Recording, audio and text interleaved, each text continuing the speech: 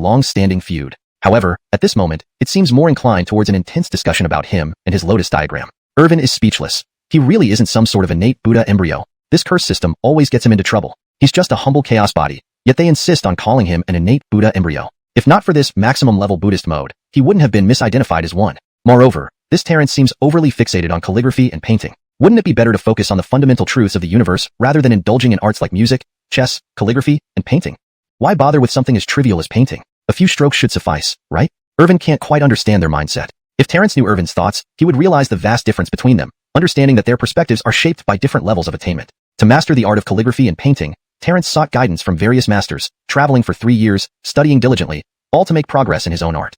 Today, while he may not be a grandmaster, he has indeed made significant strides. Yoinked, when he feels most confident, he discovers someone who doesn't need any cultivation or worldly effort but possesses an unparalleled, innate talent. His first attempt, just 2 casual strokes, could produce a supreme work imbued with the power of cosmic principles, evoking extraordinary phenomena. This isn't just envy or jealousy anymore because those feelings are futile. Clint didn't say much either. If the person himself agreed, he only needed to present the artwork. He just hoped these 2 young geniuses wouldn't suffer a blow to their spiritual resolve upon seeing the painting. You too, pay attention. Steady your hearts, keep them as solid as rock. Don't let external changes affect your cultivation. But this lotus diagram is rich in cosmic principles, with rules swirling around it. Even I experience enlightenment being near it daily, gaining deeper insights into the cosmos. You too might also benefit. Clint reminded them. If this lotus diagram helps these young geniuses significantly, he hoped they could seize this opportunity. Then, with a flash from the ring on his hand, space warped, and a scroll appeared before him. As soon as the scroll appeared, the grand hall turned into a living world of calligraphy and painting, filled with vibrant life. Fish leaped, birds soared, and waves surged, making the scene almost real. The cosmic essence in the air became richer, with rules flowing through the void like water currents. Everyone present felt this change. And this was just the appearance of the scroll. Its true contents were yet to be revealed. Only Irvin knew what would happen next. Even Arturo's eyes widened in shock. Initially, he thought the rumors were exaggerated. After all, no matter how unique Irvin's talent was in painting, creating works that dwarfed even those of historical legends seemed too fantastic. Even if Irvin had the blessing of cosmic principles, calling a 4-year-old's work a miracle seemed unreasonable. What about those great predecessors who devoted their lives to calligraphy and painting? Yoinked, facts proved him wrong. Irvin's innate talents surpassed those who dedicated their entire lives to mastering these arts. Without hesitation, Clint spread out the painting. As soon as the scroll unfolded, a dazzling light filled the grand hall, like sunlight shining brightly. An overwhelming force of cosmic principles enveloped the air, causing the space to vibrate intensely as symbols emerged, glowing fiercely. Terrence and Xanderzi stopped abruptly, standing still like mountains. Their pupils dilated before slowly closing. Cosmic forces formed tornadoes, rushing into their bodies. Subtle changes began in both. Xanderzi emitted radiant golden light, appearing saintly and divine. Terrence remained unmoving, but yin-yang energy swirled around him, forming tiny dragons that encircled him. A faint aura wrapped around them, aiding their enlightenment. Though Arturo was farther away, he also sensed profound cosmic power and immediately sat down to meditate. Irvin didn't care much. The Tao essence in his creation was merely a gift from the cosmic principles at the time. Crowned by the cosmos, it didn't matter much to him. He just wanted to relax and enjoy life. Thinking this, Irvin found a comfortable spot and fell asleep. Let them cultivate. He'd take a nap. He needed to catch up on sleep after his peaceful rest in the Buddhist pavilion was interrupted. In Terrence's mind, he saw a green lotus blooming eternally, radiating ancient and sacred power. In Xanderzi's consciousness, he saw the lotus emitting golden light, surrounded by immense blessings. Could this be legendary? Chapter 109. Realization on the spot. Could it be a primordial Tao embryo? Could this be the legendary 12-petaled lotus of merit? This is an unparalleled divine object from mythology. It's impossible to ascertain its precise grade, and there are no records about it. It's truly terrifying. The Sherman said in awe, his eyelids twitching rapidly as if witnessing something utterly horrifying. He was profoundly shocked. After all, there are very few historical texts that mention the 12-petaled lotus of merit. The scant records can only be accessed by those extraordinary immortal forces. As for ordinary people or independent cultivators, they remain mundane and eternally at the bottom. However, even he had only seen textual descriptions, never any illustrations, until now when he saw it with his own eyes. It matched ancient texts remarkably well. Therefore, he immediately guessed that the object before him was the 12-petaled lotus of merit, albeit just a shadow or foam-like apparition. In his conscious space, he realized that this must be the effect of that lotus painting. Irvin had created a masterful work of art that contained profound Tao, allowing even him, a reincarnated great Buddha, to experience enlightenment and growth. It seemed that Irvin might indeed be a primordial Buddha embryo. According to the Buddhist elders, the 12-petaled lotus of merit originally came from their Western universe but lost its trace over time. He thought, Irvin must be a genuine primordial Buddha embryo, whose artwork can make me see the shadow of the lotus of merit. If I can bring him back to our Western universe and let his work inspire my disciples, it will undoubtedly lead to a significant resurgence of Buddhism. With this resolve, Sherman decided not to miss this precious opportunity. He entered meditation within his conscious space, where his soul became ethereal, radiating light like a small Buddha, glowing brightly behind him with holy illumination. Outside, the lotus painting continued to shine, and both Sherman and Kramer Towsey remained motionless, deeply in a state of enlightenment. Suddenly, Sherman began to change. His body became like that of the Buddha king, surrounded by countless symbols of Buddhist law. Is he realizing Tao? Clint exclaimed in shock. This young genius, already exceptional with his powerful constitution and combat prowess, stood out among trillions of geniuses due to his remarkable intuition. But within the eternal immortal realm, such geniuses were rare, usually associated with immortal forces. For top-tier or ordinary forces, having one or two geniuses could mean glory and rapid advancement. However, opportunities to realize Tao were exceedingly rare. They required perfect conditions, the best possible state of mind and spirit, and a specific moment of fortune. During realization, absolute concentration was necessary. Successful realization greatly aided progress along one's chosen path. Historically, a genius once awakened super bloodline after 10 years of preparation and realization, thereby dominating an era. Therefore, Clint was astonished by the rarity and strict conditions of realizing Tao. Yoinked, simply by viewing the lotus painting, Sherman was realizing Tao. How powerful was Irvin's creation? If Clint examined the painting carefully, would it help him break through in the art of calligraphy and painting? Determined, he decided to study the painting intensively for his own breakthrough. Another intense glow filled the palace, a green light almost overwhelming the entire hall, brimming with life force. Damn! Is Kramer Tauzi also realizing Tao? Clint exclaimed, standing up in disbelief. Witnessing two successors from immortal forces realizing Tao consecutively was incredibly rare. With this, the prestige and power of Kramer Tauzi and Sherman among the younger generation will significantly increase. Meanwhile, Irvin lay peacefully in a soft corner, sound asleep, undisturbed by any external symbols or lights blocked by the system. The system prioritized the host's rest above all else. Within Kramer Tauzi's consciousness, he saw the 12-petaled creation Green Lotus, towering between heaven and earth, and marveled. Could this be the legendary 12-petaled creation Green Lotus? Is Irvin's artistic talent so formidable that even an incomplete appreciation of the painting can reveal its reflection to me?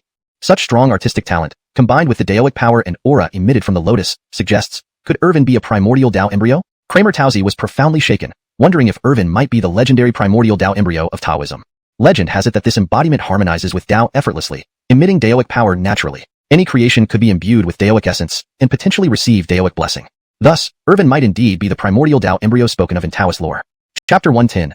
Buddha Tao Sacred Body, Further Progress, Tao Enlightenment Success. Eric then shook his head, regardless of whether Irvin was the innate Tao fetus of their Taoist world legend. He would think about it after completing his enlightenment. Currently, the 12-petal creation Green Lotus before him, though not the true creation Green Lotus, contained countless mysteries as a shadow of the Green Lotus, imbued with the power of the great Tao, radiating profound Daoic aura and carrying an ancient primordial vibe, sacred and wondrous. Moreover, being within his consciousness space, why not seize this opportunity to absorb the Daoic power from the 12-petal creation Green Lotus shadow, thereby transforming himself further, achieving Tao enlightenment in one go, transcending the mundane.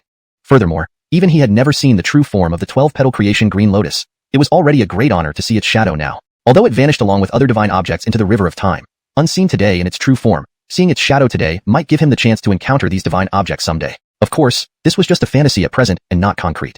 He then stopped thinking more, sitting cross-legged in his consciousness space. Facing the creation Green Lotus that spanned heaven and earth, emitting creation's life force, he began to absorb it continuously, combining it with his own great Tao, integrating it perfectly to deepen and diversify his Daoic arts, making them mysterious and unpredictable, as if blessed by a deity. In the external world, Xander and Eric stood like brothers, their bodies radiating various lights, sacred and augmented by Daoic essence, proficient in their personal das. Arturo also gained considerable benefits. Though far from the lotus diagram, he did not achieve direct Tao enlightenment but absorbed much of the Daoic power, infusing it into his spirit sea, gaining substantial benefits.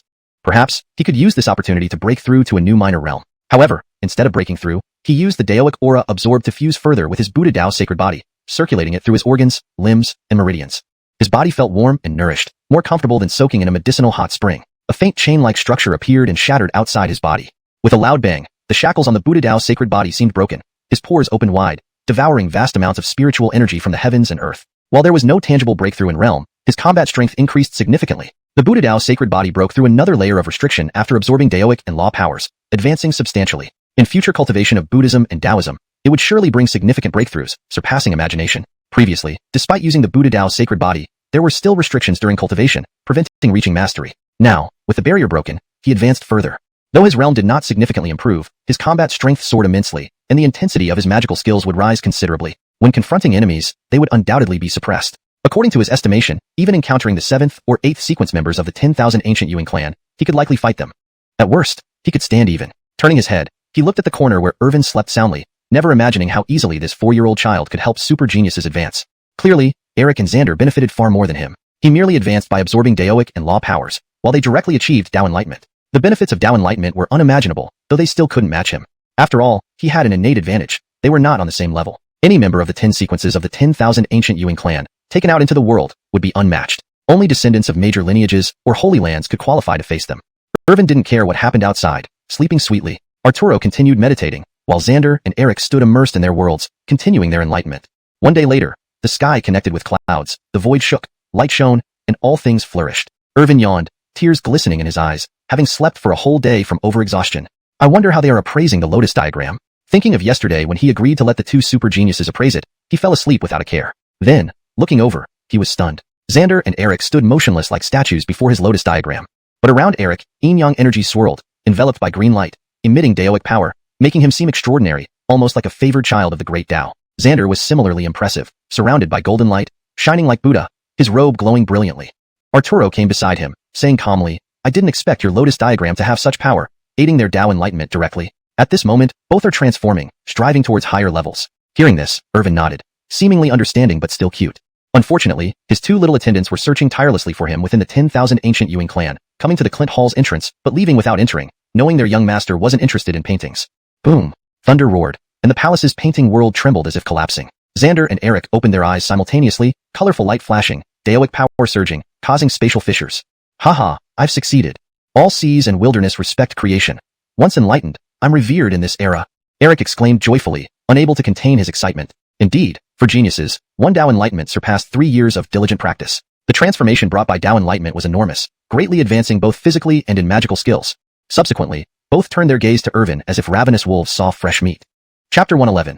Irvin is clearly a legend of our world. Thank you, Jethro, for helping me achieve enlightenment. I am willing to go through fire and water for you, all to repay your kindness in helping me understand the Tao. Eric immediately came beside Irvin, kneeling on one knee and clasping his hands in front of him as he expressed his gratitude. Unfortunately, Irvin was only 4 years old. Even if Eric squatted down, they were about the same height, making the scene quite comical. Irvin also extended his chubby little hand, trying to help Eric up.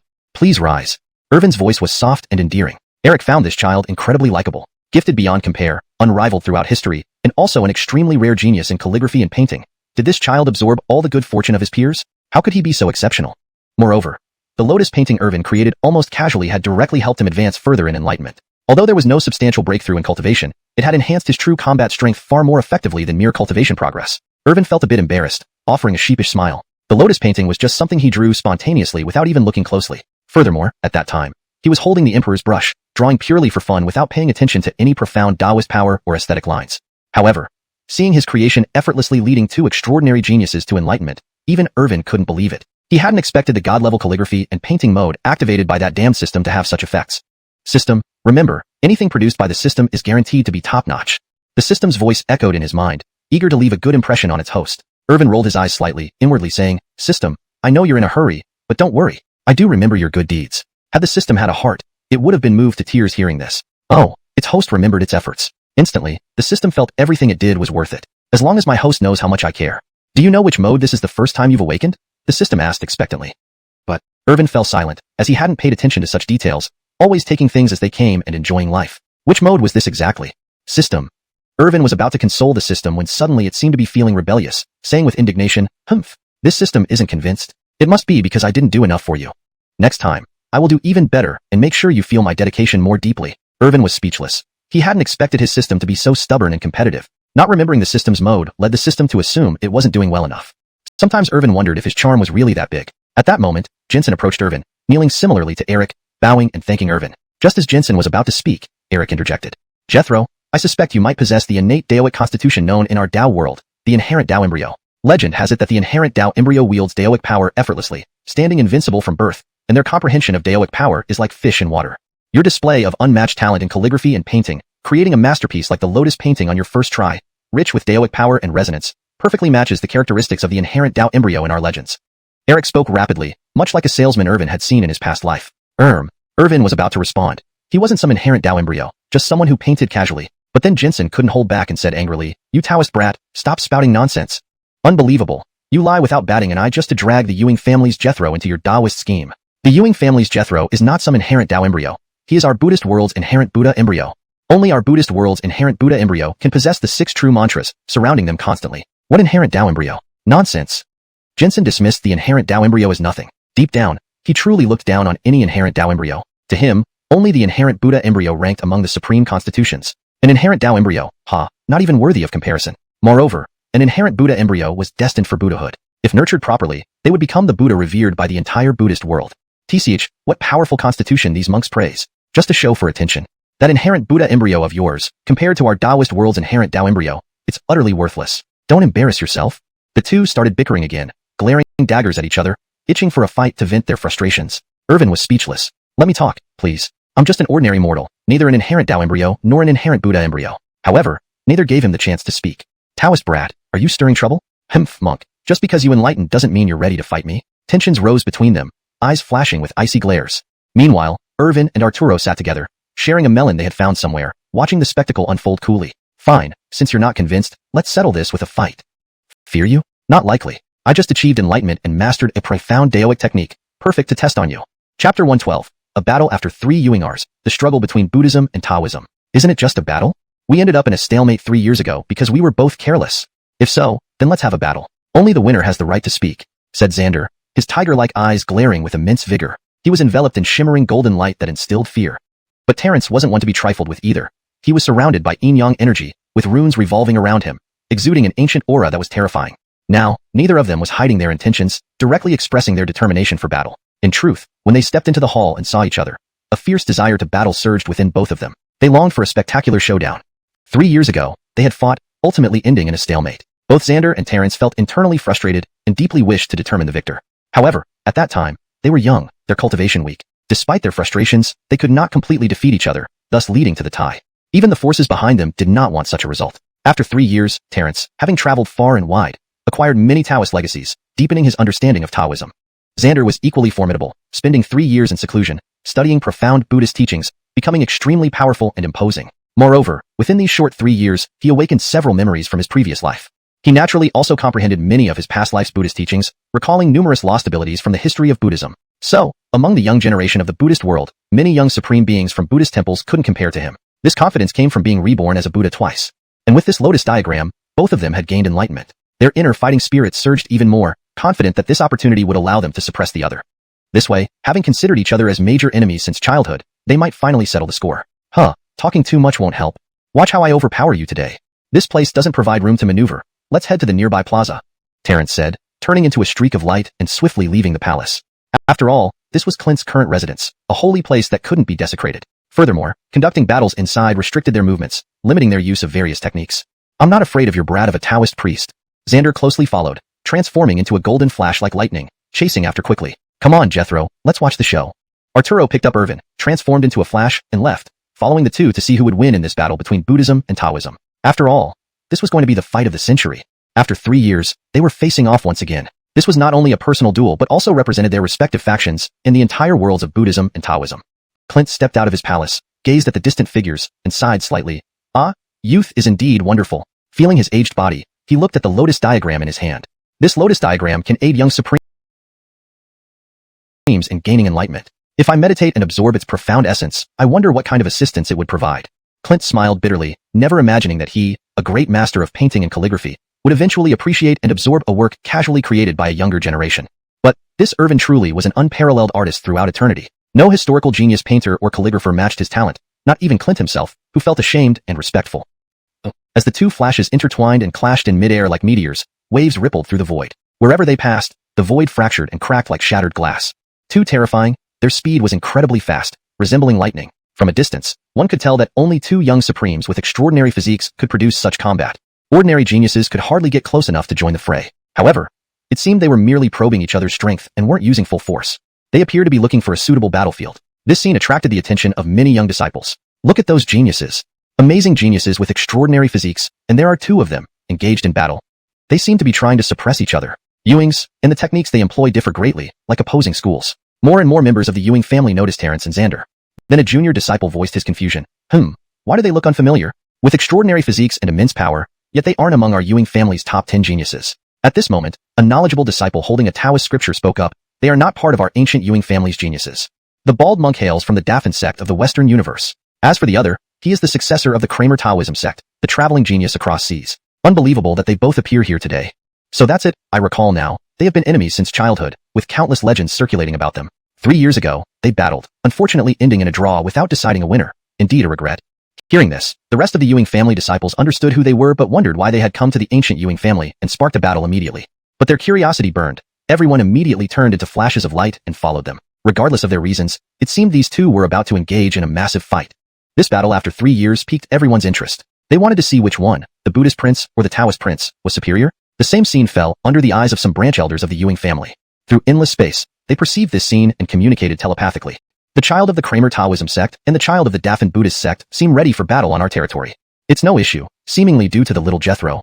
Ha ha ha, this little ancestor can stir up quite a storm, today bringing these two children here to battle each other. Just observe quietly. It will be a good opportunity to evaluate the combat capabilities of the young generation. After all, the Golden Great Era is approaching. Whether the geniuses of our ancient Ewing family can suppress the era and vie for the mandate of heaven remains uncertain. Chapter 113. Buddha vs. Tao, Suppression. 2 beams of light flashed across the sky, bursting with dazzling brilliance. Like 2 meteors colliding in the void, they unleashed boundless energy, as if tearing through space itself. Cracks spread out, fragmenting into miniature black holes. This was the power of young prodigies. Despite no obvious elevation in cultivation realms after enlightenment, their strength had advanced significantly. Neither dared to be complacent. Although they verbally belittled each other, having competed from childhood to adulthood for 20 years, they deeply understood and respected each other's capabilities. In the void, they first clashed physically, each blow hitting flesh with a ferocity akin to beasts battling. Their immense power resonated throughout the vast heavens and earth. Each punch could shatter mountains or halt a meteor, demonstrating unparalleled might. Both Horst, the great green Buddhist disciple, and Eric, the evergreen Taoist disciple, possessed extraordinary constitutions, making their physical prowess exceptional. However, at the same realm, none could match Irvin's physical might. Ewing, with increased realm and enhanced bodily limits, their physical strength remained formidable like enraged beasts. The two seemed to have gone mad, their fists flashing like meteors, moving so fast that they were barely visible, let alone reactable to. Blood splattered against the scarlet sky as countless droplets fell. They did not hold back. It was a true fight to the death. Haha, not bad, bald monk. You've improved. Old cow-nosed Taoist, traveling far and wide hasn't helped much. Your punches are still weak, completely harmless. Even while attacking, they didn't forget to tease each other. You're the same. 3 years of seclusion got you nowhere. 3 years ago, you couldn't match me physically, and you still can't.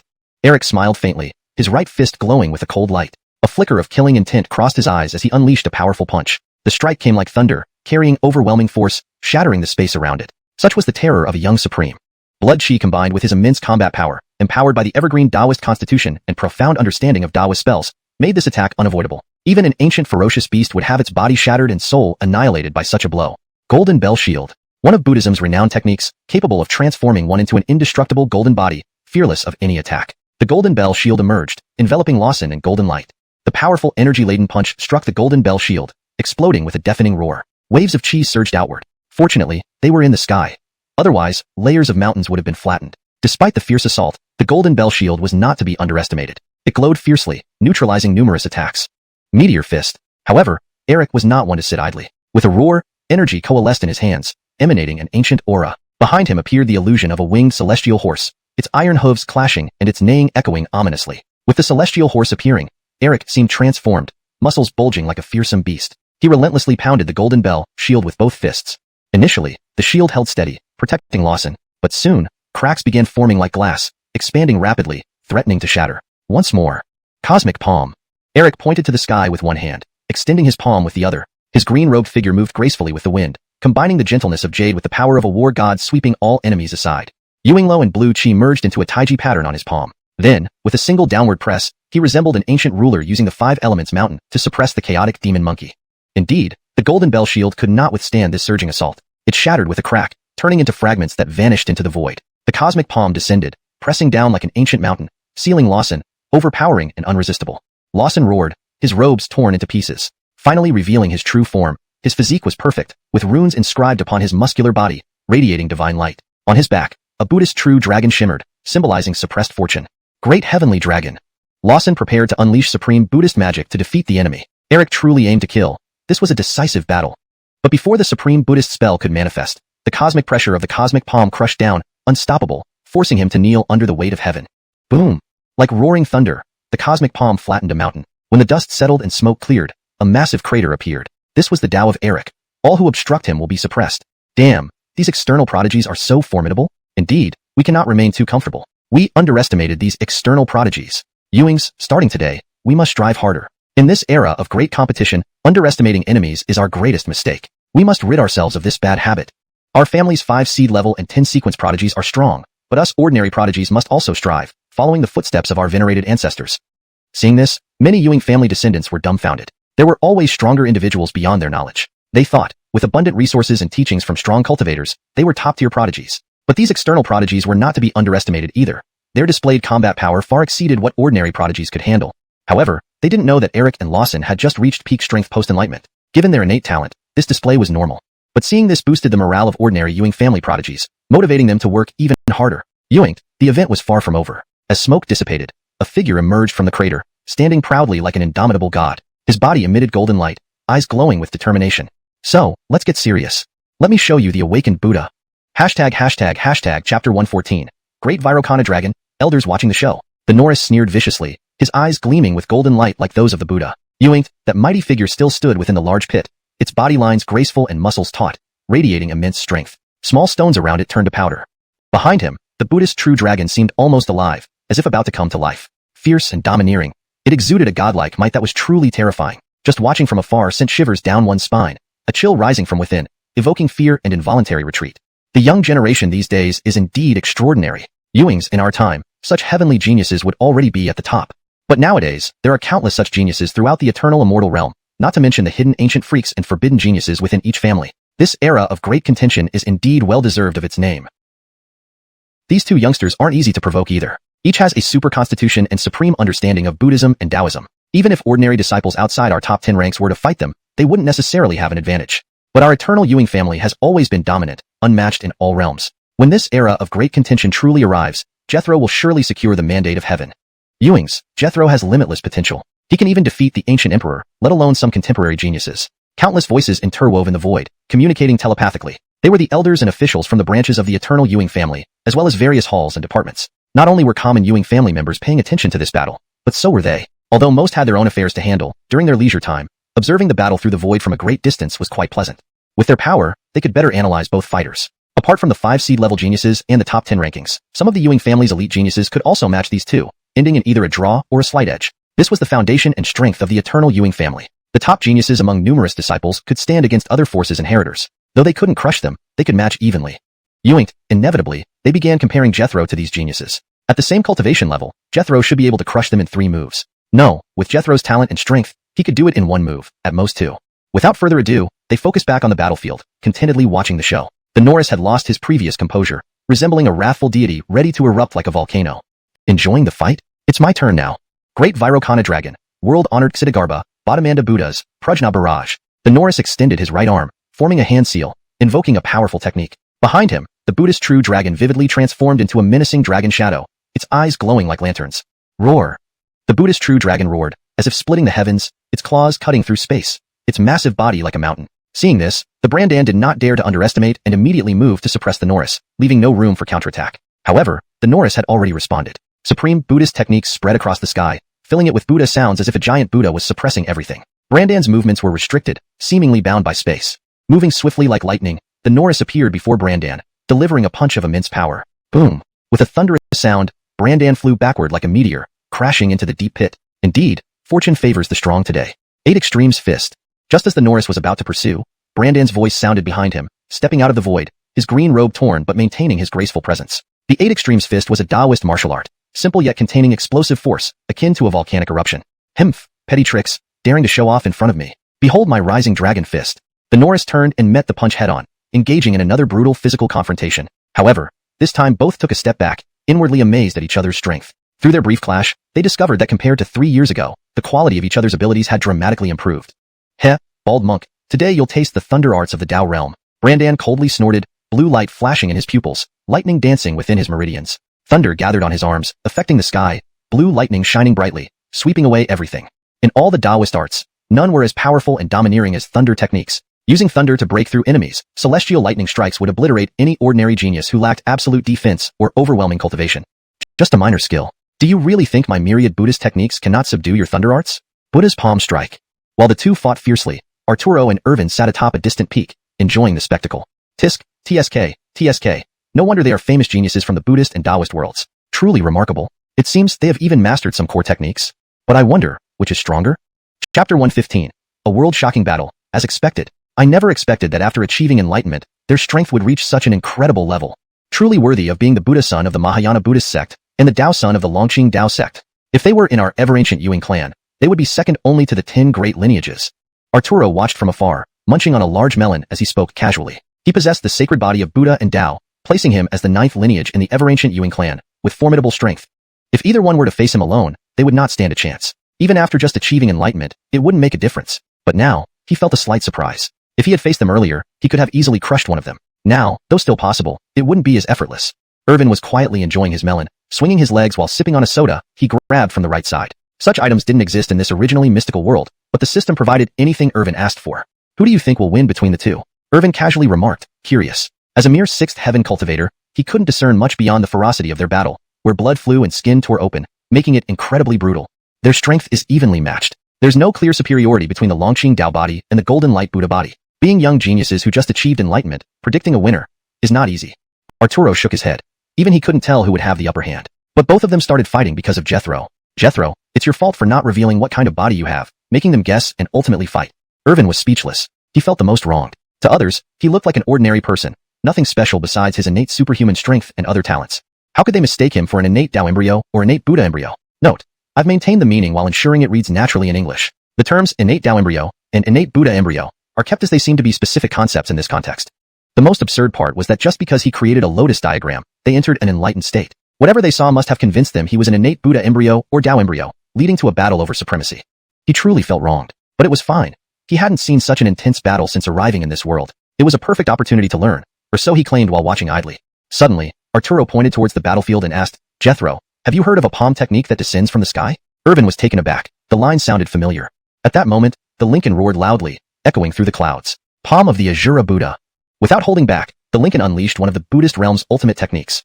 It was said that when the palm of the Azura Buddha appeared, it was as if the Buddha of the world incarnated, subduing all evil and malevolence. Golden light illuminated the world, holy Buddhist aura permeating the heavens and earth. A massive figure materialized amidst endless emptiness, seated cross-legged. Its body seemed forged from gold, eyes half closed yet radiating golden light. A phantom Buddha appeared, lifting its right palm and pushing forward. Though a simple move, it carried overwhelming force, causing space itself to tear apart, collapsing into a black hole. Even as a young genius performing this, with relatively shallow cultivation, the destruction was terrifying. The potential damage at higher levels was unimaginable. However, Brandan showed no weakness. Yin and yang energies swirled around him, splitting the dawn and dusk, as if cleaving the sky in two. Thunder surrounded his body, transforming him into a young thunder god. Blue and white lightning streaked across the sky, lighting up the heavens. Thunder boomed, drawing countless dark clouds. Thunder magic was among the deadliest spells in the Taoist world, known for its unparalleled killing power. With both continuously gathering energy, a fearsome aura swept through the sky, shaking the void. Unimaginably, this was just a battle between two young geniuses, determined to crush each other. Witnesses thought it was a confrontation between high-level experts. One move decides the outcome. Just as I wished. Their pupils glinted coldly as the palm of the Azura Buddha smashed down from the endless heavens like a mountain from ancient times, enveloped in star-like brilliance, yet deadly. The thunder spell transformed the sky into blue and white, lightning striking everywhere. Any other young genius witnessing this would hesitate to step in, lest they turn to ashes instantly. Boom! A thunderous roar erupted, blinding everyone with dazzling light. Golden rays shone so intensely that even members of the Yuan clan temporarily withdrew. I can't believe outsiders have such power. And those skills, so profound and lethal. If it were me, I'd also retreat. Geniuses like them may not match the 10 great lineages or seed-level geniuses, but they rival the top young geniuses of our ever-ancient Yuan clan. Some young geniuses watching were intimidated by the scene. Pity, such brilliant geniuses weren't from their ever-ancient Yuan clan. Powerful elders within the Yuan clan observed secretly, also surprised. They sighed internally. Even before the great struggle began, the competition among geniuses was already intense. When the light faded, Brandan and the Lincoln were both injured, bloodied, and barely standing. This blow hurt us quite a bit, Brandan coughed, forcing a pale smile at the Lincoln. Ha! Neither did it help you much. The Buddha son tried to stand but failed, his chi disordered. Clearly, both were battered, but only their mouths remained strong. This battle, they couldn't determine a winner. Suddenly, two beams of light shot in from afar, landing in their hands. Upon closer inspection, they were letters. What is this? Hashtag chapter 116. Recall from both worlds, a stirring uproar. Taoist Kramer and Xavian were covered in wounds, their physical bodies riddled with cracks like glass on the verge of shattering. Blood spattered across the ground, a harrowing sight to behold. However, both stared intently at the glowing letters in their hands, swiftly opening them. In an instant, their pupils trembled as if they had seen something astonishing. After a moment, they regained their composure and looked at each other. Heh, you're lucky today, you bald monk. If it weren't for the grand event preparing in our Tao world, I would have decapitated you right here. Taoist Kramer said coldly, his eyes filled with disdain and cold light, showing no signs of conceding. Ha, stubborn Taoist brat, admitting defeat even when dead. If not for the significant event in the Buddhist realm of the Western universe and the urgent recall of my Dafen Buddhism, this would be your burial ground. Xavian likewise sneered. If not for his broken body and depleted mental strength leaving him powerless to fight further, he would have rushed forward for another battle. However, today's confrontation was not without gain. They now had a better understanding of each other's strength. Despite having identical super constitutions and achieving enlightenment simultaneously, there was a vast difference in combat power. Especially in their comprehension of Buddhist and Thunder arts, they were far more powerful than before. Previously, as young supreme beings, they could vie with other young supremes at the same realm. Now, they were capable of overwhelming them. Of course, they still shared one common trait, being stubborn. Hudson watched from afar on a distant mountain ridge. He saw that they were utterly exhausted, their bodies deteriorating. Continuing any further would impact their foundational Tao cultivation. The young geniuses present noticed this too, but only these two refused to admit it. Hudson grew increasingly curious about the contents of their letters. How could they abruptly halt such a fierce battle? The progress of the young geniuses outside is incredible. We can't afford to be complacent, Arturo beside him said after a long silence. He felt pressured. Although Taoist Kramer and Xavian were well known throughout the eternal immortal domain, they were not exceptionally outstanding or unrivaled. Ewing, they kept improving, reaching such combat prowess in such a short time. Clearly, their family, the ancient Ewing clan, needed to push harder. The golden age was imminent, and on the path of geniuses, countless bones and corpses would litter the way. He didn't want to be one of those bones. Hudson nodded in agreement. His cousin's words rang true, yet he thought, within immortal miles, why bother so much? Just relax and enjoy life. Even if something serious happened, the system would cover it. If even the system couldn't handle it, then his efforts would be futile anyway. Better to live a comfortable, happy life. Bald monk, let's settle this another day. Heh, afraid of you? I'll be waiting any time.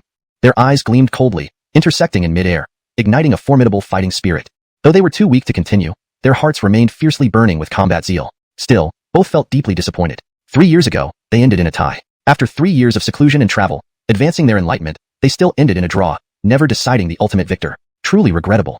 Then, both cast deep gazes at each other before transforming into beams of light, leaving the Ewing family compound. They had to return quickly to their respective powers for important matters, not lingering any longer. For now, they could do nothing about whether Hudson was a Shantan Fuatai, innate Buddha embryo, or a Shantan Daltai, innate Tao embryo. They must hasten back to their holy grounds, reporting the matter to higher-ups for a decision. Improved version. For now, they could not address whether Hudson was an innate Buddha embryo or an innate Tao embryo. They had to quickly return to their respective holy lands and report the matter to their superiors for a decision. They were convinced that Hudson was the legendary Shantan Fuatai or Shantan Daltai of their respective realms. Otherwise, how could he repeatedly create miracles, with even his casual drawings leading them to enlightenment and allowing them to glimpse mythical 12-petal creations like the 12-petal creation green lotus or the 12-petal merit golden lotus?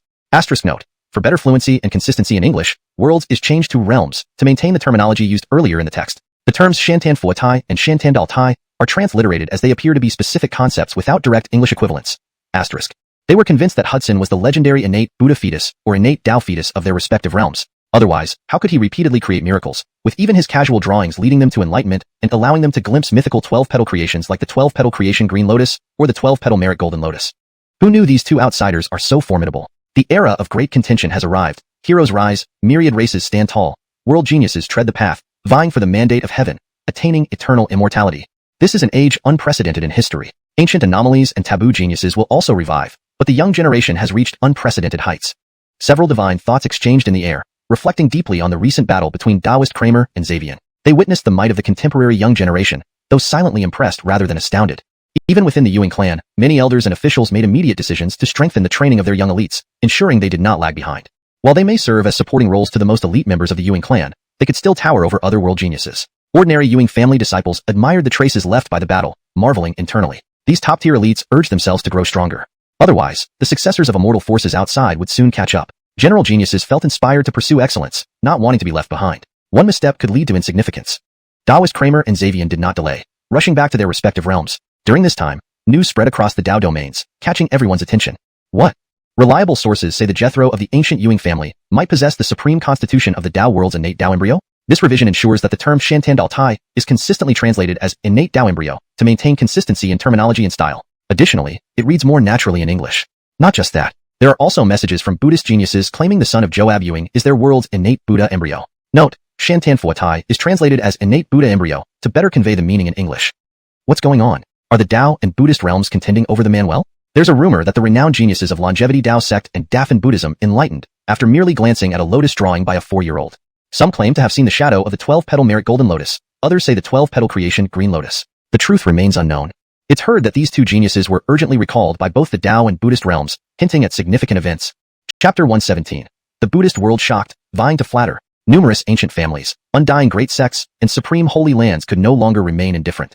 Upon hearing these rumors, they were utterly incredulous and greatly surprised. A senior elder with profound cultivation exclaimed in shock, "How is this possible?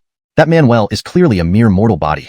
Previously, he dominated the physical realm and ascended to the peak of the ages-old list of top bodies, aided by chaotic divine blood and very likely bolstered by the Ewing family's destiny. Plus, he possesses innate godly strength. But how can such rumors circulate now?" Informants who conducted detailed investigations reported back to their respective holy lords based on various rumors. Reporting to our holy lord.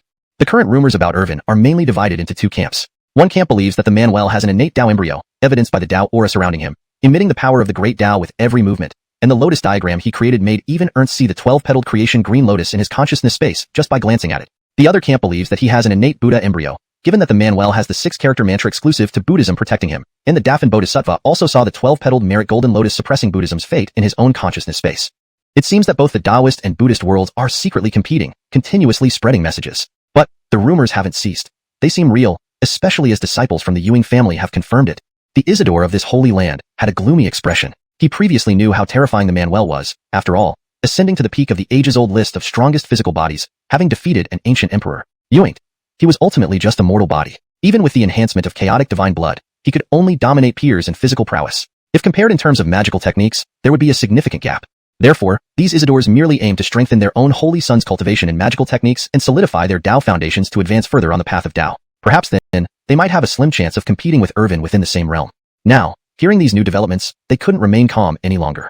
Irvin's strength wasn't limited to his physical body but extended even to magical techniques and calligraphy. How could there be such a perfect genius, seemingly proficient in all 3,000 great Tao paths?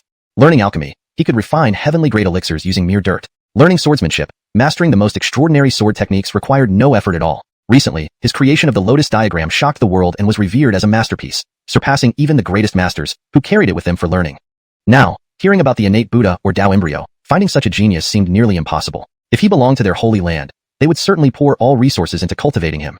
Meanwhile, in the Western universe, within the Thunder Sound Temple, many Buddhist elders gathered in the Grand Hall, where a young monk knelt, seemingly reporting something. On the high dais sat an elder radiating Buddhist light, who suddenly opened his eyes and listened intently to the informant's words.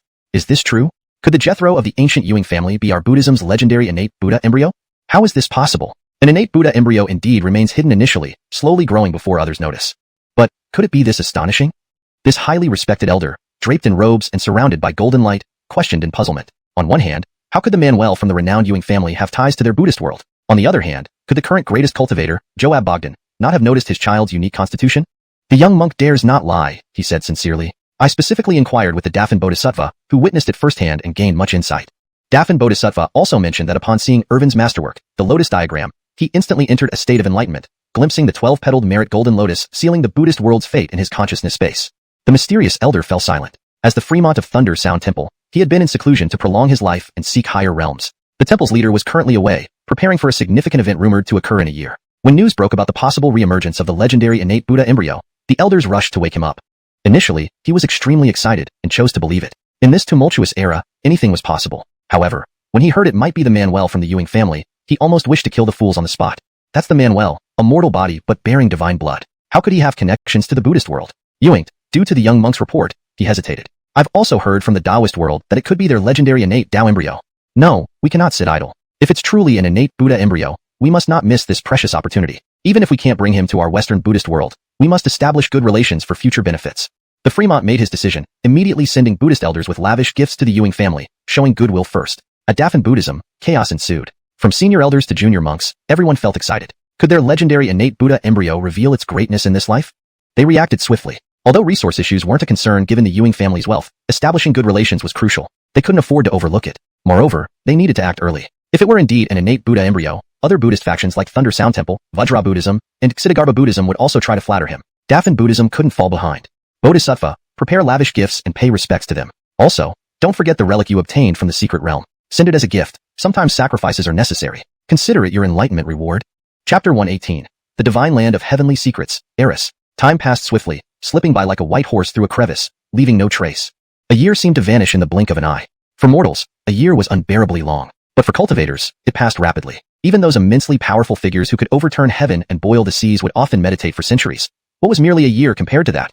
Within this year, many wondrous events unfolded within the eternal immortal domain, with the focus on the myriad ancient Ewing family. Countless immortal powers from both the Buddhist and Taoist realms sent their elders laden with precious gifts to visit the myriad ancient Ewing family, seemingly eager to establish friendly relations. Some particularly powerful elders openly declared they came specifically for Irvin, bringing lavish gifts for both the myriad ancient Ewing family and him personally. Even a great being from the Buddhist world offered a relic, which had been stored in their treasure vault for 1,000 years, for Irvin's contemplation, hoping he could grasp profound Buddhist teachings. The myriad ancient Ewing family accepted these offers without hesitation. While they did not need these offerings, refusing free gifts seemed senseless. However, the Buddhist world might not have anticipated that what they cherished as treasures ended up being played with by Irvin, even used as projectiles to tease his clan brothers. If the Buddhist world knew this, they would likely weep in despair. Their relics, cherished for millennia, though not priceless, were invaluable enough that even their young generation could not afford to use them. Now, one was treated carelessly by a child.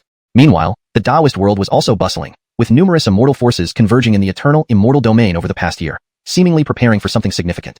Young elites from these forces emerged prematurely from seclusion, and wanderers were recalled urgently. This led outsiders to speculate about the Taoist world's intentions, but no news leaked during this period.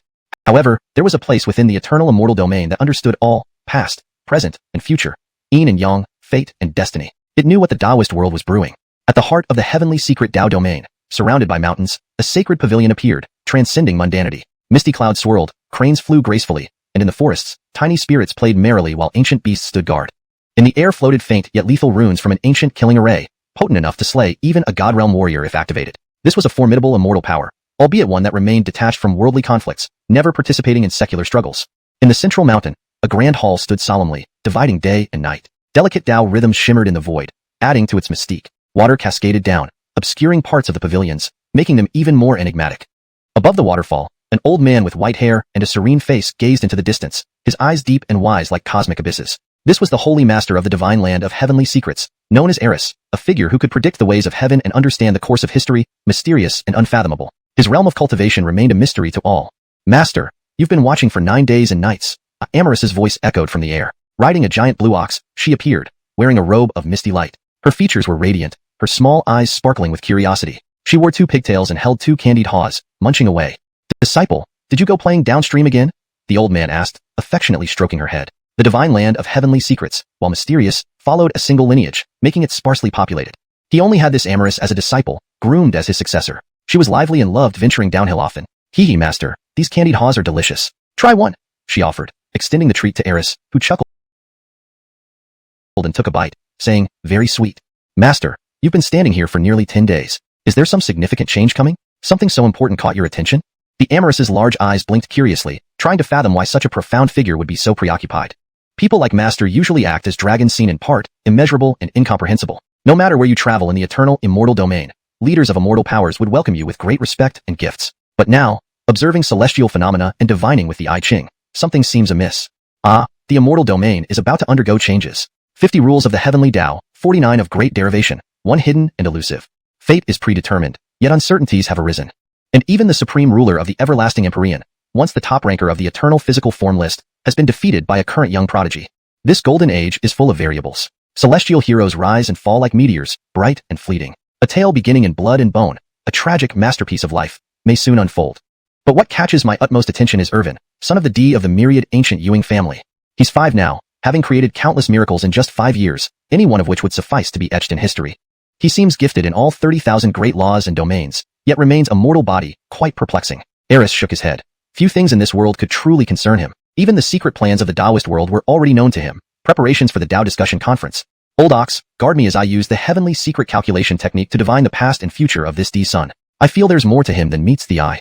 The blue ox grunted, then nodded, runes rising beneath its feet, enveloping the entire space. A sign of its terrifying strength at least at the God realm. What? Are you sure, master? That technique is forbidden by our order. Chapter 119.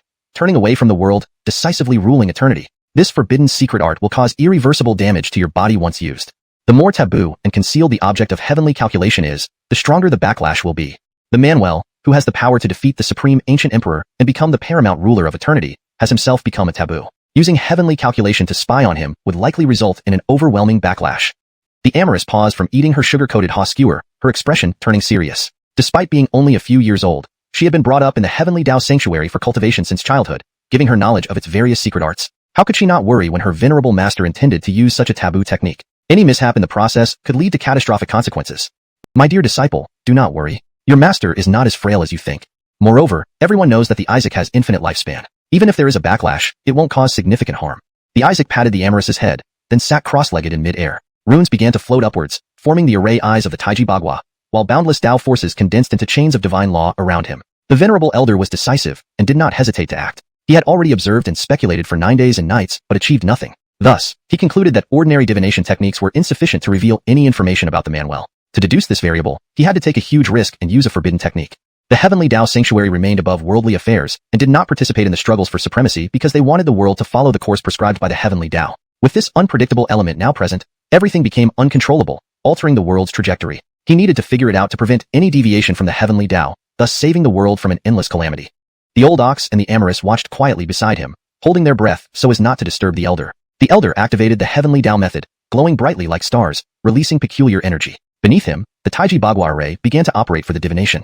The power in his pupil seemed capable of piercing through all things, as if observing the very essence of existence. This formidable force could shatter stars and invert heaven and earth. Even the Amorous was astonished, having thought her master was merely long-lived like a tortoise. She didn't expect his strength to be so terrifying, matching, or even surpassing other immortal factions' patriarchs.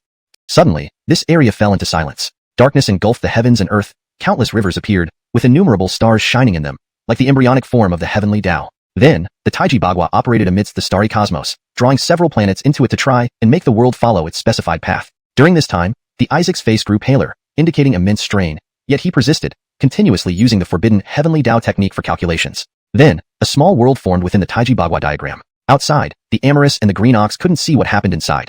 Everything was blurry. They could only hope the venerable elder would be unharmed. After all, he was the backbone of the heavenly Tao sanctuary. Anything happening to him would shake the entire sanctuary. Inside the small world, the venerable elder, following the development of the Tao and the order of laws, manipulated countless stars, revealing the origins of countless living beings' development. Suddenly, a supreme aura emerged, almost breaking the Taiji Bagua diagram, far beyond imagination. Stars exploded, transforming into fragments. Rivers of light that once sparkled silver and wholly turned into bubbles, destroyed instantly. The venerable elder turned pale, spitting out a mouthful of blood, saying, "Could it be?" But at that moment, an infinitely vast entity started to move differently in the center of this small world, surrounded by chaotic void, embodying the creator and destroyer. A shadow appeared, wielding a sword, raising his hand to make deities and demons fall, collapsing chaos, making all rules and the great Tao seem fragile. This towering figure stood between gods and demons, bearing the whole universe's inhabitants worshipping behind him, shouting the name of the Atom. Atom. The venerable elder fell silent, his body decaying rapidly. His physical form deteriorated, and his emanating aura grew weaker, shaking his realm backward.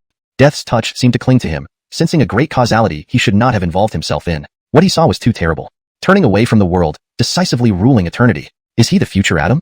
The venerable elder wanted to continue seeing where the universe would ultimately go. At that moment, the mighty figure seemed to notice something, slowly turning to show part of his face and those sparkling, luminous eyes, containing an entire world with the 3,000 great Tao revolving around. The venerable elder could no longer hold on, closing his eyes as he gazed directly at this forbidden being from ancient times. However, he also glimpsed some secrets, understanding the world's development and the Tao's operation. From that partial face, he deduced who it was. His lips curved slightly despite the severe backlash. It was worth it. His face rapidly aged, hair white as snow, life draining fast. Accompanied by falling eyelids, the Taiji Bagua diagram shattered, the small world vanished, and he dropped from the sky. Master! Moo! The Amorous and the old ox shouted simultaneously, tears streaming down her cheeks. The ox quickly stepped through the air to catch the venerable elder. The Amorous swiftly flew beside him, tears unstoppable as she feared the backlash. She didn't know what exactly her master had seen. That he was still alive was a miracle. Do not worry, master only suffered from the backlash of a forbidden technique.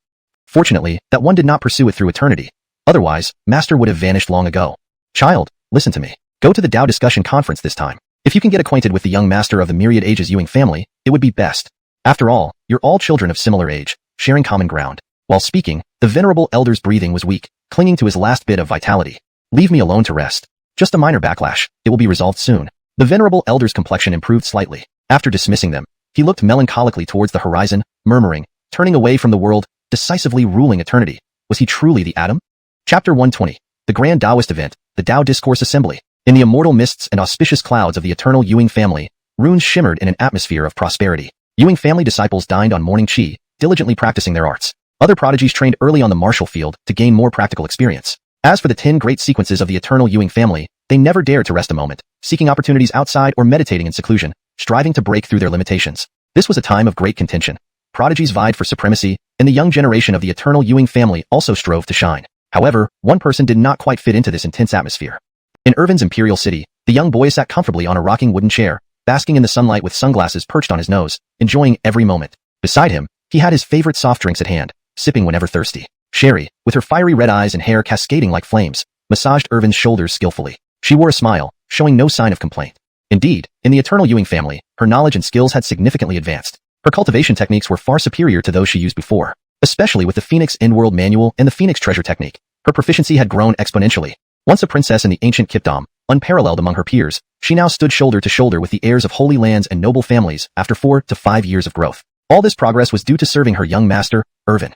Uno was also there, massaging Irvin's shoulders and feet. If other young prodigies saw this scene, they would surely be stunned. Who among them could enjoy such treatment? A royal princess giving massages and a saintess of a great sect massaging legs, without a single complaint, even regarding it as an honor. Irvin's life was indeed blissful. His cultivation showed no growth during the year, as he always managed to escape when it was time to practice, hiding in vast corners of the Eternal Ewing family where he couldn't easily be found. He was either in the alchemy hall or the artificing hall, causing disruptions wherever he went. Sometimes, he simply sought a quiet bookshelf or corner to nap. Eventually, the elders gave up, letting him run wild. Thus, in all major halls like the alchemy hall, artificing hall, 10,000 treasure pavilion, and family treasure vaults, a soft bed could be found in some corner, prepared for little Jethro Irvin. System, your family people are pretty nice. Suddenly, Sherry remembered something. While continuing to massage, she whispered, Jethro, the head of the family's birthday is coming up soon. D has many responsibilities and maintains the stability of all realms, so he rarely celebrates birthdays. But since D cleared the Blood Sea prohibited zone, several life prohibited zones have remained unusually quiet, without stirring any cosmic chaos. So, in recent years, your lineage has especially valued the D's birthday. Do you think, Jethro, you should prepare some birthday gifts for the head of the family? Hearing this, Irvin, still wearing his sunglasses and enjoying life, became thoughtful. An immortal D's lifespan was boundless, eternal, and coexisted with all realms. Naturally, he didn't celebrate birthdays annually like mortals. Vaguely, Irvin remembered his Miles mentioning that he was conceived unexpectedly after celebrating a birthday, leading him to realize that he might have been an accident. However, as a son, he couldn't fail to acknowledge his Miles's birthday. But what could he give? Even the entire cosmos could not provide something his Miles lacked. Offering soda from the system would be inappropriate. Irvin was pondering when a messenger entered his courtyard. Reporting to Jethro, this is an invitation from the Evergreen Tao sect. Please read it over, Jethro. Initially intending to decline, Irvin paused. Just an invitation? Throughout the year, both the Buddhist and Taoist worlds had sent countless cultivation resources and lavish gifts, but today was different, piquing his curiosity. Bring it here, Irvin said maturely, despite being only 5. Opening the envelope, he saw golden letters. Too lazy to read, he handed it to Sherry. She read aloud.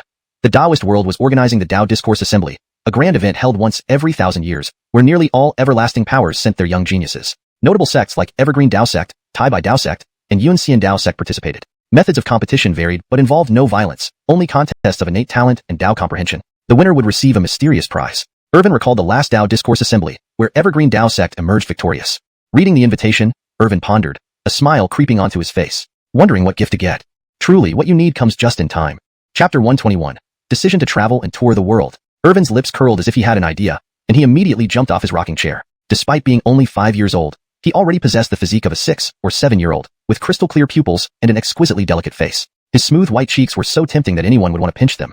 He held the envelope in his hands, examining it closely, pondering over its significance. This was no ordinary event.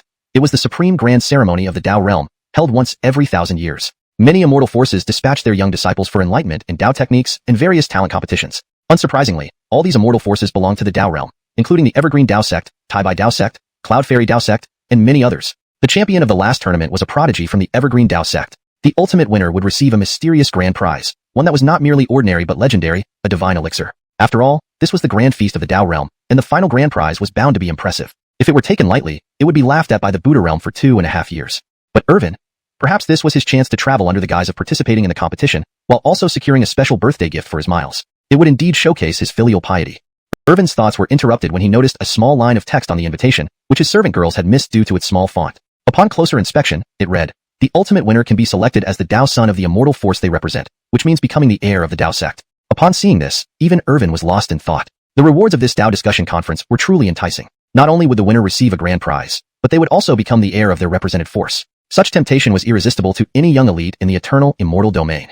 After all, seizing this opportunity could directly make one the successor of an immortal force, destined to be the supreme ruler of a realm. Resources would naturally flow towards him, and with such power, one could wield the fate of countless lives effortlessly, reducing enemies to ashes in mere laughter. Especially in the Tao realm, though officially one world, it was composed of countless immortal forces, opposing the Buddha realm which consisted of numerous Buddhist factions. The wealth of resources here was unimaginable. If a young prodigy became the Tao son of an immortal lineage, It would save centuries or even millennia of effort.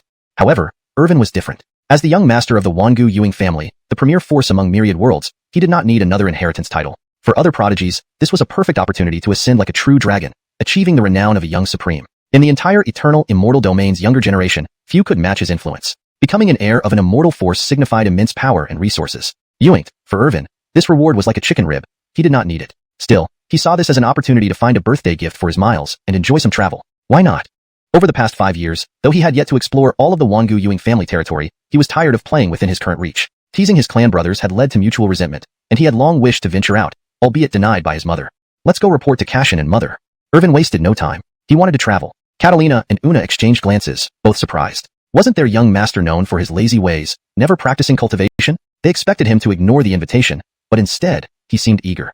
Could he be changing his mind about cultivation, ready to join the great struggles of the era? Before they could dwell on it, Irvin climbed onto his baby dragon, gripping the horns like a steering wheel. Alberta, take me to the Ewing family grand hall. I have something to tell Cashin and mother. The little dragon rolled her eyes slightly, noting how easily she was now summoned. She used to just obey commands, but now Irvin sat atop her, holding the horns, treating her like a vehicle. As a mount, she had no choice but to comply. Her elongated dragon body shimmered, scales glistening, claws gleaming, seemingly capable of piercing through dimensions. In just 5 years, she had grown immensely, enhanced by her bloodline. A faint dragon aura exuded, dominating the cosmos like a sovereign of dragons. Rising into the sky, she vanished faster than lightning, invisible to the naked eye. Quickly follow the young master. If we lose sight of him again, we'll be punished, Catalina said anxiously, her phoenix-like eyes flashing brightly. Her crimson hair flowed like dancing flames. Once a composed royal princess, she now showed emotions often, mirroring Irvin's growth. Una moved gracefully, bare feet stepping softly, emitting a holy, transcendent aura like a proud goddess. Both transformed into streams of light, quickly following Irvin to prevent him from wandering off. It must be said, the Wangu Ewing family was vast, almost a miniature universe where stars shone endlessly. Even Irvin, needing to use a teleportation array to reach the Grand Hall from his own imperial city, felt the immensity. Without it, even with the speed of space traversal, it would take too long. Reaching the Grand Hall, the guards paid him no mind. This revered young master, equal in status to the family head, came and went as he pleased. Were it not for restrictions set by a divine emperor, this young master might have ventured into forbidden ancestral grounds. Without hesitation, Irvin walked up to the massive, rune-inscribed gates and pushed them open with chubby hands. Guards would have been shocked before, as opening these doors usually required considerable strength, a feat beyond most children. But everyone was used to this by now. As the top-ranked Wangu physique, Irvin had grown stronger over the year, likely able to punch with 3,500,000 pounds of force. Opening the gate was no longer surprising. Cashin. Oops, Cashin. Translation provided aims to maintain the original tone and style while ensuring natural English readability. Chapter 122. Joab, are you trying to PUA me? After entering the Grand Hall, Irvin trotted along, calling out in a bright voice. But, at first, he didn't hold back and blurted out, Dad. This made him remember a phrase he often heard in his past life. There's one more thing, one more thing. Cashin, your humble son has come to pay respects. Looking at the resplendent and divine Grand Hall, which was eerily empty, Irvin cautiously called out. As far as he knew, his Joab Miles and Ashley were usually very busy, but when it came to important family matters, they would generally leave an imprint here to handle various issues. This imprint was equivalent to a true projection of themselves, connected to their physical forms. Sure enough, after Irvin tentatively called out twice, it seemed that they heard their son's voice. 2 imprints simultaneously materialized on the high seats within the hall, gathering spiritual energy and surging with powerful laws. And this was only their imprints. One figure wore white robes, looking unrivaled and graceful, like a transcendent being detached from worldly affairs, majestic amidst the 8 wastes. His sharp eyes flashed with thunderous might, as if capable of destroying myriad worlds. Chaos chi swirled around him, making him appear even more sacred. The faint sounds of sacrificial ceremonies echoed, as if from the worship of countless beings. This was his Joab Miles. Beside him, another imprint appeared, clad in a phoenix gown, dignified and beautiful, with fair skin and long legs, appearing youthful. Ewing, her brows exuded an indistinct aura of supremacy, cold and detached, looking down upon all things. This was Angelina. Over the past year, meetings with his parents had been few and far between. Now, seeing them again, Irvin hurried over and threw himself into his mother's arms. Mother. Irvin rubbed his little face against Louise's cheek, the two of them intimately close. Clintoner, you're so well behaved today. Why have you come to see us? Louisa said, knowing her mischievous child's lively nature. He was quite the troublemaker who always managed to disappear when it came time to practice cultivation. No one could discipline him. For him to be this eager today meant he must have something on his mind. Don't be so straightforward, Mother. Irvin pouted, seemingly unhappy. Can't I just come see my own mother without reason? His mood was clearly visible, as if saying, come comfort me. I'm not happy. Louisa kissed his chubby cheeks, while Bogdan, standing nearby, envied the closeness, blinking his eyes as if wanting to share in the intimacy. Daddy, hug me, Irvin said in a babyish voice, making Bogdan ecstatic. He scooped up Irvin immediately, saying, Clintoner is such a good boy. Irvin's eyes twinkled. The moment felt ripe. He then softly said, Daddy, Mother, I want to go traveling. I've played in our ancient Ewing family for 5 years already. It's no fun at all. Irvin pouted, his unhappiness evident, though whether it was genuine or an act remained unclear. System, I won't watch the next Oscar Best Actor award without you. Ignoring the system, Irvin continued to act cute. Bogdan and Louisa exchanged glances. So, this was what he was waiting for. They were about to refuse, considering Irvin's young age and the dangers outside. If anything happened, they would tear the entire eternal, immortal realm apart. But Irvin quickly added, Daddy, Mother, don't worry. I've made all preparations and will merely observe the upcoming discourse assembly in the Tao realm. Rest assured, I won't cause any trouble. I'll just quietly be a bystander. Irvin smiled, rubbing against Bogdan in his arms. Hearing this, Bogdan fell into deep thought. Clearly, he hadn't expected his child to plan everything, even deciding his destination specifically for the discourse assembly. Could there be something hidden, even unknown to him? Could his son really trick him? Moreover, the discourse assembly involved various undying Tao sects sending their young prodigies to compete in talents, skills, and insights into Tao. There wasn't a direct competition like a battle of prodigies. If his son attended, there wouldn't be much danger. Even if he wanted to participate, he might not have the qualifications, as he wasn't from the Tao realm. What Bogdan didn't know was that his son had already received an invitation from the Evergreen Tao sect. Also, the relationship between the Tao realm's undying powers and the ancient Ewing family was quite cordial. They had no reason to harm him. After pondering many possibilities, Bogdan finally responded. Daddy, please agree, Irvin pleaded pitifully, ready to cry if refused. All right, I can't handle you. Bogdan laughed bitterly, gently touching Irvin's nose tip, filled with affection. Dear, this may not be appropriate. Despite Irvin's adorable pleading, which even she couldn't resist, Louisa remained rational, prioritizing Irvin's safety. Fear not. When has a mighty son of a Joab ever hesitated? Bogdan said boldly, showing the majesty of a protective Miles, willing to destroy anyone who dared harm his child. And in the eternal immortal realm, hardly anyone would dare threaten his son. After all, the painful lessons of the Blood Sea Forbidden Zone and the 3 undying forces' downfall still lingered, deterring anyone from provoking the Ewing family. Yahoo! Daddy is the best. Daddy is the coolest. Irvin kissed his Miles's face, laughing joyfully. Bogdan felt his heart soar. His obedient son was too skilled at sweet-talking, almost overwhelming him. Elder Bloss will accompany you. He's a seasoned great cultivator. We'll feel reassured with his protection, Louisa suggested, adding an extra layer of security. Awesome. As long as I can go out to play. Overjoyed, Irvin gave kisses to both parents before happily walking out of the hall to prepare for his departure in a day. Watching Irvin leave, Bogdan chuckled, shaking his head. The boy was truly a rascal, even livelier than he had been in his youth. Ewing, suddenly feeling uneasy, he realized that since entering the hall, Irvin had been nonstop with cute pleading and pitiful appeals. Was he, Bogdan, being psychologically manipulated? How could he have agreed so easily, even finding it delightful? Chapter 123. The Grand Taoist Summit, where the prodigies flock. The next morning, the first rays of sunlight rose from the east, illuminating the earth in a divine light. This marked another cycle of yin and yang within the myriad eons Ewing family's domain, though it held little significance for most. Most people were engrossed in cultivation. Many of the Ewing family's young disciples were under the willows, absorbing the essence of dawn to strengthen their bodies and improve themselves. Others were training in the beast-taming pavilion, battling ferocious beasts to enhance their physical strength and combat experience. Irvin, in his own imperial city, was all set, rubbing his small hands together with great anticipation. His eyes sparkled. This was his first time venturing outside. If he performed well, perhaps his Miles and mother would allow him to go out again next time. And his main goal for this Taoist debate conference was to win the championship and secure the mysterious grand prize as a birthday gift for his Miles. Of course, this couldn't be known by his Miles. Otherwise, how could it be called a surprise? A real surprise? Amir, explain what makes something a surprise. A real surprise? System. A surprise is winning the championship at the Taoist debate conference, securing the grand prize, and using it to celebrate D. Ewing's birthday. Irvin, oh, that's the kind of surprise I wanted. Amir, you really get me. After conversing with the system, Irvin eagerly awaited the event. At the same moment, above the imperial city, a magnificent floating pavilion appeared, along with a divine tree showering its brilliance over the structure, radiating an aura of supreme power available for anyone to draw upon. Irvin was excited when he saw it. The 2 little maids behind him looked exasperated. Their young master was certainly energetic. He hadn't been outside in so long and now had permission to venture out, even to attend some Taoist conference to watch the debate summit. The power of the myriad eons Ewing family was undeniable. Such grand events were typically reserved only for immortal factions within the Taoist realm, yet Irvin could go freely. Hiya, haven't seen you in a while, Jethro. A figure suddenly appeared beside Irvin, pulling him into a tight embrace, forgetting entirely that Irvin was just a 5-year-old child. Cough, Gideon, gently. I can't breathe. Irvin coughed twice, and Gideon, noticing his mistake, quickly loosened his grip with an apologetic smile. The newcomer was indeed Gideon, draped in a dark robe, his gaze domineering like a mighty war god, his tiger-like eyes piercing and intimidating. Blass had been fierce since his youth, and though now elderly, his seasoned presence was unmatched. The scar on his right cheek only added to his fearsome image. It was said that even children stopped crying when they heard his name. However, after several encounters, Irvin knew this Gideon had a soft heart despite his stern exterior. But what Irvin didn't know was that Gideon treated everyone else, including the family's prodigies, with relentless strictness, pushing them relentlessly to train and advance. For enemies, his ruthlessness knew no bounds, seeking to tear them apart. All those who had clashed with Blass never wished to encounter him again. Even a mighty golden ape, wielding supreme power among all celestial beasts, turned into a fried baboon when faced with Blas's lightning storms. Hurry up, time is limited. According to your instructions, Lord Ewing, Evergreen Dao Sect should welcome us. Blas chuckled, lifting Irvin effortlessly. He doted on the young master as if he were his own grandson. Catalina and Una followed closely, transforming into streaks of light, rapidly ascending into the pavilion. Their graceful figures accentuated their perfection as they walked the sky. The pavilion itself was an ancient boat capable of traversing space. Combined with the teleportation arrays between the myriad eons Ewing family and the various Taoist realms, it ensured a rapid arrival. Let's depart. With Blas's command, the ancient vessel responded instantly, leaping through space and disappearing from above the myriad eons Ewing family estate.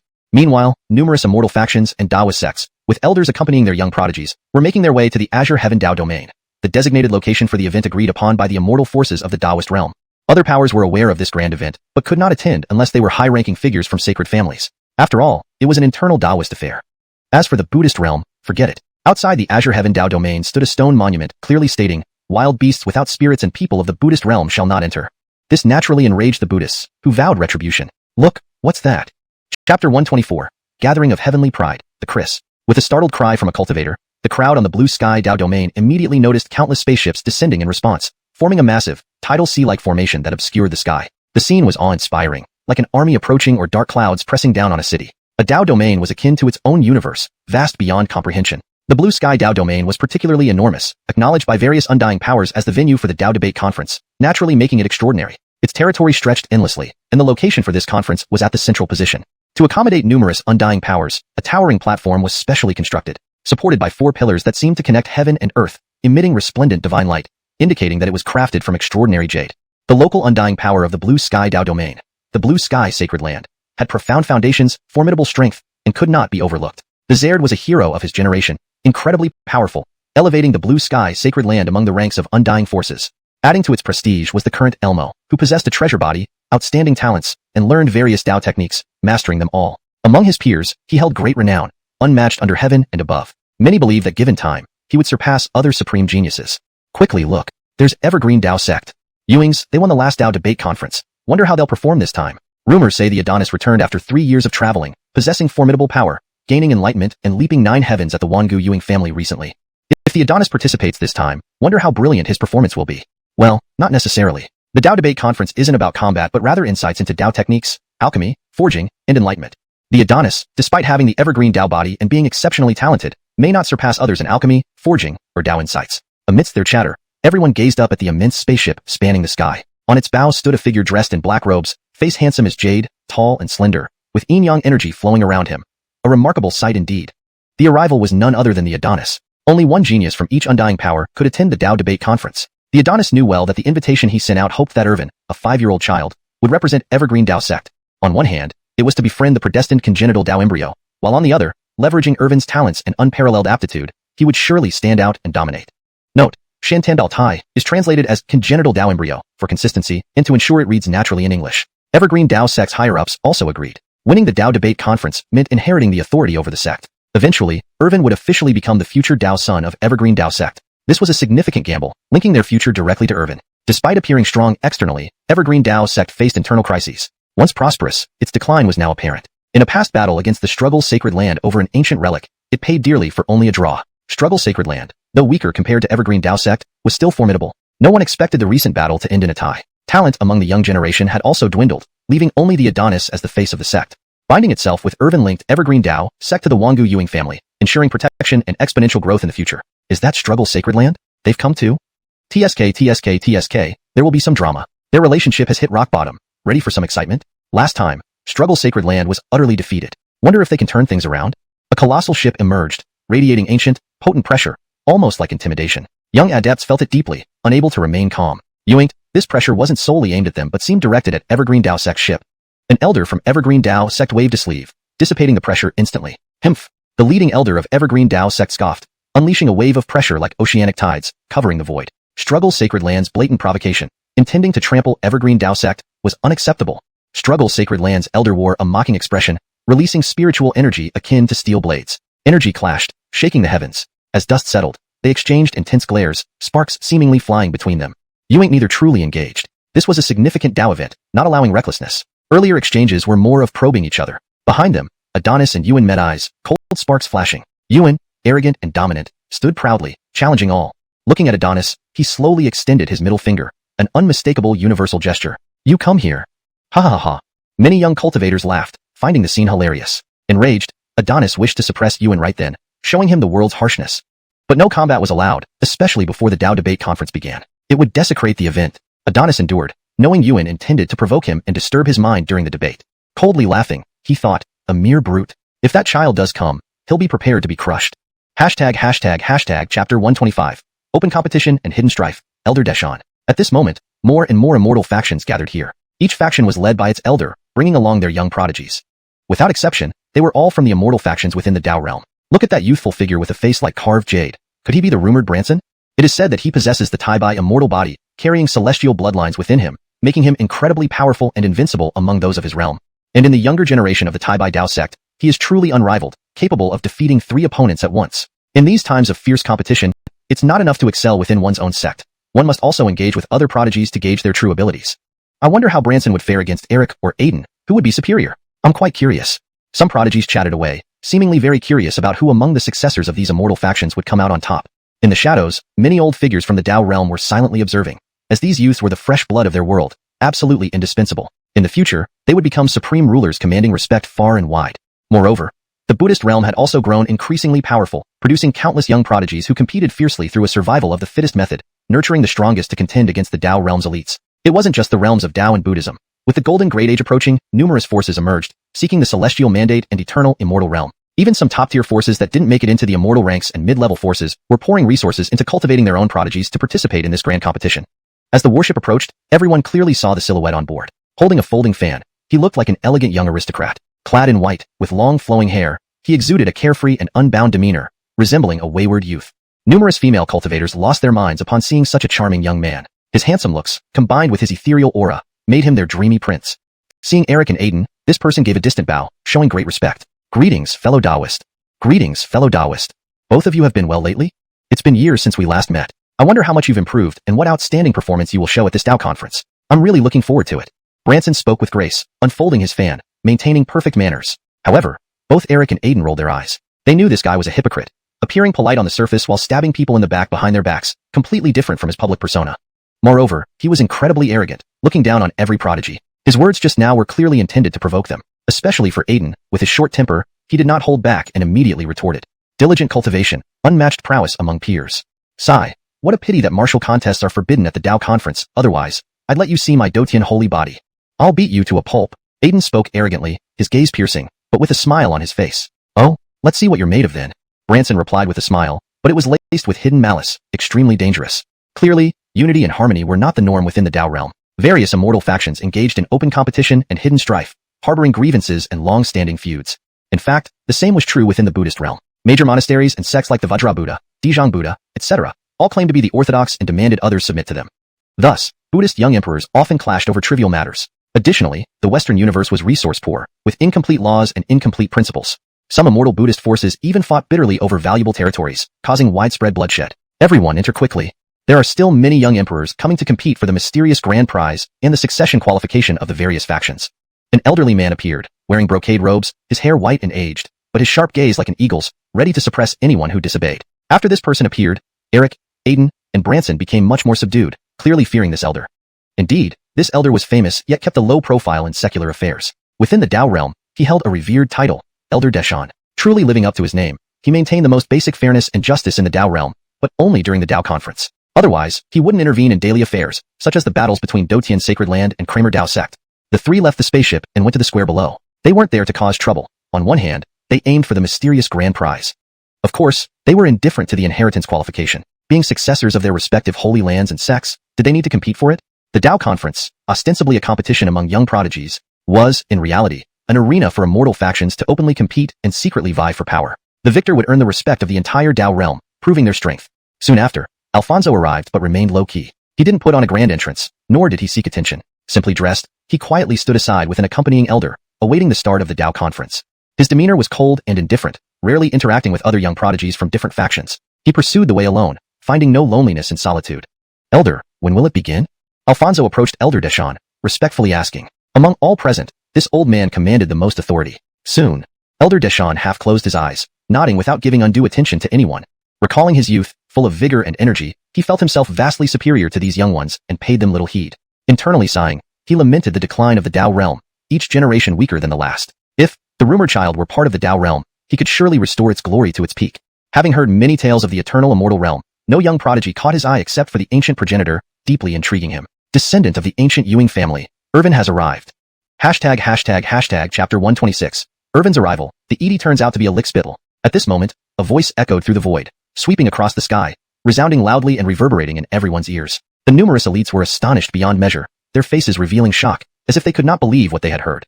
They couldn't have possibly misheard it. Irvin, the young master of the myriad ancient Ewing family? When did the son of Joab become one of their Dao world's own? Wouldn't this mean they had climbed up the social ladder? Upon hearing this, the crowd began to speculate wildly. Even some elders from immortal forces fell into deep thought, trying to understand why the son of Joab was here. Recalling previous rumors, they considered that the son of Joab was rumored to be a legendary prenatally cultivated Dao embryo from their Dao world.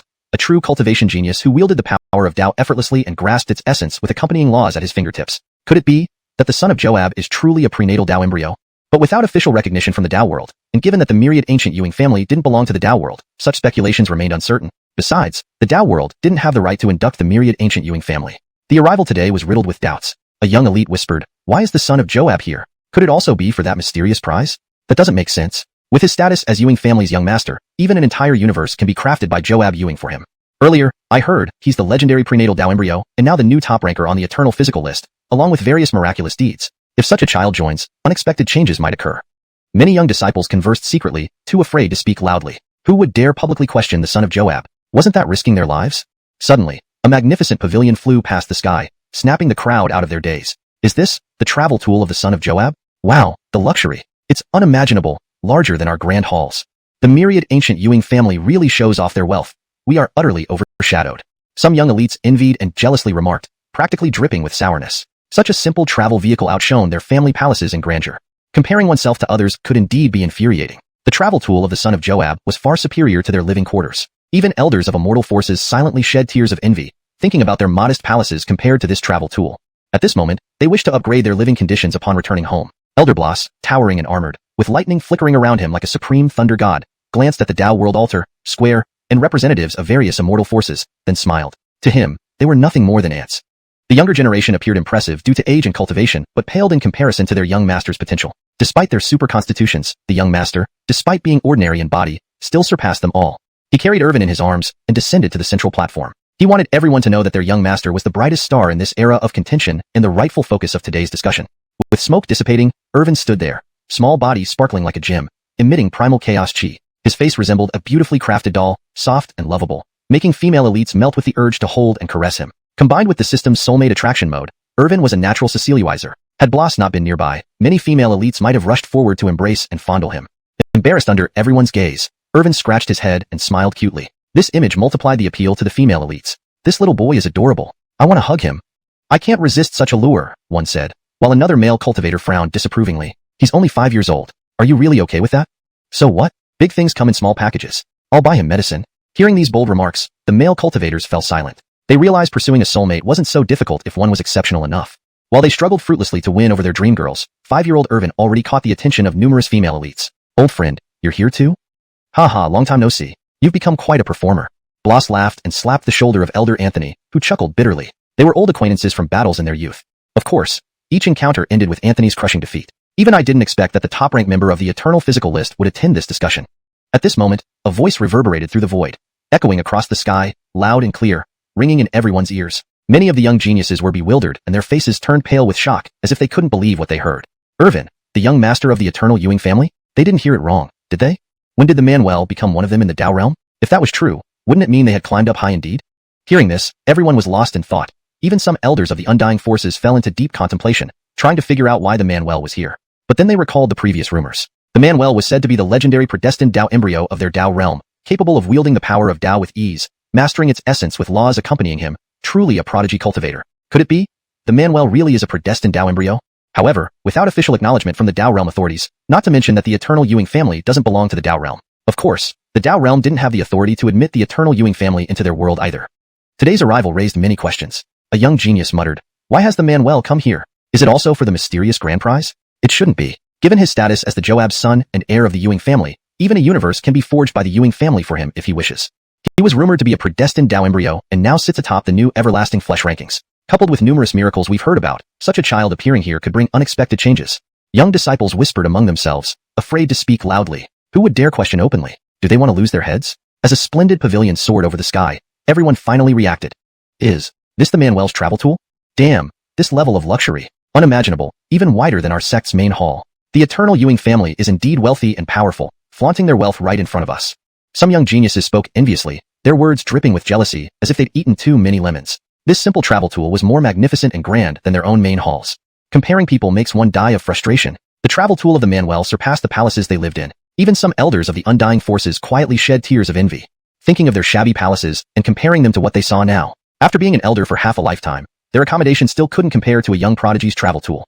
At this moment, they had a bold idea. Upon returning, they must apply for a renovation. Irvin, however, was unaware that just his travel tool already outshone countless residential palaces, even making young geniuses jealous. As the Gideon of the Ewing family, Blas was muscular, lightning flashing around his armored body, resembling an immortal thunder god. Upon seeing the Dao realm's altar, square, and representatives of various undying forces, he smiled slightly. In his eyes, they were all mere ants, especially the younger generation, despite accumulating age and current cultivation levels higher than their young master. When it came to talent and aptitude, their young master's ordinary body easily overshadowed these superior physiques incomparably. He transformed into a stream of light, holding Irvin in his arms and landing directly at the central seat of the square. He wanted everyone to know that their young master of the eternal Ewing family was the most brilliant star in this tumultuous era, and today's discussion meeting's true protagonist. With smoke swirling away, Irvin stood there, his small body shimmering like a gem, with primordial chaos chi faintly rising around him. His delicate features resembled a porcelain doll, with chubby cheeks making female geniuses' hearts melt, wishing to hug and pinch his little face. Such a perfect child combined with the attraction mode of the system made him a natural killer of women's hearts. If Blas wasn't beside him, many female geniuses would likely rush forward, holding Irvin in their arms to play with him. Seeing all eyes focused on him, Irvin blushed slightly, scratching his head and smiling. This scene had double the lethal impact on the female geniuses. This little boy is so cute, I want to ride. I can't resist this temptation, how can I say no? A male cultivator frowned and sneered, let's be serious, he's only 5 years old, can you really go through with it? So what? It's just a small horse pulling a big cart. No problem, I'll buy him medicine. Upon hearing this fierce statement, many male cultivators fell silent. So, pursuing a lover isn't so difficult after all, it depends on your excellence. While they struggled bitterly to chase their dream girls, the 5-year-old Irvin, just arriving, was already attracting numerous female geniuses who couldn't wait to show off. Old fellow, you're here too? Ha ha ha, haven't seen you in years, quite showy now, aren't you? Eyeing the squinting Anthony elder, Blas laughed and patted his shoulder. Anthony chuckled wryly. They were old friends. Back when they were young, they had many clashes. Of course, ultimately, he always ended up thoroughly suppressed. Even I didn't expect that the top of the everlasting flesh rankings would grace this discussion meeting. Chapter 127. Tyrannical Gideon supersedes the rules. The elderly Fernand exclaimed in amazement. He never expected that the new top-ranked individual on the Eternal Flesh list, the legendary newcomer who defeated the Carnell, would come to their discussion conference. However, he felt it was inappropriate. After all, this person was the young master of the Eternal Ewing family and not from the Dao world. His visit here could be for observation, but participating in the event might be unsuitable. Blas is an irascible old fellow. If I refuse him outright, his pride would be damaged, and he might disrupt everything. In his youth, Fernand, too, was an arrogant young supreme ruler who looked down upon other geniuses, considering none of them comparable to someone like himself who had grasped the true Dao. Therefore, on the path of competing geniuses, he crushed countless representatives of immortal factions, becoming a leader among the young generation of the Dao world, renowned for his supremacy and invincibility. However, Blas was from the same era as him. Moreover, Blas wielded the ultimate Thunder Dao, shared a similar temperament, and both looked down on each other, leading to a showdown between two prodigies. Unfortunately, this battle was unlike any before. Despite the arduous struggle, Fernand couldn't even tear through Blas's clothing. It was his first bitter defeat, etched deeply into his memory. He sought to avenge this humiliation by mastering profound Dao techniques. But no matter how advanced his methods became, he remained far inferior to Blas. Constant defeats almost shattered his Dao heart. Without the intervention of Dao sect members, he might have lost his way early in his youth. Thus, he harbored deep fear towards Blas. Brother Wuxia, your young master's presence has brought glory to our discussion conference, elevating its status beyond measure. But, if the young master wishes to participate in the conference, it might be inappropriate. After all, this is an internal event of the Dao world. Outsiders can only observe, not partake. Even the once impartial and formidable Fernand now smiled obsequiously, flattered Blas before hesitantly voicing concerns about allowing Irvin to join. Does this mean your Dao world does not welcome our young master? Blas asked softly yet dominantly, his words threatening like a volcano ready to erupt. Upon hearing this, even Fernand trembled, needing to keep the situation under control. If Blas were to create chaos, the conference wouldn't proceed.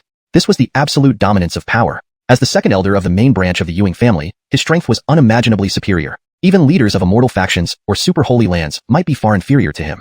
At this moment, factions like Tai Bai Dao sect, Yunxian Dao sect, and Fighting Heaven Holy Land remained silent, avoiding confrontation. After all, while they dared challenge other immortal factions fearlessly, the eternal Ewing family was a class apart, unrivaled. They didn't stand a chance against someone capable of annihilating life-restricted zones effortlessly, let alone an immortal faction. Especially with the reigning Joab, a doting mad genius, who would wreak havoc if Irvin faced any slight injustice outside. Amidst everyone's dilemma, the leading elder of Kramer Dao sect stepped forward with a smile. Haha, it seems a great flood has flooded the Dragon King Temple, one family not recognizing another. No need to feel alienated. In truth, Jethro Irvin is here to represent our Kramer Dao sect. Terrence and myself are mere observers. So, Jethro can be considered part of the Dao world. If Jethro wins the championship, we will immediately announce him as the new Daozi of Kramer Dao sect. The leading elder of Kramer Dao sect made a stunning statement, revealing unexpected arrangements. Why did the Ewing family's young master take a central position to join the conference? Turns out, he was representing Kramer Dao sect. But the leading elder of Fighting Heaven Holy Land raised doubts. Isn't this somewhat improper? The Ewing family's young master is merely 5 years old, joining the discussion conference. 1. His age puts him at a significant disadvantage. 2. You decided to have the Ewing family's young master represent Kramer Dao sect without our consent. The leading elder of Fighting Heaven Holy Land's eyes glinted, seemingly wary of this outcome and its potential impact on them. Before Kramer Dao sect's elder could respond, Blas scoffed. Do we need your aunt's permission for my young master to represent us? True to his youthful reputation as the Thunder God warrior, his aura was awe-inspiring. When unleashed, it resembled an ancient beast enveloped in lightning, eyes gleaming with icy coldness. The ancient and ferocious pressure spread, making even elders of other immortal factions wobble and kneel involuntarily. This was sheer power difference. His mere aura could overpower them. Imagine if he unleashed his true strength, possibly overturning the world. Facing such domineering words, no one dared oppose further. Even Fernan, ostensibly defending fairness, kept silent, inwardly scolding the Fighting Heaven Holy Land elder. Stupid fool, provoking a terror like this when others should remain untouched. Absolute power dominated everything, ignoring rules and surpassing laws. In this brutal world, power was fundamental. Unparalleled power allowed one to transcend all rules and be above all else. Irvin watched, marveling internally. Dad and Mom being awesome is one thing, but even our elder is so tyrannically powerful, completely disregarding the rules. All I want is a peaceful life, but neither the system nor my family allows me to stay low-key. This dull and monotonous existence. Chapter 128. The first contest, swordsmanship. Faced with Blas's vast and imposing presence like the ocean, no one present dared to voice any objection or dissent, at least not openly. Behind closed doors, however, nearly all of the immortal factions, except for the Kramer Dao sect, harbored resentment towards this domineering behavior. Especially resentful was the team leader elder from the Fighting Heaven Holy Land. Though he harbored hatred and looked on fiercely, he kept his head low and hid his venomous gaze, fully aware of the huge gap between his own and Blas's strength. Any sign of displeasure could likely send him straight to hell today. The young geniuses also felt furious. They found this person detestable. Leveraging unmatched cultivation to disregard rules completely disrupted their initial plans. However, without the strength to change the situation, they resolved to crush Ewing Jia's young master in every competition during this Dao discussion assembly to vent their grievances. After all, in their view, Irvin, the young master of the Ewing family, was only a 5-year-old child. His talent shook ancient times and would surpass all contemporaries, both past and future. Indeed, it was true. But he was merely 5 years old, lacking profound experience. This trip might well be his first venture outside the eternal Ewing family. Compared to them, these seasoned prodigies, who were all in their early 20s, possessed far greater insight, vision, and maturity. Furthermore, they were famous young supremes, successors of immortal factions, with comprehensive knowledge and unparalleled power, most having already established their divine palaces. Many had super physiques and had developed 7 or 8 divine palaces. Without exception, they were all true celestial favorites. Although Irvin had excellent talent and could eventually catch up and surpass them, his current age and cultivation difference could not be bridged. If the ultimate champion of today's Dao discussion assembly turns out to be a 5-year-old child, wouldn't that be utterly humiliating? Since there are no objections, let's prepare to start, Blas said loudly, his voice shaking like thunder, reverberating through the sky, almost rupturing everyone's eardrums. But everyone thought, what the hell, the first 2 sentences were enough. The latter 2 sentences sounded like deliberate reminders. Irvin was also speechless. Gideon, you didn't have to be so obvious in hinting and reminding. You're trampling on the face of the Dao sections. Besides, since I've decided to participate, I'll use my true strength to suppress all opponents and win the championship. There's no need for anyone to yield. That isn't Irvin's style. Though usually laid back and enjoying life as a little lazy fish, when faced with significant matters, he knew what was important. More importantly, he wanted to win a birthday gift for his Miles himself. Doing it this way made it meaningful. Pleasing his Miles meant lying flat more comfortably in the future.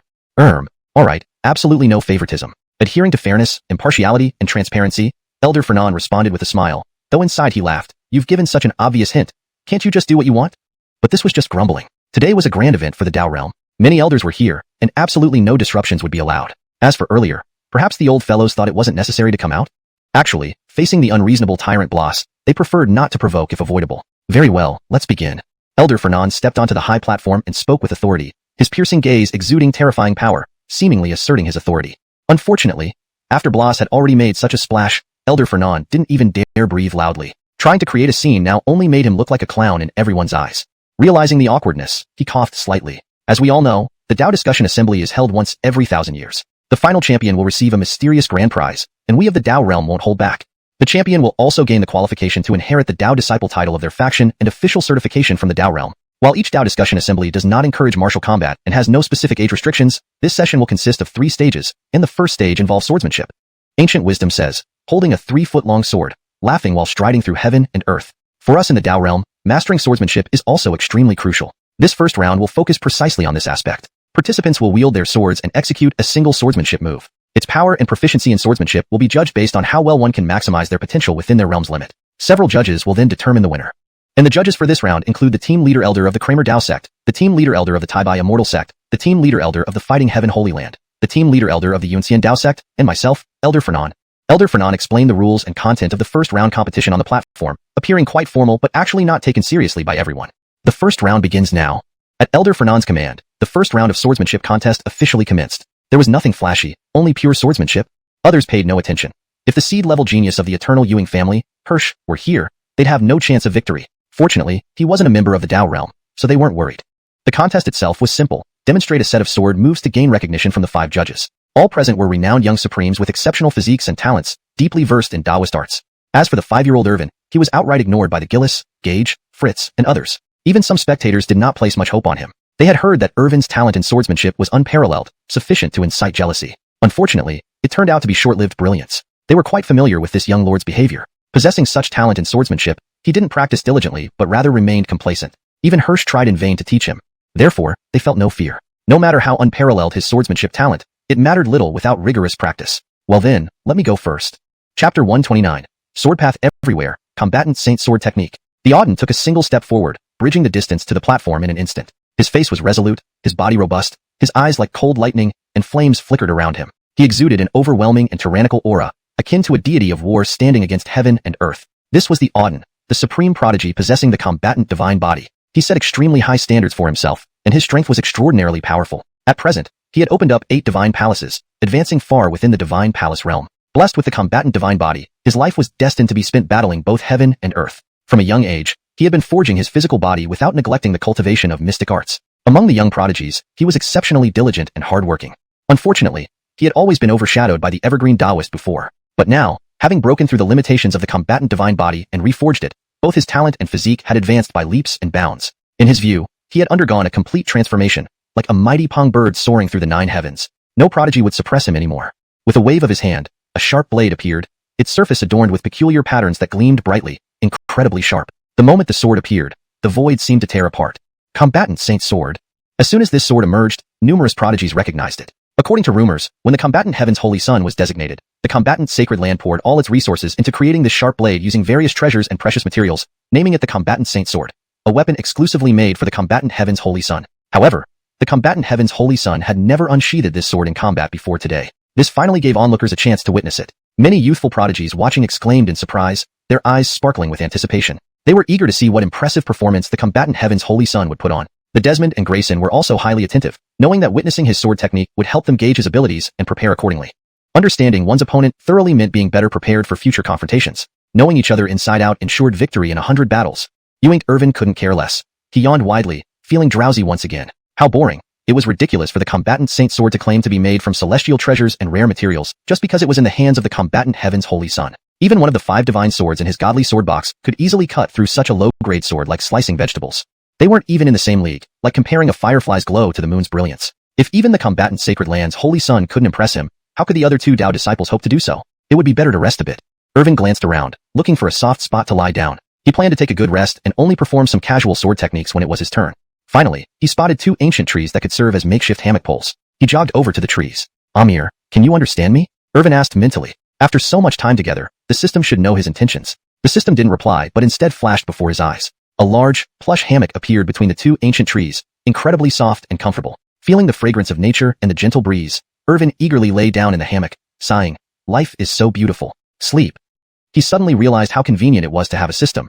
No wonder people used to say, system in hand, world at command. Meanwhile, on the platform, the combatant Heaven's Holy Sun gathered energy inwardly, like a volcano about to erupt, storing immense power, ready to unleash it. Then, he suddenly opened his eyes, which shone brightly like the sun. Runic symbols swirled around his body, exuding an overwhelmingly powerful presence that caused everyone to tremble. Battle Heaven and Earth. Combatant Saint Sword Technique. With a loud cry, the combatant Heaven's holy sun unleashed an aura like an ancient volcanic eruption, his sharp sword cleaving through the void. This was the combatant Saint Sword Technique, one of the strongest techniques among their sacred land's many mystic sword arts. With boundless offensive power and overwhelming combat might, it suited him perfectly. Moreover, it harmonized with his combatant divine body, amplifying its power far beyond that of any other young prodigy. This move would undoubtedly stun everyone. Under the watchful eyes of the crowd, the combatant Heaven's holy sun displayed unparalleled combat prowess. A single slash produced a blinding white light that pierced the heavens and blinded everyone. Even seasoned cultivators acknowledged the superiority of his swordsmanship with nods. His dazzling sword techniques continued relentlessly. As a formidable prodigy with the combatant divine body, he exhibited unexpected elegance amidst his brutal and domineering style, which was quite surprising. Then, with a focused gaze and a flash of intense sword energy, he lifted his longsword and slashed downward, displaying unmatched sword path mastery that pressured everyone, even making the young prodigies marvel and hesitate to engage him. Even superphysique-carrying young supreme beings wouldn't dare meet such a slash head-on, opting to maneuver instead. For ordinary young prodigies, they would likely be reduced to dust under that strike. Before anyone could react further, the intense sword beam erupted, revealing its full might and flattening an entire mountain in Yuanfang, erasing all life in its path. Witnessing this scene, even Desmond and Grayson narrowed their eyes and furrowed their brows, showing genuine concern. Clearly, they hadn't expected this brash individual to possess such strength. It seemed they would need to treat him cautiously in the future, avoiding underestimating him. Still, Irvin remained comfortably lounging in his hammock, completely oblivious and fast asleep. Chapter 130. The Supreme Clinton and Sword Technique and the Yuchang Immortal Sword. This Fighting Sage Sword Technique is actually this powerful? No, it's not just the power of the Fighting Sage Sword Technique. The Heavenly Combat Sacred Body, combined with the Fighting Sage Sword Technique, and the Heavenly Combat Sacred Sword in the hands of the Chavez, all father power together, is simply indescribable. Ewings, it's the Chavez who has fully unleashed the true potential of the Fighting Sage Sword Technique. The young disciples watching were shocked and began to discuss amongst themselves. Their words were filled with admiration and envy. Such strength was truly terrifying, as if the Fighting Sage Sword Technique had been elevated to another level. If an ordinary disciple of the Heavenly Combat Holy Land used the Fighting Sage Sword Technique, they would absolutely not reach this degree of proficiency and would fall far short. Even achieving a fraction of its might would be extremely difficult. But with his long sword, blessed with the sacred body and rigorous training, it was perhaps within expectations yet beyond them to exhibit such prowess. Ha ha ha, the Sacred Son really doesn't know how to keep a low profile. We told him to stay humble, to use the sword technique casually, but he had to display it so grandly, almost as if he wants the whole world to know he is the master of the Fighting Sage Sword Technique. The team leader from the Heavenly Combat Holy Land said loudly, clearly meant to be modest, yet sounded exceptionally proud, as if already envisioning their sacred son claiming victory in the first round. The team leaders of other undying forces, witnessing this, felt intense resentment, gnashing their teeth in hatred at such blatant arrogance. But faced with the reality, they could only lower their heads, hoping their own Dao sons or sacred sons would strive hard and surpass the Chavez in swordsmanship. Otherwise, today they would surely be humiliated by this old man. The team leader of the Tai Bai Dao sect coldly snorted, "It's just a minor Fighting Sage Sword Technique. My Abdur can shatter it with a flick of his finger. His complete sword technique will certainly amaze the world, blinding your eyes." He then shifted his gaze to his own Abdur, his eyes filled with intense anticipation, as if saying, "Daozi, don't let me down." Abdur felt speechless. "You boasting doesn't mean you can drag me into it. That guy's Fighting Sage Sword Technique is immensely powerful and domineering, seemingly unstoppable. If we were to clash, he wouldn't have absolute confidence to block it either. But well, he's my senior after all, and the bragging has already been done. So I have no choice but to use that move." Abdur gave a cold smile, his eyes sharp like a blade. He leaped onto the platform. Meanwhile, the Chavez had already returned to his team leader's side, preparing to watch the show. He was quite confident in himself. After all, he had studied the Fighting Sage Sword Technique for a long time. If he couldn't win this sword competition, how could he justify the hard work he put into mastering it? Supreme Clinton and Sword Technique. Abdur suddenly opened his eyes, causing the surrounding void to crack. A faint aura of immortality enveloped him, making him seem like a real immortal from legend. Behind him, it seemed as if a sword immortal had emerged, holding a 3-foot-long green sword, traveling the world and punishing evil. So this is the Tai Bai Immortal Body? Indeed extraordinary. The Supreme Clinton and Sword Technique is said to be one of the supreme sword techniques of the Tai Bai Dao sect. How proficient is this Abdur with it? As the Dao son of the Tai Bai Dao sect, he must surely have mastered this sword technique perfectly. Not quite. We overlooked a major issue. His sword? The elite disciples looked at each other curiously, wanting to see what divine sword Abdur would wield. As an ancient saying goes, the sword is the soul of a sword cultivator. A good sword, when used skillfully, combined with an unmatched constitution and supreme sword technique, makes one invincible. When the sword is drawn, all beasts are extinguished. Everyone watched anxiously, full of anticipation, even the team leaders of other undying forces staring intently, unwilling to miss a moment. This was a great opportunity to thoroughly understand the nuances of Tai Bai Dao sect sword techniques, aiding their own sect's understanding, and perhaps learning some subtleties. Come forth, Yuchang Immortal Sword. With a loud shout, a sharp sword pierced through the void, arriving before Abdur. It was long and extremely sharp, yet shimmered with a watery luster, as if forged from lakes and seas. Even from afar, one could feel a chilling presence that pierced the heart, inducing fear, as if being in freezing cold. Is this the legendary Yuchang Immortal Sword? Legend says, the Yuchang Immortal Sword is the treasure of the Tai Bai Dao sect, guarding its destiny. How could a mere youthful prodigy obtain it? But the appearance and chilling aura of that sword matched the Yuchang Immortal Sword exactly. Could the Tai Bai Dao sect really have given such a treasure to Abdur? The young geniuses could hardly believe it, unable to fathom how much importance the Tai Bai Dao sect placed on Abdur. Entrusting the sect's fortune to a young prodigy was akin to a huge gamble. If he wins, the Tai Bai Dao sect would rise to new heights. If he loses, everything would be in vain. Given the sect's trust, how can I lose? Abdur tossed his folding fan into the sky. Then, gripping the Yuchang Immortal Sword, he performed the supreme Clinton sword technique. Instantly, an ethereal figure of an immortal appeared behind him, exuding a mysterious aura that resonated with his constitution. Each casual slash exuded indescribable destructive power, tearing through space. With every stroke of his sword, fragments of space fell around him. This was a perfect fusion of constitution, sword technique, and famous sword, surpassing all expectations. Whether in terms of destruction or visual appeal, it was unparalleled.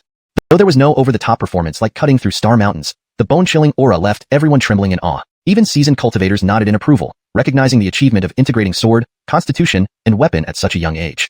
Watching such a display was mesmerizing, like viewing a masterpiece of art. The Yuchang Immortal Sword paired with Abdur made a perfect match. Everyone praised highly.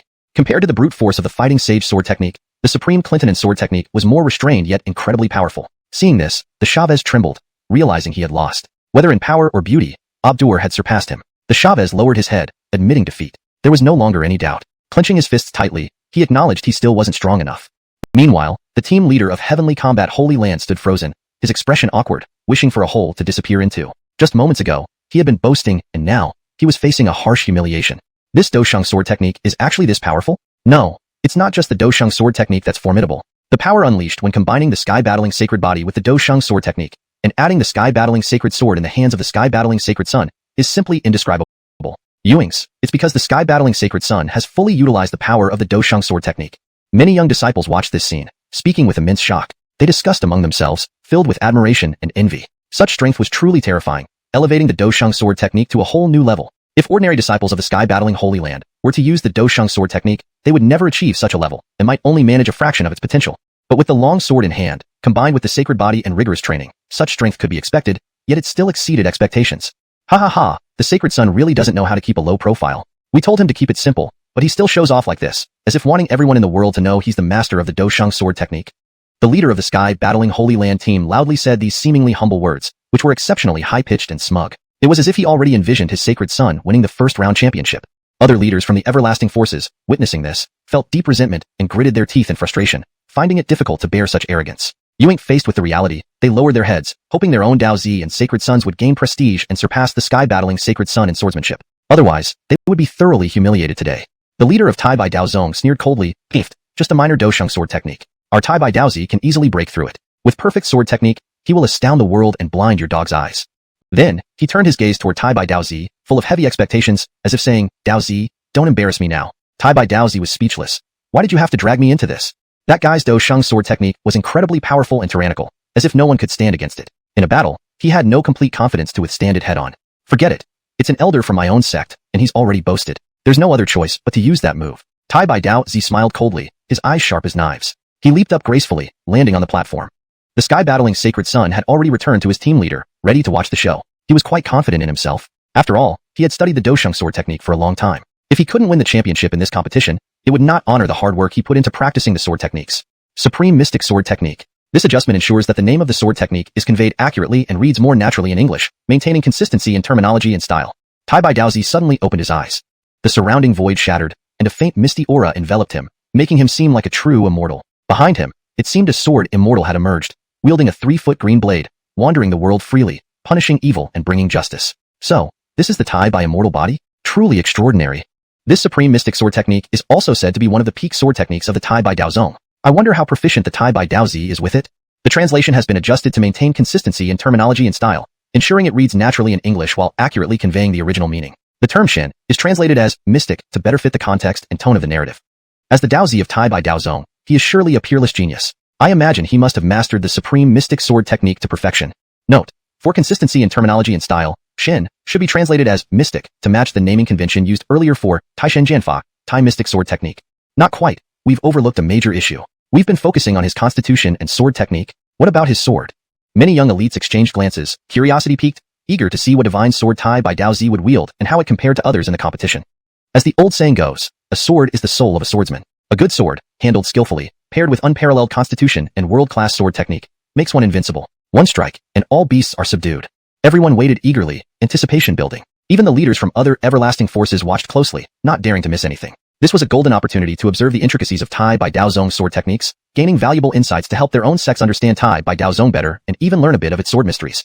Come forth, Yuchang Immortal Sword. With a loud command, a sharp sword pierced through the void and arrived before Tai by Dao Zi. It was slender and extremely sharp, but shone with a watery luster, as if forged from lakes and seas.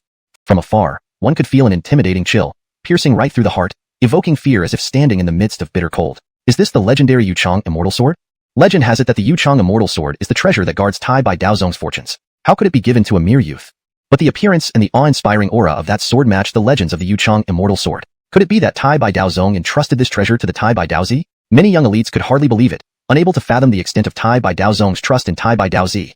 To give a young prodigy the sect's fortune-guarding treasure was like betting the entire sect's destiny on this one person. It was a tremendous gamble. If successful, Tai by Dao Zi would make great achievements in this era of contention, subdue enemies on all fronts, and lead Tai by Dao Zong to new heights. If lost, everything would be gone, losing even the clothes off their backs. Given the sect's expectation of me, I cannot lose. Tai by Dao Zi tossed his folding fan into the sky. Then, gripping the Yuchang Immortal Sword, he executed the Tai Clintonon sword technique. Instantly, a celestial figure materialized behind him, radiating an ethereal aura that harmonized perfectly with his constitution. Note, Shin should be Clintonon to maintain consistency in romanization. Tai Clintonon's sword technique is more appropriate. Every casual slash exuded unimaginable destructive power, cutting through space itself. As Tai by Dao Zi wielded the sword, fragments of the surroundings continuously scattered. This was the synergy of body, technique, and weapon, fused perfectly, truly impeccable. Both its destructive power and visual appeal reached their pinnacle. Though not boasting grand displays like cleaving mountains or stars, the bone-chilling coldness penetrated hearts, causing fear and goosebumps. Even seasoned cultivators nodded in approval, recognizing the remarkable feat of achieving such mastery at a young age. This level of integration indeed surpassed all expectations. Watching this swordplay was a feast for the eyes, captivating viewers, as if watching art come alive. The Yuchang Immortal Sword, paired with Tai by Dao Zi, was a match made in heaven, a perfect fit. All present gave extremely high praise. Compared to the brutal and dominant Do Sheng sword technique, the Tai Clintonon sword technique was more restrained, yet its power was even greater, with nothing hidden. Seeing this, the sky-battling sacred sun's pupils dilated. He knew he had lost. Whether in terms of technique power or beauty, Tai by Dao Zi surpassed him. The sky-battling sacred sun lowered his head, admitting defeat. The outcome was no longer in doubt. His fists clenched slightly. He was still not strong enough. Meanwhile, the sky-battling Holy Land's team leader stood stiffly, face frozen, awkward and embarrassed, wishing he could find a crack to disappear into. He had just been bragging. Now, he was slapped in the face so quickly. Chapter 131. Socially awkward? Let the bullet fly for a while. With the sword intent dancing and swordsmanship soaring, the formidable sword chi sliced through the void. Its boundless power made many young prodigies shudder in fear. Too intimidated to be adversaries, it was terrifying. When paired with the supreme sword technique of Tai by Dao Zong, the Taishin sword technique, the Yuchang Immortal Sword became overwhelmingly powerful. Among their peers, who could be a match for his sword skills other than Hirsch from the Wangu Ewing family? The Azai's eyes flared with flames as he clenched his fists tightly, furious. He never imagined that despite diligently practicing the combatant sage sword technique and wielding the combatant heavenly sword specially crafted for him by the sect, he still couldn't claim supremacy in the swordsmanship competition. However, this also stirred the Azai's fighting spirit, making it even more intense. Even if someone was stronger than him, so what? He had only lost in the realm of swordsmanship. It was yet to be seen who would come out on top in real combat. If he were to battle Abdur, he was confident he wouldn't be at a disadvantage. Currently, their strength was on par. As the long sword finished its dance, the folding fan also descended from the azure sky, and Abdur lightly stepped into the void. Turning around, he held the fan in one hand and opened it, his disheveled hair sparkling like jade. His gentle smile was like a spring breeze. Holding a fan in one hand and a sword in the other, he resembled an elegant gentleman. Numerous female cultivators almost couldn't hold back their admiration, heart symbols flashing in their eyes. Irvin, who had been napping on the hammock, slightly opened his eyes to see this scene. Internally, he sighed, holy crap, this guy's posing skills are almost as good as half of mine. Even he hadn't expected that this mystical world would have such a poser. One hand holding a sword, the other a fan, especially after successfully demonstrating the sword technique. Truly an expert at showing off. Subsequently, he silently thought that it wouldn't be long before it was his turn to demonstrate sword techniques. Although he was a laid-back, lazy slacker, watching others show off in front of him felt weird. System. The system absolutely won't allow anyone to show off better than the host. System. The host must go up now, give them a good lesson, and teach this kid what the harshness of life is all about. Rest assured, with the max-level swordsmanship mode, you'll be performing the most supreme sword techniques, whether it's Sage Bloodshed or God and Demon Falls, leave the spectacle to me. Listening to the system's voice in his mind, Irvin smiled faintly. This system sure loved to show off, being overly competitive. He wasn't even worried. but the system was. He wanted to sleep a little longer, but the system kept pushing him, eager for him to start showing off. What? Are you bothered by others showing off too? Sometimes, Irvin found the little system endearing. Just get a bit more sleep. When it's time, I'll just play around a little. Irvin flipped over and continued sleeping. On the platform, Caesar slowly ascended. His introverted demeanor didn't include much speech or flashy moves. He simply climbed onto the platform calmly, yet this unusual presence intrigued everyone further. Moreover, information about Caesar was scarce, making him practically invisible. In the Yunxian Dao sect, he barely socialized, having no common ground with peers. Forget about attending this conference of discourse. Irvin didn't pay much attention, continuing his sweet beauty sleep. At 5 years old, he needed rest to grow bigger and stronger. By worldly standards, Caesar was likely socially awkward. Under everyone's gaze, Caesar lowered his eyebrows slightly, fingers twitching constantly. Finish quickly and get off the stage, he thought, wanting to complete the demonstration and leave promptly. He didn't aim to completely dominate the Azai or Abdur in swordsmanship. Swordsmanship wasn't his forte. If he weren't from the Dao realm, he wouldn't know much about sword techniques. Elder, may I borrow a sword? Realizing he hadn't brought a sword, Caesar asked. The audience was puzzled, not understanding this move. An elder from the Yunxian Dao sect casually tossed him a regular sword and called out loudly, "Daozi sir, swordsmanship isn't your strong point. Just come down after demonstrating." Hearing this, the elders from the combatant sacred land in Tai by Dao sect immediately understood, sarcastically remarking, "Oh, so your Daozi isn't skilled in swordsmanship? Too bad. Our Dao realm's young supreme beings all have unique insights into sword techniques. Pity. Why not let your Daozi step down then?" Their words were filled with mockery and laughter. "Thank you both for your concern, but it's unnecessary. Since it's a swordsmanship competition, we should let our Caesar demonstrate. Though he can't match the Azai and Abdur, effort counts." The Yunxian Dao sect elder insisted Caesar should demonstrate swordsmanship. Seeing this, the combatant sacred land elders stopped talking, retreating to watch the show. Their successors excelled in swordsmanship. Watching another Dao sect's Daozi embarrass himself would highlight their own strengths. Why not enjoy it? Meanwhile, the Yunxian Dao sect elder wore a calm expression but inwardly sneered, "Ha, these fools really think Caesar is a fool?" Holding an ordinary spiritual sword without checking its quality, Caesar started moving. Initially, it seemed like amateur practice, unimpressive. Even the judges grew bored, struggling to stay awake. Elder Fernan also forced himself to keep his eyes open. Let the bullet fly for a while. Still asleep on the hammock, Irvin muttered this cryptic line, seemingly seeing something profound. Bo scratched his head, confused by the young master's words. Suddenly, on the platform, Caesar burst into action. Buzz. The longsword came alive, radiating terrifying might. Yunxian sword body, activate. Chapter 132. Sky-soaring flying sword, a habitual braggart? At the sudden outburst from Dane, everyone initially remained unmoving, not reacting quickly enough. Then, a storm of heated discussions erupted. Did you hear that? Ewings, wasn't that Dane speaking? Could he really have the Yunxian sword body? What kind of move is this? Having the Yunxian sword body and claiming to be unskilled in sword techniques. The Yunxian sword body is one of the few super strong sword cultivation physiques. Those with the Yunxian sword body have an unimaginable talent for sword cultivation, advancing rapidly as if divinely protected. With such a physique, he says he's not adept at swordsmanship. This is definitely bragging. Many young prodigies expressed their anger, feeling deceived. Before the elders could respond, Dane leaped into the air, soaring into the sky as if transforming into a mighty sword god above the heavens. Indeed, in the vast expanse of the sky, Dane held a sharp sword, with every movement sending sword chi slashing through the clouds. Sky-soaring flying sword. He murmured, about to display the sword technique named Sky-soaring flying sword. It was his own creation, utilizing the characteristics of his Yunxian sword body and integrating various sword skills from the Yunxian Dao sect, ultimately culminating in a brand new, powerful sword art. The sword intent descended from the 9 heavens. With his hands forming seals, runes flowed, unleashing formidable sword essence that stood supreme in the world, like a dominator among mortals. The resonating sound of swords rang sharply, as if shaking the heavens. Then, the single sword transformed into 9 sword shadows. Each shadow seemed to manifest different sword skills, each extremely terrifying. Even one of these alone would be hard for peers to counter, let alone all 9 together, sweeping away everything, unmatched by any. Witnessing this scene, everyone's jaws dropped. Even Elder Fernan stood up, questioning the leader of the Yunxian Dao sect's delegation. This is what you call poor sword skills? Do you want to recall what you said earlier? The leader of the Yunxian Dao sect delegation seemed a bit awkward, laughing sheepishly. Indeed, Dane isn't particularly interested in sword skills.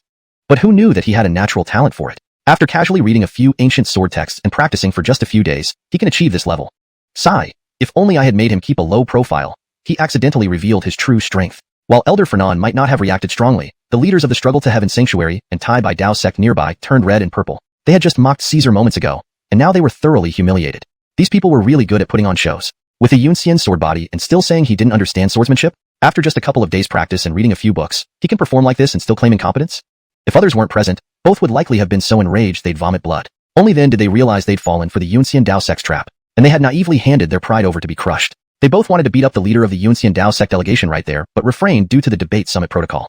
Meanwhile, Irvin continued sleeping soundly with a slight smile curling on his lips. Such childish displays of bragging. Unfortunately, those 2 elders hadn't caught on yet. When Dane displayed his skill, Irvin's full-level sword technique automatically activated, replicating the sky-soaring flying sword, instantly making him proficient in flying sword techniques. Irvin realized that Dane wasn't simple. He decided to watch from the sidelines for now. He also discovered that the prodigies in this eternal immortal domain were very cunning, skilled at feigning weakness. One couldn't tell whom they had learned their pouncing tiger tactics from, pretending to be weak in swordsmanship while using their self-created sky-soaring flying sword. In terms of real power, Dane was certainly among the top prodigies. But compared to Irvin, who was boosted by his system and background, he paled in comparison. Continuing to sleep, Bloss didn't interfere, silently guarding beside Irvin. Master Ewing's actions must have his reasons. His job was simply to ensure Master Ewing's safety. As for Irvin's resting or other requests, he would fulfill them without hesitation. Up in the boundless sky, Dane continued displaying his sword techniques, more versatile and formidable than before, transcending heaven. Each of the 9 swords transformed into different moves, seemingly suppressing and cutting through everything, unpredictable. Confident of victory, Dane ceased the demonstration. Holding the sword, he descended from the sky like a starry river, radiating brilliance, casting starlight. It looked as if the stars themselves were plummeting to earth. His sword emitted a resonant sound, piercing downwards, a waterfall cascading 3,000 feet, as if the Milky Way descended from the 9 heavens. Accompanied by a thunderous white light, a boom resounded, leaving a large crater on the platform. In the center of the platform stood a straight sword driven into the ground. Dane stood tall next to the sword, slender and exceptionally graceful. Irvin realized he had misjudged someone for the first time. He thought Dane was shy, but instead, he turned out to be a habitual braggart.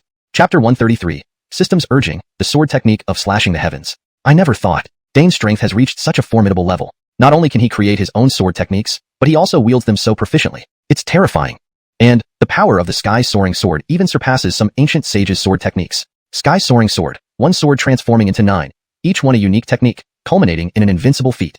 In this light, Dane is likely to be the ultimate victor of the first round of sword technique competition. One must admit, the Chris and Benton are once-in-a-century sword prodigies, but they are slightly inferior when compared to Dane, who possesses the heavenly fairy sword body.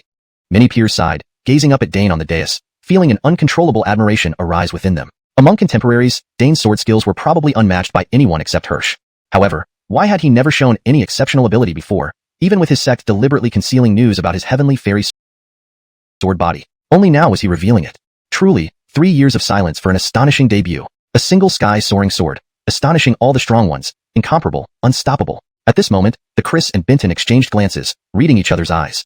Clearly, they had been defeated. Despite their proficiency with Ty Clinton sword technique and Battle Saint sword technique, and their courage that could defy thousands, they were still walking the path others had trodden.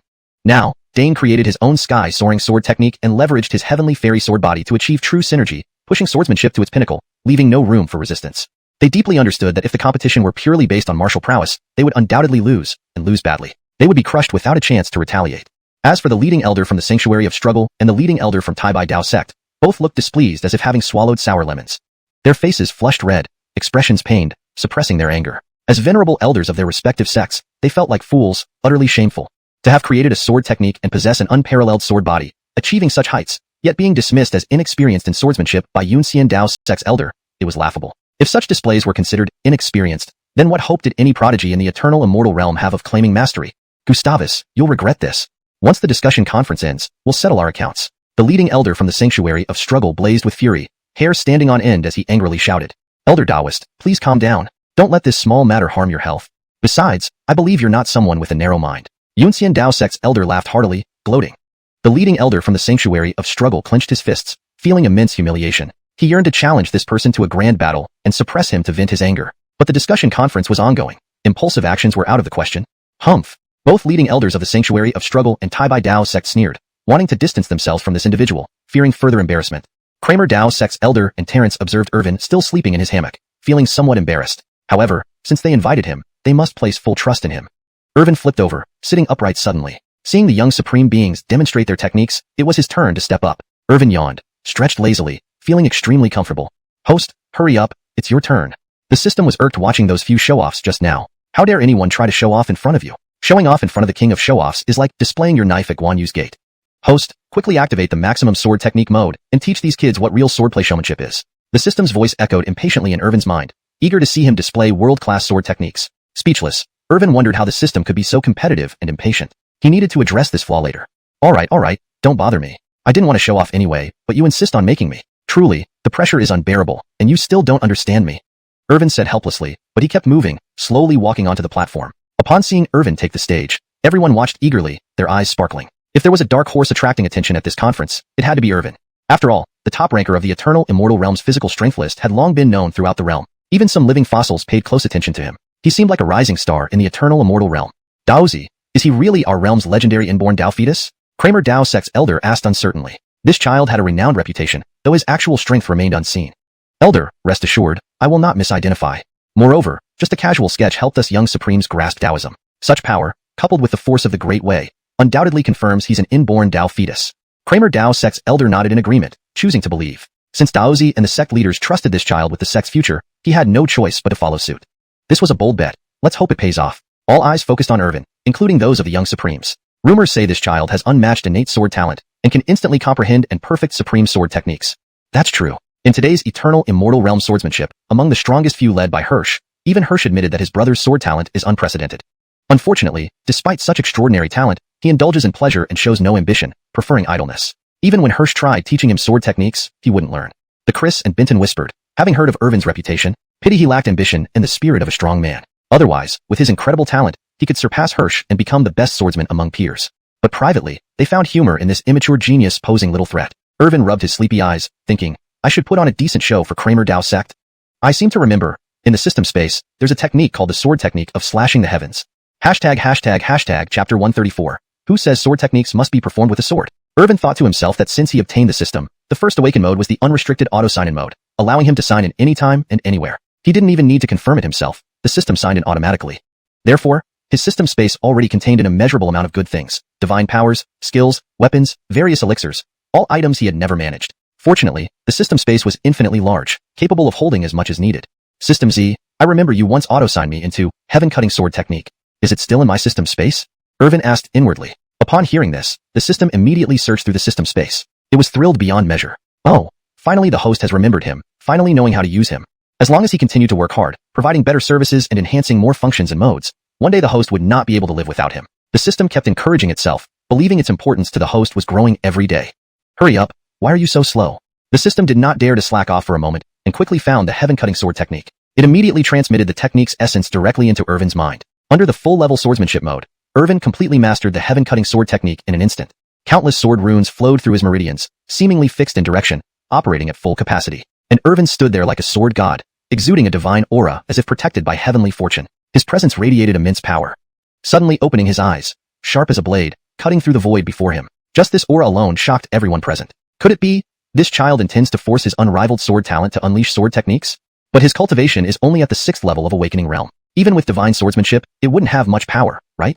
No matter how strong his physical prowess may be, unmatched throughout history, it's a contest of sword techniques. Moreover, for a sword cultivator, a good sword is extremely important. Many young geniuses below were discussing when they suddenly noticed. This child, Irvin, wasn't taking the Tao Discourse Congress seriously at all. In the first round, which was a sword technique competition, how could he go up empty-handed?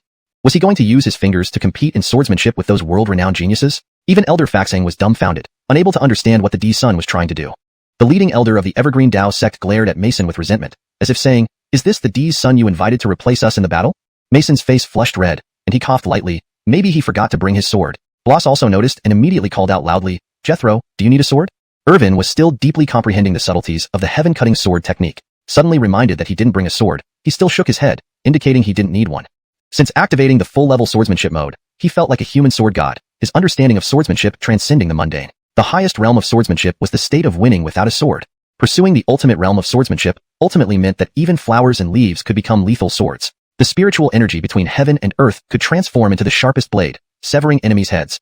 Although he could do this now, showcasing such abilities openly might be too over the top and unbelievable. He always remembered that what he showed to the world was just a mortal body. He couldn't be too outrageous and should stay low-key.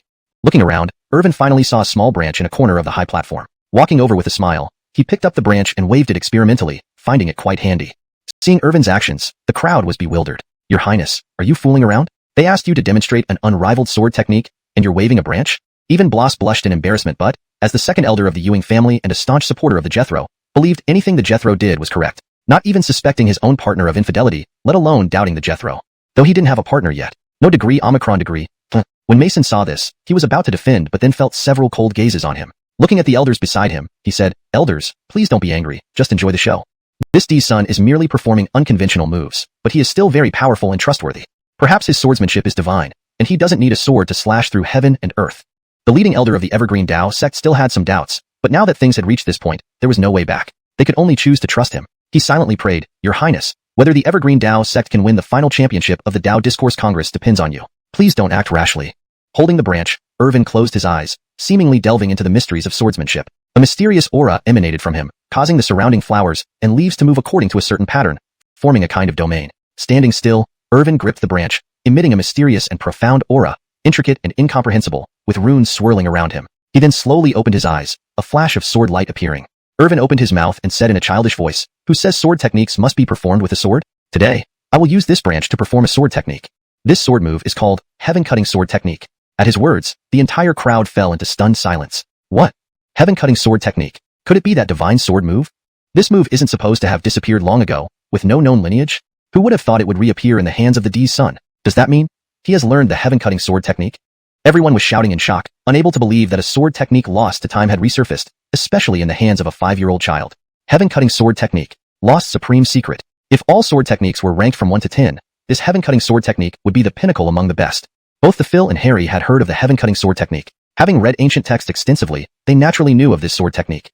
Especially Dane, who possessed the Xianxia sword body, had always been filled with admiration for swordsmanship. Such supreme sword techniques were what he longed for most. Heaven-Cutting Sword Technique. He had also heard of it. Legend had it that once perfected, the Heaven-Cutting Sword Technique could cut through heaven and earth, transforming one into a supreme sword god surpassing all others, ruling the cosmos. Moreover, this technique provided significant feedback for cultivators, helping them advance further in their quest for the highest realms of swordsmanship. Upon hearing the name of the Heaven-Cutting Sword Technique, the leading elders of the immortal factions were completely stunned, their shock far greater than that of the younger generation. Even Elder Faxing looked incredulous. Was the Heaven-Cutting Sword Technique really going to reappear today? This vanished supreme sword technique being mastered by a 5-year-old child seemed unimaginable, almost unbelievable. For Irvin, the Heaven-Cutting Sword Technique, compared to other supreme techniques in his system space, was relatively minor, not exceptionally top tier. But to the world outside, it was like a rare treasure, driving people nearly mad just by hearing its name. Chapter 135. Sword Path reaches divinity, the best in all the world.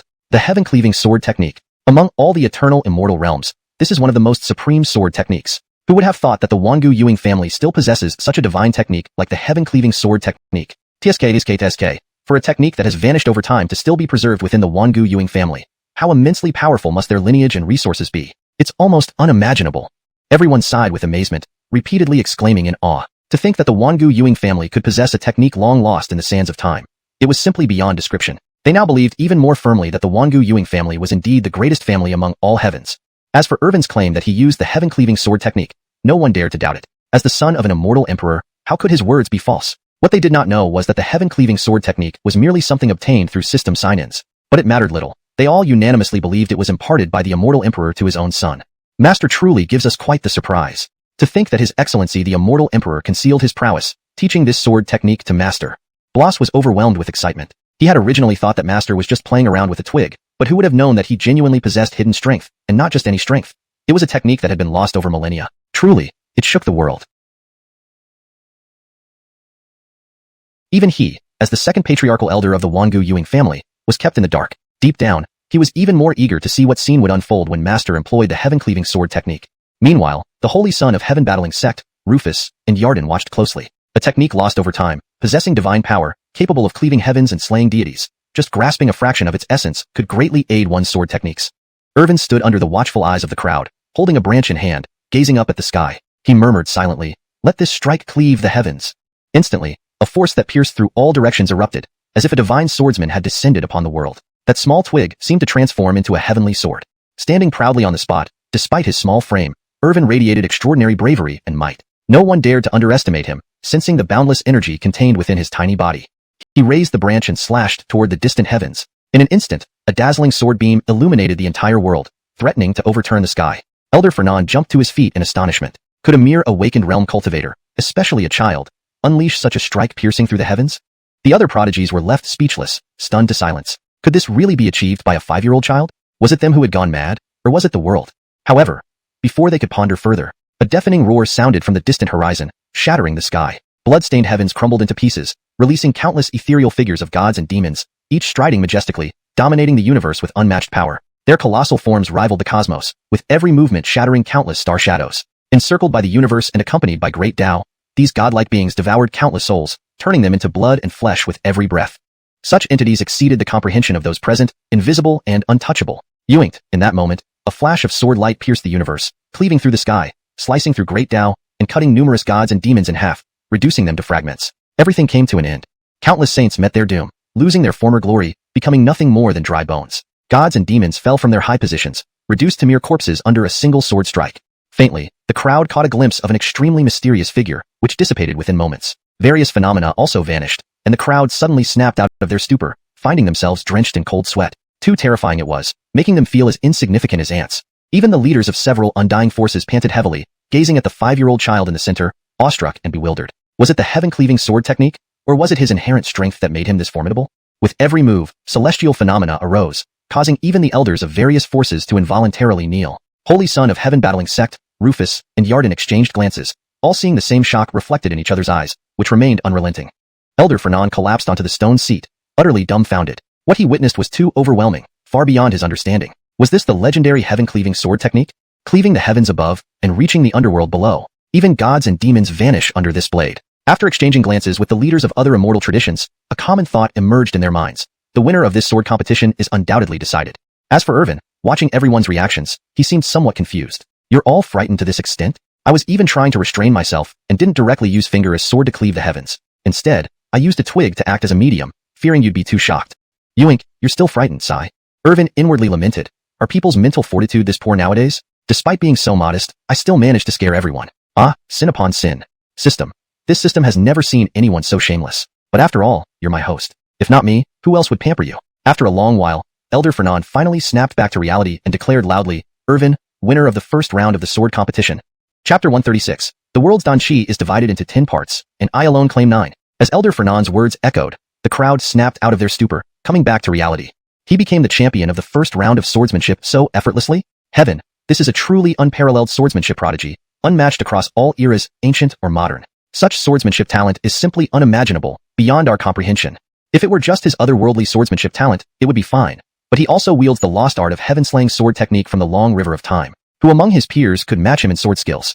Perhaps even Ewing Jiaxian, hailed as the foremost swordsman among the younger generation, might be far behind, unable to catch up. The audience exclaimed, many young elites feeling awestruck and admiring deeply. At the same time, there was not a hint of jealousy or resentment in their eyes, only admiration. If Irvin's swordsmanship talent had only slightly surpassed them, they might still have held hope of catching up, striving for improvement with diligent practice. But Irvin's talent in swordsmanship was so extraordinary that even after reviewing the entire history, one could scarcely find anyone like him. No, there are extremely few people comparable to him, possibly found only in historical records. Thus, at this moment, Irvin appeared to them as a lofty divine dragon, only to be admired from afar, standing on a completely different level. The leading elders of immortal factions were also astonished, their expressions trembling with shock. Such talent, this is what the ancient Ewing family calls an ordinary body? Whose ordinary body can slash through the sky with one strike? Unless they are mad, then it must be the world that has gone mad. Returning to their own immortal factions today to spread this news, if they cannot provide solid evidence, even those living fossils buried in ancestral grounds wouldn't believe such an incredible story. With such swordsmanship talent, even Ewing Jiaxian, who possesses the sword deity constitution, can only look on in envy. Ha ha ha, our young master is indeed the paragon among the younger generation of our eternal Ewing family. Bloss cheered loudly nearby, thunder enveloping him, yet brimming with joy, as if celebrating Irvin's triumph. Ah, lost. Branson closed his fan and lowered his head, acknowledging defeat without further words. If it was just suppression in sword techniques, it might be reversible in the future. However, now, with just a twig, the opponent could unleash the lost art of heaven-slaying sword technique and slash the heavens in one stroke, felling gods and demons. Moreover, he's only a 5-year-old child. This was a complete and thorough crushing defeat. It was equivalent to stomping on their faces ruthlessly. Lost, and lost with full acceptance. Even if they wanted to contest, how could they? The opponent accomplished this at the 6th level of enlightenment, while they were probably indulging in pleasure during the enlightenment realm. What they didn't know was that Irvin still thought about eating and playing. He originally had no intention of showing off, or using the heaven-slaying sword technique. However, circumstances forced him to act under the system and elders' urging. Irvin spread his tiny hands, expressing his helplessness. I just want to sleep peacefully, why force me to slash the sky? Immediately, the crowd adjusted their mindset, recognizing that the Tao Discourse Assembly was not just about swordsmanship but covered numerous areas, challenging them in various ways. Hansen was undeterred despite losing in the swordsmanship competition. In other fields, he might not be overshadowed by a mere child. Besides, he possessed the fighting heaven's sacred constitution, which was naturally formidable and not specialized in sword techniques. The crowd rekindled their determination, readjusting their mindset with renewed vigor. As supreme young dignitaries, they couldn't fall because of a setback. They would not stop moving forward. Irvin watched the young dignitaries reignite their fighting spirit, feeling quite reassured. Attending this Tao Discourse Assembly was a reluctant mission, to win this mysterious grand prize before the family elders and prepare it as a gift for his Miles, proving his filial piety. By then, August would praise him profusely to his Miles, recounting his arduous journey and the ultimate victory in securing the prize. The system interjected. You're just waiting for them to get their spirits up before crushing them again. As the host, how can you lack a heart for crushing? Crush them thoroughly in the next round. If any difficulty arises, the system will handle it. Irvin felt speechless hearing the voice in his mind. Is this damned system seeing someone enjoying life and wanting to ruin it?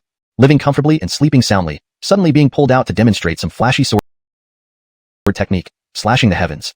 Now, more humiliation and psychological warfare. Did anyone ask for your opinion? But for the sake of his Miles's gift, Irvin felt guilty inwardly and apologized. Sorry, everyone. Consider seeking some psychological counseling upon return. System, absolutely. Deal a heavy blow to their morale. Shut up, system. Irvin inwardly seethed, finding the system overly competitive and aggressive, entirely unlike his laid-back style. In the future, he must correct this attitude, otherwise, it would spoil his laid-back plans. Inside him, the system went silent, not indicating resignation, seemingly brewing mischief. Then quietly it whispered, hee, host, this is all for your benefit.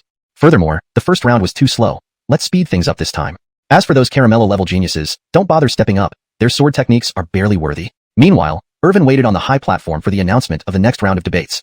Unbeknownst to him, the system was already plotting to accelerate the assembly. Otherwise, with the slow progress of the second round, not only would he be restless, even the readers would grow impatient. Elder Fernand stepped forward, declaring boldly, the second round of competition is alchemy. As cultivators, our talent in alchemy is equally outstanding, using elixirs in daily practices and special needs. Therefore, the importance of elixirs goes without saying. Enough talk, let's begin. Decide among yourselves who will alchemize first. Elder Fernand waved his sleeve, returning to his stone seat. Irvin remained seated, observing how the young dignitaries planned. After all, he last dabbled in alchemy when he was a newborn, making a heavenly-grade elixir with mud. Since then, he rarely engaged in alchemy. Therefore, he was unfamiliar with it and decided to watch first, learning a few tricks. But the system had other plans. A voice identical to his own rang out. The world's alchemy chi is divided into 10 parts, and I alone claim 9. As Elder Fernand's words rang out, everyone present was jolted awake, reacting to what had transpired. So he has so easily become the champion of the first round of swordsmanship competition? Heaven, this is a peerless swordsman talent unprecedented in all eternity, surpassing all others through time and space. Such natural talent for swordsmanship is almost unimaginable and beyond our comprehension. If it were just his transcendent swordsmanship talent, that would be fine. But this person also wields the heaven-cleaving drawn sword technique, a lost art from the annals of history. Who among peers could even stand beside him? Perhaps even Hirsch, known as the greatest young swordsman, might fall far short, unable to see his back. The crowd exclaimed in awe, with many young prodigies feeling a deep sense of admiration. At the same moment, there wasn't a hint of jealousy in their eyes. Only intense envy filled them. If Irvin's swordsmanship talent had merely surpassed them by a small margin, they might still have held onto a glimmer of hope to catch up, working harder and dedicating themselves more diligently. But flipping through all ancient records, how many could compare to Irvin's level of talent? No. The number who could rival him is exceedingly rare, almost non-existent, perhaps only found by scouring through ancient texts to find those few illustrious figures. Thus, in their eyes, Irvin was now akin to a lofty dragon high above them, only to be observed from afar and revered, existing on a completely different plane from them. Even the leaders of the immortal factions were struck with astonishment, their expressions trembling in shock. Such talent, was this the ordinary mortal physique mentioned by the ancient Ewing family? Whose ordinary mortal physique can cleave the heavens with a single sword stroke? If they hadn't gone mad, then the entire world must have gone mad. Returning to their immortal factions today, if they publicized this without presenting concrete evidence, even the living fossils buried in ancestral lands wouldn't believe such an outrageous story. With such talent for swordsmanship, even Hirsch, possessing the divine body of a sword god, would sigh in despair, recognizing his inferiority. Ha ha ha, no wonder Jethro is the pillar of our ancient Ewing family's younger generation.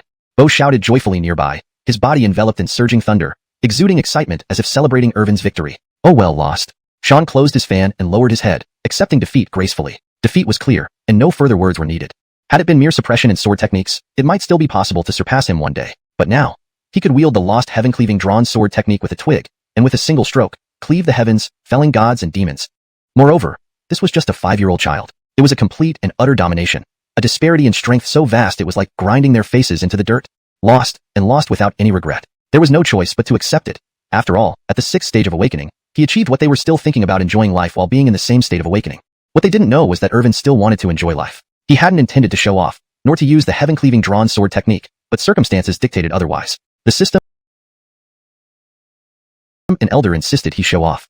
Irvin spread his little hands, expressing helplessness. All I wanted was to sleep soundly, not to cleave the heavens with a single stroke. However, the crowd immediately adjusted their mindset. The conference wasn't just about swordsmanship, there were many other aspects and fields to test. The holy son of heavenly combat, despite his loss in swordsmanship, believed he wouldn't be suppressed by a child in other areas. Moreover, he possessed the saint body of heavenly combat, inherently physical and not skilled in sword techniques.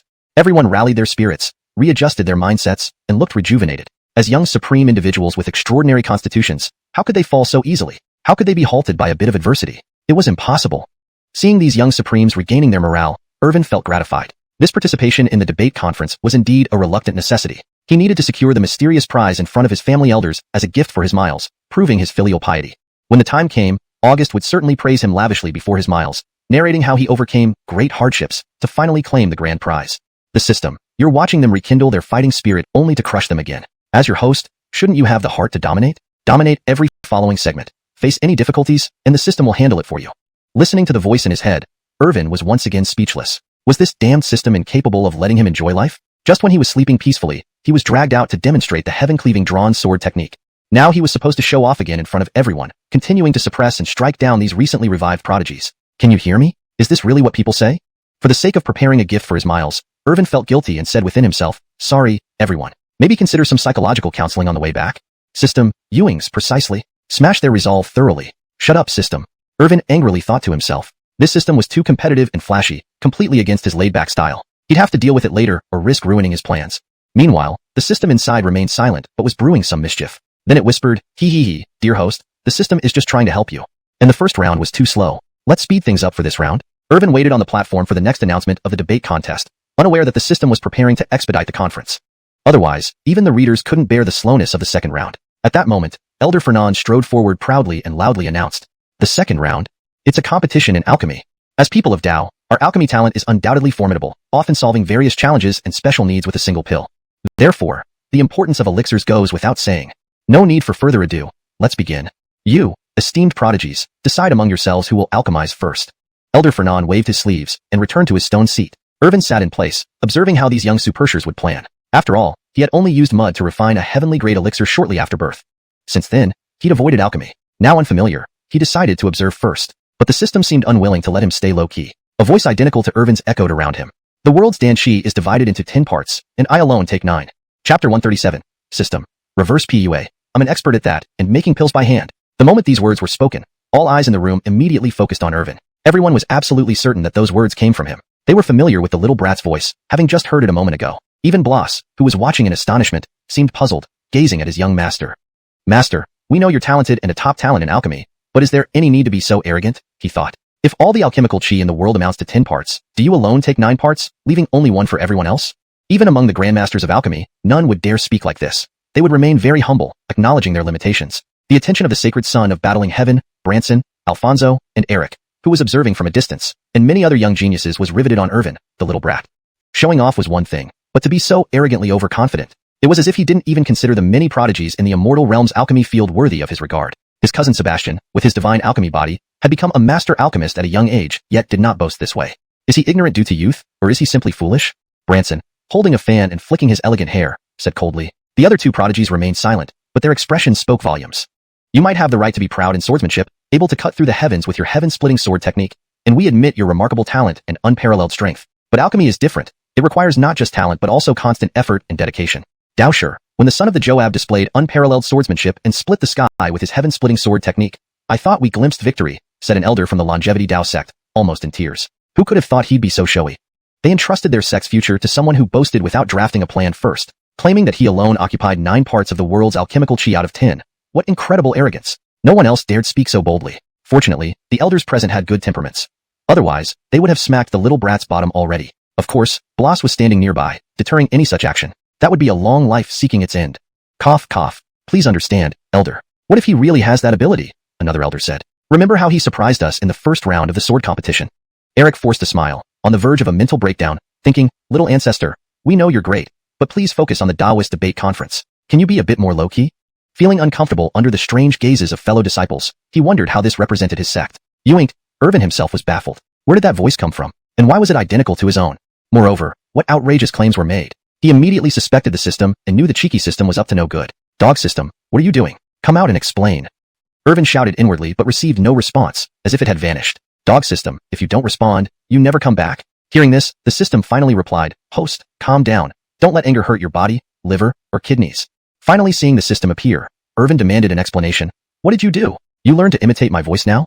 All this was for the host. Don't you think those amateurs waste time trying to practice alchemy? Why not aim high and astound everyone with your extraordinary talent in alchemy, demoralizing them so they won't even dare compete against you?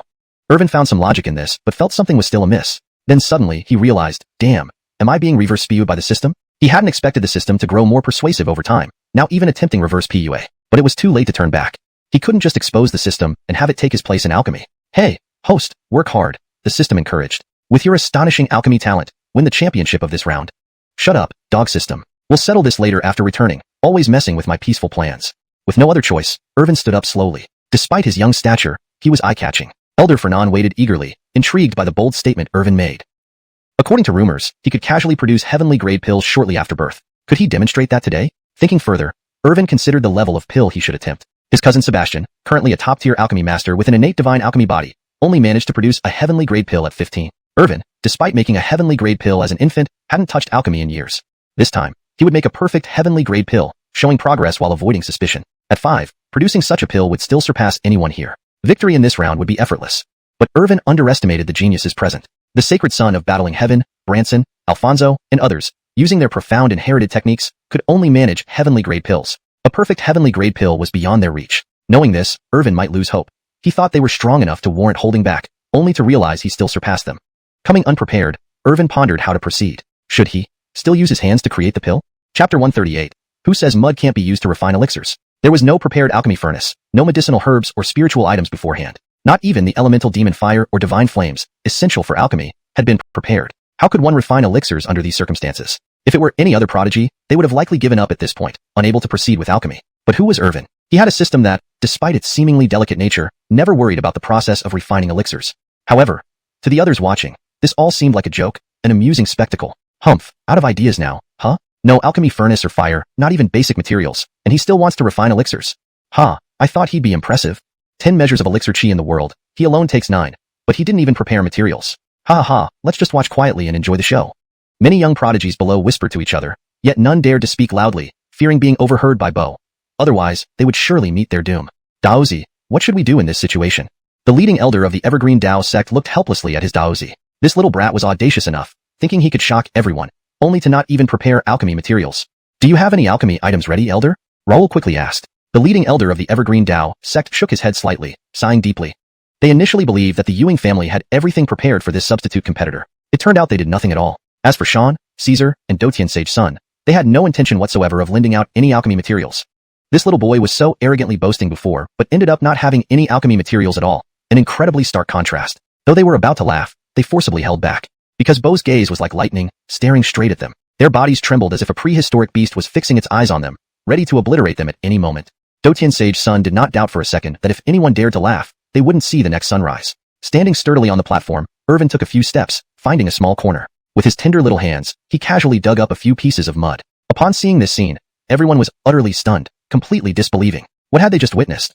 The son of the Joab playing in the dirt like a child. When was he 5 again? Oh, playing in mud at 5 years old, that's actually quite normal. Thinking of this, people couldn't say much more, struggling to suppress various emotions, and continued watching in silence. They wanted to know what Irvin, this little brat, intended to do, actually digging up mud. Could he seriously think mud can be used to refine elixirs? Modern kids are just that naive. Alchemy required innate perfection, gathering all types of materials, then tempering with alchemy fire and imprinting alchemy patterns. A complex process where even a tiny mistake could lead to failure. Treating alchemy like a child's game. Such an attitude towards alchemy wasn't alchemy at all.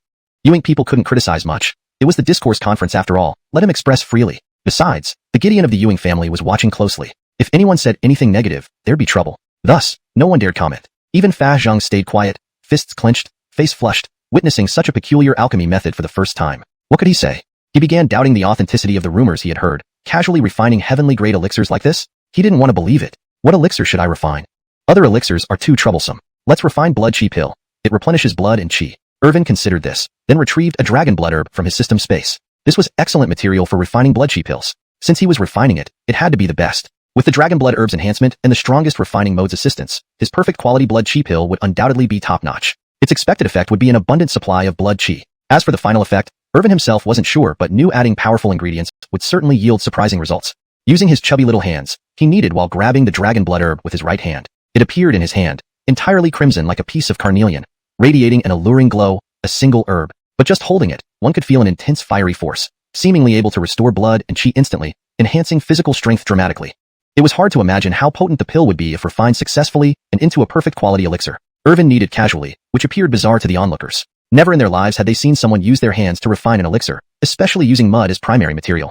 Could some kind of buff be in play? Something like, Dear Mother Earth? Just imagining it was strange and incomprehensible. Suddenly, light flashed in Irvin's hands, brilliantly red. The dragon blood herb swirled powerfully, emitting a dense blood chi force, like the arrival of a ferocious beast. Irvin blinked, looking at the round, crimson pill in his hands, covered in runes, extremely alluring. Pill completed.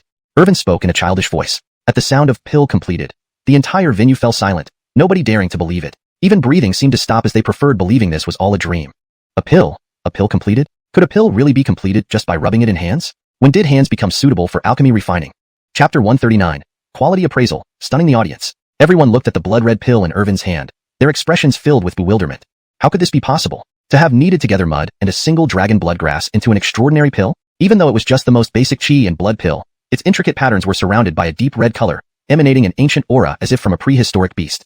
Elder Anthony wore an expression of disbelief. He had never seen such a pill-making method. It was utterly absurd, unprecedented, and unheard of in history. Who would believe such a story? A 5-year-old child kneaded mud, added only a single dragon blood grass, and after continuous kneading, managed to refine a medicinal pill. Even if all the renowned alchemists from the refining world were present, they would undoubtedly be dumbfounded and unable to believe it. A scenario that defied all expectations and comprehension. Throughout history, such an event had never been recorded. The leaders of other immortal forces were equally incredulous, their eyes wide open, jaws nearly hitting the ground in astonishment. How could this be possible? It completely exceeded their understanding and directly redefined their knowledge of alchemy. Everyone present was from the Tao realm, each having at least some grasp of alchemy. Though most were not alchemical powerhouses, they still possessed basic knowledge of alchemy and understood certain common principles.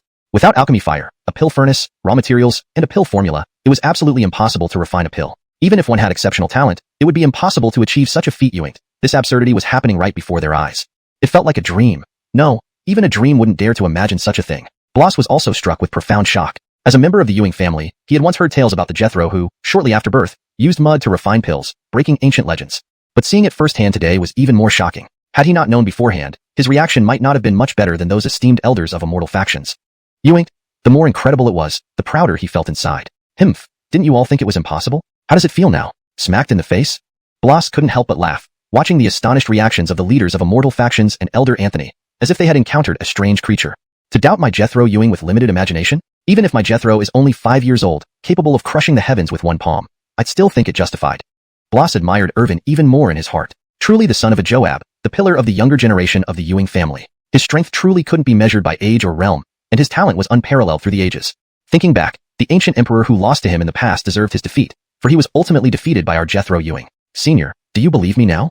With my discerning eye, how could I possibly be wrong? Josiah said proudly, chest puffed out and eyes shining brightly. It seemed wise to bind the fate of Tao sect evergreen with Irvin. Using mere mud to knead out a pill and adding only a dragon blood grass resulted in the refinement of a chi and blood pill, and what's more, it wasn't of low quality. No sound came from his side, causing Josiah to turn and see, almost jumping out of his skin. His own elder was standing there in a daze, still pinching a handful of beard, seemingly just plucked out. Damn! Josiah couldn't help but curse. The elder was so shocked he pulled out his beard, terrifying indeed. But thinking about Irvin's feat, even he found it unimaginable despite being mentally prepared. Let alone the elder, whose psychological resilience was naturally less strong. No, this is absolutely impossible. At that moment, a discordant voice broke out, questioning the outcome. How could such a feat that broke norms, refreshed paradigms, and surpassed comprehension exist? Where has there ever been a 5-year-old child able to easily knead a medicinal pill with bare hands, and of high quality? Even if he did knead it out with his hands, we don't know its rank yet. The leader of Holy Land Battling Heaven questioned, eyes bright, as if he found a suspicious point. The rest of the audience realized as well, even if he succeeded in refining it, what mattered was the quality. If it was only a Ewing low rank or mystic rank pill, it wouldn't win any alchemy competition. Today's Phil, Grady, Dane, and others were all exceptionally talented and accomplished in both cultivation and alchemy. If they were to refine a pill, reaching earth rank would be no problem. With a little effort, they could even achieve heavenly rank. These sect leaders then seemed to see hope and spoke up together. Please ask Elder Anthony to judge the quality of the pill. Please ask Elder Anthony to judge the quality of the pill. Please ask Elder Anthony to judge the quality of the pill. Voices rose continuously from various disciples, including Phil and Grady, and even the leaders of these 3 great sects joined in the clamor to know the pill's quality. Although the pill had intricate patterns and a fragrant aroma, they wanted to see the judgment result. Elder Anthony lowered his eyelids, gently raised his right hand, signaling everyone to quiet down. Irvin showed no concern, secretly smiling. This was the system's divine-grade pill refining mode. If not for wanting to stay under the radar, he could easily refine pills of heavenly rank and above without any difficulty. He then spread his right palm, revealing the blood-red pill. He nodded at Elder Anthony, indicating for him to come and appraise it. Elder Anthony had initially been wary, fearing Irvin would harbor resentment and not let him appraise. Seeing this, the kid had quite a broad mindset. Leaping onto the high platform, he carefully took the chi and blood pill from Irvin, lightly touching it with both palms, releasing a mystical aura to envelop the pill. Then he closed his eyes, sensing the essence deeply, aiming to determine the pill's quality. If it was merely Ewing low rank or mystic rank, it wouldn't matter much for this alchemy competition, and this little kid wouldn't get the championship. After all, the other prodigies were ready to display their exceptional alchemical talents. They had confidence in their abilities, able to refine decent heavenly rank pills. Even if they stepped back, achieving earth rank would still mark significant accomplishment among their peers. However, after a few breaths, Elder Anthony suddenly opened his eyes, stepping back, looking at the pill in his hand, and then at the 5-year-old Irvin standing there. His breathing became rapid. This? Jethro, did you really make this by hand? Irvin's eyes sparkled like gems, nodding cutely. The crowd, seeing Elder Anthony's reaction, felt perplexed, impatiently shouting, "Senior, have you determined its quality?" Elder Anthony glanced at the audience below, still struggling to accept the reality but still answered, "This is Chapter 140. All geniuses. We don't dare refine pills in front of him. This is a perfect heaven-grade elixir. And it has a trace of the qualities of a desolate-grade elixir." Elder Fernand's words were shocking, and even he seemed to find it hard to believe, breathing rapidly. It felt like he was dreaming when he said these words. What had he seen? A mere 5-year-old child, who managed to knead out an elixir with his hands. This wasn't the most surprising part. This elixir was actually of perfect heaven grade. Even the inheritors from various great immortal factions found it nearly impossible to refine perfect heaven-grade elixirs today, the difficulty being akin to ascending to heaven. The best they could do was refine heaven-grade elixirs, and those were slightly inferior in quality. Ewing, a 5-year-old infant, effortlessly refined it. No, casually kneaded it. It was simply beyond belief. Below, the crowd erupted into heated debate and fierce discussion. This is a miracle, a true miracle that will be recorded in history. Initially, we doubted the authenticity of this elixir. Now Elder Fernand personally confirmed it as a perfect heaven-grade elixir, almost reaching desolate grade. It already has the aura of a desolate-grade elixir. In all the ages, when has such a pill-refining genius appeared? And coupled with the rumors from 5 years ago, Ewing's, the young master of the eternal Ewing family, is indeed the hope of the pill-refining world in the eternal immortal realm. Everyone marveled continuously, with some emotionally moved disciples even kneeling on the ground, unable to comprehend the magnitude of the difference. It was something they couldn't even dream of making up for. Other geniuses with supreme physiques struggled to refine perfect heaven-grade elixirs now. Someone could easily knead one out with their hands. How was this even fair? Moreover, for these disciples who could barely refine profound-grade elixirs at this stage, comparing themselves to him was utterly disheartening. They had never been so thoroughly discouraged. As for the holy son of sky battles, Noel, Caesar, and others, they were filled with shame, wishing they could just disappear. At 5 years old, the child already surpassed them, who were 20 years old in bone age and possessed superior physiques. When fully grown, they might not even catch a glimpse of his shadow. Irvin shrugged his shoulders. Why go through all this trouble? Originally, he didn't want to discourage them, but they insisted on putting themselves in such a position. If he were to give them a blow, they wouldn't bear it. But if he didn't, they would just keep showing off down there. Ultimately, they asked for it, seeking humiliation from him. Irvin sighed inwardly, while the system seemed overjoyed. Host, how was that? The show of superiority I helped you pull off, was it impressive? The system's voice rang in Irvin's mind, but he didn't care to respond. He was speechless with this dog of a system, always wanting him to barely win before others, always pushing him to show off, always wanting him to be loud and aggressive. It never considered that he just wanted to enjoy life, relax, and rest. Was that so hard to ask? Once back in his family, he planned to sleep all day, with beautiful maidservants waiting on him hand and foot. Thinking about his future life back in his family made him almost drool. Seeing this, everyone thought that Jethro Ewing was so proud of refining such a high-quality elixir. Great! Irvin has refined a perfect heaven-grade elixir. Next, who among you will come forward? Elder Fernand looked down at the few young paragons, hoping someone else could emerge to refine a better elixir and outshine this 5-year-old in the field of pill refinement. To have a 5-year-old win both in swordsmanship and pill refinement among the younger generation of Dao world was too much. Were there truly no talents among them? If Irvin knew Elder Fernand's thoughts, he would surely console him. It's not that your Dao world lacks young talent, nor that I am overly talented. It's just that this damned system loves showing off, forcing me to display my abilities in ways that make the younger generation lose face. Immediately, the young geniuses pretended not to hear anything. No way, what for? To get trampled on? The other party had already refined perfect heaven-grade elixirs, nearing desolate grade. For them to go up now would only invite humiliation and certain defeat. Noel, Caesar, and Abdullahi chose to feign ignorance, looking away. They really didn't want to refine pills here. More importantly, they had no face left. The child had refined an almost desolate grade elixir. If they went up, the best they could do was a heaven grade or even earth grade elixir. There was no comparison without pain. If they did compare, they would be mortified. Adding in the age difference, they would rather die by crashing their heads into tofu. Elder Fernand called out again and again, but no young disciple was willing to come forward, display their pill refinement skills on the high platform. They still had self-awareness. It was better to remain silent than to embarrass themselves. Meanwhile, Blas was almost bursting with laughter. No wonder his young master was the first to refine pills. He had blocked all paths for those who came after. Elder Fernand sighed, having not anticipated that the second round of the pill refinement competition would end so simply, with absolute dominance and no suspense. Even the heirs of the great immortal factions remained silent, not daring to step forward. At this moment, everyone recalled Irvin's earlier statement. All alchemy chi in the world can be divided into 10 parts. I alone possess 9. Now, they understood. It wasn't arrogance, it was humility. This wasn't about possessing 9 parts. It was about blocking the path of all other alchemists. People thought he should have said, all alchemy chi in the world can be divided into 10 parts. You alone possess 12, leaving the world in debt to you by 2 parts. Elder Fernan announced, the winner of the second round in the field of pill refinement is Irvin. Then, Elder Fernan approached Irvin, likely planning something. With a sly smile, he asked, Jethro, do you have any use for this blood chi pill? Seeing the old man's smiling face, like a blooming chrysanthemum, Irvin took 2 steps back, startled. This contrasted sharply with the previously solemn and dignified Elder Fernan, almost seeming like 2 different people. Without thinking, Irvin tossed the blood chi pill to him. If you want it, take it. Irvin didn't care at all. It was just a small pill he needed with mud, nothing rare to him. Besides, the perfect heaven-grade elixir was the result of his suppression. If he wanted, using his current god-tier pill refinement mode, he could easily produce desolate-grade elixirs. Elder Fernan carefully received the pill, handling it as if it were an invaluable treasure. His cloudy old eyes lit up, admiring the elixir greatly. This was a divine miracle he had witnessed, a perfect heaven-grade elixir refined by a 5-year-old, unprecedented in the world. He wondered how this blood chi pill differed from ordinary ones. Chapter 141. A pill to strengthen chi and blood. One punch through the firmament. Elder Fernan was incredibly curious and finally steeled his resolve. After all, Jethro Ewing had given him the pill, and his sect wasn't short of chi and blood pills. He might as well use himself as a test subject to see what special effects this heaven-grade complete chi and blood pill, refined by a 5-year-old child, would have. The crowd below looked up eagerly, their eyes focusing on Elder Fernan's actions. Is Elder Fernan going to test the pill on himself? It seems so. This is a unique pill made by a 5-year-old. One can't even imagine it in normal times. It's just a basic chi and blood pill, but no one knows its exact effects. It looks like Elder Fernan intends to be the test subject and try out the effects of this chi and blood pill. Not just Elder Fernan, I'm curious too. This pill was refined by an alchemy genius. If possible, I want to try it myself. What if the potency is intense? So what? It's still only a chi and blood pill, meant to replenish chi and blood. Is it really going to punch through the heavens after consumption? Many geniuses speculated, their gazes converging on Elder Fernan, hoping he would test the pill to reveal the miraculous effects of this child's creation. How often does Elder Fernan act as a test subject? Haha, no choice. After all, this chi and blood pill was created by an alchemy prodigy and of such high quality that even I want to test it. Several leaders of the eternal forces discussed, mirroring the young disciples' curiosity about the pill's effects. Ordinary effects wouldn't satisfy them. They were looking for something extraordinary. A few embarrassed yet gathered Doshan holy sons, Shan, and others watched this scene with growing curiosity inside them. There's nothing much to see. Just a chi and blood pill for restoring chi and blood.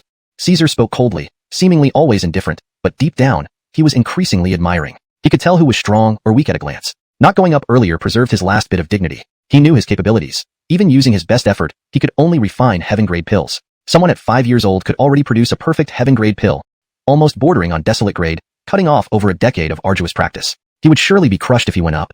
On the high platform, Irvin felt bored, walked back to his hammock, and lay down. The hammock is more comfortable. Sleeping is one of life's greatest pleasures. Why strive so hard? I just want to lie here. How relaxing it is. Suddenly, the system's voice echoed in his mind. Host, don't you want to see the effects of your pill after the old man takes it? After all, it's a pill you made yourself. Maybe it has some amazing effects. Irvin frowned slightly, impatient. What do I care about the effects? If someone wants it, I can make another one easily. Since I gave it to him, let him do as he wishes. System. Meanwhile, Elder Fernan took the crimson red pill and began testing it on himself. He wanted to see how it differed from ordinary chi and blood pills. Everyone grew tense, the entire venue falling silent. A pin drop could be heard. After swallowing the pill, Elder Fernan sat cross-legged to assimilate the medicine's energy. His powerful aura emanated, spirit power surging as he began to digest the pill's power. Usually, people would not care and simply swallow the pill, but since this was a special chi and blood pill made by Irvin, he decided to carefully assimilate its power.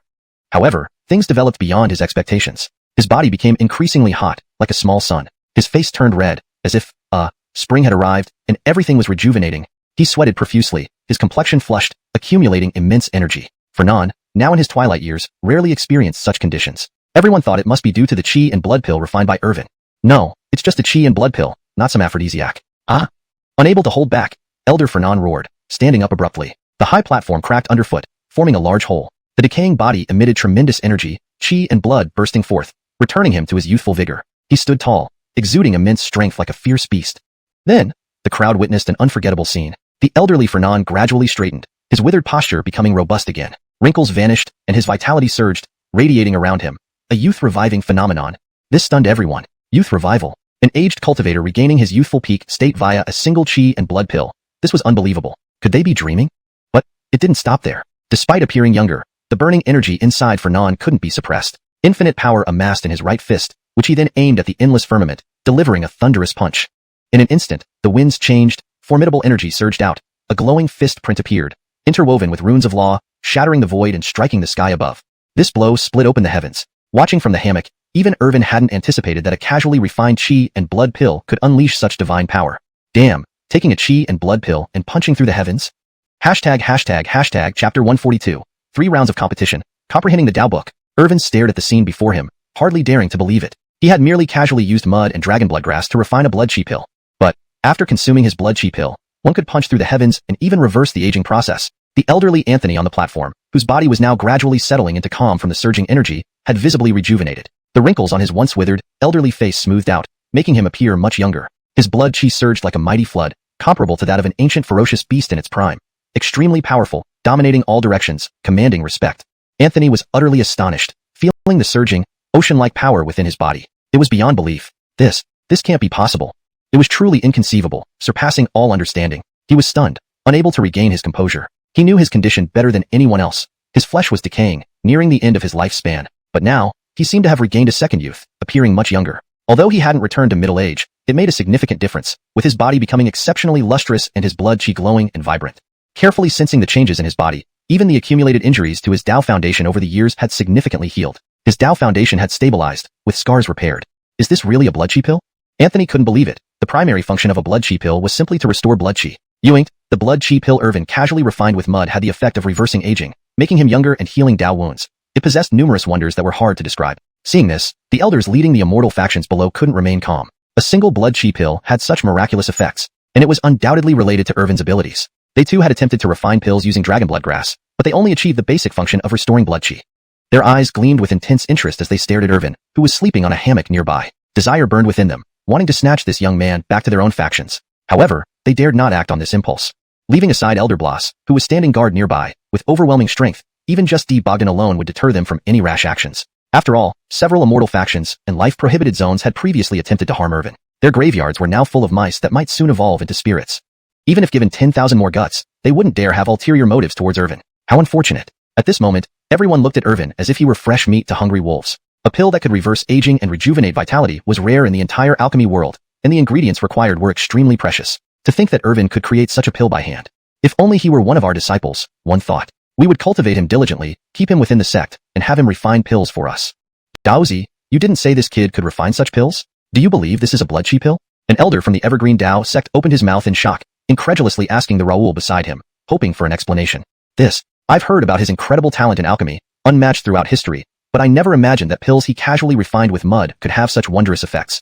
When did a blood chi pill start doing anything besides restoring blood chi and rejuvenating people to their peak vigor? If someone unaware saw this, they would likely think that Elder Anthony had consumed some high-grade divine medicine, thus living a second life. The Raoul also shook his head repeatedly, unable to imagine. In his heart, he was more convinced that Irvin was indeed the innate Tao embryo described in their Taoist legends, possibly even possessing a legendary taboo constitution. How else could one explain his unparalleled talent in all fields, towering above both past and present? Swordsmanship? One slash cleaves the sky. Alchemy? A casual blood chi pill has extraordinary effects. Even the Raoul couldn't help but admit that such a genius would shine brilliantly in the upcoming golden age, illuminating the world.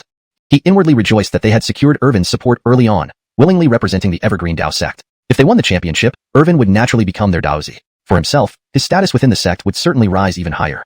After all, he was the one who established a solid relationship between the Evergreen Tao sect and this son of a D. Watching from the side, Bloss tried to maintain the dignity expected of a Ewing family elder despite being internally shaken. However, his slightly trembling right hand betrayed his true feelings.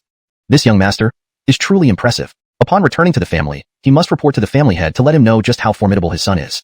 On the platform, Elder Anthony forcibly suppressed his excitement and announced loudly, "Silence, silence, please maintain order." The current debate conference consists of 3 rounds, 2 of which have already passed. The last round will be a comprehension competition. In our Tao world, we will provide a Tao book. Whoever can comprehend and enter the beginner level of this Tao book in the shortest time will win this round. Without further ado, a Tao book slowly appeared on Anthony's palm, shimmering with light, exuding Taoistic aura, ancient and elegant. Numerous geniuses looked up curiously, wondering what level of Tao book this was. After all, the higher the level, the harder it is to comprehend, especially to the beginner stage. Although they were all supreme constitutional geniuses, comprehending a Tao book to the beginner level wasn't easy. Everyone need not worry. This Tao book is merely a rank of earth-level skill. For ordinary disciples, comprehending it to the beginner level within a short time is indeed challenging. But the participants like the Harris, Abdur, etc., possess supreme constitutions and should find comprehending an earth-level skill not too difficult. Elder Anthony said this, and the ordinary disciples agreed. Ewings, we can't grasp it in a short time, which is normal given our limited talents. But the contestants like the Harris, Abdur, Germano are dark horses, with various supreme constitutions and abundant resources from their sections. They have astonishing insights and should comprehend it quickly. Let's wait and see. Don't forget the little Ewing family Jethro, who is the real wild card. The Jethro of the Ewing family has shown unparalleled talent in alchemy and swordsmanship, unmatched through history. We just don't know how insightful he is. The young disciples whispered among themselves, discussing the final round with great curiosity. Who would ultimately win the championship title? Just then, Elder Anthony added, for this competition, all participants must start simultaneously. Hashtag chapter 143. Let them go first. I'll sleep a little longer. As Elder Nixon spoke, everyone immediately nodded in understanding. This round of the competition was about intuition. The contestant who could achieve an entry-level understanding of the art within the shortest time would be crowned the ultimate champion. The rule was simple and straightforward, and the contestants were not confused by it. This round was all about insight. As young supreme beings blessed with super constitutions, their intuitive abilities were extraordinary. Relying on their physical advantages and abundant resources, they had cultivated various divine arts over the years. To master a ground-level divine art to the entry level within a short period of time was challenging but feasible. The Adden, Xian, and others exchanged glances, their eyes brimming with fighting spirit. In terms of other aspects, they might have been slightly inferior, but when it came to intuition, they refused to yield. All of them were successors of immortal powers. How could they easily concede? Before the final results were known, none of them would admit defeat, looking down on each other. They gathered on the platform and sat cross-legged, preparing for the competition. On the hammock, Irvin was still swaying comfortably, asleep. Host, wake up. Don't sleep anymore. This is the last round of the Grand Debate Conference. If you win this round, you will become the ultimate champion and receive a mysterious grand prize. The system's voice buzzed incessantly in his head, making Irvin somewhat irritable. Shut up. Can't you let me sleep peacefully? Irvin mentally rebuked the system, wanting it to shut up. The system lacked composure. Didn't it know that rushing wouldn't help? Moreover, what was wrong with letting those few young Supremes compete for a while? It was just a test of intuition, after all. Meanwhile, Elder Nixon urged Irvin to join the competition. Irvin frowned slightly and said softly, let them start first. I'll sleep a bit longer. His words caused the entire venue to fall silent once again. This child really acted on a whim. Was he indifferent to the third competition just for the sake of sleep? Or perhaps Lord Ewing, as a mere mortal body, couldn't match the other prodigies in intuition and thus conceded willingly. The crowd thought so, believing it was reasonable since Lord Ewing was just a mortal, lacking the intuition of those with superior constitutions. Instead of being crushed on stage, it might be better to have a comfortable nap and admit defeat directly. After all, he had already won the first 2 rounds. Who knew which round would decide the outcome? As the crowd pondered, they felt more confident in their guesses. Bloss remained silent, content as long as the Jethro was happy. Whether or not he participated in the third round didn't matter much. Irvin changed his sleeping position and continued to snore comfortably. The system, though anxious, wanted to urge the host to hurry up and participate in the intuition competition. However, seeing that its host was fast asleep and unresponsive, it stopped urging him. Considering Irvin's nature, he wouldn't act without confidence. Perhaps this nap meant he had a surefire way to win the intuition contest. So, it didn't mind waiting a little longer and instead chose to rest too. Moreover, did it not understand its host well enough? With a perfect chaos body, his intuition was already unparalleled, and with the infinite enlightenment mode, he could instantly grasp enlightenment during meals or drinking water. A mere ground-level divine art would be mastered in no time. Realizing this, the system fell silent, waiting for Irvin to finish his nap before participating in the competition. Elder Nixon frowned, unsure whether Lord Ewing intended to skip the third round. Even if he had won the previous rounds, he shouldn't have such an attitude. The third round's intuition test was crucial and influential in the final evaluation. But since Lord Ewing clearly stated that the others should proceed, there was no need to force him. The competition could begin. However, the expressions of the Adden, Xian, and Seymour turned unpleasant, almost gloomy. How dare Irvin say, let them go first, and claim he needed more sleep. This was complete disrespect toward these young supreme beings, treating them as if they were insignificant. It was a test of intuition, unrelated to power, requiring rapid comprehension. Whoever grasped the essence first would win, but their opponent showed no interest, telling them to go ahead, which made them furious yet unable to express it. After all, in terms of identity and background, this young boy outclassed them immensely. Voicing dissatisfaction, Bloss beside him was possibly stronger than their own patriarchs, so they had to keep quiet and strive to win this round. Very well, let's begin. With Elder Nixon's command, 3 sacred books appeared before the Adden, Xian, and Seymour. They wasted no time, flipping through the books swiftly. Spiritual energy flowed through their bodies, with runes flashing around them, radiating brightly. Undoubtedly, they activated their unique super constitutions to reach their best states. Through spiritual control, pages of the book flipped automatically, absorbing countless symbols into their minds, flowing through specific neural pathways. The Sea of Spirit emitted continuous spiritual energy, guiding it along specific routes to activate the divine art. This was a ground-level divine art they had never encountered before, different from ordinary ones, and the difficulty of comprehension was higher. Their intuition would be put to the test. It seemed this round wasn't as easy as they imagined. Meanwhile, Irvin continued to snore loudly, enjoying his carefree and comfortable life. He found the system service increasingly satisfactory. Swinging gently in the hammock suited his young body perfectly, allowing him to sleep deeply and comfortably. He wished he could swing like this all day without getting up. Opening his right eye slightly, he glanced at the high platform and felt extremely bored. These 3 young supreme beings weren't as formidable as rumored. He expected geniuses, but their intuition was disappointing. Just a ground-level divine art, and only to the entry level. You ain't they spent so much time and effort. Sleep a little longer. Initially, he thought about joining the Enlightenment now. However, their slow progress gave him extra rest time. System, Ewing's, yes, you're the host? Whatever you say. The system was tired, stuck with such a host who couldn't be provoked, lest he rejected. Probably one of the most aggrieved systems. Daily compliance and occasional psychological manipulation by the host were exhausting. Wait, host, look at that Seymour. He seems to be making progress. Chapter 144. Circulate through the body? I can do it in an instant. The system's voice sounded again, and Irvin was growing impatient. This thing kept babbling on and on. Once this matter was over and he returned to his family, he would have it shut off all unnecessary notifications while he rested to avoid being disturbed. Nonetheless, he cracked open his right eye slightly to check the system's updates, seeing if Elon had made any progress. On the high platform, the three contenders, Lucian, Noel, and Elon, were each showcasing their abilities, fully focused on the Earth-level Dao skill before them, not daring to be distracted for a moment. After all, this wasn't merely a test of comprehension, but also an examination of a genius's cohesion and focus. Any distraction could lead to failure after all their effort. Elon made the first breakthrough. His eyes gleamed coldly, radiating light. The runes etched outside his body made him appear godlike. With a loud burst, a wave of power surged, demonstrating considerable force. However, he hadn't yet comprehended it. He'd only circulated the skill within his body once. To reach the beginner level still required significant progress. Seeing this, Lucian and Noel grew even more cautious. Spiritual energy swirled, following specific pathways through their bodies. They needed to hurry since Elon had already completed one full circulation. If Elon won this competition of comprehension, they wouldn't stand a chance at the championship. Well, waiting for them to comprehend it to the beginner level will take forever. Such a waste of time. Whatever, I might as well step in and finish this Dao discussion Congress quickly, claim the top prize, and then end this journey. After all, Cashin will soon celebrate his birthday, and as his son, I can't skimp on the gift. Irvin thought this but was also lost in thought. His Miles, the Joab, the strongest cultivator across all realms. No one else came close. He could have anything he wanted. Nothing was lacking. If Irvin gave him just the reward from this Dao discussion Congress, it would seem too paltry. Besides, what stunning gifts should he prepare? Irvin was stumped. It seemed that having a Joab Miles came with its own set of pressures. He needed to find the best possible gift to show his filial piety. Otherwise, how could he enjoy life to the fullest? Shaking his head to clear his thoughts, Irvin decided to end the Dao discussion Congress quickly. The champion title seemed destined to fall on his head. Then, he hopped off the hammock and leisurely walked up to the platform. The young geniuses noticed Irvin, surprised and incredulous. They had assumed that Irvin conceded because he lacked insight. They didn't expect him to still participate in the competition. Earlier, telling them to start was simply an excuse for him to sleep longer. Thinking about it, this kid must be incredibly confident. Those three were inheritors of immortal factions, possessing supreme physiques and extraordinary talent. You ain't, Irvin let them go first, showing immense self-assurance. Daozi, does Irvin still have a chance to surpass those three now? Elder Kramer Daozong was skeptical and asked Terrence. Elder, please rest assured. Don't forget his performance in the previous rounds. He has already given us a feast for the eyes.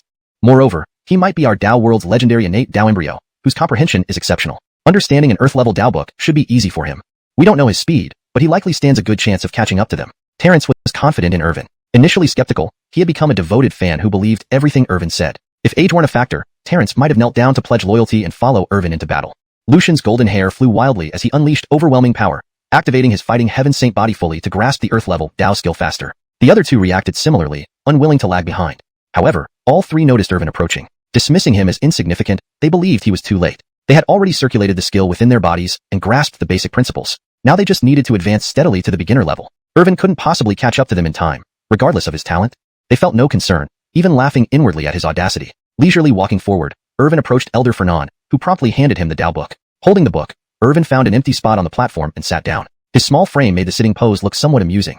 He then slowly rose into the air, opening the book page by page at lightning speed, seemingly playing around. Unknown to others, the system's infinite enlightenment mode kicked in, processing the symbols rapidly. Various patterns and skill formation appeared swiftly. With a crack, as chains broke, Irvin emitted an ancient aura filled with Dao essence. The Earth-level Dao skill described in the book began circulating within him. In an instant, he completed 3 full circulations. Everyone gasped, astounded that Irvin reached the same level as the 3 young geniuses achieved after considerable time. In mere moments. No, that was far from all. Chapter 145. Instant mastery, no challenge at all. In an instant, Irvin's small body radiated with brilliance, runes flowing around him as he had already completed 3 full cycles of the Earth-rank divine art in front of everyone. Such speed left the crowd dumbfounded and unbelieving. Is this comprehension a joke? How is this possible? Such comprehension. Colby, Branson, and Alfonso spent so much time to barely complete 3 cycles. Never did we think that Irvin, just after coming up here, would instantly complete 3 cycles. The contest of comprehension shows clear superiority. If nothing goes wrong, the champion of the 3rd round will undoubtedly be Irvin once again. Numerous young geniuses whispered and discussed among themselves, their words filled with astonishment. The shock in their eyes refused to fade. They had assumed that Jethro Ewing, recognizing his ordinary body, conceded that his comprehension could not match those 3 young supremes and chose to back out from the competition. Unbelievably, it turned out that he really just wanted to take a nap before continuing the comprehension contest. It was as if he did not regard Colby and the other 2 young supremes at all. Ewing, they could say nothing. After all, things depend on people's actions. Now they had seen the son of a divine emperor display comprehension by completing 3 cycles in an instant. If nothing went awry, the title of the 3rd round's champion would once again fall to him. As such, without doubt, Irvin would directly become the ultimate champion of this discussion conference. Not only would he win a mysterious grand prize, but he would also succeed Terrence and become the Daozi of Kramer Dao sect, inheriting an eternal power. Though Irvin was the young master of the 10,000 Eons Ewing family, requiring no other eternal force for support, having an additional eternal force as a backing beyond the 10,000 Eons Ewing family would make future actions even more domineering. Sitting cross-legged in midair, Irvin paid no attention to others' astonished gazes. He silently sighed. Alas, are the elites of these eternal forces really this inexperienced now? Isn't it just completing 3 cycles of an Earth-rank divine art in an instant? Anybody can do it. He didn't dwell further. Under the infinite enlightenment mode, the Earth-rank divine art became as basic as simple arithmetic to him, devoid of any mystery and easily comprehended. Following the energy flow lines prescribed by the technique and using spiritual energy to assist, another moment later, a hum sounded within him. Another 3 cycles were completed. At this moment, Colby, Branson, and the others had only managed 4 cycles. Witnessing this, their mental states were close to collapse. F***CK. Is this kid human? He's supposed to be ordinary-bodied. How could he have such monstrous comprehension? He just came in and still looked half asleep. Damn, he's playing us like puppets. Colby had a short temper and couldn't hold back his curses. Of course, he dared not curse Irvin aloud. Though hot-tempered, he knew his place. Voicing dissatisfaction towards Irvin would cost him far more than one life. Branson and Alfonso were equally terrified. In their own eternal powers, when had they ever suffered such humiliation or been treated with such contempt? Whether in alchemy, swordsmanship, or other fields, they were paragons among peers, the strongest in their respective eternal forces. Now, participating in a discussion conference, they aimed to compete with inheritors of other eternal powers. They hadn't expected a freak like Irvin to emerge halfway. Irvin's existence already surpassed their imagination. Be it in alchemy or swordsmanship, his talent was unrivaled in 10,000 eons, leaving them miles behind. And now, in comprehension, he was simply steamrolling everything without giving anyone a chance. Hum hum hum. While they were pondering, another hum sounded. Irvin had completed 10 cycles of the Earth-rank divine art. All this happened in the blink of an eye, too fast for them to react. These 3, young supremes with supreme physiques and hopes of their eternal powers, couldn't even reach half of Irvin's accomplishment. Worse, this kid only woke up to compete. Despite starting much earlier, they were still left far behind. Recalling this, they wished they could summon every ounce of potential to fully activate their supreme physiques. Even if they couldn't catch up to the kid, they couldn't allow others to surpass them. Being last would be utterly humiliating. Another hum, and Irvin had completed 20 cycles of the divine art. This was unprecedented speed. Even Fernand, who was observing nearby, was stunned. Generally, 30 cycles meant initial mastery for an Earth-rank divine art. 50 cycles indicated partial mastery. 100 cycles indicated proficiency, where the technique could be quite powerful in battle. Over 200 cycles signified perfect mastery, allowing the greatest potential of the technique to be unleashed. Of course, this applied only to Earth-rank divine arts. Higher ranks had their unique grading systems. Legend has it that for Heaven-rank divine arts, reaching initial mastery was far more complex, requiring deeper integration with the practitioner. Given Irvin's feat with Earth-rank techniques, describing it as shocking the world wasn't an exaggeration. After all, he completed 20 cycles in the blink of an eye. Without doubt, Irvin would be the champion of this comprehension contest, and ultimately the winner of this conference. At that moment, a formidable aura emanated from Irvin's body, rippling through space, extremely intimidating. Initial mastery of the Earth-rank divine art was successfully achieved. The outcome was decided. Colby and the 2 others felt immense pressure. They might lose to Irvin, but absolutely not to each other. They sped up, trying to hasten their enlightenment. Fernand, initially ready to declare the end, noticed the 3 pushing themselves relentlessly and decided to wait a bit longer. Turning to see if Irvin was napping after initial mastery, he was surprised to find Irvin still cross-legged in the air, continuing to practice without stopping. Fernand was greatly amazed, exclaiming, "It's already over. Does he intend to continue enlightenment?" The crowd below also saw this and found it unbelievable. Reaching initial mastery in a short time for an Earth-rank divine art was already challenging. Further progress would only get harder, achieving partial mastery in a short time being virtually impossible. Ewing Irvin continued. Was initial mastery not enough for him? Chapter 146. Entry level? I achieve great mastery instantly. Lord Daozi, isn't Irvin already stopping short? Could he be attempting to leverage his unmatched insight to achieve a minor mastery level within a short time? An elder of the Evergreen Dao sect, watching this scene unfold, was dumbfounded, his gaze filled with astonishment. He questioned Lord Raoul in disbelief. But little did he know, even Lord Raoul was baffled and clueless about Irvin's intentions. Watching the spectacle before him, Raoul inwardly sighed, trembling with fear. Is entry level not enough? Such an insight can only be described as monstrous, utterly unimaginable. Could it be aiming for a small achievement in one step? Raoul could not fathom Irvin's thoughts, and all he could do was gape uselessly. Without doubt, however, Irvin had become the ultimate champion of this 3rd round of insight competition. Once the elder Fernand announced the end of the contest, the title of the ultimate champion at this grand Dao conference would undoubtedly belong to Irvin. The grand prize would also be awarded to Irvin. Moreover, he would receive the inheritance qualifications for the Evergreen Dao sect's Daozi position, marking Raoul's retirement. The son of the Joab, Irvin, becoming the new Daozi of the Evergreen Dao sect would bring only prosperity and lead the sect to its peak, securing their place in this golden age. Besides, supported by 3 great immortal powers, the Eternal Ewing family, Jade Pond Sanctuary, and Evergreen Dao sect, Irvin would rightfully be considered a crown prince. Moreover, both the Eternal Ewing family and Jade Pond Sanctuary are among the most revered immortal powers. The Eternal Ewing family stands at the apex of all realms. On the high platform, the battle between Burke and the others was intensely contested. Despite using all their skills, they were still roughly equivalent, managing around 20 large cosmic cycles each. Meanwhile, Irvin had completed 50 cosmic cycles with the Earth rank power right before everyone's eyes. A thunderous roar echoed as the skill reached minor mastery. However, that was far from over. With a complex finger seal, Irvin's spiritual energy surged, deepening his grasp on the Earth rank power. Witnessing this scene, no one remained unfazed. This was the insight of the son of a Joab? It surpassed even heaven-defying descriptors. No words could adequately describe it. Burke, Abdur, and others with super physiques had only managed about 20 large cosmic cycles, not even reaching the entry level. Irvin had achieved minor mastery after 50 cosmic cycles. Everyone expected Irvin to stop here since he had already entered the minor mastery level, completely overshadowing these three young emperors. But it appeared Irvin barely noticed them. He continued to delve deeper into enlightenment. A sacred aura enveloped Irvin, encasing him in divine radiance. Laws intertwined around him, the power of the Tao crisscrossed, and a godly halo emerged behind him, glowing brilliantly and extraordinarily dazzling. At this moment, Irvin seemed indistinguishable from a son of the gods, radiating divinity across all. The crowd was numb. No one dared speculate how far Irvin's enlightenment might go. Did they think he would stop at entry level? No, this was merely his starting point. Achieving minor mastery in just 50 cosmic cycles was insufficient for him as he pursued even higher levels. Sitting stably in the air, emanating divine brilliance like a dazzling sun, Irvin shook his head unsatisfied. Too slow. With infinite enlightenment mode, yet it only reaches minor mastery within such time. Irvin's words pierced hearts. If other young geniuses heard this, they would feel utterly humiliated, wishing to crash their heads against a tofu block. An already freakishly heaven-defying insight was still considered too slow by Irvin. Since I decided to participate in this insight competition, I cannot settle for this level, Irvin murmured, eyes sparkling with golden light. Outside his body, mysterious runes appeared, resembling ancient magical symbols. Wreathed in strands of chaos energy, he exuded an aura of primordial creation, invigorating everyone's spirit and promoting progress. Chaos body, the mythical supreme physique, unparalleled, with invincible physical strength, sweeping through all realms, matching the breath of chaos with inherent primal power, wielding the force of the Tao effortlessly. Its enlightenment capability was naturally peerless throughout eternity, unmatched by any. Among countless super physiques, none could compare to the chaos body. Moreover, Irvin's chaos body was already fully developed, eliminating the need to cultivate chaos energy. As his cultivation grew, the full strength of his mature chaos body would unfold perfectly. Both the realm of chaos and the essence of chaos were merely tips of the iceberg. Formally activating the chaos body, combining it with the system's infinite enlightenment mode, his insight became extraordinary. In an instant, so brief that reactions couldn't catch up, Irvin emitted incomparable ancient energy, shaking the void and causing cracks to appear, seemingly unable to bear the load. Under the astonished gazes of Elder Fernan, other leaders of immortal powers, and various elite youths, Irvin manipulated energy with his hands, unleashing overwhelming power once more. In an instant, the Earth rank power ran through 200 cosmic cycles, surpassing reason and breaking logic. Then, Irvin gently traced the air with his fingers, emitting a divine light that compressed space almost into a line. With a resounding boom, everything in sight, from mountains to lakes, was cleaved apart, sliced horizontally. In the void, fragments of torn space floated, hinting at the formidable power of this technique. Mastery. In less than a quarter incense stick's worth of time, he has comprehensively mastered an Earth rank power.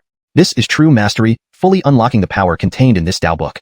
What kind of prodigy possesses such insight? Searching through ancient texts reveals no second. Roars erupted from the crowd below, thousands upon thousands, all shocked beyond measure, witnessing what seemed like the return of a deity.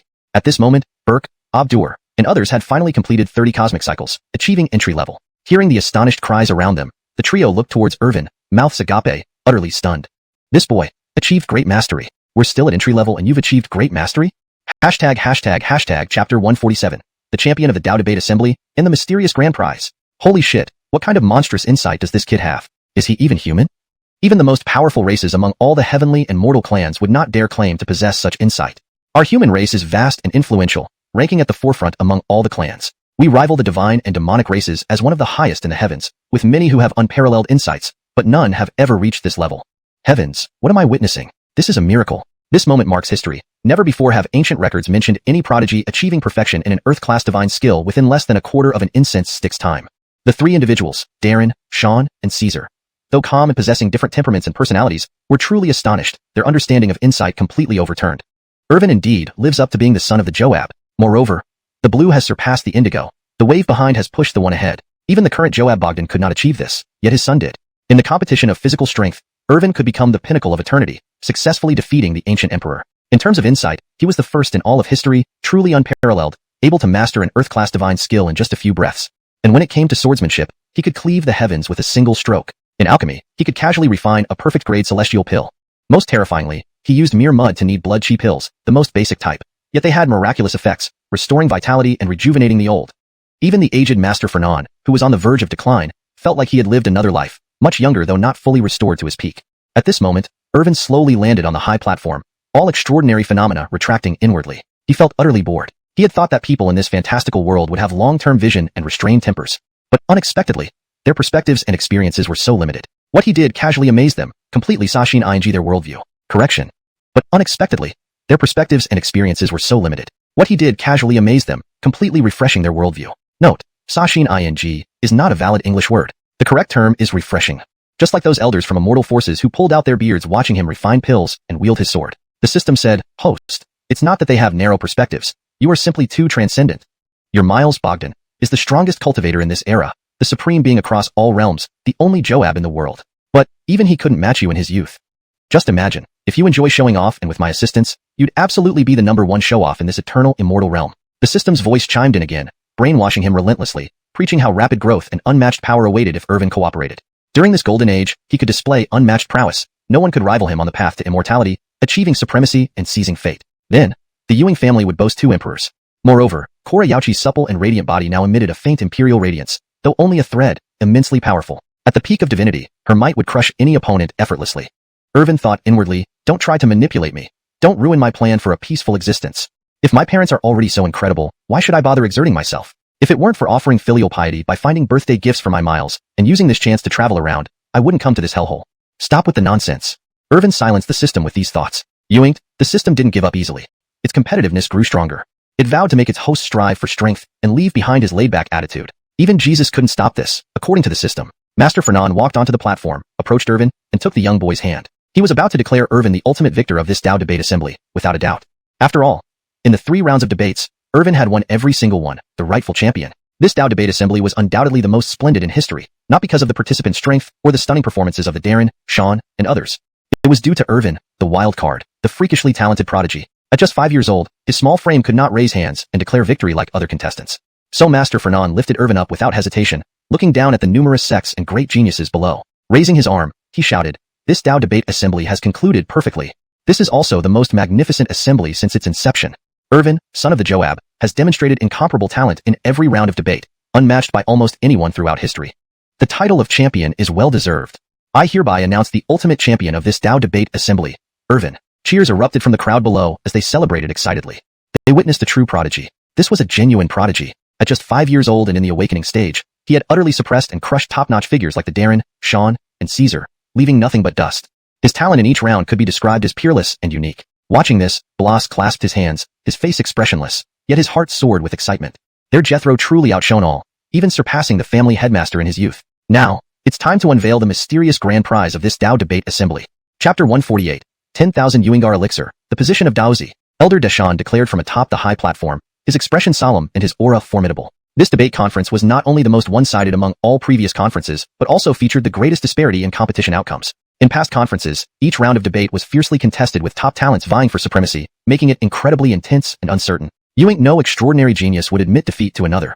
But unexpectedly, this conference produced a variable that none could have predicted. Whether in swordsmanship, alchemy, or instantaneous enlightenment, this competitor exhibited unparalleled prowess unmatched by anyone in the present era.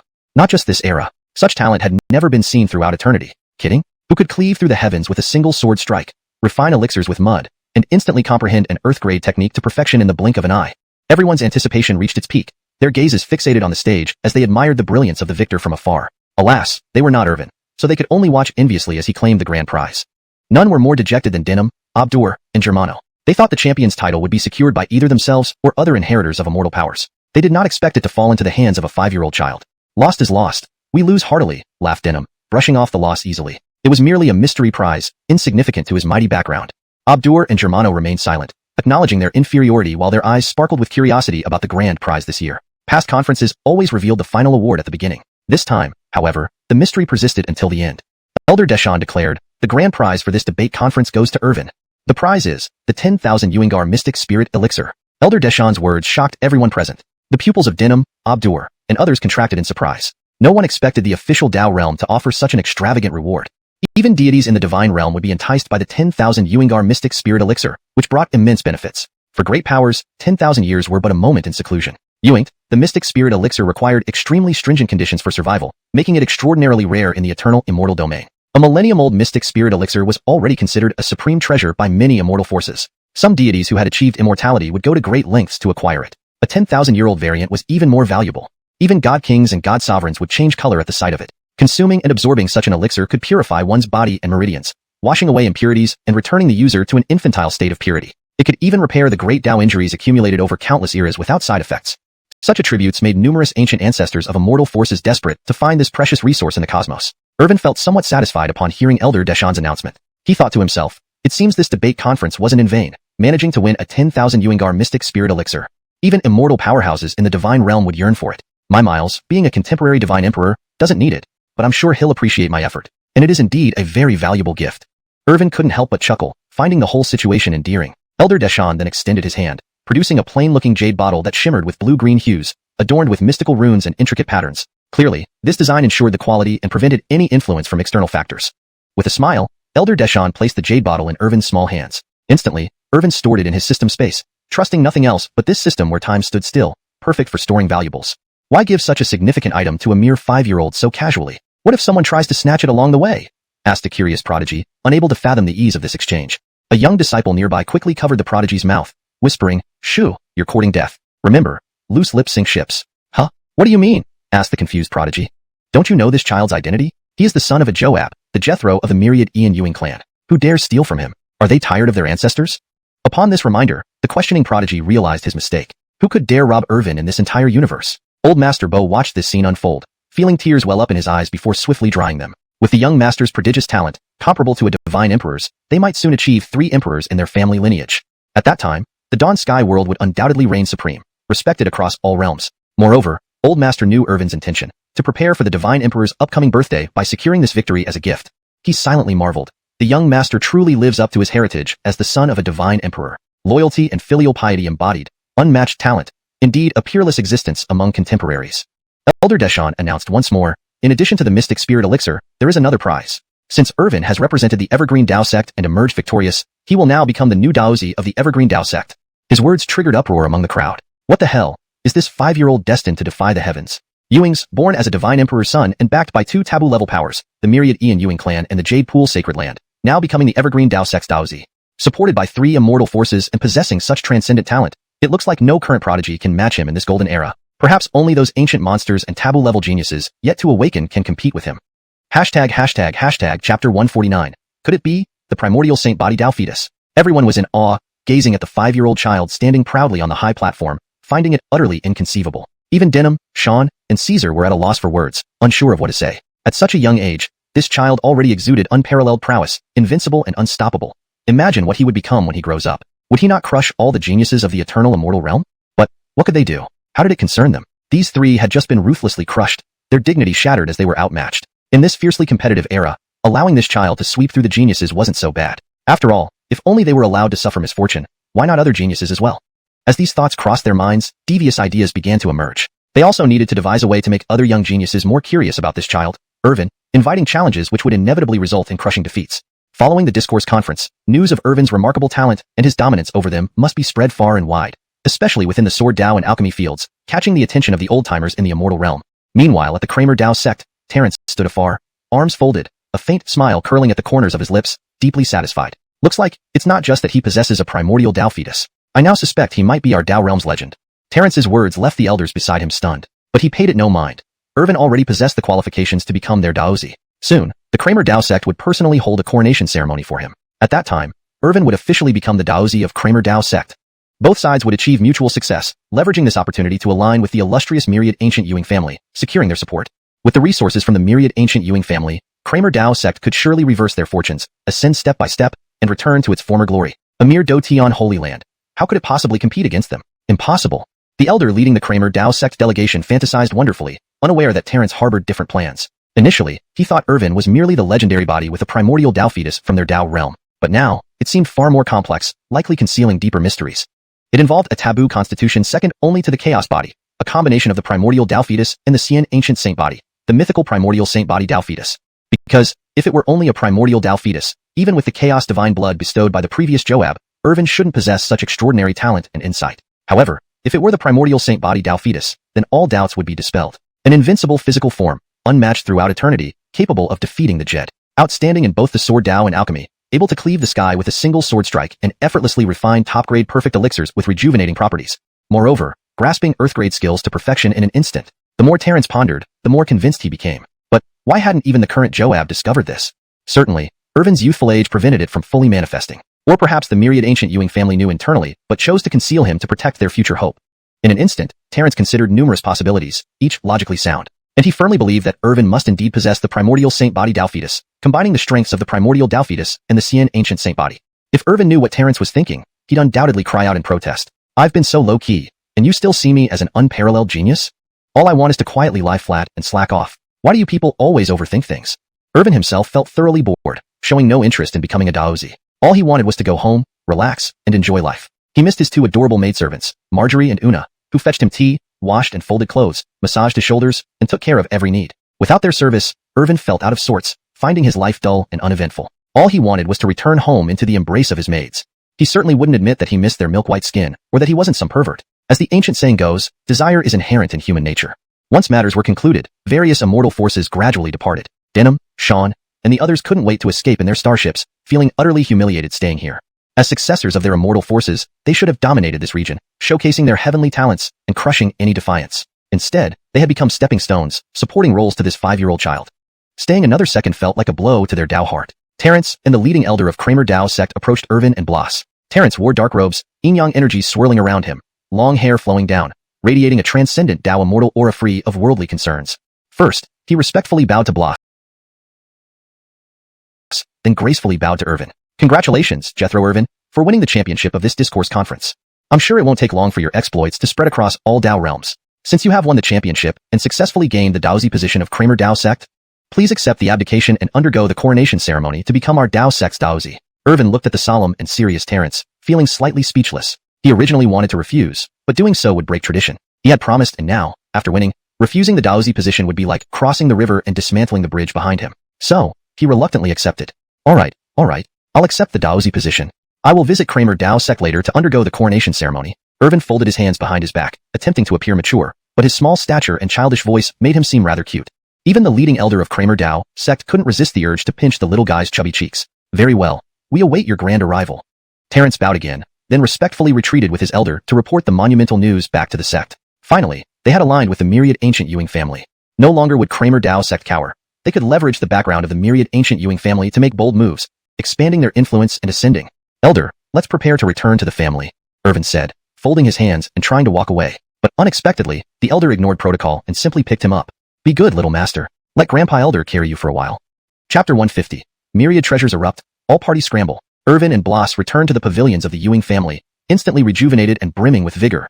For some reason, perhaps because they had stayed too long in the eternal Ewing family where the spirit energy was dense and laws flowed like streams, they had adapted to that environment. Now, venturing out, they felt slightly unaccustomed to the thin spirit energy outside. Even Irvin felt this way, though he did not express it verbally. Inwardly, he marveled at how the eternal Ewing family, being the first family of all realms, truly stood as an independent microcosm. Inside the Ewing family's world, the spirit energy was rich and the laws complete. Nothing could compare to the external environment. At this moment, Irvin even entertained the idea of becoming a homebody. Life at home was good. No worries about food or service, just comfort and ease, like being a crown prince. The two boarded the terrace and soared through space at breakneck speed, heading back to the eternal Ewing family. However, something unexpected happened as they passed through a Dao domain. Lord, look quickly. Blas noticed first, swiftly picking up Irvin, his body flickering with lightning, eyes flashing coldly, preparing for battle. Following Blas's gaze, Irvin saw a white light shoot towards the sky, resembling a celestial pillar connecting heaven and earth, illuminating everything. Even the blazing sunlight was overshadowed by this overwhelming brilliance. As the white light radiated, an aura of treasure began to spread across 1,000,000 miles, benefiting the minds and enhancing the cultivation of those who sensed it. It seemed a great opportunity and fortune had arisen. In Blas's arms, Irvin felt speechless. He had only come out for leisure and to attend a debate conference. How could he keep encountering such events? What kind of chaos was this? Curiosity piqued. He blinked his large eyes and looked into the distance. The dazzling light, swirling runes, and that beam piercing the heavens suggested the emergence of a supreme treasure. What else could it be? Blas seemed to recall something, his brows relaxing, a smile forming on his face. Lord, I suspect you are the legendary child of destiny. How can you encounter all the good things? Haha, following you means plenty of food. Puzzled, Irvin listened to Blas's words without fully understanding. We are passing through a Dao domain called Jinfo Dao domain while returning to the eternal Ewing family. This Jinfo Dao domain isn't famous. It's merely a small universe-like Dao domain. However, there is a renowned treasure land named Myriad Saints Land within it. Legends say that Myriad Saints Land has accumulated treasures over countless eras, including divine weapons and elixirs left by supreme beings. Unfortunately, it only opens once every 10,000 years. Moreover, the opening time varies from 9,000 to 15,000 years. Although immortal powers covet each opening, they don't deliberately wait for it. Therefore, during each opening, only top-tier forces typically compete, leaving ordinary forces behind. Today, our immense luck coincides with its opening, erupting myriad treasures. Hearing Bloss's explanation, Irvin nodded lightly. Could his luck be this good? He almost believed himself to be a child of destiny. But according to Bloss, the myriad saints' land was worth visiting. After all, taking as many treasures as one could depended entirely on personal prowess. Besides, he still felt that the celestial spirit essence he prepared for his imperial cash-in might not be enough. While a 10,000-year-old celestial spirit essence was irresistibly tempting for divine realm cultivators, as a filial son, such a small gift wasn't enough to express his admiration for his Miles. Showing more respect would surely lead to better days.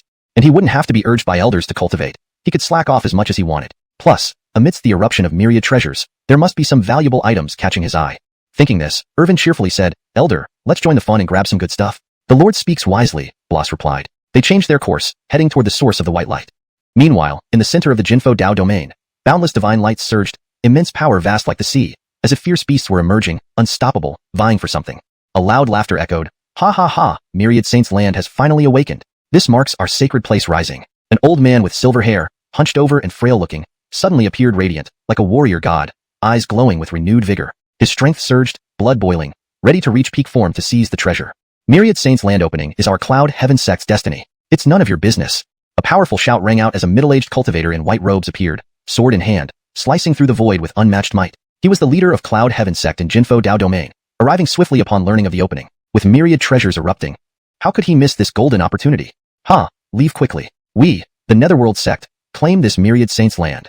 A chilling laugh echoed through the air as countless bat shadows converged into a black-robed figure, exuding an eerie coldness, bone-chilling even in broad daylight.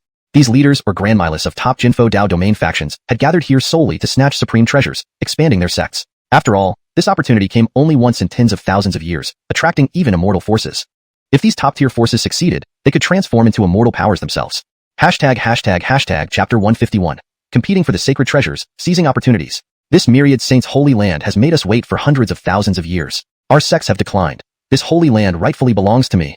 At that moment, a thunderous voice echoed from the sky, full of majesty and indomitable might, as if an ancient war god in armor had arrived. Following the voice, a grand and heroic figure descended into the sight of all, wearing golden holy armor that radiated brilliance. Golden hair cascaded down his shoulders, and he held a heaven-splitting halberd that shimmered with gold, seemingly forged from pure gold. With each casual swing, it emitted an overwhelming aura of destructive power, causing hearts to tremble and enemies to hesitate. "The Larry is here too? What a lively gathering today," remarked the head of the Netherworld sect, cloaked in dark robes, his voice chilling and menacing, as if a devil from hell had spoken. "Since everyone has come for the myriad saints' holy land, there's nothing more to say. Prepare for a life and death battle. Only the victor deserves the myriad saints' holy land," said an elderly man with white hair and a bent back. Despite his frail appearance, his eyes were sharp like an eagle's, surveying everyone with intensity. He was an elder from the Arctic Holy Land, who buried himself within divine origins and had little time left, only emerging during critical times for his sect. But today, he had emerged solely for the myriad saints' holy land, highlighting just how important this place was, truly their lifeline. Countless treasures lay within this holy land, accumulated over eras, divine weapons, elixirs, magical artifacts, and more, innumerable and profound enough to stir any heart. Even an imperishable force would desire to possess it. Unfortunately, due to its unpredictable opening cycles and the long intervals of hundreds of thousands of years between openings, even imperishable forces couldn't dedicate the necessary resources to set up bases here. Consequently, local forces of the Gold Turtle Dao realm benefited instead. Sadly, no imperishable force resided within this vast Gold Turtle Dao realm. This was somewhat normal, given that many fortunes and treasures were concentrated in the Myriad Saints' Holy Land, leading to incomplete major laws and less abundant spiritual energy compared to other Dao realms. Over time, many powers clashed, strong ones thriving and weak ones perishing. The once top-tier forces, weakened by endless wars, now merely lingered among the elite without reaching immortality. Therefore, their longing for the Myriad Saints' Holy Land far exceeded that of other forces. With such treasures and opportunities, becoming an imperishable force or dominating the Gold Turtle Dao realm seemed not too far-fetched. The more they thought about it, the more eager the patriarchs and elders became, wishing to claim the entire Holy Land for themselves. These were all deities in the divine realm, revered figures in any imperishable force, capable of becoming elders. But staying in the Gold Turtle Dao realm hindered their growth and prevented their sects from advancing. Now, if they could seize the Holy Land's opportunities, rapid ascension seemed within reach. Just then, the mystical area began to emit runes and auspicious signs, spreading terrifying vibes and shining with colorful rays. In the east, primordial Yuinglo breath rose. Among the light breaking through heaven and earth, numerous divine beast shadows appeared, with heavenly Kuan Pong displaying its form and primal Qilin stepping across the heavens. Then, within the five-color light, a divine beast emerged, leaping joyfully, with white fur and bright eyes like luminous stars. Its presence exuded charm and luck, leaving people breathless. Even a mere whiff of its aura felt like enlightenment. This is Baize, the legendary divine beast Baize. Legends say when Baize appears, auspiciousness will follow. Now, combined with the opening of this holy land, it signifies great prosperity for the Gold Turtle Dao realm. More than that, it seems the Gold Turtle Dao realm will soon give rise to an imperishable force, shining like stars and asserting dominance in this world. The crowd cheered, excitement lighting up their eyes. The Gold Turtle Dao realm had been dormant for too long, lacking resources and fortune, always overshadowed by other Dao realms. This was the perfect chance for a resurgence. Yuntian sect will gather the realm's fortune and lead the Gold Turtle Dao realm to prosperity, declared Hendrix firmly, surrounded by divine rings, embodying a figure chosen by destiny, drawing everyone's attention. Don't be shameless. The Myriad Treasure Holy Land belongs to the Netherworld sect. Who dares challenge me today? Whoever touches it will see their entire sect annihilated, spat the Monroe, lowering the temperature around him, sending shivers down spines. Dark clouds gathered, signaling the arrival of a massive battle. However, they only engaged in verbal sparring, not actual conflict. The time wasn't right yet. Initiating battles now could even have adverse effects while the Myriad Saints' Holy Land hadn't fully awakened. They patiently waited, knowing that once the time was ripe, a storm of blood and iron was inevitable. Suddenly, Baize moved restlessly within the space, spreading life force wherever it went, grasses sprouting and creatures rejoicing amidst dense spiritual energy. A surge of five-colored light revealed a glowing, long rope sparkling with brilliance. It's the heaven-binding rope. Hendrix recognized it instantly, a divine treasure at least at the chaotic level. As everyone knew, divine artifacts were ranked in descending order as universe, chaos, heaven, earth, mystic, and Ewing low breath. Above them were divine realm artifacts like true divine weapons and divine king weapons. Unexpectedly, even before the Holy Land fully awakened, it already unleashed a chaotic level artifact. What awaited later was beyond imagination, possibly including supreme divine realm treasures. This was just for weapons and artifacts. Countless grade appropriate elixirs and cultivation-enhancing divine items also awaited. This heaven-binding rope is mine. Before he could finish his thought, the Monroe rushed forward, unable to contain his eagerness. Chapter 152. A humiliating defeat. Liube's treachery. The Mac could hardly wait and directly stretched out his hand, which instantly transformed into boundless shadows of netherworld ghosts, lunging towards the heaven-binding rope in a flash. The 10,000 Saints' sacred land had fully revived by now, continuously spewing divine weapons and treasures without delay. This was the perfect moment to act. Although it was just a treasure at the Hong, chaos level, being the first to make a move would confer a significant advantage. But how could the other major forces not understand this logic? They all launched their bids for the seemingly insignificant heaven-binding rope. After all, within their respective sanctuaries, countless elders were observing this battle for the sacred land through the void. Securing the rope first would boost morale, and, though it would consume energy, the benefits would outweigh the costs. Think again if you think you'll get the heaven-binding rope. The Russell roared and stepped into the heavens, moving so fast that space beneath him became nothing more than an illusion, disappearing in an instant. However, the max speed was too great. He couldn't be caught up with. Just as the heaven-binding rope was about to fall into the black palm of the Netherworld Lord, it emitted waves of light, seeming to possess intelligence, and quickly evaded the black palm, fleeing into the distant void. Seeing this, everyone was stunned. None could believe that this mere Hong-level treasure actually possessed sentience and could evade on its own. Damn, how can such a minor Hong-level treasure have intelligence? The Mac, in a fit of rage, pointed a finger, leveling a distant mountain range into rubble, numerous lives caught in the crossfire, perishing from the aftershock. Even the ancient ancestor of the North Pole Sanctuary, who had seen much, was bewildered, his eyes flickering, pondering how a Hong-level treasure shouldn't have intelligence, yet reacted so swiftly to dodge the Netherworld Lord's attack. Logically speaking, the lords of the Netherworld sect, Cloud Heaven sect, and the Simon had all reached the divine realm and made significant strides there, now standing at the peak of true gods, only a step away from becoming divine kings. Such power allowed them to dominate vast realms and rule supreme, unmatched across the world. They couldn't even capture a single Hong-level artifact. Of course, everyone had assumed the artifact had no intelligence and wouldn't escape, hence their carelessness. If the North Pole Sanctuary ancestor had attempted to seize it, he might not have succeeded either. Arg! The Mac roared to the heavens, finding it a tremendous humiliation, a mockery among other powerful beings. He waved his massive hand, fragmenting space and collapsing black holes to completely seal off the area. No matter where the treasure fled, it wouldn't escape his grasp. He then lunged at the heaven-binding rope at lightning speed, spanning space. Don't even think about it. The Russell moved, condensing spirit energy into a sword, slashing forward. The void fractured, the heavens trembled, slicing the sky into oblivion. The blade's glow shook heaven and earth, causing observers to shield their eyes, unable to bear direct sight. Moreover, this strike was directed straight at the Mac, carrying divine power and the resolve to kill. Any misstep could mean destruction.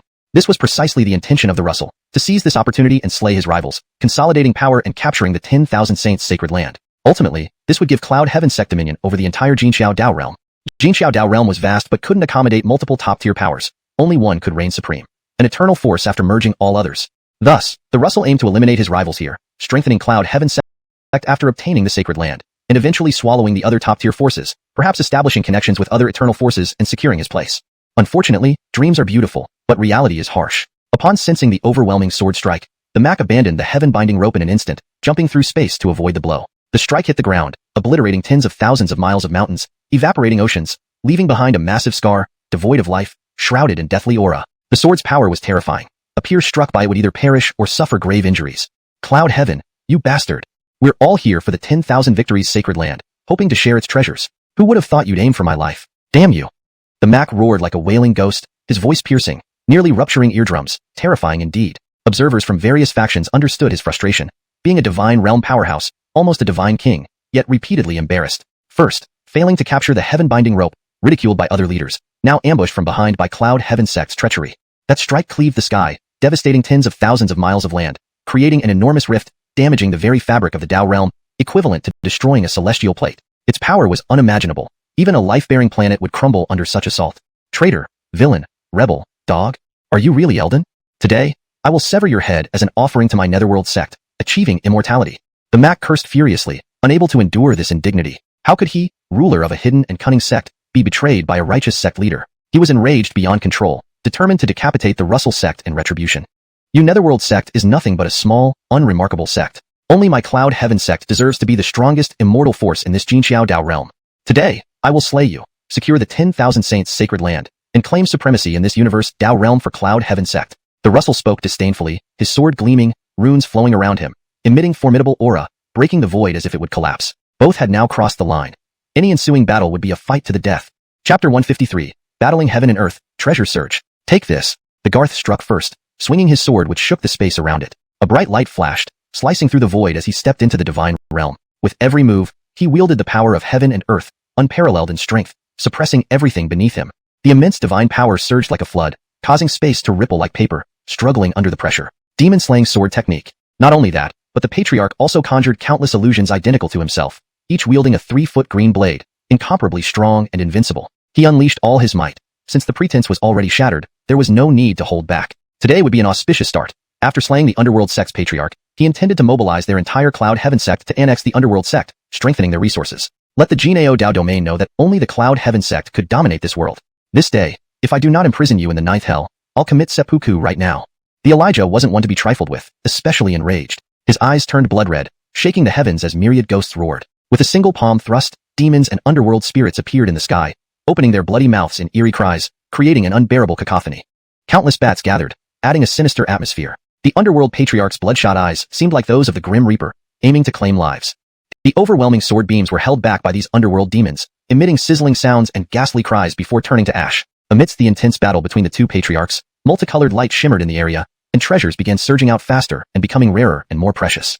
The ancestor of the Northern Holy Land reached for one but was met with a swift, fierce beam of light that cut through the air at lightning speed. Don't even think of profiting from the chaos.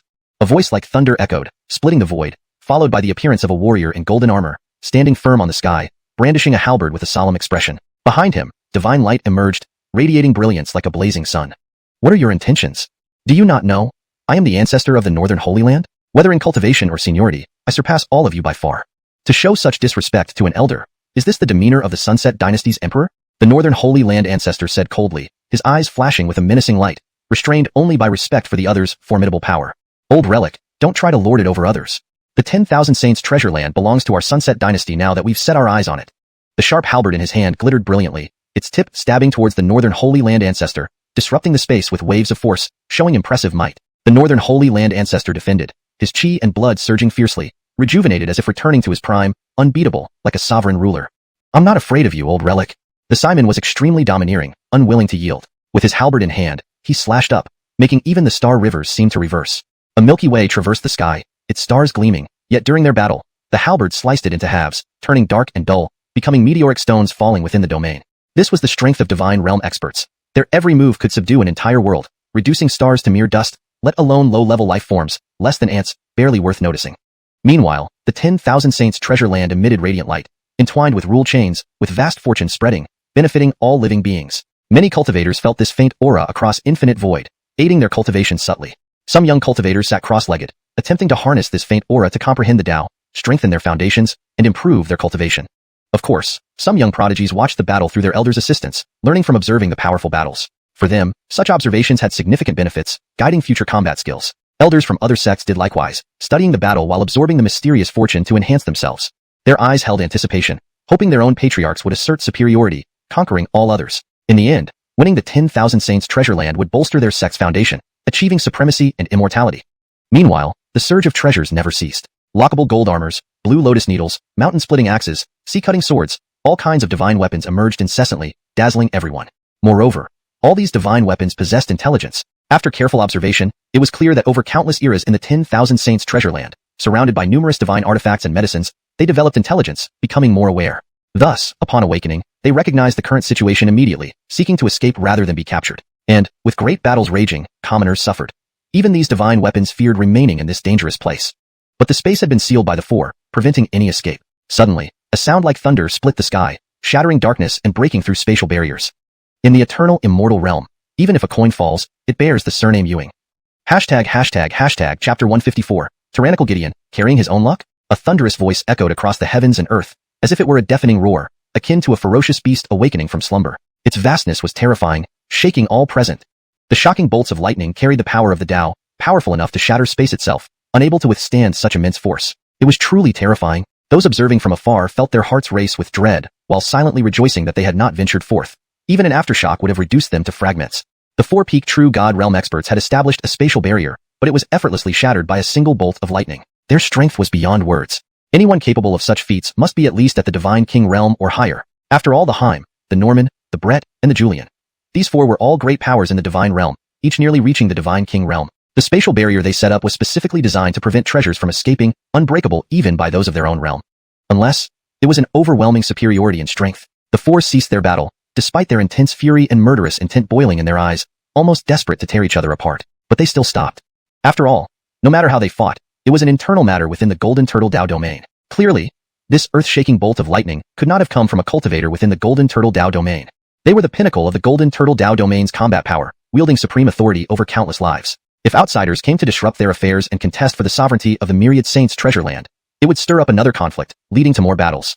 They would also certainly unite against the common enemy. Who dares seize my Golden Turtle Tao domain's secret treasure? The Heim bellowed, his voice piercing through the air like waves on a lake, revealing just how enraged he was today. First, he, at his peak True God realm, failed to snatch a flood-level secret treasure, allowing it to escape. Then, just as he was about to cleanse his shame and retrieve it with one strike, the Norman attacked him from behind, nearly beheading him. Following that, during their fierce battle where he vented his rage, a bolt of lightning shattered the spatial barrier, causing backlash that made him spit out a mouthful of blood.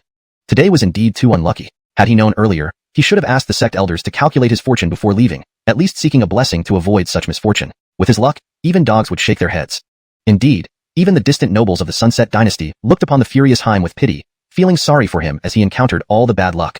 Just then, above the sky, space shattered like glass, revealing a vortex emitting spiraling energy and entwined laws. A grand ancient warship emerged from it, with pavilions and towers standing tall, emitting divine light like a moving immortal palace.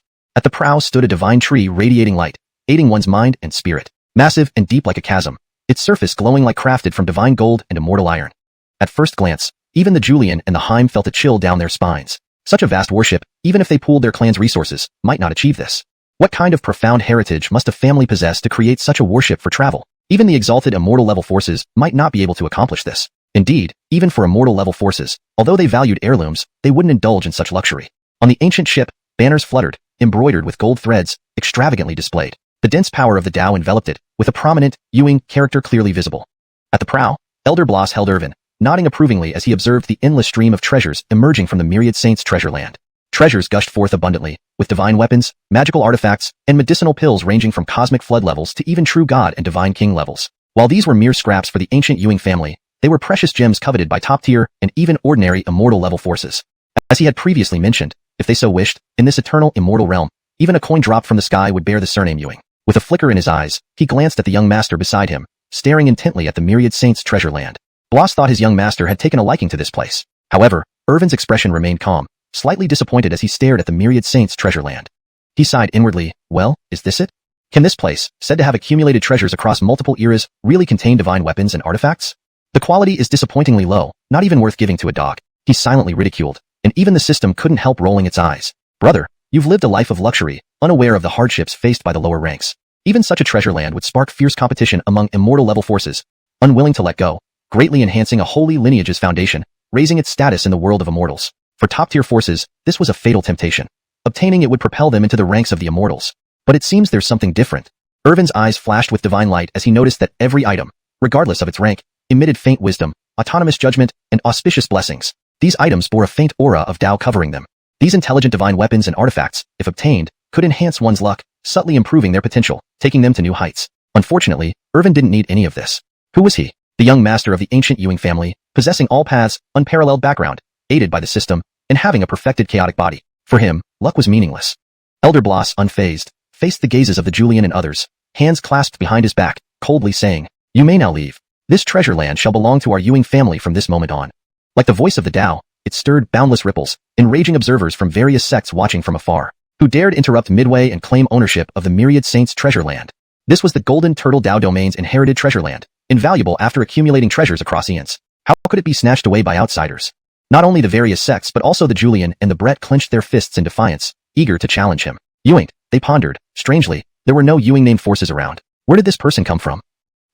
If you want the myriad saints' treasure land, step over my dead body. Hashtag chapter 155, Defiers, beheaded. Ewing another lickspittle? In a flash, the Dorian stepped forward, his momentum like a rainbow, enveloped in a black robe, exuding boundless valor. The surrounding temperature plummeted, becoming chillingly cold. Today had been nothing but a string of misfortunes. He was itching for an outlet to vent his frustration when unexpectedly someone delivered themselves right to him. The ancient warship before him was indeed massive, but there was only an old man at its prow and a child on board. The old man's aura was contained, suggesting he wasn't necessarily a formidable fighter, while the child, after some probing, was just an ordinary mortal. Furthermore, within the neighboring realms of Tao universes, he had never heard of any Ewing family. Apart from the legendary Supreme Force, no other Ewing family held such renown. Greedy thoughts began to take root in his mind. If he could eliminate these two, wouldn't the vast ancient warship belong to the Ewing sect? So, you're quite brave? Overlooking the gathered crowd, Bloss stood high above them. A terrifying scar beneath his right cheek, resembling a god of slaughter emerging from mountains of corpses. Casually speaking, he hadn't expected an ant to dare challenge his authority. Moreover, it was merely a peak true god ant, truly unprecedented.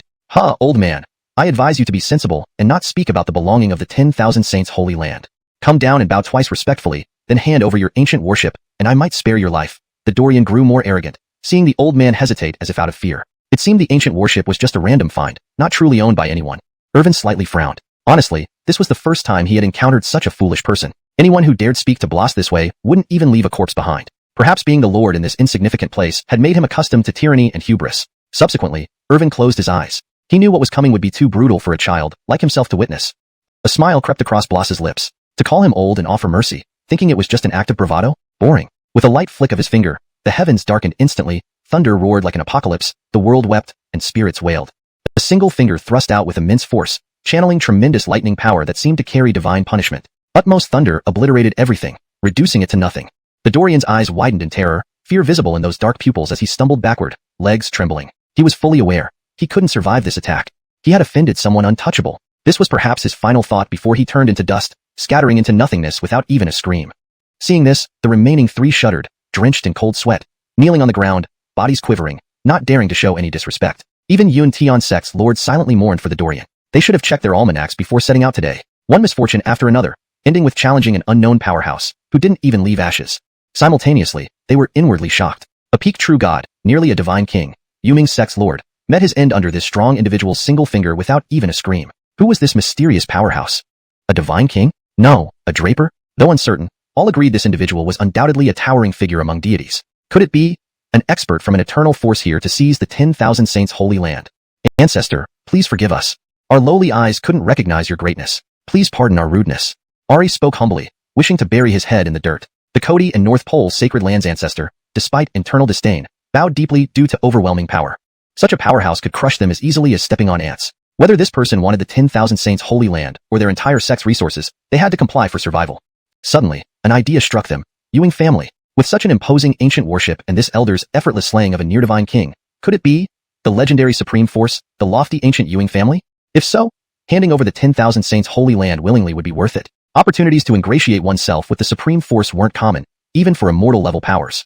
Irvin watched the submissive crowd below, sighing inwardly. Strong backing is so comfortable. Everywhere you can walk with pride. The system's voice interrupted. Don't you want to become strong yourself and stride proudly wherever you go? With my invincible backing and endless resources, why should I exert myself? Get lost, you meddling system, messing with my heart again. Master, do you need these divine weapons and treasures bursting from the 10,000 saints' holy land? I'll grab some nice ones for master, Bloss affectionately said, stroking Irvin's forehead. But Irvin shook his head gently. Despite their historical significance and fortune blessings, these artifacts were mere trifles to him. For his Miles, the Joab, they wouldn't even suffice as birthday gifts. Irvin sighed disappointedly, preparing to leave. But suddenly, the 10,000 Saints' holy land came alive, emitting supreme divine light, encircled by halos, radiating ancient and powerful energy, stirring everyone's hearts. The Cody, Ari, et al. Felt heart-wrenching agony, missing such divine artifacts and seeing them fall into a powerhouse's hands. Ewing. If this opportunity ingratiated them with the ancient Ewing family, a few divine weapons and even Draper artifacts were inconsequential. Their entire realm might flourish through this connection. That was the influence of the ancient Ewing family. They could transform barren universes into prosperous, vibrant worlds. Seizing the moment, Ari quickly added, Ancestor, after several eras, every divine artifact here has innate intelligence and fortune blessings. Moreover, it contains divine king and even Draper artifacts. While insignificant to you, anything beats none, plus shared fortune. Why not take it? These treasures will only shine in your domain. In ours, they just gather dust. Ari spoke convincingly. Even Irvin secretly admired his sycophancy. Meanwhile, the Cody and North Pole Sacred Land's ancestors stared incredulously at him. Was this the leader of a righteous sect? They internally cursed, spit, lickspittle. Worse yet, he didn't even include them in his groveling. Chapter 156, Divine Armaments and Magical Treasures Chase to Acknowledge a Master? Boom! At this moment, a loud explosion caught everyone's attention. Inside the space of the myriad saints' sacred ground, radiant beams of light shone brightly as more treasures flew out. Currently, this space was filled with all sorts of supreme treasures. Divine armaments and magical treasures of the cosmic primordial level were everywhere. There were even various elixirs, including several true god-level divine weapons. Divine king weapons and divine respecter weapons, although few in number, also existed. Unexpectedly, however, the various divine weapons and treasures that previously sought to avoid figures like the Larry, the Garth, and the Elder from the northern sacred land now all seemed to sense something. They rushed toward Irvin as if they were hungry tigers leaping at prey, moving with incredible speed for fear of falling behind. Seeing this scene, Irvin's eyes widened, and he inwardly exclaimed, Holy cow, what did I do? Is it you, you dog of a system, doing this again? Why are they all rushing to me? Not only that, but first, treasures of the cosmic primordial level rushed over, followed closely by divine weapons and magical tools from the divine realm without hesitation, transforming into streams of light and charging straight ahead. They were ruthless and domineering, pushing aside any obstacles in their path, sending them flying away. It was as if they were saying, Irvin belongs to me. None of you can snatch him away. Move, move. It's not easy finding such a good master. Do you think you can just snatch him away? These divine armaments and magical treasures, after countless eras, had long developed their own sentience and were incredibly wise due to being imbued with fate. They were also extremely sensitive to fate energy, able to perceive vast amounts of it. Moreover, they could instantly recognize someone with great fate. Just now, when the treasures burst out of the myriad saints' sacred ground, they sensed something similar. Why did the binding dawn god avoid the Caleb? Because upon appearing, it instantly saw that the Caleb was enveloped in misfortune, with black fate swirling around him, condemning him to not live much longer. Indeed, he died on the spot. However, at the very moment they reappeared in the world, they perceived the fate power of the child in Jethro Wanjie's arms. It was overwhelmingly terrifying. That amount of fate could barely be described as sky-high. It was as if he were a child of the universe. The higher the quality and the more sentient a divine artifact was, the more sensitive it was to fate power. They could all feel that outside Irvin, there was an enormous golden dragon of fate encircling him. With such overwhelming fate power, even if he fell off a cliff, he would find an exquisitely beautiful master. Even if he picked up trash, it might turn out to be the supreme divine treasure. Thinking thus, these divine weapons and treasures sped up, rushing towards Irvin as if eager to kneel and acknowledge him as their master. Holy cow! Irvin couldn't help but exclaim, quickly hiding behind Bo. Were these divine armaments and treasures too arrogant, as if they'd never seen a child before? System, who asked you to be so outstanding? You've been noticed by these fate-blessed, sentient divine armaments. They felt your overwhelming fate power and believed that following you would lead to a bright future, with significant achievements ahead. They want to place their bets on you early. Placing bets now means all in later, because all in is a kind of wisdom. Hearing the system's words, Irvin was speechless. Why did he inadvertently show off wherever he went? He just wanted to be lazy. Was it that difficult? Bo also waved his hand, creating an energy barrier that kept all the divine armaments and treasures outside. At the same time, he marveled internally. These divine armaments and treasures absolutely weren't attracted by him. The only explanation was that these cosmic primordial level treasures, true god level weapons, divine king weapons, or even divine respecter weapons, were all drawn to their young master, seeking to associate with him. Thinking of this, Bo turned around to look at Irvin, who was hiding behind him. Little ancestor, they're coming for you. Why are you hiding? He then softly said, Jethro, these divine weapons and treasures all want to place their bets on you for future advantage, so they're here to acknowledge you as their master. Irvin nodded, but showed no interest in these treasures. Among them, the highest rank was merely a divine respecter weapon, which wasn't impressive enough for him. For ordinary immortal level forces, these treasures might suffice as foundational assets, but for the eternal Ewing clan, they lacked nothing. Even if brought back, they could only be placed at the bottom of the family treasury, precious though they were. Using them to flatter, no, honor his Miles, would still fall short. Seeing his young master uninterested, Bo prepared to leave the area. However, the divine weapons and treasures were still unwilling to give up. They emitted dazzling light, enhanced by divine power, using the might of heaven and earth. Some divine swords even slashed through the void, seemingly shouting, "Choose me, choose me, don't go." With such power, being your subordinate wouldn't be bad. But Irvin remained unmoved. To him, they were insignificant. This scene left the Cloud Heaven sect master and others below utterly incredulous, unable to imagine that a few-year-old child could overlook the highest-grade divine respecter weapons. And those divine armaments and treasures, each flaunting their power, waited to be chosen. What they sought so desperately were merely lapdogs. Chapter 157, Draper Armament, just a lick spittle. Seeing this scene, the Patriarch of Cloud Sky Sect, Crane of the Sunset Empire, and others were taken aback, unable to believe their eyes. What they saw was utterly incomprehensible, surpassing all imagination. Please, those were cosmic chaos-level divine weapons and treasures. Even if you belong to the ancient Ewing family, it would be normal not to fancy them. But there were dozens of divine weapons in the god domain, including over 10 genuine divine weapons. Surely these couldn't just be ignored? Ewing, they were treated as if they were garbage, unwanted even if offered freely. Even succulent morsels presented right before their eyes. This child who was merely a few years old didn't seem to want them at all. These were the divine weapons that the heads of top-tier forces dreamed of obtaining. If they could bring them back to their sects, they would undoubtedly transform into dragons and leap into the ranks of eternal-level forces, unbeatable. At the very least, within the Golden Turtle Dao domain, they could rule as patriarchs and dominate the universe. Not to mention divine king weapons and draper weapons, which even eternal-level forces desperately wanted to take back to their clans to solidify their foundations. They had heard that the ancient Ewing family had a terrifying foundation, treating even god domain artifacts and elixirs as nothing. But witnessing it firsthand today still left them stunned, shaken by its unimaginable impact. However, faced with these various divine weapons acting like lickspittles, this little child disregarded them, not even sparing them a glance. Was this the disparity of the world? They went through immense effort to obtain divine weapons and treasures, only for someone to disdain them and instead seek out a mere child. If this were the case, what did it matter? This child treated divine weapons and treasures as if they were trash. People, who understands, encountering dual standards from divine weapons today, they'd rather follow a kid than stay with us. But what could be done? Those who wish to leave could not be held back. This child is only a few years old, but doesn't even care about divine king weapons, or the lofty draper weapons. Does he not understand what such god domain weapons represent? Even eternal level forces wouldn't dare to act so presumptuously. Crane of the Sunset Empire whispered, his voice barely audible, afraid to disturb the fearsome figure above lest a palm strike suppress him. Perhaps one could look down on the child, but absolutely not on this mighty personage. The esteemed Dark Een Sect's patriarch had been thoroughly crushed, leaving no trace, not even ashes. Wait, have you two heard? Though our Golden Turtle Dao domain is information deprived and situated at the borders, legends of the ancient Ewing family spread throughout the myriad realms.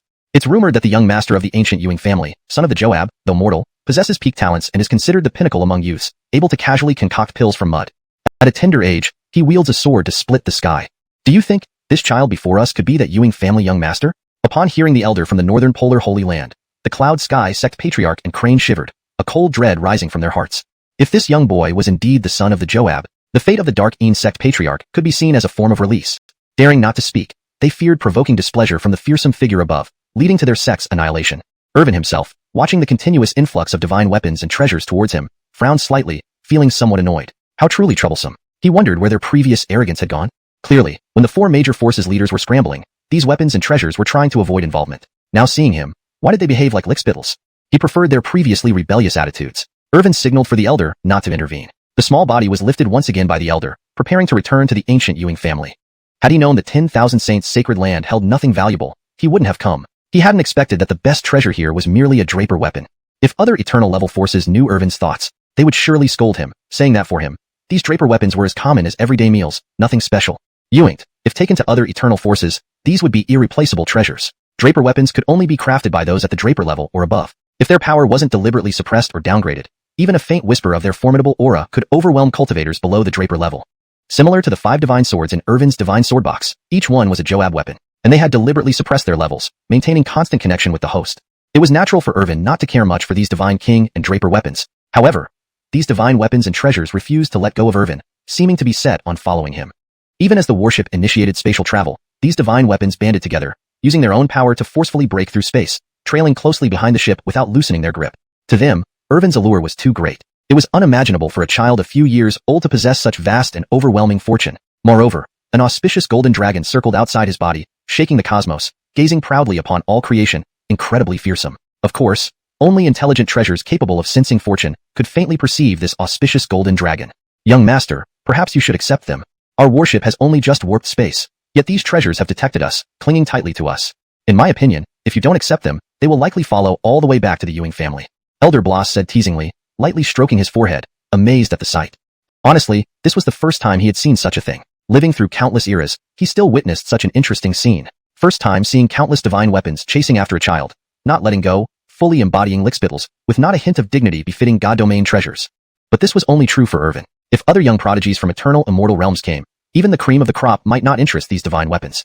They only acknowledged fortune, not any prodigy. Without doubt, if Irvin embraced this powerful ally, it would significantly elevate his rank and potentially grant him a physical body. Thinking more excitedly, thinking more crazily, these divine weapons showcase their powers, displaying various abilities to catch Irvin's eye. System, ha ha ha, this scene feels familiar, like looking at my former self. The system couldn't help but laugh, recalling how, during its first binding, it was similarly rejected by this stubborn host. Luckily, it had thick skin and clung on persistently. Contemplating this, the system felt some pity for these divine weapons, wanting to keep them but not daring to suggest it. Too well aware of the host's temper, he knew that persuading him to accept them might lead to being rejected along with them. System. Families, who understands, I must be the most pitiful system in history. At that moment, even Elder Bloss seemed to feel compassionate, speaking to Irvin. Chapter 158, barely qualifying as a prize, the mysterious copper token. Master, these are still divine artifacts from the divine realm. Perhaps you should take them, said the Gideon beside Irvin, who frowned slightly, looking even more adorable as he fell into deep thought. These may not be up to your standards, but if you bring them back to the clan and present them as birthday gifts on Lord Irwin's birthday, it would show your filial piety. Irvin sighed inwardly. He and the Gideon had spent quite some time in the 10,000 Saints' sacred land. Returning empty-handed would indeed be disappointing. Besides, even though they weren't of high quality, there were true divine weapons, divine king weapons, and divine respect weapons which, when presented as gifts for his Miles's birthday, would certainly make him look dutiful. While they might not impress on the surface, they could still serve as impressive tokens. Moreover, he still had the 10,000 Yuengar profound spirit nectar. If combined with the divine respect weapon and the divine king weapon, perhaps his Miles might overlook their simplicity, and the many elders within the family would surely be moved by his filial piety. The more Irvin thought about it, the more he felt he was a smart little boy. He coughed lightly, crossing his arms in an attempt to appear mature, and with a single wave of his hand, he dismissed the barrier. If you want to follow me, then listen carefully, he said casually to the numerous divine weapons and treasures. Even figures like Cloud Heaven Sect's sect leader and the Sunset Imperial Dynasty's emperor were struck speechless. Brother, this is how you treat divine weapons and treasures? Just obedient listening? The next part was even more astounding. The intelligent divine weapons trembled slightly as if nodding in agreement. Inwardly, Irvin spoke to the system. System, put all these divine weapons and treasures into the system space. With a gentle wave of his hand, an odd energy appeared, swallowing everything around it, including the divine weapons and treasures, before vanishing into space. Even the divine king weapon and divine respect weapon didn't have time to react. Seeing this, Bloss's eyes flickered slightly, but returned to calmness almost instantly. To contain so many divine artifacts in an instant without detection was truly remarkable. But he didn't overthink it. As the son of a Joab, he must have had a special space prepared by his Miles for emergencies. Witnessing the numerous divine weapons and treasures fall into Irvin's hands, Cloud Heaven Sect leader, Northern Pole Holy Land's patriarch, and others couldn't hide their disappointment. Without the outsiders, all these treasures would have been theirs, helping to bolster their forces rapidly. Now, such an opportunity had been given away, handed over personally. Yoinked, they dared not voice any complaints. Such thoughts were futile. The other party could crush them as easily as squashing ants. Since that's settled, let's head back, Irvin said calmly, his delicate face innocent yet captivating. Even Bloss felt the urge to pinch those cheeks. As they were about to leave, the 10,000 Saints' sacred land erupted once more with thunder and light. Expectation filled Irvin's gem-like eyes. Could there be another divine artifact? In his past life, Irvin knew a fundamental truth. The final reveal was always the best. Could this final artifact be even better than a divine respect weapon? Maybe it was a divine sovereign weapon?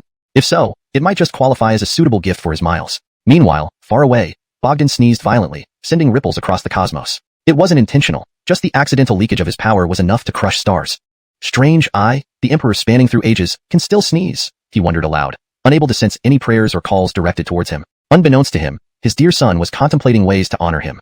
Back on the warship, Irvin watched eagerly as the brilliance of the 10,000 Saints' sacred land converged, compressing infinitely into a copper token. This token had no luster, only rust marks, devoid of any basic rules of nature. It was utterly ordinary. Wait, copper, a copper token? F***K, this is impossible. All this commotion for a scrap of rusty metal, exclaimed the Cloud Heaven Sect leader and the Sunset Imperial Dynasty Emperor, tempers flaring. They had been anticipating something extraordinary, only to receive a plain old copper token. Irvin furrowed his brow. After all this build-up, expecting a grand revelation, it turned out to be a simple copper token covered in age-old cracks and rust, causing a sigh of disappointment. The Gideon also wore an awkward expression. When had the 10,000 Saints' sacred land become so unreliable? Despite its multi-era history, it now produced nothing more than a mundane copper token, a huge letdown. Casually waving his hand, Irvin picked up the rusty token. It carried a profound sense of antiquity, feeling somewhat awkward in his small hand. My intuition tells me this isn't just any ordinary thing, he said internally, holding on to hope. System, analyze it. My intuition suggests this rusted copper token might be an extraordinary treasure, not as simple as it looks. Without replying, the system began scanning the token. Ding ding ding. Scan complete. The system analysis shows this to be a world coordinate, containing fragments of residual world power. Chapter 159. World coordinates. The best fate is to coax and charm. The system's detection sound echoed in Irvin's mind, momentarily stunning him. Goodness gracious, he was a prophet now. He had to protect himself at all costs from any danger. By instinct, he sensed that this rusty copper plate was not ordinary. He initially thought it might be an unparalleled treasure surpassing divine respect weapons, or possibly even a divine emperor weapon. Unexpectedly, it turned out to be a world coordinate. This world coordinate recorded the location of an entire universe. However, it wasn't something commonly found even within the eternal immortal domain. By sheer coincidence, he managed to obtain a world coordinate. As everyone knew, the eternal immortal domain consisted of 3,000 realms, ancient dangerous lands, and boundless starry skies. Each domain was a vast universe, collectively forming the eternal immortal domain. And the eternal immortal domain was undoubtedly the central place among all the myriad worlds. But beyond the eternal immortal domain, countless other worlds existed. These world coordinates recorded universes outside the eternal immortal domain. With a world coordinate and a powerful cultivator's assistance, one could cross over to those universes, bypassing their rules entirely. Through this world coordinate, perhaps there would be unexpected gains hidden within the recorded world. Moreover, he wanted to explore and broaden his horizons. Maybe he could find some good things to present as birthday gifts for his miles. Thinking about this, Irvin's eyes rolled around, fully aware that he couldn't do it alone. At this moment, he glanced at Gideon Bloss waiting beside him. Immediately, an idea struck him. Wasn't there a supreme powerhouse right here? This was truly an outstanding figure in the divine realm, a transcender, a supreme being. Apart from the countless venerable elders within the ancestral land and his parents, the strongest figures were the main elder and the second elder. He then said to Bloss, "Elder, this is a world coordinate, likely pointing to a universe outside the eternal immortal domain. We can travel there based on this coordinate." "Elder, I also want to see what kind of universe this coordinate records," Irvin said in an adorable, childlike voice. Gideon affectionately petted his head, fondly saying, "If Jethro wishes to see it, we can certainly go according to the coordinate." Bloss's face was filled with love and indulgence, agreeing without hesitation. After all, with his strength, he could undeniably protect Irvin across the myriad worlds. Even outside the eternal immortal domain, he could ensure Irvin's safety and freedom from harm. As long as they didn't leave the myriad worlds, the Ewing family would reign supreme forever.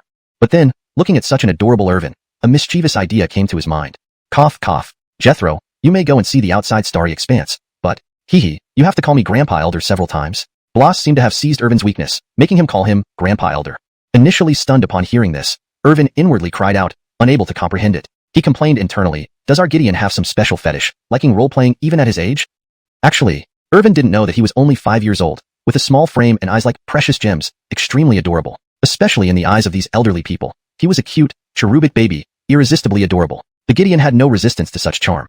Irvin felt helpless, but had to comply due to circumstances. But, just 2 calls of Grandpa Elder, it wouldn't hurt. "Grandpa Elder, Grandpa Elder, Grandpa Elder, please take little Clinton to see the universe outside, okay? Grandpa Elder is the best." Irvin grabbed Bloss's sleeve with his chubby little hands, cooing and acting cute, incomparably obedient. Seeing this, Bloss's head started to smoke, eyes sparkling. Goodness gracious, who could resist such a test? This was more stimulating than being roasted alive. Floating ethereally, feeling delighted, especially with those endearing Grandpa Elders, combined with charm and coyness, Bloss was thoroughly captivated. "Jethro, hold on tight."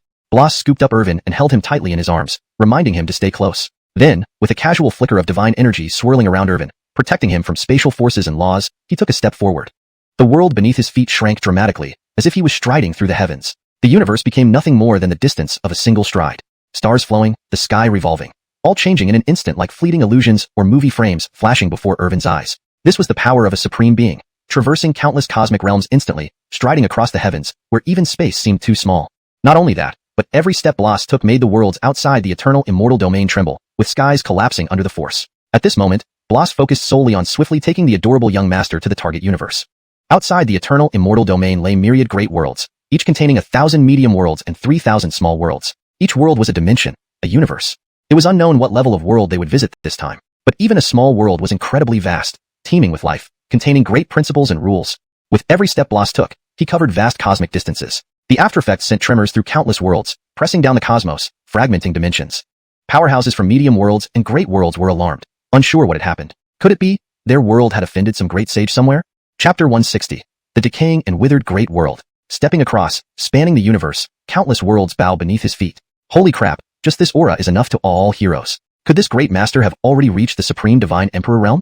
Without divine respect or level strength, one shouldn't even dream of crossing the universe and dominating the myriad worlds. Such a powerhouse, with one step causing cosmic thunder, is undoubtedly a supreme being in the Joab realm. The term Divine Jun seems to be a mix of Chinese and English. Based on previous context in similar writings, it likely refers to divine respecter. This makes the text more coherent and natural in English. At such a state, stepping through the starry sky, Even the aftershocks can terrify us greatly. Facing him would result in our total defeat with just one strike. In the middle world and the great world, countless deity realm experts awoke at the news. Sensing such overwhelming godly power, they hid within their own universes, silently watching out of fear and respect. The size of the great world is unimaginable, akin to an immense primordial universe. But even so, it still doesn't match up to any single domain among the 3,000 Dao domains. A Dao domain universe is more vast and grand compared to the great world. However, anyone who reaches the Joab realm can suppress all worlds. Besides those of the same realm, no one can confront them. Before a Joab, even a divine sovereign can be wiped out with a snap of the fingers. This gap can no longer be described as a mere world apart. It's a dimensional difference, a complete dimension drop impact. Note: I've made minor adjustments to ensure the terminology is consistent and the sentence flows naturally in English. As for earlier in the Golden Turtle Dao domain, when the true deity level peak Netherworld sect leader was shattered by a finger, it was done deliberately holding back, using only a strand of divine power. Otherwise, unleashing full force, even the entire Golden Turtle Dao domain would tremble. A great master with such powers coming from the central lands of all heavens, the eternal immortal domain, could it be to destroy some plane of existence? One can't imagine what happens when such a powerful person acts. Entire great worlds will fall. Luckily, he's not targeting our world. Otherwise, even if we had transcended to God King or Divine Sovereign, we would still be doomed. Seeing Blas take another stride, spanning countless universes, many supreme beings secretly rejoiced. Such powerful figures fortunately aren't targeting their great world. Otherwise, yet another world would disappear in an instant. Some ancient relics also marveled in the void, feeling fear and breaking into cold sweats. The cause of this scene and shaking of thousands of worlds was just Ewing clan's Gideon.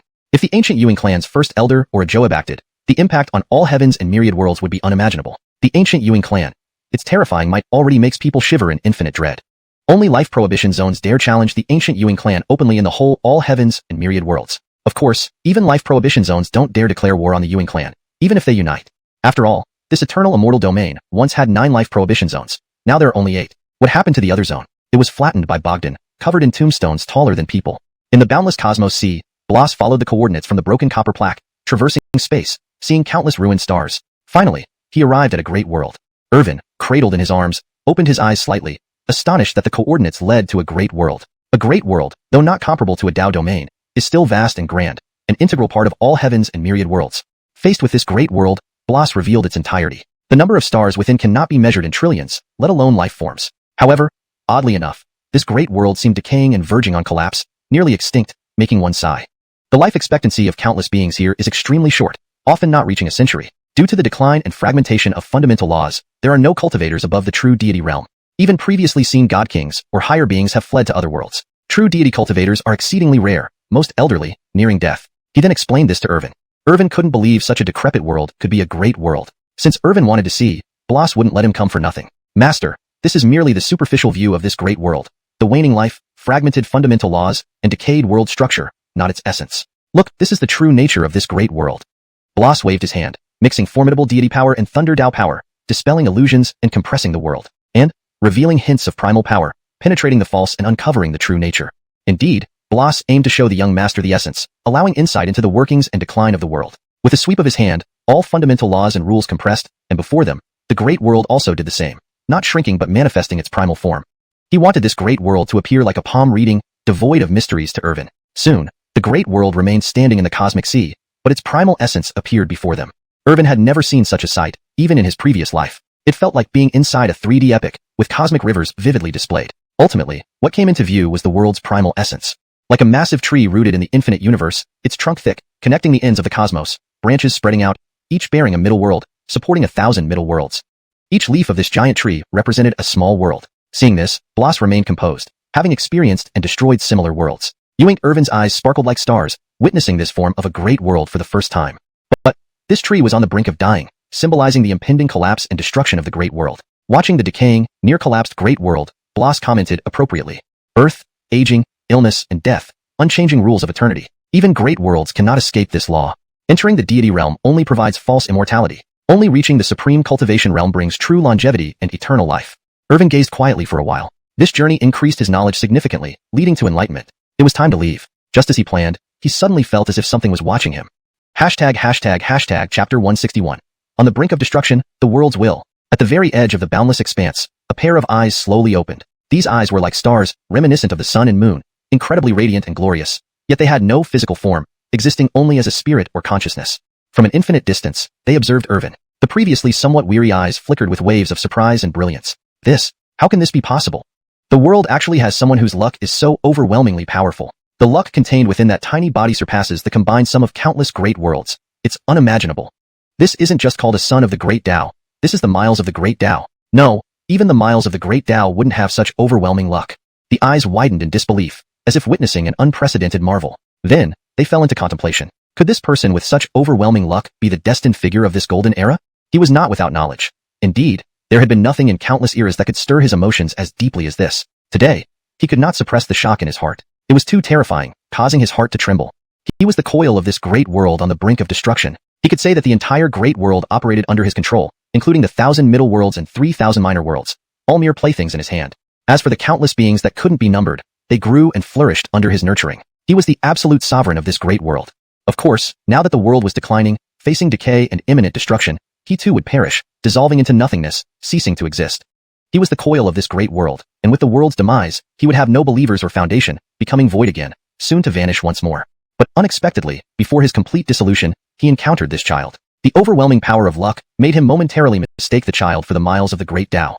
The coil calmed himself, continuing to wait for the moment of extinction. Suddenly, a flash of inspiration struck him, and an unreliable idea emerged. Wait, this kid possesses such overwhelming luck. He is no different from a heaven's chosen one. If I could devour this child, the boundless vitality and great Tao laws would undoubtedly flow into the great world. With such luck, the resulting surge in vitality would be unimaginable. That vast and vigorous force of life and luck would certainly turn the tide, reverse the heavens, and pull this great world back from the brink of collapse. Perhaps, it could even ascend to a higher level. With such luck, if the great world could ascend another tier, it might qualify to enter the eternal immortal realm, merging into the Tao universe. At that time, this coil would also undergo transformation, achieving a higher rank. With this thought, his eyes gleamed, fixed intently on Irvin from an infinite distance. This little one wasn't just some relative of the great Tao. Appearing here today to save both himself and this great world, he was practically his own Miles. Moreover, this child could even help him advance. The greed of the coil grew exponentially, his gaze turning fiery, wanting to act against Irvin. However, beside the child stood an old man, who, though aged, possessed unparalleled combat prowess. Even he could detect that this elder was likely a supreme deity emperor. Facing off directly, being the will of a declining world, victory was impossible. Even at his peak, there would have been no hope of winning. He was the coil, formidable and fearless. In his own great world, as long as he didn't reveal his core will, others would struggle to detect him. Thinking thus, the coil's greed grew stronger, eager to act and consume this easy target.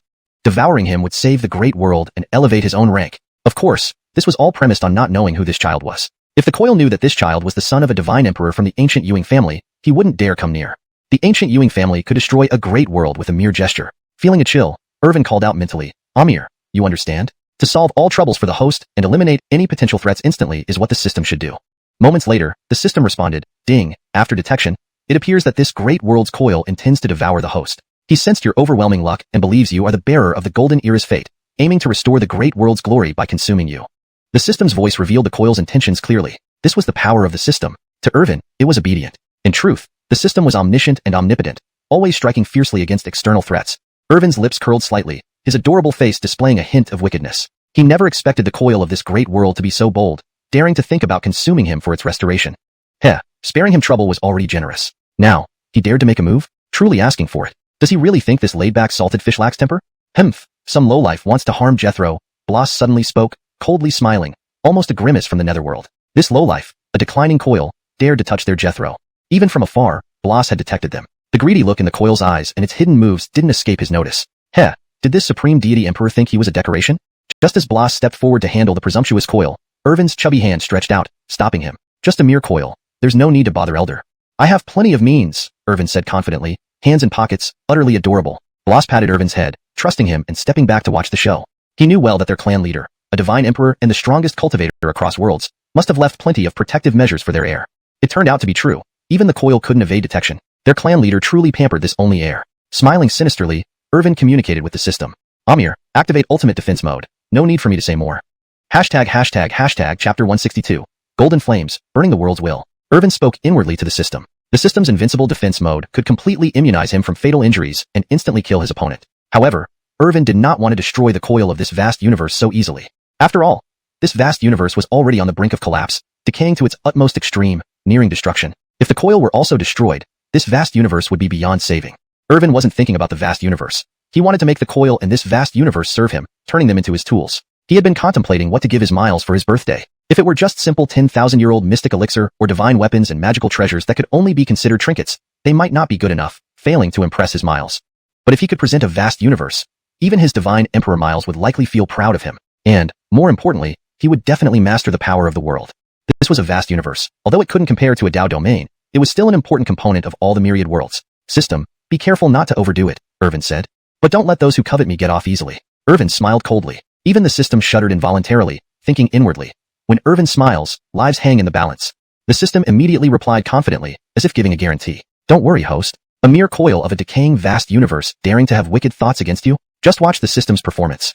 At this moment, the coil appeared not far from Irvin in the void. Noticing that neither of them seemed on guard, it was overjoyed, thinking victory was assured. It immediately launched a lethal attack, intending to devour this child who was filled with boundless fortune. The coil manifested as a giant eye, covered in bloodshot veins and black fog, with countless tentacles piercing through the void, looking indescribably bizarre and unsettling. Just one glance could drive a person mad.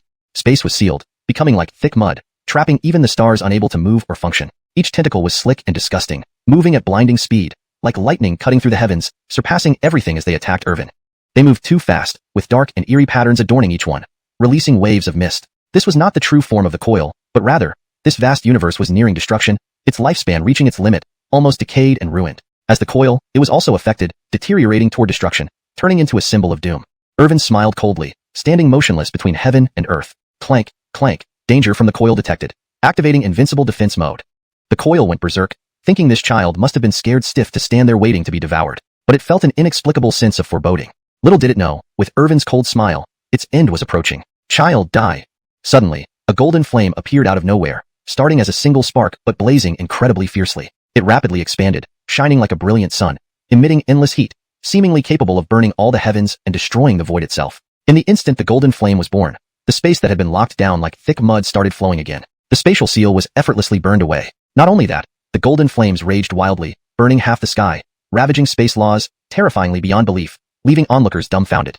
Even time seemed to halt as space was burned away. Golden flames spread across the cosmos, burning intensely, reducing entire star rivers to nothingness. Planets teetering on the edge of destruction were incinerated, and many middle and small universes within this vast universe, already decayed and fragile, could not withstand its power, being consumed by the golden flames. The coil of this vast universe screamed in agony as its domain suffered devastating blows. The countless tentacles that had attacked Irvin were all burned away by the golden flames, reduced to nothing. This was the power of the invincible defense mode. It could have delivered a fatal blow, but Irvin had ordered it to spare a life while making it pay a price.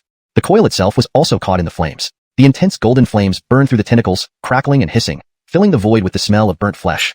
Irvin sniffed and commented to himself, "Looks like I have the potential to be a great barbecue chef." The coil, on the other hand, was near collapse, almost driven to madness. The golden flames followed the tentacles straight to its core. Though it was just a will, the pain, etched deep into its soul, was far worse than physical suffering.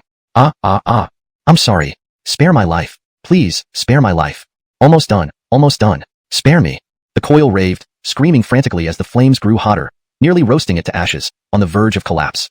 It wouldn't be long before it completely dissipated. Bo watched this scene with astonishment, marveling inwardly. A mighty coil of a vast universe, so easily subdued by their young master. Irvin slowly walked forward to the barbecue. No, the coil. Looking at the flaming, smoldering coil, he waved his hand, causing all the golden flames to dissipate. Submit or die. Hashtag chapter 163. The coil submits. Xiao Irvin stood proudly amidst the vast cosmos, his small figure towering over the universe. Beneath his feet, rivers of stars flowed, scattering divine radiance, creating a spectacular scene. Facing the coil that had been scorched by golden flames into a charred mess, his gaze was icy and domineering, looking down on everything with disdain. He had only come to observe this great thousand world, yet it had dared to target him, even attempting to devour him to further its own power. An utterly delusional and malicious act. However, he had spared it from the retaliation mechanism of his invincible defense mode. Now, the coil was incredibly weak, sinking into an illusory state, as if it were about to dissolve into nothingness. Even as a will entity, it emitted a heavy aroma of roasted meat, with gray smoke billowing around it, a clear sign of severe burning. It felt immense fear under Irvin's cold stare. Only now did it truly understand what fear meant. This young one is not simple at all. It had attacked him silently but was discovered, and those golden flames almost incinerated it into ashes. The coil was certain that if the child hadn't withdrawn the golden flames, both this great thousand world and its own essence would have been completely annihilated. It had never encountered such powerful flames before. Flames far more potent than any godly fire recorded on the list, and they possessed an eternal quality. Now that Irvin presented these terms, its heart was in turmoil. It was, after all, the mighty coil of a great thousand world, despite its current decline. It couldn't bear the thought of being controlled by a mere child, let alone submit. At this moment, Elder Bloss approached Irvin and squatted down to speak. Master, a self-aware great thousand world like this one is exceedingly precious. Back in its prime, it qualified to be a Dao domain within the eternal immortal realm. Even now, though weakened, it contains boundless world power and the principles of the great Dao, with countless potential uses. While our myriad ancient Yuan clan does not lack such a great thousand world, if you can control it, you gain its space and resources. Moreover, the time for Lord Joab's birthday is approaching. A great thousand world could serve as a fitting gift. Bloss spoke calmly, making his meaning abundantly clear. Taking control of this great thousand world offered numerous benefits. He was also speaking to the coil, directly revealing their formidable background, so it knew exactly who it had offended. Moreover, the myriad ancient Yuan clan didn't need another great thousand world. If it didn't submit, it faced certain death. As expected, upon hearing Bloss's words, the coil trembled with terror, eyes wide with shock. Its inner voice cried out, "Holy cow! These two are backed by the strongest force in all worlds, the legendary myriad ancient Yuan clan. And this young man is actually the son of Joab Bogdan. Damn, why didn't I check the old calendar today? How could I offend someone I can't afford to upset?" The coil was inwardly grateful. Offending the son of a Joab and still being allowed to live was sheer luck. No wonder its plan failed. Losing wasn't unjustified. It began harboring thoughts. This was the son of a Joab. If it submitted, it would elevate itself. Moreover, submitting to the myriad ancient Yuan clan, would it worry about its own world's decline or even its own extinction?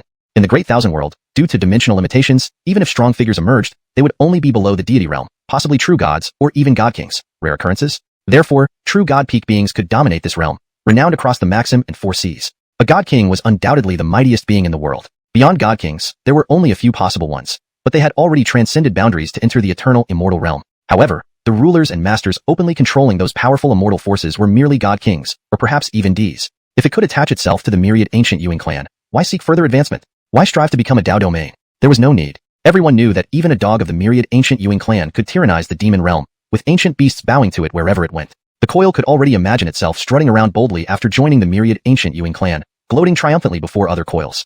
Seeing this Joab's son, who it initially mistook for its Miles, it realized this was more like its grand Miles bringing opportunities right to its doorstep. Its eyes gleamed brightly, ignoring its injuries, eager to respond before the young master left. "Your Excellency Fremont, I willingly submit to the myriad ancient Yuan clan, to your Excellency. I am deeply grateful that your Excellency accepts me. I vow to follow you through fire and water without hesitation. To be honest, I wandered aimlessly, regretting not finding a wise master earlier. Now, with your Excellency's acceptance, it is a heavenly blessing. From now on, I'll follow my dear grandpa. No, your Excellency." Irvin, deep in thought, was surprised by this sudden servility. He hadn't expected such enthusiasm, as if fearing he might leave. Offering submission seemed like a huge favor to it. "Rest assured, your Excellency, I understand the rules. I swear by the great Dao, from now on, I recognize your Excellency as my master. Should I ever harbor second thoughts, my will shall be destroyed, never to be reborn, enduring endless torment from all paths." As he finished, thunder roared through the universe, a celestial bolt of white lightning splitting the heavens, a manifestation of the great Dao witnessing his oath. Violating it would bring certain destruction. Irvin finally relaxed but gazed at the scorched coil in this crumbling, dying great thousand world, shaking his head lightly. What he needed wasn't a doomed world.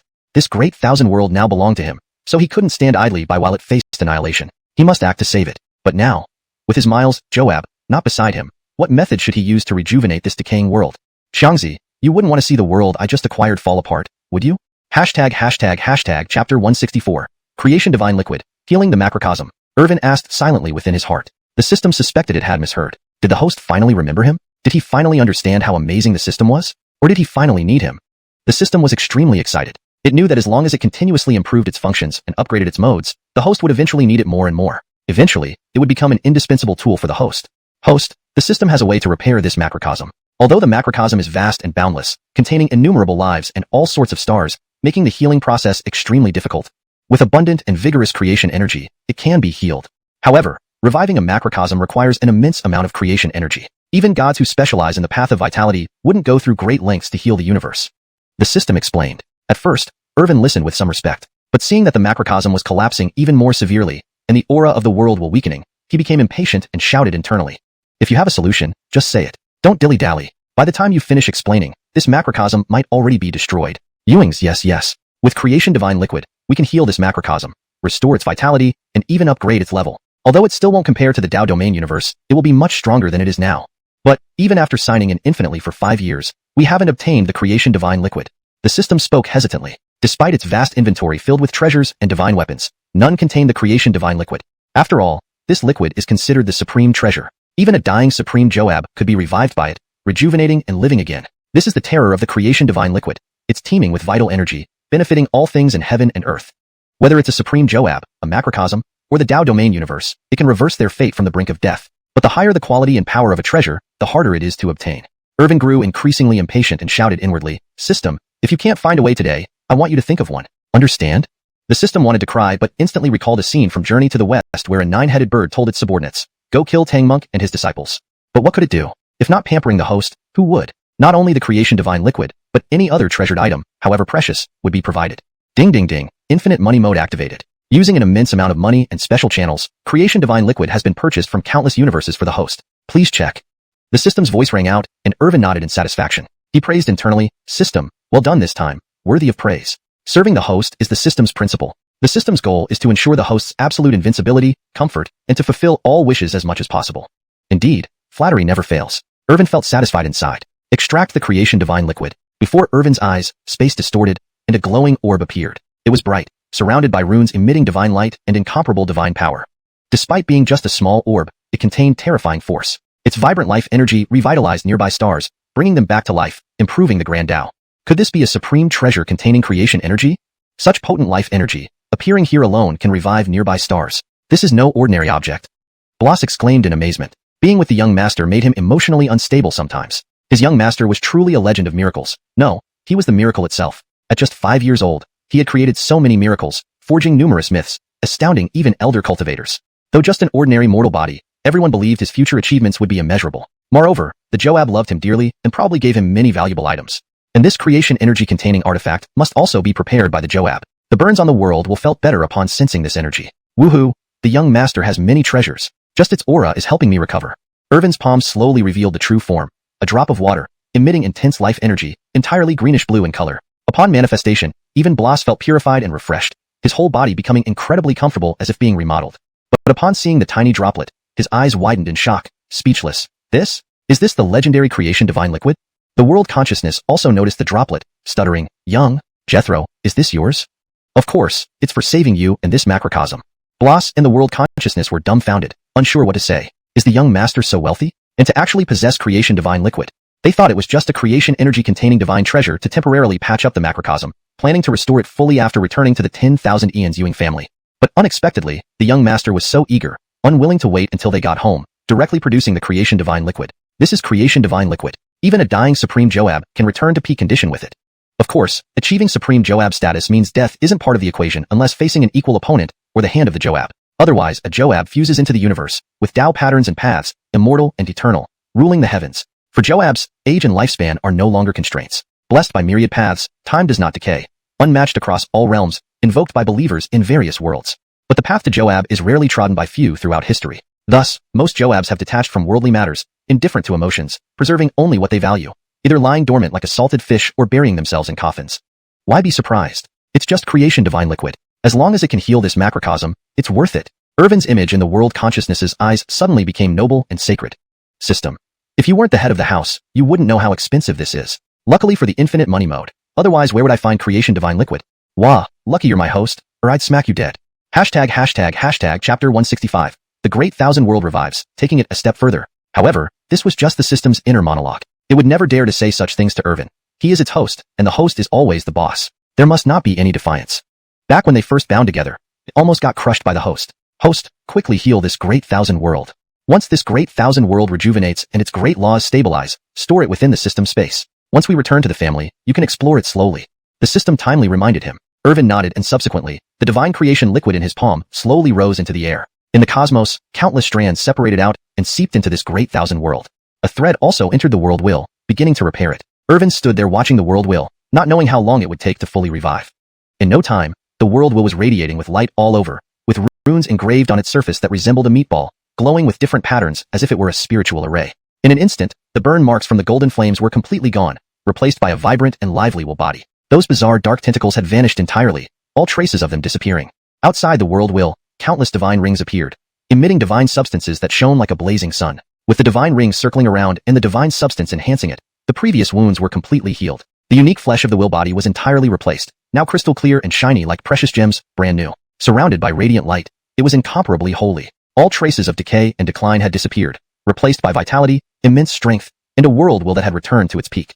If the former world will was like an old, dying tree, facing death and being tainted by malevolent forces, turning black, Then the current world will was at its peak, incredibly sacred, resembling an angel with divine rings surrounding it. Its two eyes no longer held the dimness they once did, but instead sparkled brightly like the sun and moon. Not only had it recovered to its peak, but it had also advanced further using the infinite vitality contained in the divine creation liquid. If it had remained in its near-death state, its strength would have been too far off from what it once was, easily being obliterated by Blas. But now, having returned to its peak and even advancing further, its true combat power was no different from when it initially entered the Joab realm. Comparing its current peak state to its former declining one, the difference was not merely a gap, it was a distinction between heaven and earth, a true transformation, evolution, and advancement. At this moment, it felt tears welling up in its eyes, overwhelmed with emotion, hard to describe. So much had happened in such a short time. It felt like a dream, something inconceivable. Previously, it was only an old, decaying world will, tainted by malevolent forces and faced with destruction. It could do nothing but watch helplessly, ultimately fading into nothingness, a fate it could neither resist nor fight against. After meeting Irvin, it became bewitched, wanting to consume him to regain vitality and save this great thousand world. After the plan failed, it thought it would be destroyed, dispersing forever. Instead, it clung to the ancient Ewing family's high branch, submitting to the ancient Ewing family. When crucial moments came, its young master even took out the divine creation liquid, something even immortal level powers couldn't find. This divine creation liquid could let a Joab live again. It wasn't enough to call it precious. This was a supreme treasure, truly an unparalleled treasure. Even immortal level powers absolutely didn't have such treasures. Only the ancient Ewing family would possess it, yet even then, it certainly wouldn't let a simple world will enjoy it for free. After all, even those old fellows in the life prohibition zones of the eternal immortal realm were eyeing such treasures containing boundless vitality. However, the young master made it happen, bringing it back to its peak and advancing further. Lord Jethro, this great thousand world belongs to you now, to be commanded as you wish. The world will approached Irvin, tears brimming in its eyes, declaring loyalty yet filled with indescribable excitement, barely holding back the urge to burst forth. At the same time, it shrunk its vast will body to the same size as Irvin, considering that its owner was still a 5-year-old child. Finally, the system couldn't hold back and said to Irvin, "Host, I have half the credit for this. You must remember my efforts. You can't keep criticizing me. I'll always be the one working silently behind the scenes." Irvin found it amusing. When did his system become like a spoiled little boy, just like him, begging for affection? "Don't worry, Amir. We have the best bond. What you gain, I protect. Haven't you understood this?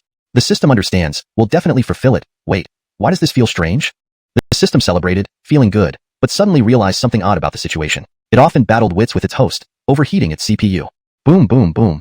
Meanwhile, with a series of rumbling sounds, this great thousand world seemed to undergo a transformation. The weather changed dramatically, the sky tilted, heaven and earth flipped, the sun and stars lost their original luster, and everything seemed to start anew.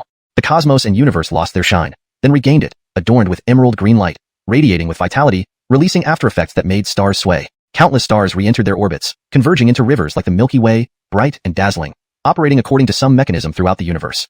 Planets previously on the brink of collapse, nearly destroyed, now revived, nourished by vitality, leading to a resurgence of life, spring returning, rivers flowing, all creatures witnessing light once more. And this scene played out across countless stars. The great laws became more complete, the rules more structured, and the universe's spiritual energy was several times denser than before. Cultivators attained enlightenment, advancing further, powerful beings comprehended the mysteries of the universe, continuing their path in cultivation. Countless fierce beasts resumed competing for territories, thriving endlessly. Seeing this, Irvin smiled faintly and said, "System, let's begin." Chapter 166. Return to the Ewing family, Invincible Fears. As Irvin's words echoed, the world will before him seemed to respond and began shrinking rapidly. But it immediately understood. Having submitted to the ancient Ewing family and to the son of the divine emperor, it obediently allowed itself to be absorbed into Irvin's body and transported into the system space. Following this, the vast world seemed compressed at an incredible speed, transforming into pure world energy that was confined within the system space. All of this happened in an instant, too fast for anyone to react. Even Bo, watching from the side, was stunned. His young master had so easily subjugated a great world, pulling both the world and its will into his space. Of course, Bo didn't wonder what kind of space could accommodate such a vast world. After all, as the son of the divine emperor, with such supreme power spanning past and present, it was normal for him to possess numerous spatial treasures, some given to his son for daily use. There was no need for astonishment. This was one of Irvin's advantages, explaining why he dared to use the system and its artifacts openly before everyone. With the divine emperor Miles, everything seemed reasonable. An infinitely large space? From his Miles. Rare treasures? From his Miles. Unique divine medicines? Also from his Miles. He wasn't even worried about others verifying these claims. For something so trivial, no one would dare disturb the divine emperor. Elder, the matter here is resolved. The great world has been subdued, and after using the creation divine liquid, its level has risen significantly. Although it still doesn't match the Tao domain, it far surpasses ordinary great worlds. Even the strength of this great world's will has increased substantially, no longer small and weak. Irvin approached Elder Bo, placing his hands behind his back, looking mature despite being just 5 years old. Bo's face twitched, suppressing laughter at this precocious little master, yet found him endearing and innocent. Childhood was indeed precious. Even after reaching the supreme Joab, Reversing time couldn't restore that lost innocence. Bo felt a warm smile spread across his face as he patted Irvin's head. Grandpa Elder will take you home now. You've been out for quite some time. Do you miss home? I do. I really want to go home. But the outside world is interesting. I want to go out and play often. Irvin grinned, putting on an adorable act while harboring ulterior motives deep down. This journey, apart from participating in the discussion conference, let him witness the infinite cosmos, the vastness of great worlds, and many other mid-sized and minor worlds, a rich experience. Once the wanderlust was ignited, it wouldn't be quelled easily. The residence of the ancient Ewing family was also a vast miniature world with abundant fields and dense spiritual chi flowing through it like rivers. But it was full of family members, not allowing much freedom. Even lying around, though none objected in the family, cousins and uncles always wanted him to join them in studying Tao. In the future, he needed to travel more, experiencing the beauty of the world. After all, even a slacker should enjoy life and explore mountains and rivers. Irvin daydreamed as the system agreed inwardly, silently laughing. Right, the host must have such thoughts. Traveling more means more opportunities to show off. Why think about lying around? With this system, wherever you go, you can show off everywhere. With this system, there's no chance for slacking. Of course, these were just the system's inner musings, never daring to voice them aloud. If their host knew, he'd curse the system again. It's time to return. In a few days, it will be the birthday of the Divine Emperor. This birthday will be celebrated quietly. The Divine Emperor isn't promoting it, only inviting a few old friends and our main lineage elders. To the outside world, it's just a gathering of old friends, but they'll also see the extraordinary talent of the young master, making them envious. But the young master must prepare. These are prominent figures, more powerful than top immortals. They'll bring their successors or heirs. Bo warned Irvin, knowing he had to outshine them for the Divine Emperor's honor. Irvin's brows furrowed, feeling rather speechless. A birthday celebration turned into another showcase of talents. Could they not make it peaceful? He'd thought he could return and enjoy life, lounging lazily. Normally, he teased cats, played with dogs, pruned flowers, listened to melodies, occasionally flirted with maids, and rode his little dragon Alberta. It was his Miles's birthday, after all. As his biggest support, he couldn't embarrass him. System, so? Does love disappear? Aren't we the best bond? Bo lifted Irvin, hugging him tightly. The power of the great Tao surged around him, forming a protective shield, ensuring Irvin stayed safe. Then, divine light swirled around him, covered in runes, transforming him into a deity-like figure, terrifying beyond imagination. His eyes shone with a light that seemed capable of piercing through the universe. A single step later, they crossed countless universes. The ocean of universes was at his command. Like a supreme deity, every step caused ripples that made the world tremble, frightening countless strong beings who hid in their own worlds. Damn, how soon did this legendary warrior reappear? Ewings, I felt a great world vanish beyond infinite voids. It seemed to lose its vitality. Perhaps after destroying a great world, he's returning to the eternal immortal realm. The eternal immortal realm lives up to its name as the center of all realms. Those who emerge from there are truly formidable, destroying entire worlds without blinking. It must be that someone in that world offended the gods, facing destruction. Not unjustified. We should keep a low profile, living peacefully in our own worlds. Let's not offend the gods, or else when disaster strikes, we'll die unaware. Many great powers, the strongest beings in various worlds, communicated via divine thoughts, all remaining silent, hiding away. The ancient spaceship above Golden Tortoise Tao Domain was teleported back to the ancient Ewing family by Elder Bo. Haha, young master, you can open your eyes now. Hashtag chapter 167.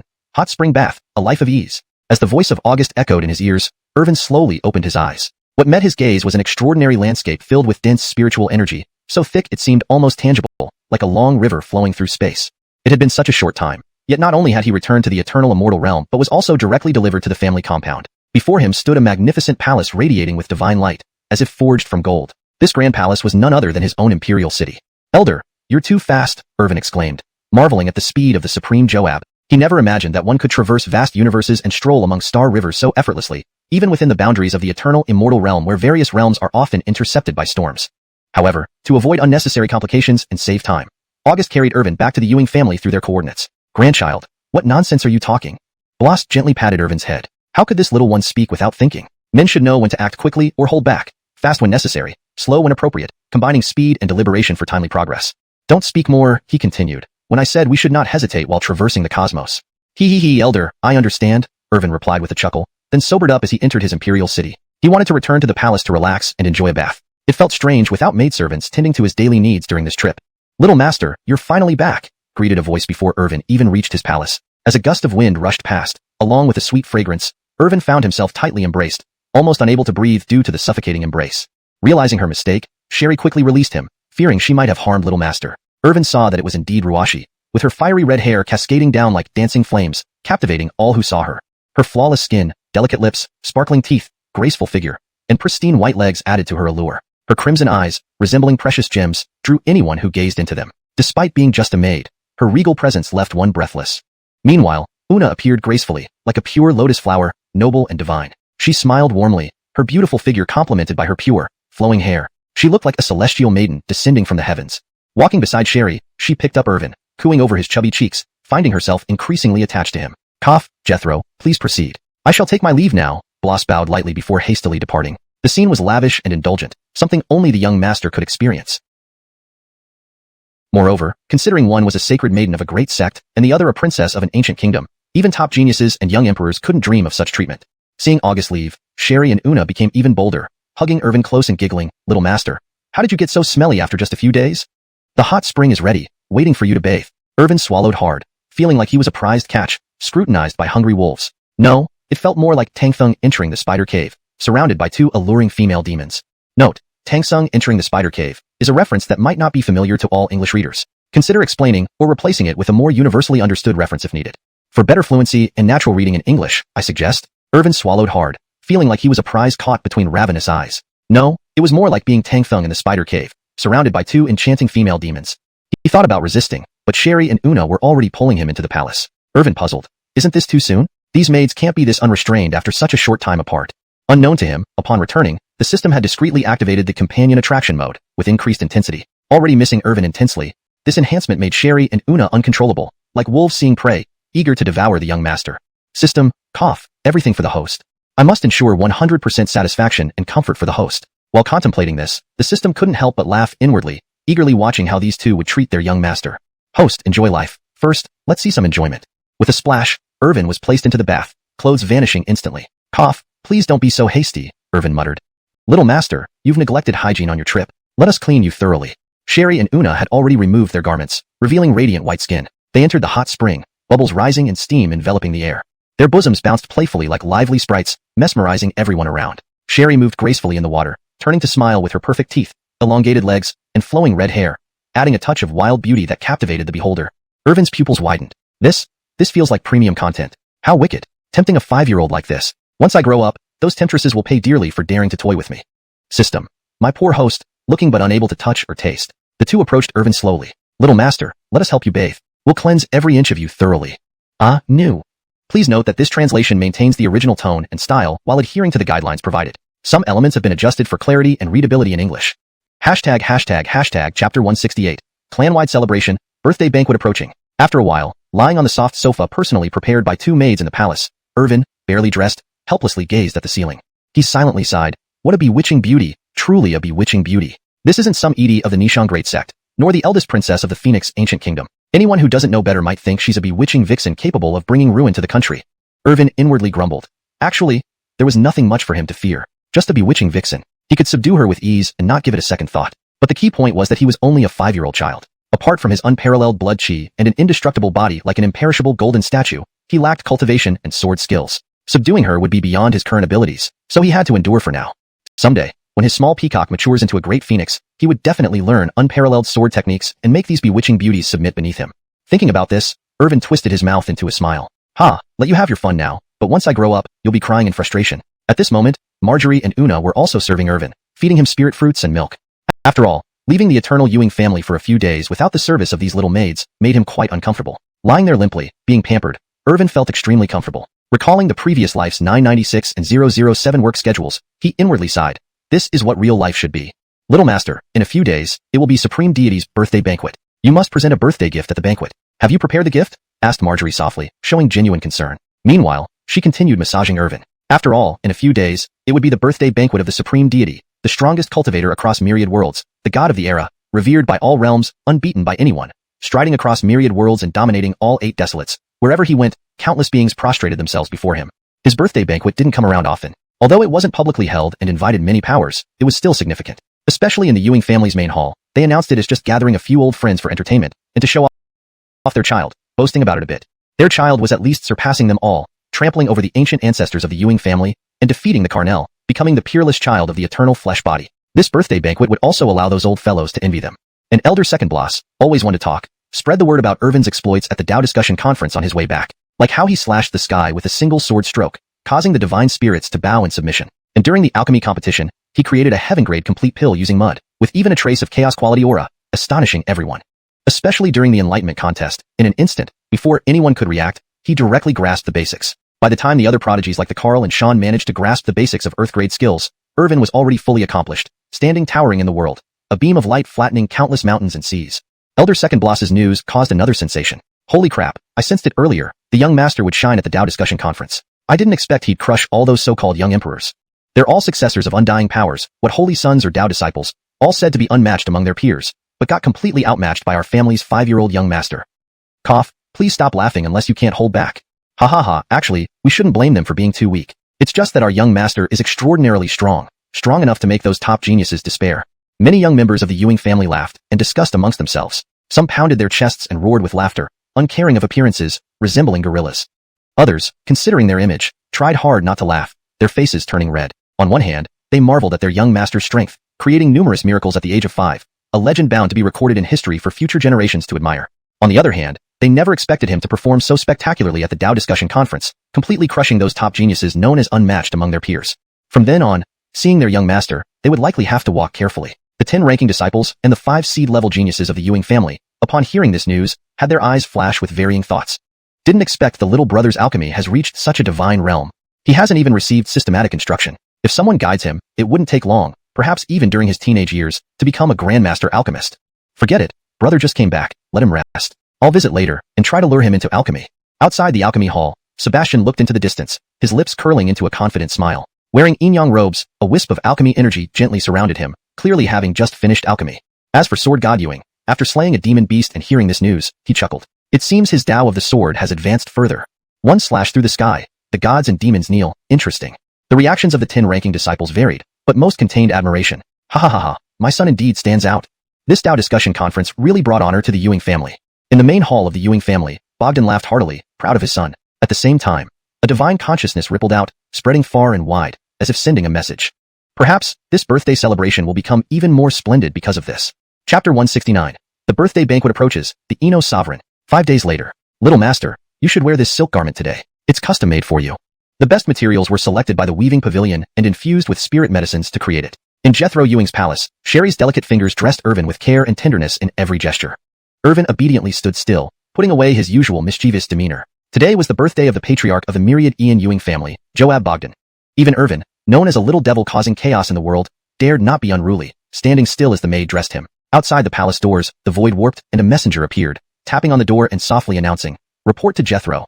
The patriarch's birthday banquet is about to start. Please proceed quickly." Understood. You may leave. From inside the palace came this reply. Whoever it was, the messenger retreated immediately. Jethro, it's time to go. Looking at Irvin, whose hair gleamed like jade, small figure translucent with youth, chubby cheeks exuding an irresistible cuteness, one could not help but admire him. Undoubtedly, at only 5 years old, Irvin was irresistibly adorable in the eyes of these elder sisters, his charm fully unleashed, impossible to resist. Even Sherry couldn't help but give Irvin 2 kisses before letting him go. Irvin hurried out of the palace, taking quick steps. Since he returned to the family, these 2 demonesses have never left him alone, tormenting him at every turn. Even a sage like Carlton would not be able to resist such temptation. Alas, he was just a 5-year-old child, lacking both strength and capability to act upon any desires. He originally thought his 2 maidservants would accompany him to attend his Miles's birthday banquet. However, his Miles did not intend to publicize this event or cause much fuss. Only a few mainline elders and some old friends of his Miles would attend. These friends of his Miles were all legendary figures, their names spreading far and wide, suppressing regions with unparalleled might. Even within the eternal immortal realm, none could rival them, their power unmatched. Now they were leaders of imperishable forces, commanding countless lives, deciding the fate of star rivers and laws of order with a single word, truly supreme beings. Though now retired, they nurtured the younger generation to contend in the approaching golden age, vying for the heavenly mandate. This visit was ostensibly for the birthday celebration, but they likely brought their own heirs or successors to meet him.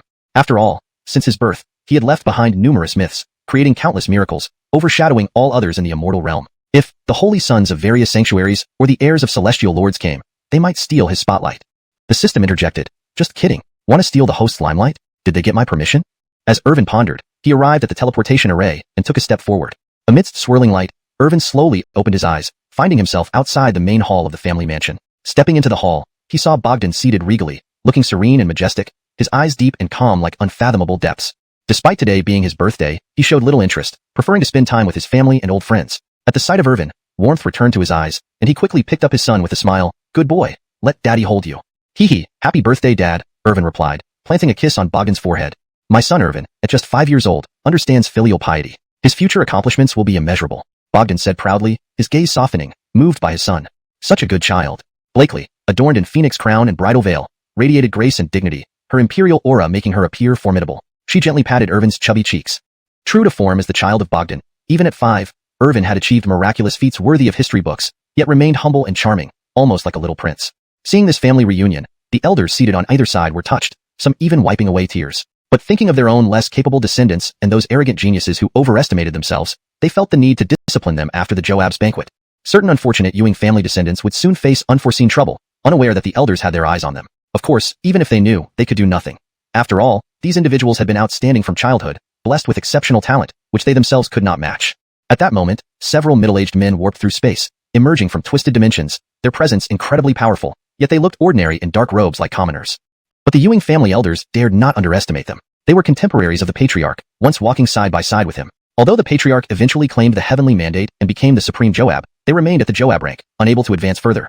Still, as Joabs, they enjoyed eternal life without age or decay. Haha, Joab, it has been long. You seem more spirited than ever, said a man in a thunder-patterned robe, introducing himself as the Eno sovereign. He controlled one of the top imperishable forces in the eternal immortal realm, the Thunder Sanctuary, wielding incomparable thunder power that shattered heaven and earth, embodying divine punishment. In his youth, he had competed with Bogdan, traveling together to slay demons beyond the cosmos, forging deep bonds. Meeting his old friend again, he felt a surge of emotion.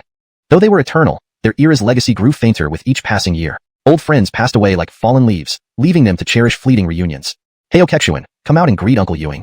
Hashtag chapter 170. The strongest from all parties, and the socially anxious upper clearness immortal body. As Court finished speaking, a child of about 7 or 8 years old leaped forward. He was robust and tall for his age, standing out among his peers. At first glance, anyone could tell this child was no ordinary being. Greetings, Uncle Joab. Wishing Uncle Joab a happy birthday. May your future path and cultivation be unobstructed and lead to even greater heights. He then bowed deeply to Bogdan, displaying an innocent demeanor. This boy is only 8, yet he's so intelligent. Could he be your only offspring? Bogdan smiled faintly and asked lightly. Indeed, it's my son. Seeing Court acknowledge this, the elders began to whisper and discuss amongst themselves.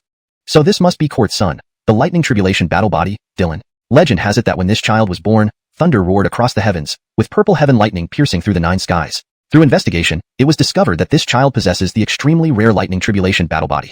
It's said that every 5 years, a natural lightning tribulation occurs, requiring him to endure it physically. If he can survive, he will successfully transcend the tribulation, with his body refined and cultivation potential improved. If he can safely withstand for tribulations, he will achieve the status of a youthful thunder god, endowed with divine lightning power. His unmatched combat prowess will resound throughout the world, making him an unparalleled supreme being at his cultivation level.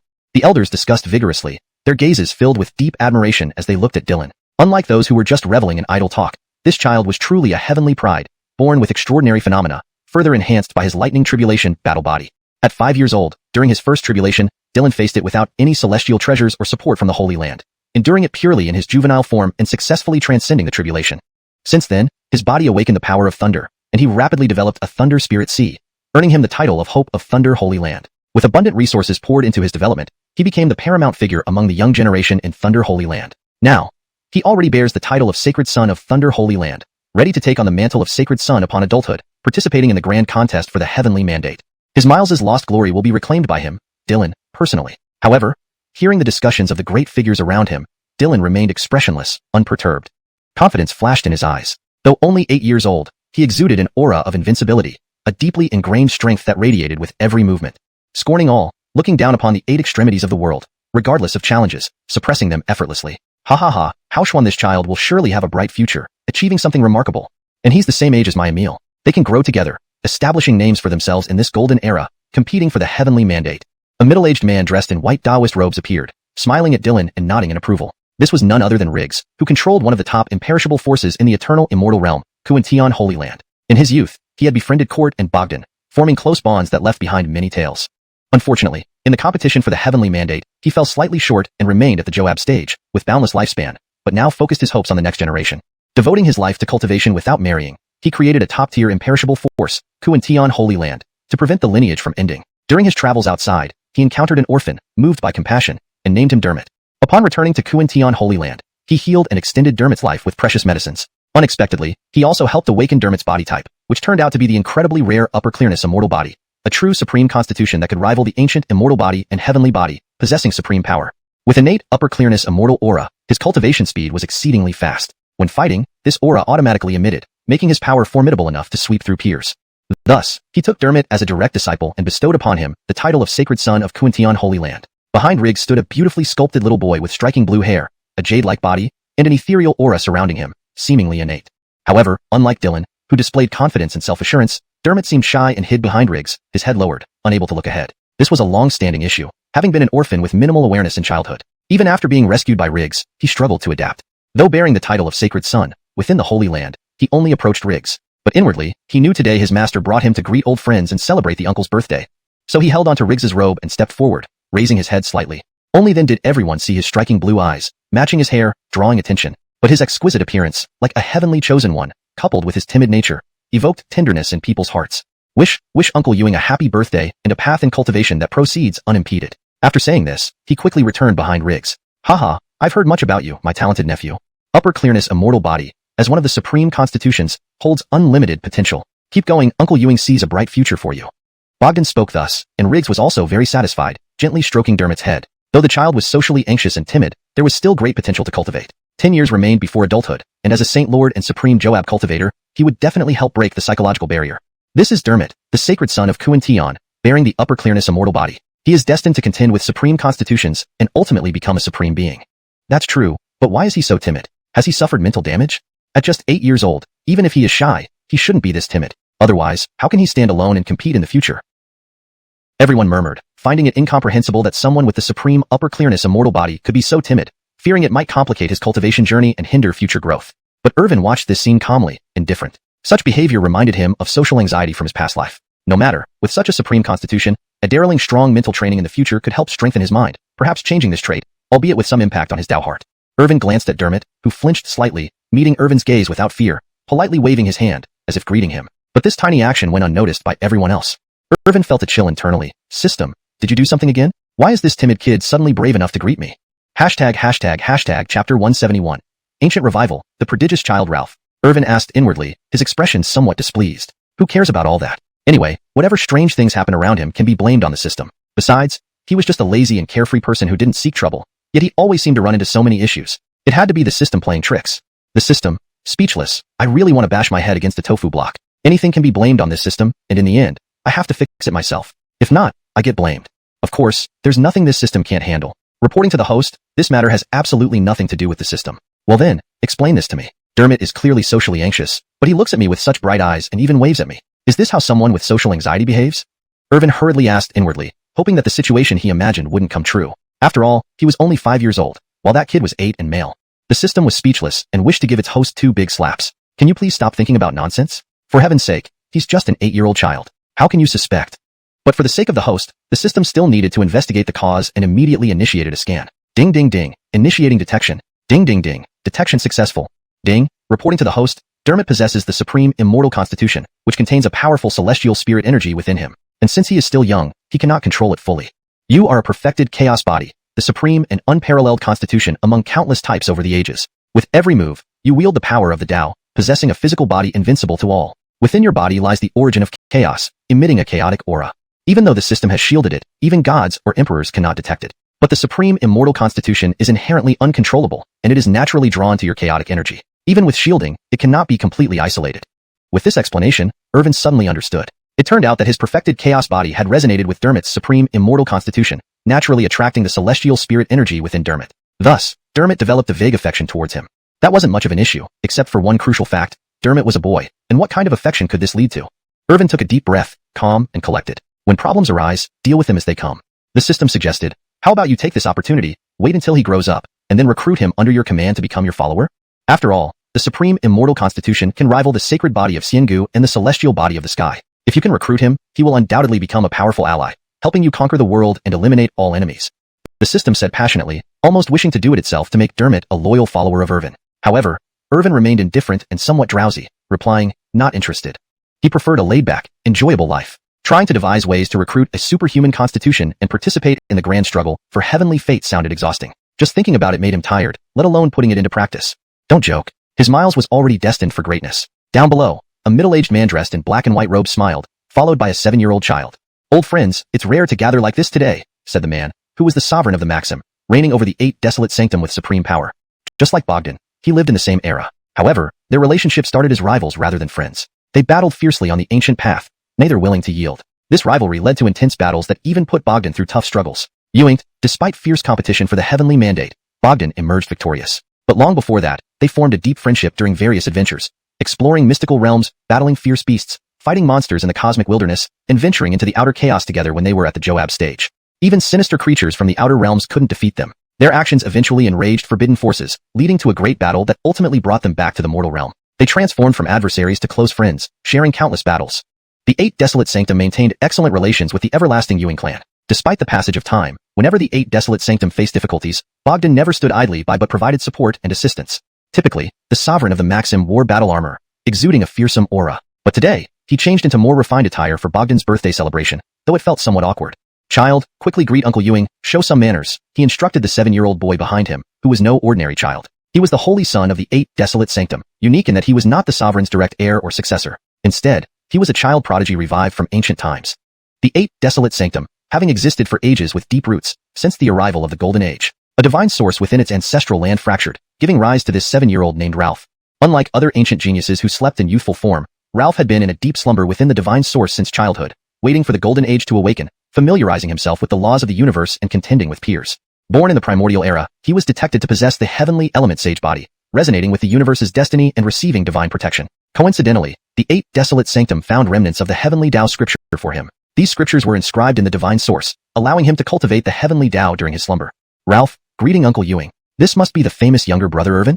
Chapter 172. Youngster interaction, first friend? Ralph exuded an air of superiority. At just 7 years old, he was the youngest among the few children present, excluding Irvin.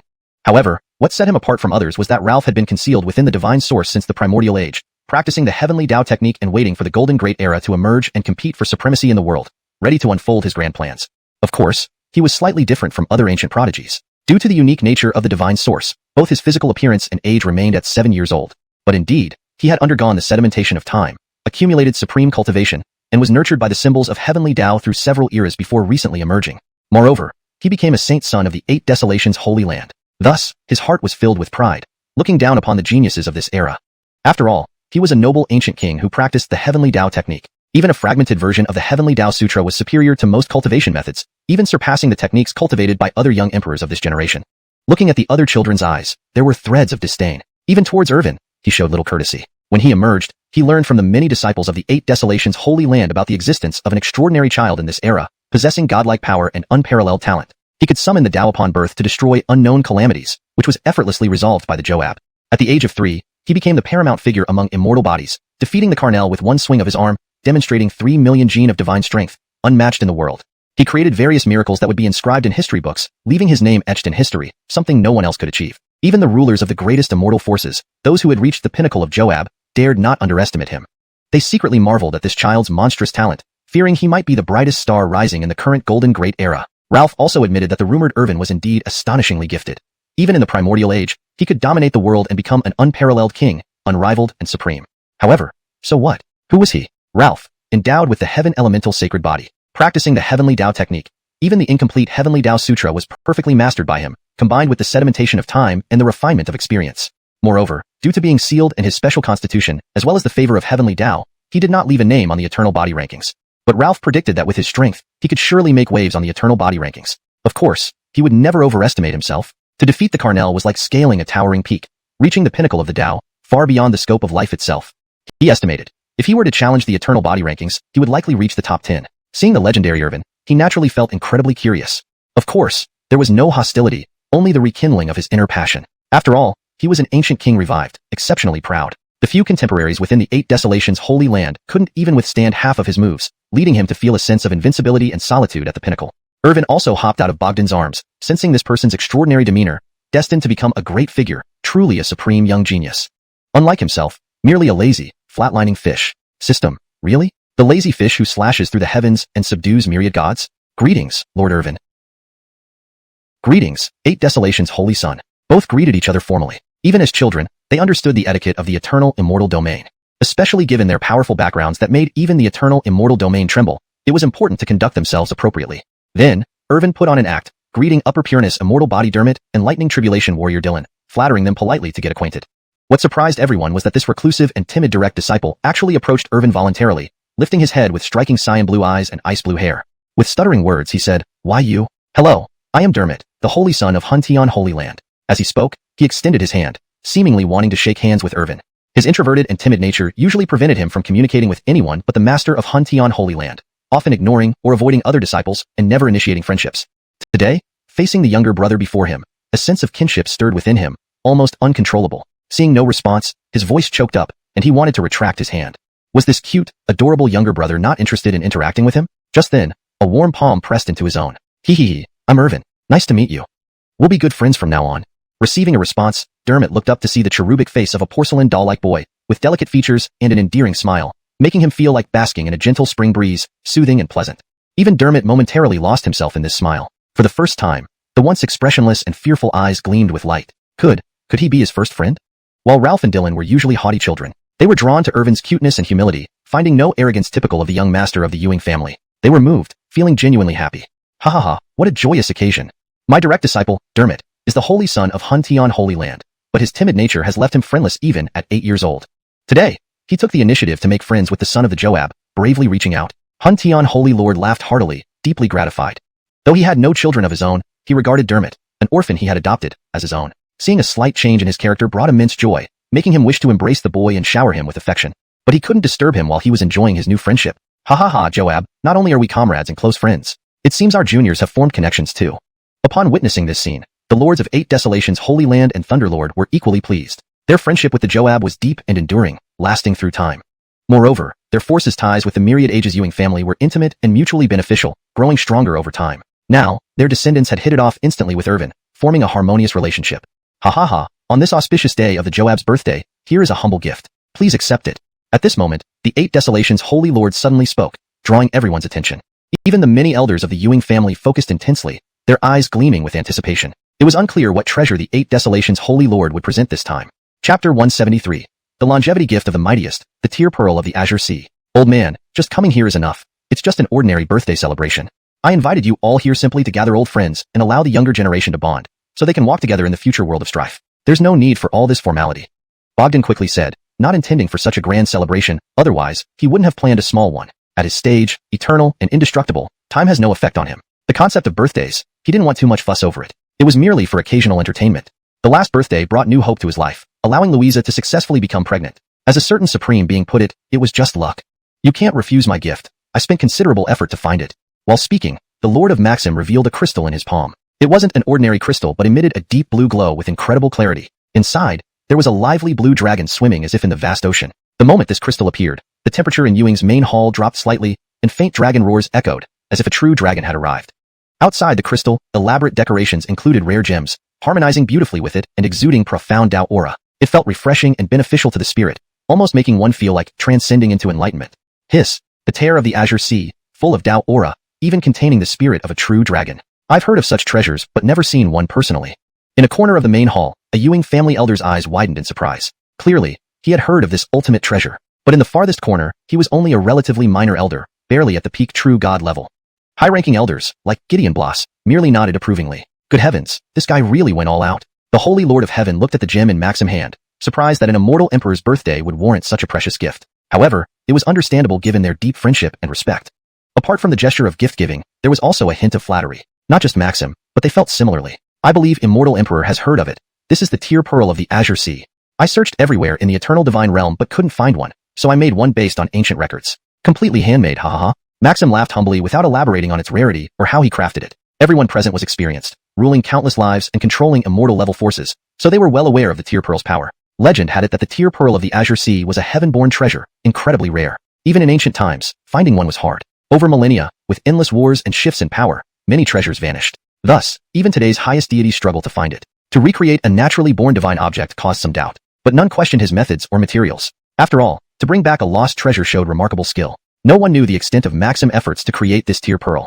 According to records, the pearl contained the spirit of a true dragon, specifically from the Star Sea. This made it particularly challenging. He set traps in a major universe, spending considerable resources to capture one. Fortunately, he stopped it from self-destructing and finally refined it. Finding suitable gems, especially divine and imperial-grade materials, proved arduous. When he couldn't find them, he used treasures from his own sacred treasury, sparing nothing for a mortal emperor's gift. The Tear Pearl of the Azure Sea was both extremely effective and valuable. Consider this. If even the most powerful deities can't find it, how priceless could it be? Its benefits were immense. Carrying it allowed for continuous recovery of vitality during combat and cultivation. It was like a portable blood reserve, with added dragon might enhancing one's power.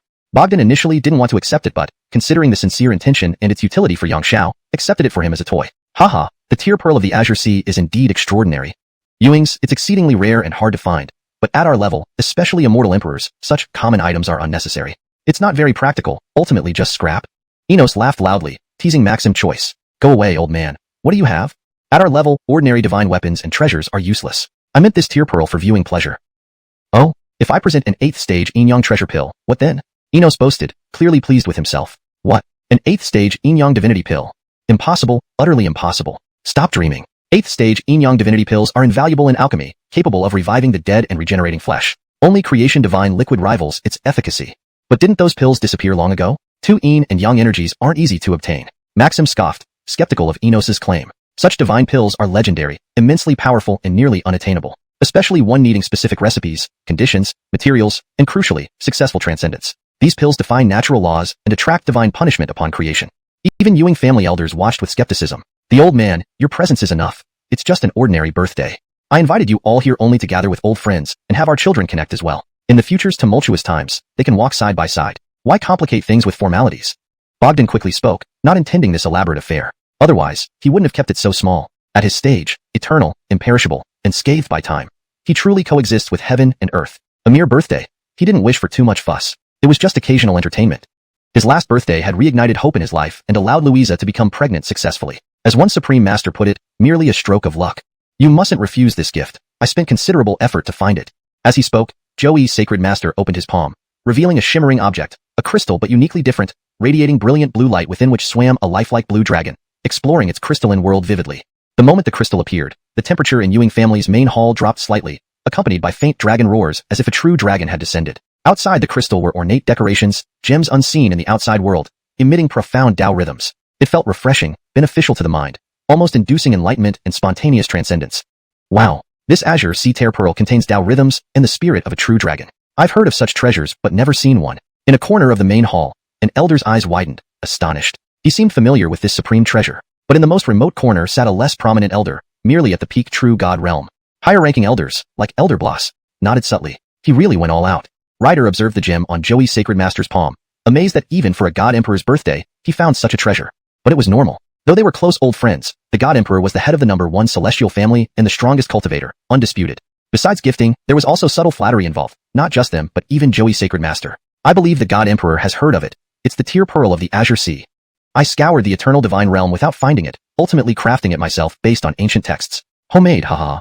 Joey's sacred master chuckled, not elaborating on the Tear Pearl's value or how he crafted it. The audience, experienced rulers of immense realms, knew of its legend well. Legend said it was a naturally born divine item from ancient times, but had long vanished due to wars and changes in history. Today, even Supreme Joabs could scarcely find it. Creating a natural divine object puzzled everyone. However, no one questioned further, respecting his skill to recreate a lost divine item from materials and methods unknown. Few knew what he sacrificed to create the Azure Sea Tear Pearl. According to scrolls, it contained a star sea dragon spirit, extremely rare even among dragon species. He set cosmic traps, spent years waiting in a major world, barely catching one. After arduously acquiring various divine materials, even using items from his own sacred treasury, painfully parting with precious resources, he finally created it, all for the God Emperor's gift.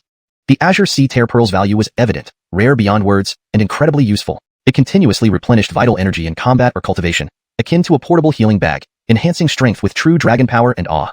Bogdan hesitated but accepted it, considering it more of a symbolic gesture from an old friend. Its practical use for him was limited, better suited as a toy for Clintoner. Haha, indeed extraordinary. Indeed rare and hard to find, but at our level, especially the God Emperor's height, we don't need such common items. Not very practical, ultimately useless junk. Barney's sacred master laughed loudly, teasing Joey's choice. Go away, old man. Show us what you've got. At our level, ordinary treasures mean nothing. The Tear Pearl is for aesthetic purposes. Oh, what if I present the 8th rotation Yin-Yang divine pill? How will you react? Surprised, Barney raised an eyebrow, seemingly proud. What? The 8th rotation Yin-Yang divine pill? Impossible, utterly impossible. Stop dreaming. That pill is immensely valuable in alchemy, capable of reviving the dead and reuniting flesh and bone, unmatched in vitality restoration except by creation divine liquid.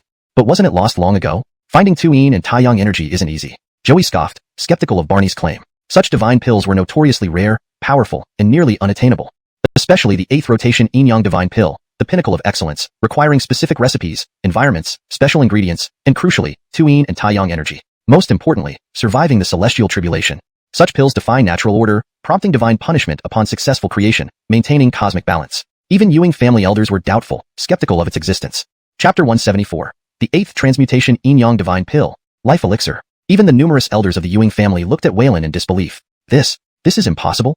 Did you hear that clearly? Waylon said he has prepared the 8th Transmutation Yin-Yang Divine Pill. Such a pill defies the natural order, violating the laws governing all living beings. It should not exist in this world, and its refinement process is extremely challenging, disappearing long ago into the annals of time. Even if there were methods to refine it, no alchemist could succeed back then. Moreover, it requires both the utmost yin qi and the supreme yang qi to be refined simultaneously, an almost uncontrollable process. Even a young grandmaster like Sebastian, who possesses innate Dao alchemy physique, cannot meet this requirement. Perhaps, it would take an unknown amount of time before even touching the threshold of refining such a pill. People conversed among themselves, their expressions filled with shock, indescribable.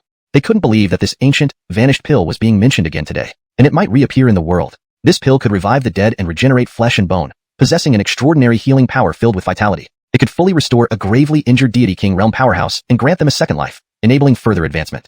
A deity king is someone who has already achieved immortality, realizing eternal life. Although they cannot completely avoid the erosion of time, they are nearly as immortal as what people speak of. A pill that can give a deity king a second life isn't just rare. It transcends description. Moreover, everyone present was a great power-level figure, naturally well-versed in the 8th Transmutation Yin-Yang Divine Pill, a forbidden elixir. Irvin, however, felt somewhat bewildered. Was the 8th Transmutation Yin-Yang Divine Pill so precious? Curiosity piqued, he asked the system in his mind. System, why did so many elders and Lord Maxim have such reactions? What kind of pill is the 8th Transmutation Yin-Yang Divine Pill to be so powerful? Ding, responding to the host. The 8th Transmutation Yin-Yang Divine Pill is an unparalleled elixir imbued with vital creation forces, requiring specific materials, times, and spaces, along with the simultaneous refining of utmost yin qi and supreme yang qi. Its refinement difficulty is extremely high.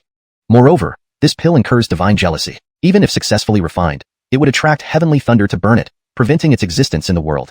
Hearing the system's explanation, Irvin nodded slightly, gaining some understanding. Knowing the 8th Transmutation Yin-Yang Divine Pill contained vital creation forces for healing and could resurrect an almost dead deity king immediately piqued his interest. System so? Ding, understood, host. Though it contains vital creation forces like other divine pills, the 8th Transmutation Yin-Yang Divine Pill falls far short compared to the Creation Divine Fluid. The Creation Divine Fluid can rejuvenate an entire collapsing great universe, which is far beyond what any single pill can do. Irvin understood. Meanwhile, he began contemplating. Numerous supreme guests had brought out such extraordinary treasures. When his turn came, he would also need to make a significant gesture. Fortunately, with the world coordinates, he obtained a great universe and its coil. Otherwise, merely relying on the mystical spirit nectar and various true divine armaments, deity king armaments, and divine sovereign armaments would indeed seem inadequate, only serving as prizes. Luckily, he had backups. When it was his turn, he would first present the mystical spirit nectar and multiple divine armaments, and then, a whole great universe. Believing his Miles would be exceedingly pleased, giving him a kiss, hug, and lift high. He'd announce, in the future, my son will live a laid-back, carefree life. No one shall disturb his peaceful plans, or else they defy the command of the D. Of course, this was just Irvin's fantasy. Lost in thought, Irvin chuckled, nearly drooling, but he still needed to maintain his composure. In the main hall's central seat, Waylon slowly revealed his gift, flicking his sleeve to suspend a pill in midair. It emitted light, shimmering with an intense fragrance filling the hall. The pill, about the size of a dragon eye, was encircled by runes, exuding supreme truth forces and interwoven yin-yang energies, presenting in colorful hues. Upon appearing, it immediately spread vitality and creation forces, boosting spirits and replenishing blood and chi. For the elderly, it was a heavenly wonder, incredibly precious, invigorating and rejuvenating as if returning to youth. This is the 8th Transmutation Yin-Yang Divine Pill. It's a special birthday gift I prepared for the D. How does it compare to your Azure Sea Tear? Waylon raised his head, quite proud. In reality, it pained him greatly. This wasn't something he commissioned from a master alchemist. No master alchemist in the eternal immortal domain could refine such a pill today. It was the sole 8th Transmutation Yin-Yang Divine Pill kept in the Eno Sanctuary's treasure vault since ancient times, passed down through generations, treated as the ultimate treasure, never to be taken lightly. But today, to curry favor with the D, sacrifices had to be made. Painful as it was just a pill. He had already attained deity emperor status, needing no life elixir. As for the old relics buried in the ancestral lands, they could wait. Many ancient ancestors of the Enos Sanctuary lamented, "You've truly moved me to death." Note, the translation aims to capture the original tone and style while ensuring fluency and coherence in English. Chapter 175. Offering Clan's Heritage as a Birthday Gift, the Calculating Sage Lord. How do you find this 8-fold Yin-Yang Divine Pill? Does it meet your expectations? I've said it before. What will you do when I bring out the 8-fold Yin-Yang Divine Pill? Kit held the 8-fold Yin-Yang Divine Pill with an arrogant and spirited demeanor. His head was held high, radiating pride. He was only short of openly declaring, "Look, I have the 8-fold Yin-Yang Divine Pill, a potion lost to time." Isn't that awesome? Call me Thunder Awesome from now on. But his arrogance was understandable. This treasure had been passed down through generations in their Thunder Sanctuary, treated with utmost care by each generation's sage lord for emergencies. And today, he had to flaunt it to win favor with the Joab. If not now, when else would be the perfect moment? Though Kid appeared radiant on the surface, internally he was wincing at the loss, feeling the sting like 1,000 knives in his heart. The pill could enable a mortally wounded divine king to transcend and live another life. Even for Joab's, it held miraculous effects, capable of saving minor and intermediate worlds or even reviving the vitality of major ones, though not as powerfully as the creation divine elixir. Among similar divine elixirs, the eightfold Yin-Yang divine pill was considered nearly supreme, only falling slightly below the creation divine elixir. You guys are digging up your own sanctuary's ancestral graves, aren't you? This is the eightfold Yin-Yang divine pill. Memphis frowned, exclaiming. Its supreme effectiveness needed no elaboration, just its presence made it stand out. Joab, please accept this humble gift as a token of my gratitude. Kit chuckled, calmly presenting the pill as if it were nothing, displaying a nonchalant air like a rich young lord. This gift seems far too valuable, Bogdan replied with a smile. To him, the eightfold Yin-Yang divine pill was of minimal use, almost negligible, since he, as the Joab, was above all ordinary potions. But he still accepted it. It was meant as a birthday gift, refusing it would insult them. And he planned to give it to Clintoner later. When Clintoner grows up and travels across the realms, facing challenges, this would certainly help him.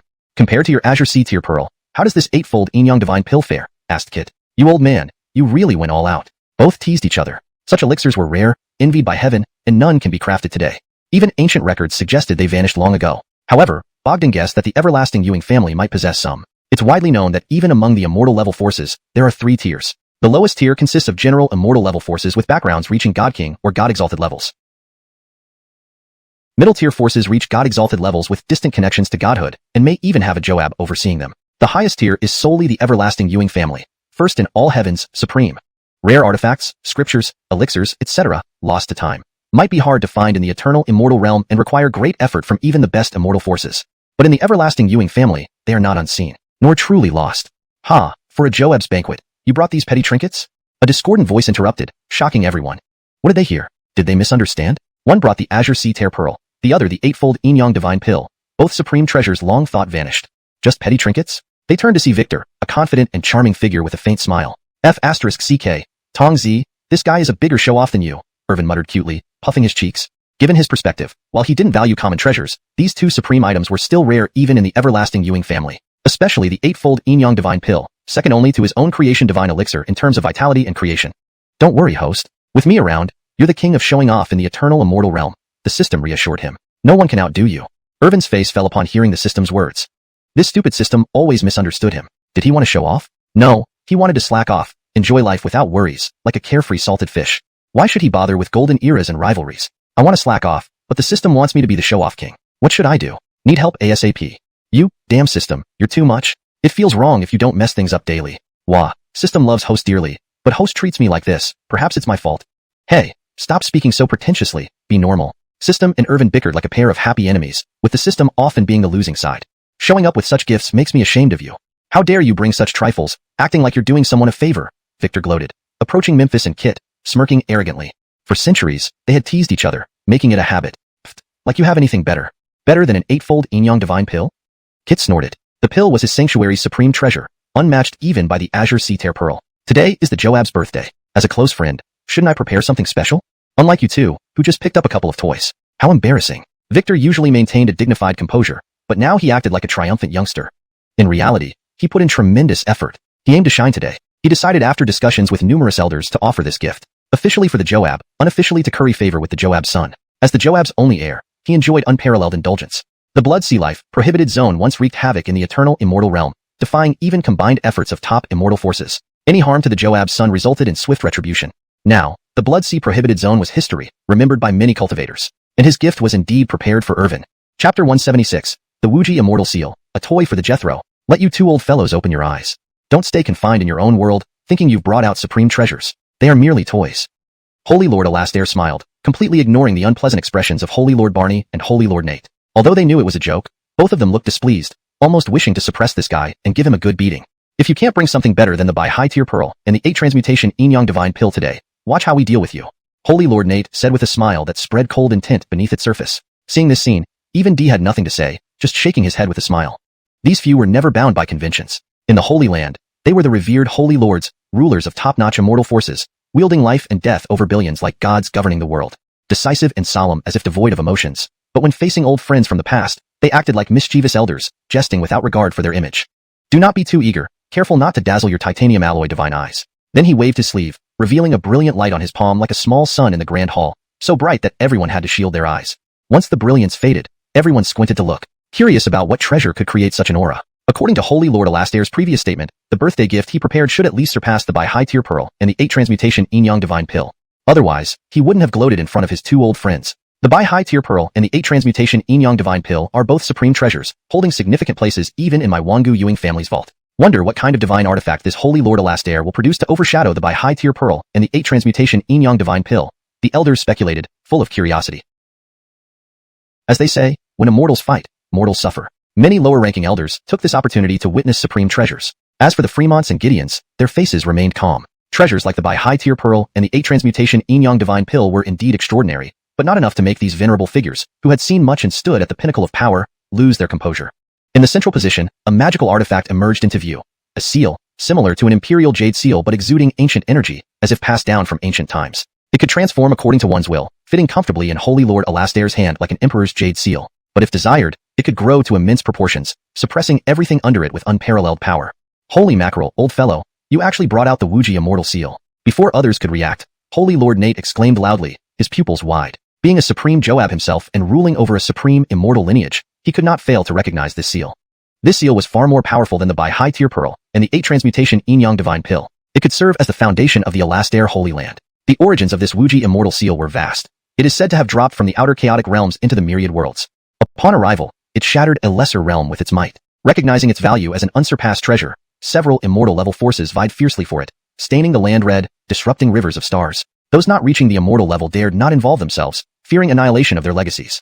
Ultimately, the Wuxia immortal seal fell into the hands of the Alastair Holy Land, who deployed 2 ancestor-level figures to subdue other immortal forces in a battle that dimmed the heavens and earth, leaving mountains and seas broken. After securing victory, the Alastair Holy Land seized 2 more immortal forces, growing stronger and reaping benefits while others couldn't even get a sip of soup. But now, unexpectedly, this Wuxia immortal seal, which had cost an immortal-level war, was presented as a birthday gift by Holy Lord Alastair. Would it not cause pain? Would their ancestors not rise from their graves to slap sense into him? This is the Wuxia immortal seal, an unrivaled treasure from the outer chaos that ended up in the Alastair Holy Land after an immortal war, now given as a gift. Crazy. Crazy. This must be madness. You're giving away your Holy Land's foundation as a gift? Incomprehensible. Elders exchanged glances, filled with confusion, shock, and varied emotions. Even they found it inexplicable that a Holy Lord would use their own sex treasure as a gift. Ewing, Holy Lord Alastair, with incredible confidence, made no mistakes. A seasoned strategist concerning matters of his Holy Land, he saw this gesture as a profitable investment, not a loss. Especially with the decline of Alastair Holy Land, gaining support from Wangu Ewing family could reverse their fate. And he believed that D would entrust the Wuxia immortal seal to his only son, thus tying a karmic bond. If something happened to the Holy Land, Irvin would need to settle this karma. So, offering the Wuxia immortal seal was an investment. Whether it paid off depended on this gamble. However, he, Holy Lord Alastair, always bet decisively. He read people well. The D's son would surely become a great figure. If possible, he could even have the Ice Jade Pavilion follow him, expanding their influence together. Given the circumstances, Bogdan reluctantly accepted. Just as Holy Lord Alastair anticipated, this Wuxia immortal seal, a treasure from the outer chaos, belonging to the Divine Emperor rank, would eventually be handed to little Clinton as protection. Unknown to him, his son already possessed 5 such Divine Emperor-grade weapons. Cashin, today is your birthday. The child should also present something. Suddenly, a voice drew everyone's attention. Hashtag chapter 177. A casual gift, unparalleled surprise. As the crowd heard the voice, their attention immediately shifted to Irvin. Little brother Irvin, what are you going to do? Dylan and Ralph both looked at Irvin with great curiosity. After all, he was only a 5-year-old child. What kind of gift could he possibly give his Divine Emperor Miles? Surely not just his toys? Ice Jachin was puzzled, but she remained timid and said little, her personality unchanged. Still, her eyes were also fixed on Irvin, brimming with curiosity. This little brother seemed much braver than she was. The many elders wore faces full of question marks. Their young master was giving a gift to Joab Darin? As for the elder council members, they looked gratified. At only 5 years old, their young master already understood filial piety and respect for elders. He was even preparing to honor his Miles's birthday, showing his deep devotion.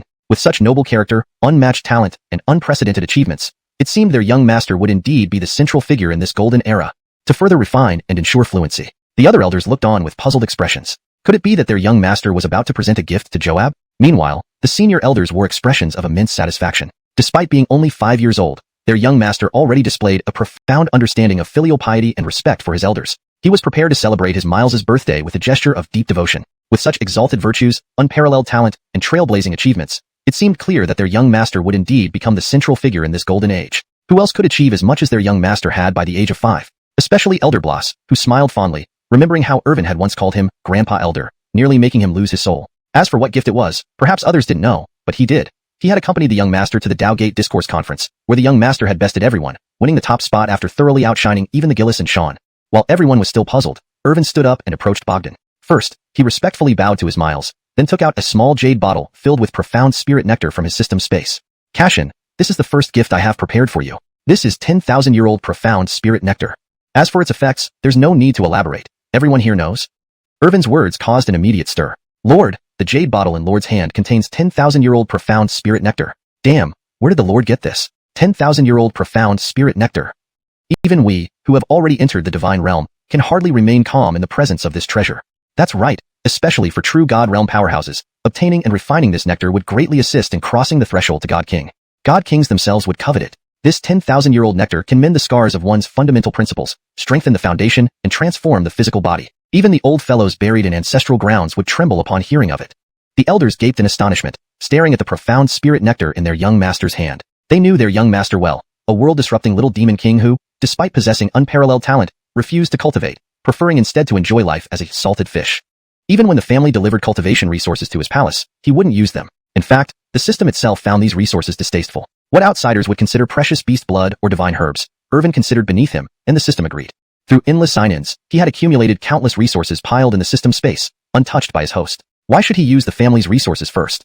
Sitting on the high seat, Bogdan and Louisa exchanged glances, their eyes misty with emotion. Their child had truly grown up. At just 5 years old, he understood filial piety. But this was only the beginning. Irvin continued. Cashin, the profound spirit nectar was just the opening act. These are some treasures I obtained on my way back to the Ewing family. At these words, the grand hall erupted into a buzz. 10,000-year-old profound spirit nectar was just the start? Little ancestor, what else do you have? Not just ordinary elders, but even the sage masters of 8 wastes, thunder sound, and celestial thunder changed expressions. For a mere 5-year-old to produce such treasures independently was already astonishing. And now, this was just the opening act? With bated breath, they awaited what else this child could present. Under the gaze of the multitude, Irvin kept pulling out treasures from his system space. Originally, he hadn't wanted them. But since they insisted on coming along, he might as well bring them home as gifts for his Miles. It would add a bit of fun to the occasion. F***K. Where does this kid get so many divine weapons and magical treasures? Heavy chain golden armor, binding sky rope, great solar hook, netherworld chains. To this, these are all famous divine weapons. Not just that, the young master has too many divine weapons. Even the lowest rank is wasteland level. All ranks of cosmic divine weapons and treasures. Wait, F***K. That's a true god weapon. And more. True god weapons, god king weapons. Everyone stared dumbfounded. Where did this little ancestor find so many divine weapons, including true god and god king weapons? In sheer quantity, this collection alone could serve as the legacy of a typical immortal force, unbelievable and terrifying. But it wasn't over yet. With a flash of light, even the sage masters couldn't believe what they saw. One Ewing family elder shouted aloud, losing all composure. F***K. Where did this little ancestor get divine respecting weapons? Chapter 178. An astonishing quantity, Joab reassured. What no one expected was that this little ancestor could even produce divine respecter weapons. How outrageous was that? Perhaps, to the likes of Johnny and Mitchell, these supreme divine emperors, divine respecter weapons were trivial. But if such weapons were in their own sanctuaries, they would certainly be regarded as foundational treasures, kept in the sacred treasuries under strict supervision until needed. For premier immortal level forces, it was still a rare occurrence. For ordinary immortal level factions, these divine respecter weapons were akin to ultimate divine treasures, something they only dreamt about obtaining. Now, Irvin casually took them out, handling them as if they were mere toys. This made the surrounding elders heartsick, inwardly exclaiming, "Little ancestor, those are divine respecter weapons. Even divine respecters must treat them with utmost care, almost worshipping them in ancestral grounds. And you treat them like playthings, casually taking them out and setting them aside?" Irvin's actions caught everyone off guard. This young boy seemed to have never walked the usual path since his birth. Elder Bloss, seated nearby, flushed red, cheeks bulging, almost unable to contain his laughter. It was hard to imagine that this usually stern elder, who appeared like an unrivaled fiend, could now act so comically. But it wasn't his fault. He simply couldn't help himself. No one knew better where these divine weapons came from. When myriad treasures emerged, the patriarchs and leaders of top-tier forces, along with peak true gods, fought fiercely, smashing stars, burning mountains and boiling seas, tearing through space, all trying to obtain them. They were shunned by these divine weapons and treasures, who instantly transformed into loyal followers upon seeing Jethro Irvin. Meanwhile, Irvin continued retrieving treasures from the system space. When the myriad treasures first appeared, he hadn't expected so many to follow him. He accelerated his pace now, his chubby little hands working quickly, tossing out divine weapons and spiritual treasures at random. Not just the lower-ranking elders, but even the senior elders present gulped, marveling at the scale of Jethro's generosity. Treasures that were invaluable to top-tier and immortal-level forces, usually enshrined in treasuries, were now being tossed around by the Jethro like worthless toys. At this moment, they could only describe the Jethro as extravagantly generous, without words to express their awe. If there were only one or two true god weapons or divine king weapons, it would be understandable, said Mitchell, looking at Johnny, both recognizing the shock in each other's eyes. But this little guy has even divine grandson weapons, and the number of true god weapons and divine king weapons is astounding, beyond counting for any grade of universe chaos treasures. Don't forget, he's only 5 years old. Not only us but even Joab couldn't achieve this much at that age, far surpassing what anyone else could do. Though shocked, they remained composed. This son of the Joab indeed possessed world-rare talent and astonishing luck, attracting numerous divine weapons and treasures. However, the highest rank among these treasures was still the divine respecter level. In comparison to peers, Irvin was undoubtedly the strongest. Ralph and Dylan watched Irvin casually handling the divine weapons, both momentarily speechless. Especially Ralph, whose jaw dropped in disbelief. He never imagined that the adorable little brother who was gentle and beautifully sculpted could be so powerful, possessing countless divine weapons and treasures, including divine king and divine respecter weapons. Moreover, he was only 5 years old, while Ralph himself, a genius revived from ancient times at 7, still fell short in many aspects. Ralph made up his mind to intensify his cultivation and master Heavenly Tao upon returning to the sanctuary, urging the higher-ups to find the remaining fragments of the Heavenly Tao scriptures. He sensed that this golden era would be more challenging than any before. With too many variables, not even someone revived from ancient times could handle it alone. And while Irvin would walk alongside them, in the contest for the mandate of heaven, every peer present was a formidable enemy. Dylan also felt cautious and wary. Ice Jade Clintonin, her eyes gleaming, crossed her hands and attentively watched Irvin, clapping joyfully. Whoa, brother Irvin is amazing. The others beside her were speechless. Ice Jade Clintonin, with the upper pure immortal body containing heavenly essence, was herself a renowned prodigy. How did she become his little fan? And wasn't she socially anxious just moments ago? Why did she suddenly turn into a fanboy in front of Irvin? Seeing this, Bogdan and Louisa felt immensely gratified, warmed by the sight. A 5-year-old child showing such capabilities and understanding filial piety held great promise. Ewing family could look forward to its second Joab. Furthermore, Louisa had already taken a half-step towards divinity, with faint imperial radiance enveloping her body. Soon enough, the ancient Ewing family would realize the glory of 3 emperors in one family. And truly, 3 Joabs. Of course, this was future speculation. Cashin, this is the second gift I've prepared for you, Irvin said obediently. I know you are the current Joab, the mightiest in the world. These divine weapons may be useless to you, but they can greatly benefit our ancient Ewing family, allowing our elders to advance further in cultivation. His wise and strategic insight left everyone in awe. A mere 5-year-old with such foresight and understanding of resource allocation, knowing the significance of divine weapons, was remarkable. What would he become as an adult? It was unimaginable. As everyone marveled, Irvin continued, Cashin, I've prepared a third and major gift for you. Even comparable to the grand gifts presented earlier by Uncle Thunderclap, Uncle 8 Extremes, and others. Everyone was stunned. Was it their ears deceiving them, or were they dreaming? Another grand gift. And this third gift could match the presence of the Supreme Divine Emperors? Johnny and Mitchell exchanged glances, while Primordial Sky, Saint Master's eyes narrowed. Was the Joab's son joking? Did he understand the value of Tears of the Sea, Eightfold Yin-Yang Divine Pill, and Limitless Immortal Seal? Or was he ignorant of the grades of divine weapons? Claiming such magnanimity, comparing his gift to those supreme treasures, sounded like wishful thinking for a 5-year-old. Chapter 178. An astonishing quantity, Joab's contentment. No one could have anticipated that this little ancestor would even produce divine dignitary weapons. How outrageous. Perhaps, for supreme gods like the Lionel and 8-Waist Sovereign, a divine dignitary weapon might be insignificant. But if placed within their own sanctuaries, it would undoubtedly be treated as a foundational treasure, locked away in the sanctuary's treasure vault and strictly guarded, only to be used when absolutely necessary. Even top-tier immortal forces treated them this way. For ordinary immortal-level powers, these divine dignitary weapons were akin to heaven-sent blessings, dreams they wished for but seldom dared hope to achieve. Now, Irvin casually pulled one out, treating it as lightly as he would a toy. The surrounding elders felt a wave of heartache and cried inwardly, Little ancestor, those are divine dignitary weapons. Even dignitaries treat them with utmost care, often venerating them within their ancestral grounds. And you? You treat them like toys, just tossing them aside carelessly? Irvin's actions left everyone speechless. This young lad seemed to never walk the ordinary path since birth. Elder Bloss, sitting nearby, had a flushed face and puffed cheeks, nearly unable to contain his laughter. It was unimaginable for an elder usually solemn and fearsome, someone like an invincible god, to appear so amusing at this moment. Indeed, no one blamed him. No one knew better where these treasures came from than him. When countless treasures erupted, old ancestors and leaders of powerful factions fought fiercely, splitting stars, burning mountains, boiling oceans, and tearing apart space, all to obtain them. Ewing, these treasures shunned these powerful figures, insisting on following Irvin alone as soon as they saw him. In the midst of all this, Irvin continued fetching treasures from the system space. At the time, treasures emerged uncontrollably, far more than he had anticipated. He regretted not leaving some for local forces. So Irvin quickened his pace, and his chubby hands moved swiftly, tossing out treasures non-stop. Not only did junior elders watch in amazement, but even senior elders couldn't help but swallow hard, marveling at Irvin's extravagance. Treasures that other top forces would revere and store in treasuries were now being tossed around by the young master like worthless toys.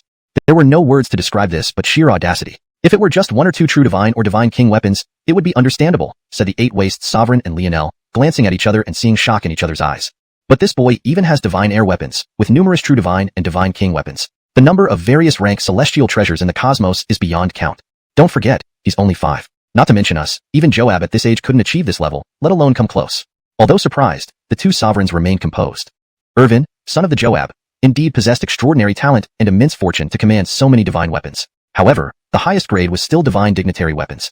Compared to peers, Irvin was undeniably the strongest. Ralph and Dylan were both astonished watching Irvin casually toss divine weapons around, especially Ralph, whose jaw dropped in disbelief.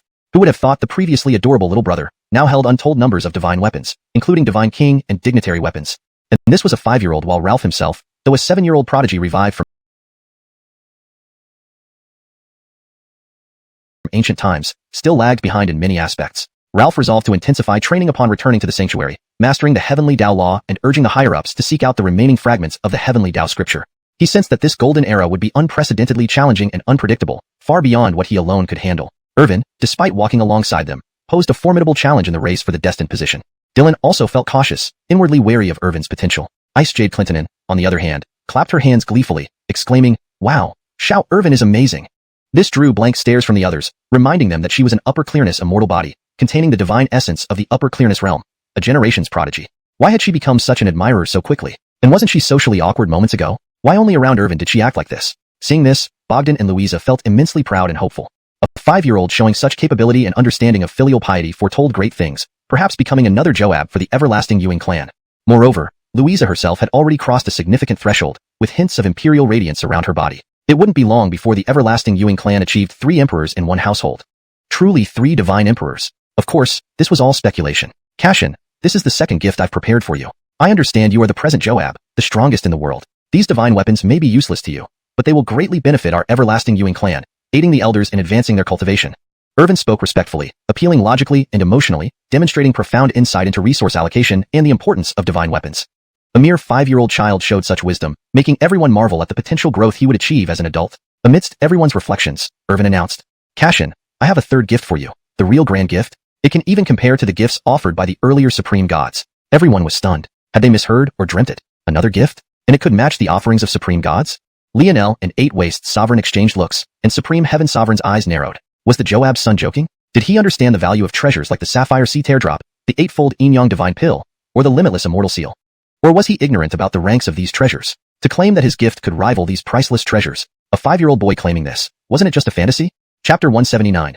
Gift the world, shocking the greatest. The Lionel, the Rex, and the Canon did not mock. They understood that this might just be the naive words of a 5-year-old child. The divine armament that people had shown little regard for earlier probably left the child without much knowledge about divine treasures, leading to his brash words. He believed that the divine treasure he presented could rival supreme treasures like the Azure Sea Tear Pearl or the 8th stage Yin-Yang Divine Elixir. Comparing with these two was uncertain, let alone the boundless Immortal Seal.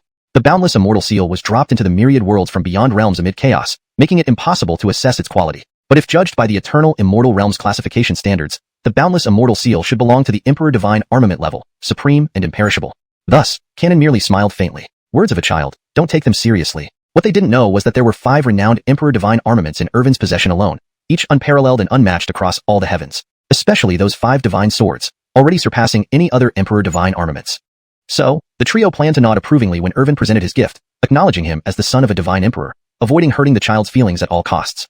Ewing, what they did not realize was that they might be the ones whose hearts would be wounded later. Brecken teased, "Oh, what does my son have?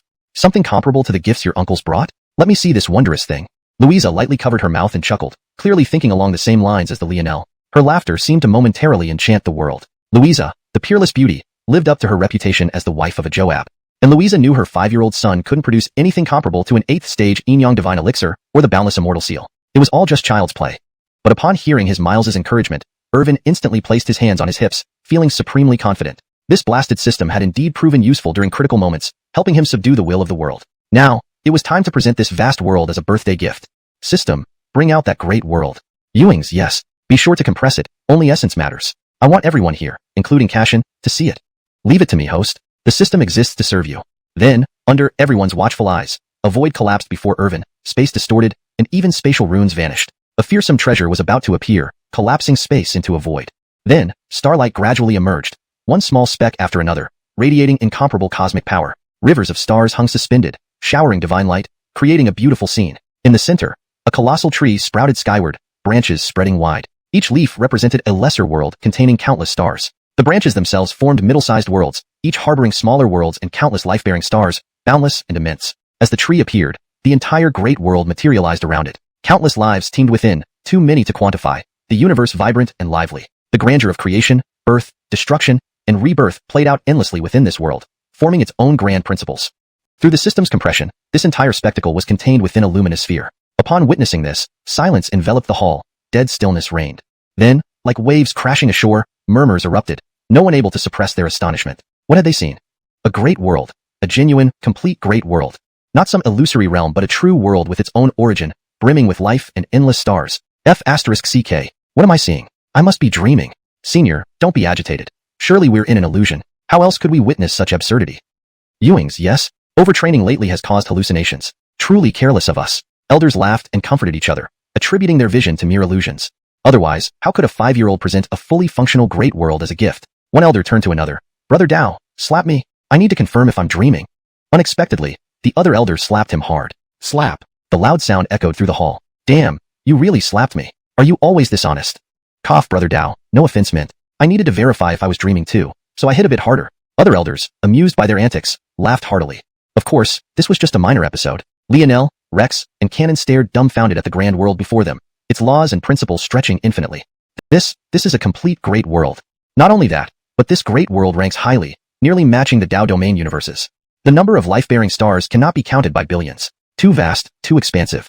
And I can sense that this great world already possesses a world will, at the Emperor level. Their eyes widened in shock, pupils trembling. Especially Rex, his jaw almost dropping. The scene was too outrageous, too unsettling. They hadn't anticipated that a 5-year-old child could present a great world as a gift. Absolutely unimaginable. Being able to offer 10,000-year-old mystic elixirs and various divine armaments and treasures was already beyond what they could fathom. Ewing, far beyond Irvin's limit, he presented a great world with its own world will as a birthday gift to his divine Emperor Miles. Did he know what he was doing? Did he understand what a great world was? Was it just a lucky find? Everyone's minds raced, unable to comprehend where this mere child got a great world from and managed to subdue it. Even more shocking, a voice rang out from within the great world. Then, galaxies shimmered, suns and moons rotated, as if embodying the world itself. Kneeling beside Irvin, greetings, master. What are your instructions? This is the world will. The chapter retains the original paragraph structure and tone while translating accurately into English. It also preserves the characters' names in pinyin format correctly and maintains the storyline coherently. Chapter 180. The coil appears, the Braden. One of the keen-eyed elders immediately recognized it as the coil. In the Great Thousand Worlds, it reigns supreme, akin to the heavenly Tao of the world. It is itself the supreme existence of the Great Thousand Worlds, governing the life and death of the entire world, the laws of nature, and the principles of existence. As for its cultivation, it doesn't correspond directly with any ordinary standards. The Great Thousand Worlds also have their own ranks. For more average or mid-level Great Thousand Worlds, the chance of a coil emerging is extremely rare. Their worlds are governed by the heavenly Tao. The birth of a coil inherently replaces the world's heavenly Tao, incorporating it into the will. This shows just how powerful a coil can be. Once born, the entire Great Thousand World will acknowledge only one sovereign. The so-called heavenly Tao of that world would be consumed and integrated into its own will. Earlier, Irvin revealed a Great Thousand World radiating the cyclical vitality force from its nascent world essence and containing great principles and laws, almost on par with the domain universe, indicating its formidable nature. Now, at this moment, the coil has awakened, and it knelt down, bowing its head in submission to Irvin, acknowledging him as its master. This directly indicated that this Great Thousand World was under Irvin's control. The sovereign ruler of this Great Thousand World was merely a servant to Irvin. But no one could fathom how such a young boy, barely 5 years old and only at the 6th heaven of awakening realm, could subdue an entire Great Thousand World. The thought seemed like a fantastical tale, even more improbable than a fairy tale, beyond comprehension. If it were a peak divine king or a supreme Joab who had easily subdued a Great Thousand World, it would make sense, and people would accept it. After all, a Great Thousand World without a coil isn't highly ranked and is limited in strength, easily subjugated by a divine king. However, a Great Thousand World that has birthed a coil, whose strength rivals that of a Joab, would be extremely difficult to subdue, requiring a supreme Joab to do so. Therefore, Saint Sovereign Thunderclap, Saint Sovereign Eight Desolations, and others were all incredibly astonished. They were all supreme Joabs, the pinnacle powers of immortal forces. To them, subduing a Great Thousand World with a coil would naturally be effortless. But it must be done personally. If not done personally, it would require great effort and even involve sanctuaries. Thus, they couldn't help but be flabbergasted and amazed. A 5-year-old boy, apart from his background, had nothing else. How could he possess the ability to subdue an entire Great Thousand World? It was truly incomprehensible. Indeed, Jethro is extraordinary. To have such means to subdue an entire Great Thousand World. The senior elder closest to the Joab marveled inwardly, deeply sighing. His eyes filled with shock, unable to suppress the overwhelming awe and disbelief. Among peers, few could match Irvin's achievements, especially after having once defeated the 10,000 ancient emperor and cleaving the sky with a single sword strike, unparalleled before and since. Now, at such a young age, he could subdue a great thousand world with a coil. A coil with Joab-level strength is merely a servant to Jethro. Bo, standing beside him, struggled to suppress his laughter. If he hadn't promised Jethro not to spread this, he would have already told Yuan-Jun. Old man, don't say you didn't think of it. I couldn't either. If I hadn't witnessed Jethro's complete process of subduing the great thousand world with my own eyes, I might be even more shocked and dumbfounded than you now. Seated on the main seat, Yuing Zhaoyang and Louisa weren't composed either. Especially Louisa, who gently covered her lips, somewhat surprised. Earlier, she thought her son's claim of possessing treasures comparable to the 8th transformation Yin-Yang divine pill and the boundless immortal seal was mere childish talk. She didn't expect that her little son actually did it. The value of a great thousand world that has given birth to a coil far surpasses anything like the boundless immortal seal or the tear pearl of the Green Sea. It was evident that the worth of this great thousand world far exceeded these artifacts. With the Joab-level coil, countless lives, infinite stars, world principles, and boundless rules and forces of creation, it was invaluable. If this world could be directly refined, even a divine realm powerhouse would advance significantly, reaping unimaginable benefits. Ralph and Dylan were also greatly taken aback, staring wide-eyed at Irvin, who was younger than both of them. Damn, we thought you were just bragging, but you're actually serious. Ha ha ha, my son Irvin will surely become a great achievement in the future. My son worked tirelessly for my birthday banquet, preparing so many grand gifts. Since that's the case, I'll accept this great thousand world, but Cashin also has a gift for you. It's called the Braden. Chapter 181. Braden, an emperor-level treasure. Bogdan spoke casually, shocking everyone present. The entire hall fell into silence, with no one speaking. Of course, it wasn't due to anything else but the fact that none of those present understood what kind of supreme treasure the Braden was. They had never even heard of such a tree. It wasn't because they were narrow-minded. The people present included several supreme Ds aside from Bogdan, who could collapse great worlds with a wave of their hand and control countless lives. However, even figures like the Holy Lord of the Maxim, Bartolomeo, and Rock did not know what the Braden was. Fremont Ryan and Gideon Bloss exchanged glances, both showing signs of confusion. Clearly, they had never heard of it either. In this eternal immortal domain, as well as across all the heavens, there indeed were various divine trees. Each had its unique qualities, with celestial powers and unexpected effects. Even deities in the divine realm yearned for these trees, wishing to incorporate them under their command for personal use. For example, the Sun God Tree, which bore fruits that allowed cultivators to gain sudden enlightenment on the path of fire. There was also the Law God Tree, which bore fruits of the 3,000 laws, enabling enlightenment in various laws, combining with the individual's constitution to achieve supreme power and unmatched combat prowess. Additionally, there were other varieties like the Dark Een God Tree, Soul God Tree, Nine Abyss Ghost Tree, and other species found in major life-restricted zones. Note: life-restricted zones is an interpretation to make the term more understandable in English while keeping the essence of the original term Sungming Jinqir. If it's a specific concept in the story world that has been previously established, you may want to keep it as Life Jinqir, or define it earlier in the text. However, flipping through the records of all heavens, no mention of a Braden had ever been made. Had they been too narrow-minded? Or did the Braden not exist at all? Could it be that it resided in the unfathomably mysterious outer chaos, beyond their reach? The Holy Lord of the Maxim looked perplexed, suddenly feeling uncertain. He glanced at his peers beside him. Well, none of them seemed any better off. They looked as if question marks would soon appear on their faces. What is this Braden? Irvin asked the system in his mind, adhering to the old saying that when in doubt, consult the system. Hee host, you can look forward to it, the system replied vaguely. I won't spoil it. This is a special gift prepared by the Joab just for you. Irvin was speechless hearing the system's reply. This dog system was playing tricks on him again. At this moment, Bogdan cleared his throat twice. With a casual gesture, he summoned the globe-like great world before Irvin's eyes directly into his own hands. Bogdan lightly extended his index finger, piercing through the superficial layer and penetrating the void, pointing right at the nascent origin of the world and absorbing its power.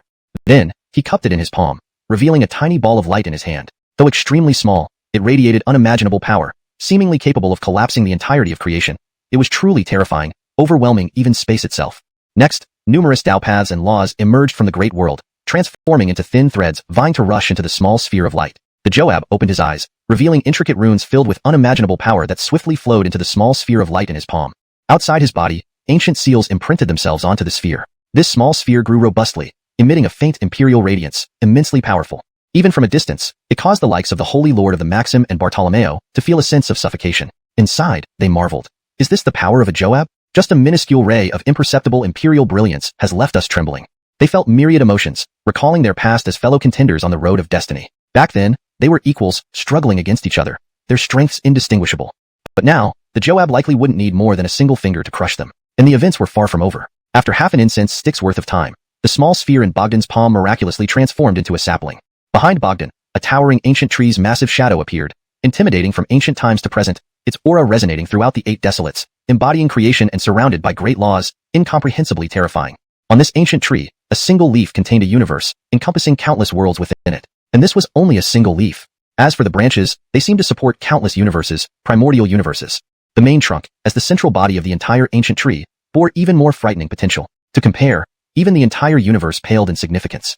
This vision vanished momentarily, leaving no trace. The sphere of light in his palm fully transformed into a small tree, radiating concentrated creative energy and various great Tao energies.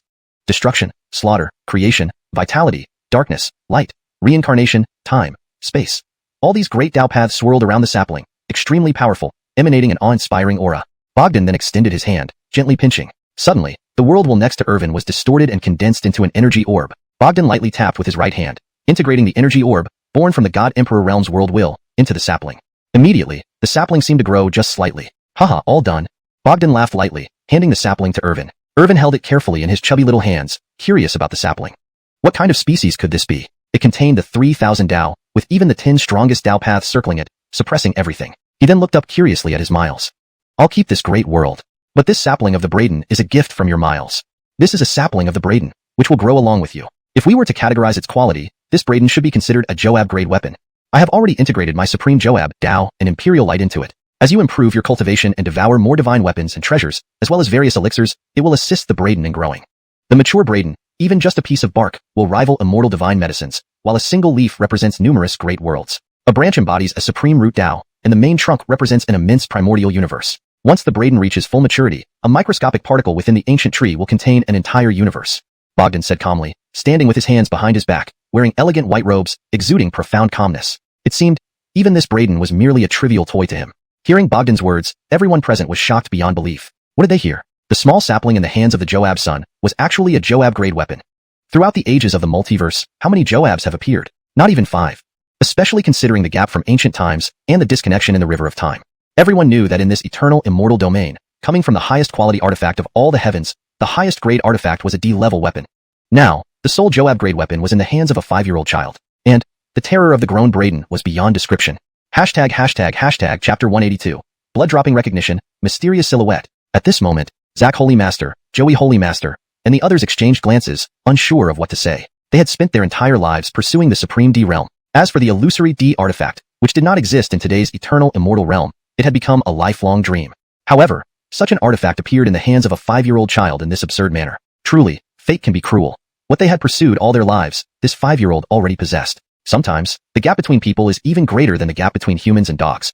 Ralph and Dylan were already speechless, their jaws nearly dropping to the ground. What did they see? A D's son, younger than them, merely 5 years old, actually possessed this unparalleled D artifact, the Braden created by the current D himself. The two exchanged looks. In the future struggle for heavenly destiny, they feared they would never catch up to this child. His innate advantages were too overwhelming, far surpassing any genius of this era. Other geniuses thought, Cashin, please fetch me a true divine armament from the holy treasure vault. The D son said, Cashin, other toys are boring. Make me a D armament to play with. Such scenes couldn't help but appear in their minds. Even within their own sects, despite being revered as holy sons with extraordinary talent and resources, obtaining supreme treasures was incredibly difficult and required numerous approvals and processes. Sometimes it even involved their ancestors. But for Irvin, obtaining divine artifacts was like child's play. Yay, little brother is so amazing, so great. Dermot clapped her hands joyfully, delighted for Irvin. Dylan and Ralph felt that this guy beside them was somewhat strange. Brother, we are all peers who will compete for heavenly destiny in the great era of contention. He's a formidable opponent who has already won at the starting line. Thankfully, he only has an ordinary body. If he had a super physique, we'd never stand a chance. You ain't you're applauding for him, feeling happy for him? The elder brothers smiled and nodded, also feeling proud for their young master. Already blessed with unmatched talent and now aided by a D artifact, he would shine brilliantly in the future and become a shining star of the Ewing family. Thank you, Cashin. Irvin played with the sapling in his hands like a toy, finding it very amusing and lovable. Then he realized and hurriedly bowed deeply to Bogdan. He knew that as long as he leaned on his Miles' D status, he could still remain unbeatable even while slacking off. Amir, did you guess this early on? Irvin questioned the system inwardly. This damn system learned to leave people hanging. It should have told him directly instead of teasing him. He only found out it was a D artifact when the Braden sapling fell into his hands. Revealing too soon would be no fun. Just a friendly reminder. Once the Braden fully matures, it represents the boundless universe of Hongming with countless benefits that can't be described. But growing the Braden is extremely demanding, requiring vast resources. Even feeding it several major realms would have limited effects. Without doubt, the system's words felt like a bucket of cold water poured over Irvin's head. Had he been tricked by his own Miles? Good grief. Feeding it several major realms only results in limited growth. How hard must it be to fully grow the Braden? Moreover, as a lazy slug, where would he find such vast resources? Wait, Irvin's mind sparked. A bottomless supply of resources was exactly what he didn't lack. With infinite sign-in mode, his system space was already filled with mountains of treasures and resources. Amir, you understand, right? Dump all the lower-quality divine weapons, treasures, and resources from the system space to feed the Braden. Cough, keep what might be useful in the system space just in case. Irvin chuckled inwardly, leaving the system speechless. This host always finds more solutions than problems? Thinking about giving away all those treasures obtained through infinite sign-in made him feel a bit painful. But it didn't matter since he could sign in any time and wouldn't run out of resources. Irvin then dripped a drop of blood onto the Braden sapling. A flash of light connected Irvin with the sapling subtly. Blood dropping recognition, successful. He placed the sapling in his system space. The coil remained but now resided within the sapling he controlled. With this connection, the power of the coil would be reinforced, reaching a point where if anything happened to him, the coil would suffer backlash. However, if the coil faced trouble, it wouldn't affect him much. In the future, he would have another free bodyguard. On the path of the Tao, if anyone looked at him unfavorably, he could immediately summon the coil. With a wave of his hand, coil, attack him. Afterward, Irvin returned to his place, and the birthday feast continued. After several rounds of drinks, everyone drank freely, more relaxed than ever. Today, during the D's birthday feast, they could finally put aside daily tensions, shoulders lightened. In this highly competitive, eternal, immortal realm, everyone was exhausted. Even rulers of immortal forces, who controlled countless lives, were always on edge, fearing conflicts and contradictions with other powers. After half a day, Bogdan said, "Since we've had several rounds of drinks, elders, please return to rest. Today's celebration with you all has brought me great joy." The elders glanced at each other, regaining composure. They knew the next stage was not for them. Then they bid farewell and left the main hall. Meanwhile, Joey Holy Master, Zach Holy Master, and Hun Tion Holy Master exchanged glances. Their purpose was not solely to celebrate the D's birthday. They ordered Dylan, Ralph, and others to be escorted back to their respective sections. "Brother, I'll definitely come visit you later," Dermot stammered, waving goodbye to Irvin. Irvin nodded, knowing upcoming matters weren't for children. Back to the palace, sleep, be a lazy fish. After Irvin left, only Bogdan, Louisa, and Zach Holy Master remained in the hall. Everyone. The chaos outside our domain grows stronger. Elsewhere in a major world, a figure dressed in black appeared, her eyes glowing with violet light, resembling blooming orchids. She stretched her delicate fingers through the endless void, dispersing galaxies into dust. Under the stars, only one energy beam shone brightly, carrying apocalyptic power. Roar. With a heart-wrenching roar, a giant beast born from chaos lost its life, lying dead in the universe, bloodstains spreading across the sky. Its enormous body rivaled a stellar region, truly immense. This was the renowned moon swallower fiend deity, an unrivaled monstrous beast born from chaos, causing countless worlds to tremble in fear. Now, this elegant figure had delivered a fatal blow. Finally, I can return to the family and visit that adorable little brother. ##### translation explanation. Now, it was killed in one blow by this elegant figure. Finally returning to the family, it's a good time to visit that adorable younger brother. The sentence structure is adjusted for fluency in English while preserving the original meaning and intent. Now, I'm actually killed by this silhouette in one hit. Finally returning to the family, it's a good time to visit my little brother. Note, the first sentence seems a bit disjointed and might need more context for smoother translation. #### Chapter 183. Enigmatic and unfathomable, Magdalena. Irvin returned to his primordial imperial city, but didn't plan to head back to the palace just yet. Sherry and Una, those two demonesses, had quite the paradox. In public, they were gentle and virtuous, famous young supreme beings with great poise. But when it came to him, they were like demonesses ready to devour him alive. Even during a simple bath, they would torment him endlessly. Oh, better not even mention it. They took advantage of his young age and small stature. But once he grew up, he would definitely teach those two demonesses how to be proper women. Finally, Irvin found a courtyard teeming with life. Lush trees and green grass, a very pleasant sight. "This place will do," Irvin said, waving his hand to retrieve a hammock from the system space and hang it between two trees. He tiptoed into it, enjoying the gentle breeze as he swayed lazily in the hammock. Seeming to feel something was missing, he immediately asked the system for a lollipop and popped it into his mouth. Life should be this enjoyable, truly relaxing. If I could continue living like this, a happy slacker, it would really be too awesome. Irvin closed his eyes, swaying gently in the hammock, drifting off into a peaceful sleep. However, unknown to him, there was already a pair of eyes watching him from the shadows. Humph, how annoying. My brother Anita is actually a slacker? Throughout our journey back, eternal immortal domain has been filled with all sorts of legends about him, almost turning him into a supreme deity. Yoinked. On top of a large tree, a Cecilia appeared, her feet lightly touching the branches. Her eyes were crystalline, like resplendent gems or blooming violets. Jet black hair cascaded down her back, her skin as smooth as jade, with an ethereal elegance akin to a celestial maiden. Her voluptuous figure was tightly bound in black attire, exuding a serene yet deadly aura like an assassin in the night, swift enough to claim lives in the blink of an eye. She wore a black veil that concealed her peerless beauty, yet her captivating eyes revealed her unmatched allure. This Cecilia was none other than Irvin's sister, Anita, whose beauty was unrivaled and whose formidable strength had made her invincible among her peers. She had recently returned to the family after an absence, originally intending to pay respects to Bogdan and Louisa, her parents. They had raised her since childhood, bestowing upon her the surname Ewing. Her name, Anita, was given to her by Louisa.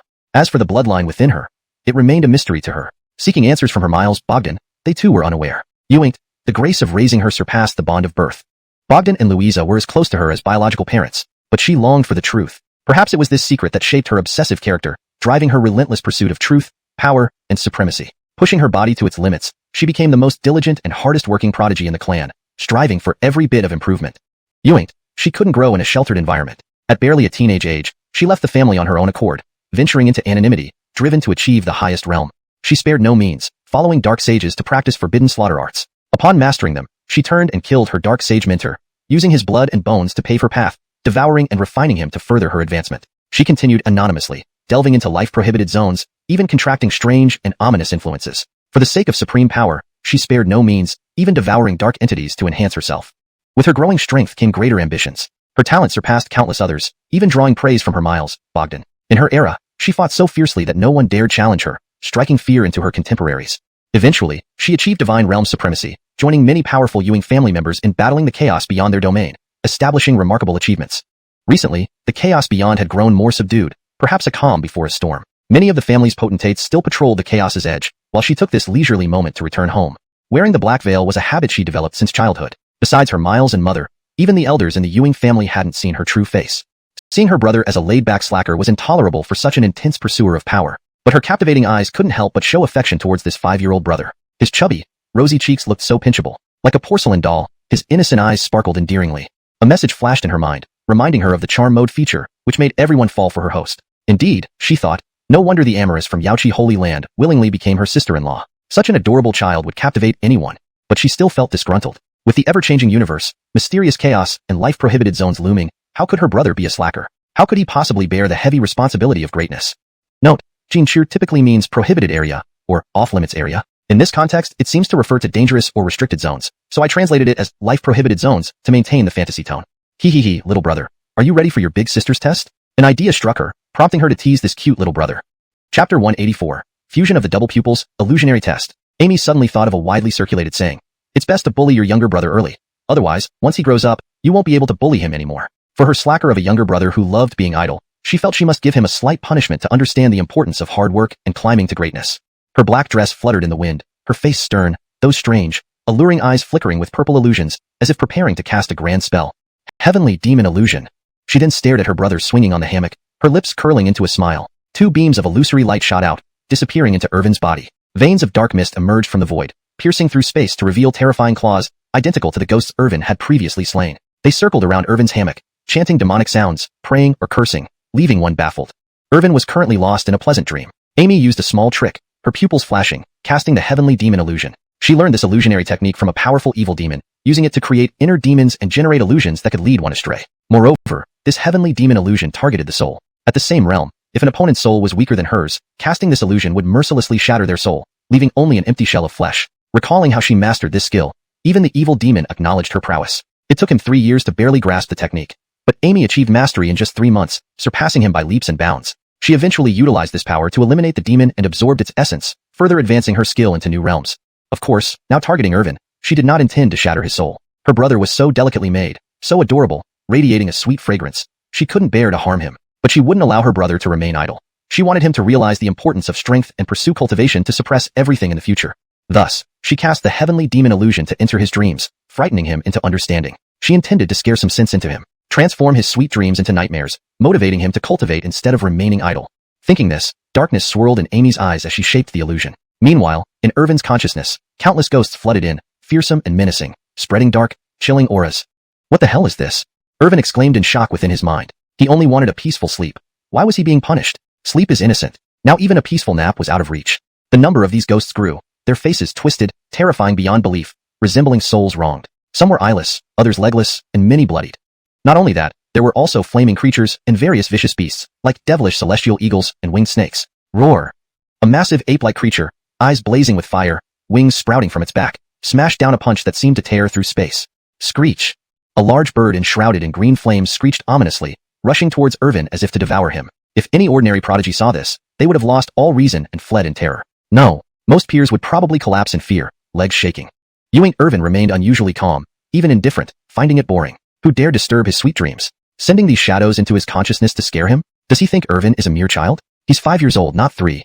Amir, isn't this insulting my intelligence? Trying to scare me with beast illusions? Don't they know I've defeated ancient emperors? Irvin complained to the system. Ding. Someone has used heavenly demon illusion on the host. This extremely wicked and bizarre spell targets the soul. In the same realm, if the target's soul strength isn't overwhelmingly stronger, it can instantly shatter their soul, leaving only the body. But the person acting against the host clearly just wants to frighten them. Hearing the system's explanation, Irvin smiled faintly. From the moment the ghosts entered his consciousness, he knew someone was trying to prank him. But to use such an ultimate power to scare a child, it was overkill. High-ranking cultivators would surely criticize the misuse. As the saying goes, don't use a cleaver to kill a chicken. You're using a dragon-slaying sword to do so. Amir, tell me, how do we break through this nonsense? The host confused the double pupils, see through all delusions, and reveal the true nature of the universe. From this point forward, the 3,000 paths of enlightenment will hold no secrets from you. The double-pupiled are called ancient emperors, an undefeated myth in the immortal domain. Fusing double pupils, combined with your immortal bone and perfected chaos body, will make you unbeatable among the youth in the immortal domain. Irvin didn't bother with this, but since he was caught in the heavenly demon illusion, he should transcend quickly. These days, even sleep involves illusions. Too difficult. System, fuse the double pupils. As Irvin spoke, peculiar energy flowed into his eyes. His pupils shone like two radiant suns, bursting with divine light, piercing through the void, dispelling everything. Every demonic figure was incinerated by flames. Ghosts wailed and dissolved into smoke. Various ancient beasts were annihilated by beams of light, vanishing before they could react. The power was overwhelming, making one tremble in fear. Within the consciousness space, all demons and beasts vanished, restoring silence. Irvin slowly opened his eyes. His pupils glowed with Tao symbols intertwining, radiating chaotic light, exuding a sacred aura, capable of slicing the heavens and crushing the underworld, obliterating all. The pupils were filled with complex runes, each holding profound meanings, capable of sweeping away everything. Occasionally, bursts of divine light revealed boundless power, including the ability to kill deities and create chaos. The double pupils symbolized invincibility, dominance, and the legacy of ancient emperors. And influenced by his perfected chaos body, the double pupils underwent subtle changes, emitting chaotic laws. Irvin felt his eyes burning with immense divine might, revealing the essence of everything in intricate runes. Time and space moved sluggishly, like turtles in his perception. Chapter 185. The Alluring Demoness, Siblings Reunite. At this moment, Amy outside the tent furrowed her brows. Beneath the black veil lay an unparalleled beauty, and confusion surfaced on her face. This isn't right. Why is Clinton asleep soundly on the hammock without any reaction? She had used heavenly demon illusion, a supreme skill that transcends all races and cultivators' physical differences because everyone cultivates a divine soul. The divine soul is both the essence of life and a cultivator's most vulnerable spot. Although she only intended to scare him with this illusion, its power was significant, something even a 5-year-old couldn't withstand. Normally, he should be crying, nose running, tears flowing, but he's sleeping so peacefully. It's completely illogical. Could it be Cashin gave him some kind of secret treasure for soul defense that can counteract all spiritual attacks? Amy pondered, knowing very well that her Miles Bogdan, the Joab, held countless secret treasures and techniques, making it quite plausible that he'd given such a treasure to protect young Clinton. Amy nodded, believing she had guessed correctly, but suddenly, anomalies emerged. Irvin, who had been sleeping on the hammock, abruptly opened his eyes. They radiated supreme divine power, glowing like a blazing sun, piercing through the heavens, forming two terrifying beams of light as if connecting the earth to the sky. Amy's eyes narrowed. Runes shimmered in her enchanting pupils as she tried to penetrate the mystery surrounding her little brother. How could these eyes hold such godlike power? And she realized with certainty that her heavenly demon illusion had failed precisely because of these mysterious pupils. In Irvin's eyes, chaotic light surged amidst myriad runes, slicing through the heavens above and reaching into the underworld below. A primeval, ancient aura emanated from them, causing a shiver to run down her spine. Moreover, there were two pupils within each eye, resembling the sun and moon reflecting off one another, with yin and yang energies intertwining. A chill ran up Amy's spine, as if being watched by a mighty beast that wanted to devour her whole. Her breathing quickened. In that instant, she recognized this symbol of invincibility, the twin pupils, known as Chong Tong. I never expected. Little Clinton actually possesses Chong Tong. With this, the rumors might finally be confirmed. No wonder he can display unmatched talent, transcending all eras and defeating even the greatest emperors of history. Even though he has an ordinary body, having Chong Tong explains it. This trait is said to be the unbeatable myth of the eternal immortal realm, where anything is possible. Even among countless constitutions, perhaps only the chaos body, the innate sacred body, and the path voidless body could possibly surpass it. Amy thought to herself. She never imagined her lazy little brother had hidden talents. Considering the rumors, not even their parents might know about his Chong Tong. No, if he has Chong Tong, he must train harder. Choosing to be lazy ultimately relies on external help. True mastery can only be achieved by striving to reach the peak, controlling everything, and attaining supreme respect. She had to find a way to get him onto the path of cultivation, especially when she discovered he was merely at the awakening realm's 6th stage, which left her wanting to smack him awake. Possessing such an exceptional constitution and still thinking about being idle? Ridiculous. After waking up, Irvin stepped down from the hammock, stood on the ground, his chubby hands behind his back, clothes fluttering in the wind. Around him swirled chaotic chi, while faint glows sparkled over his tender, pale skin. He spoke, "Come out. No need to hide. I know it's you." In reality, Irvin knew someone had cast a spell on him but didn't know the caster. However, since the intent seemed harmless, just to tease him, he presumed the person was nearby, ready to watch his reaction. Unfortunately for her, it disappointed. Amy blinked, hearing her little brother call her out. Who said little Clinton just has an ordinary body? Such a smart kid, and he has Chung Tong too. Unbelievable. Her voice chimed like silver bells, laced with a seductive charm, making Bones feel limp. Just from her voice, one could infer she was a devastatingly beautiful Cecilia. Irvin felt tingles along his skin. Her voice was incredibly alluring. He had only tested the waters by calling out, yet she really was there. As a graceful silhouette approached, standing before him, she was tall and elegant, legs long, wearing a black dress hugging her full figure. The black veil hid her face, but not her purple, mesmerizing eyes that seemed capable of enchanting anyone. Irvin caught his breath, inwardly sighing at the impressive sight. This Cecilia, Irvin thought, is surely the most stunning and captivating Cecilia I've seen since birth. Additionally, a faint, intoxicating fragrance emanated from her, making him linger and enjoy it. Who are you? Irvin asked, bewildered. He hadn't anticipated that this young lady would immediately kneel, extending delicate fingers to pinch his cheek. Annoyed, he had endured too many cheek pinches since birth. Facing elders, he couldn't protest. But this newcomer using heavenly demon illusion to toy with him and now pinching his cheek. It wouldn't end well for her if she provoked him too much. I'm your sister, little Clinton. Hearing this, Irvin froze. After a long pause, he still couldn't process it. When did he gain a sister? Cousin? Stepsister? But no, they have many cousins, none described like this enigmatic, black-dressed sister with those bewitching eyes. And definitely not a blood sister, considering family discussions stated he was his Miles's only son. Himph, don't think I'm a 3-year-old. Irvin pouted, not believing her for a second. Amy had anticipated this. Knowing Irvin wouldn't believe her, it wasn't a problem. She had 100 ways to convince this brat. Chapter 186, Irvin, will never be pinned down. But to make a good impression on her cute little brother who she was meeting for the first time, Anita decided to use a gentle approach to guide Irvin in recognizing her as his older sister.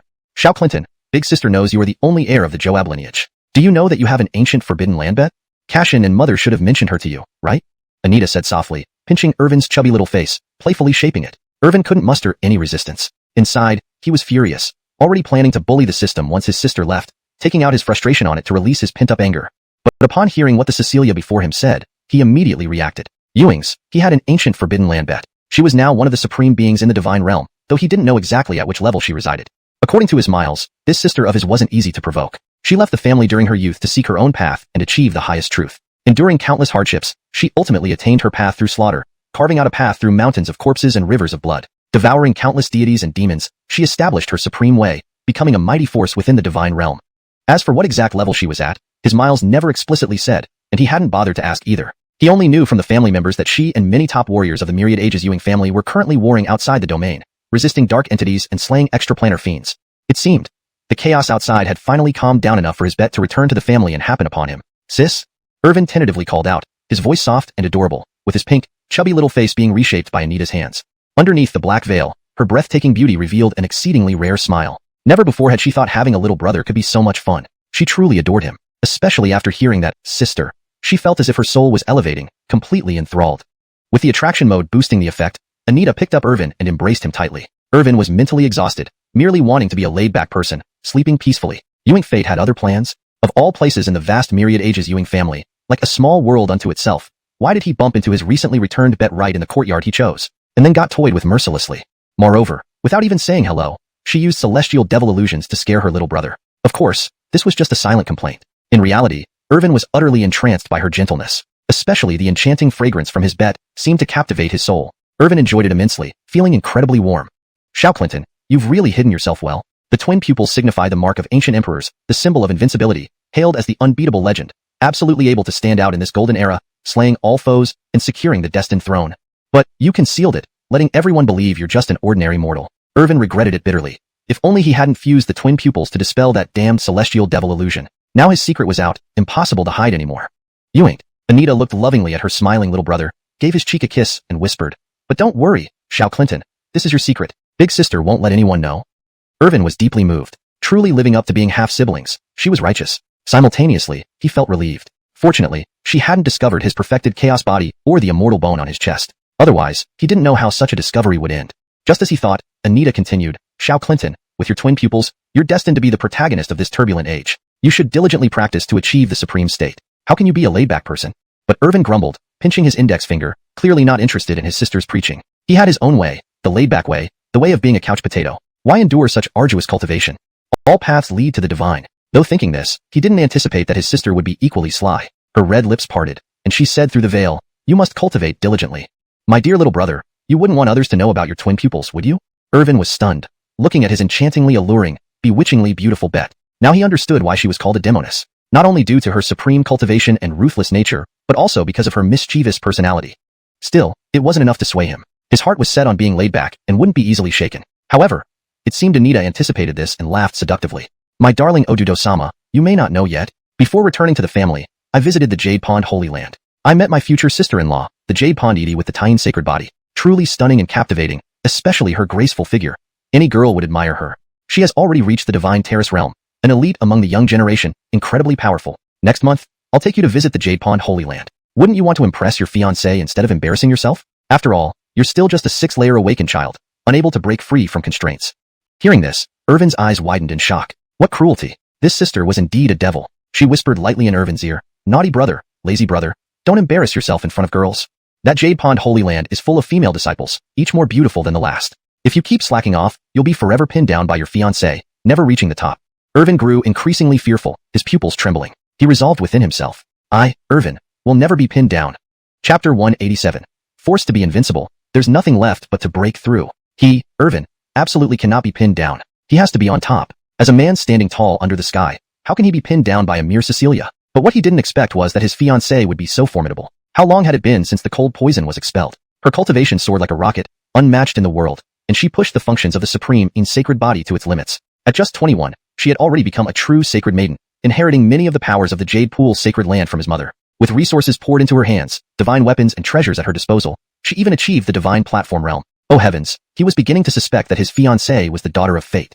Thinking this, his heart grew increasingly alarmed. If he continued to lie around as an unambitious layabout, his demonic older sister's words might indeed come true. Not to mention, next month she planned to bring him to the Jade Pool sacred land. If his cultivation remained stagnant, he feared being laughed at by the disciples there. Even though he was the son of the immortal emperor, people wouldn't say anything outright, but surely behind his back, they would whisper. The Jade Pool sacred land was one of the few immortal-level forces in the eternal immortal realm that only accepted female disciples. To have so many exquisitely beautiful Jade Pool disciples look down on him while gossiping about his fiancée in secret, it made him lose all dignity, especially during their future wedding night, with her wearing a phoenix crown and a rosy glow cast by the candlelight. If he were ruthlessly overpowered and couldn't voice a single complaint. What's worse, the supreme in sacred body held legendary power that he couldn't resist. It was too terrifying to contemplate. Cold sweat began to bead on his forehead as these thoughts swirled. Seeing Irvin's nervous expression, Anita's eyes narrowed slightly, inwardly amused by how easy it was to fool children. There were 100 ways for her to deal with Irvin. So, little brother, you need to work harder. You shouldn't still be at the basic realm. You're 5 years old now, yet only at the 6th level of the awakening realm. So young and so weak, it's no fun. She said this while setting him down. She had important matters to attend to. The storms outside the boundary were growing stronger. The peace of recent days might be the calm before the storm. The heavenly demons beyond the boundary were likely plotting something to sweep across the 10,000 worlds. However, with the immortal emperor present, the outer demons didn't have enough strength to match yet, but precautions should be taken early. She needed to report this to the family elders. As for the border regions of the 10,000 worlds, top-ranking figures from the Ewing family and other elite forces were on high alert, resisting darkness. That little Clinton needs to work harder, Anita mused aloud. You should at least break through the shackles and reach the shackles realm by next month.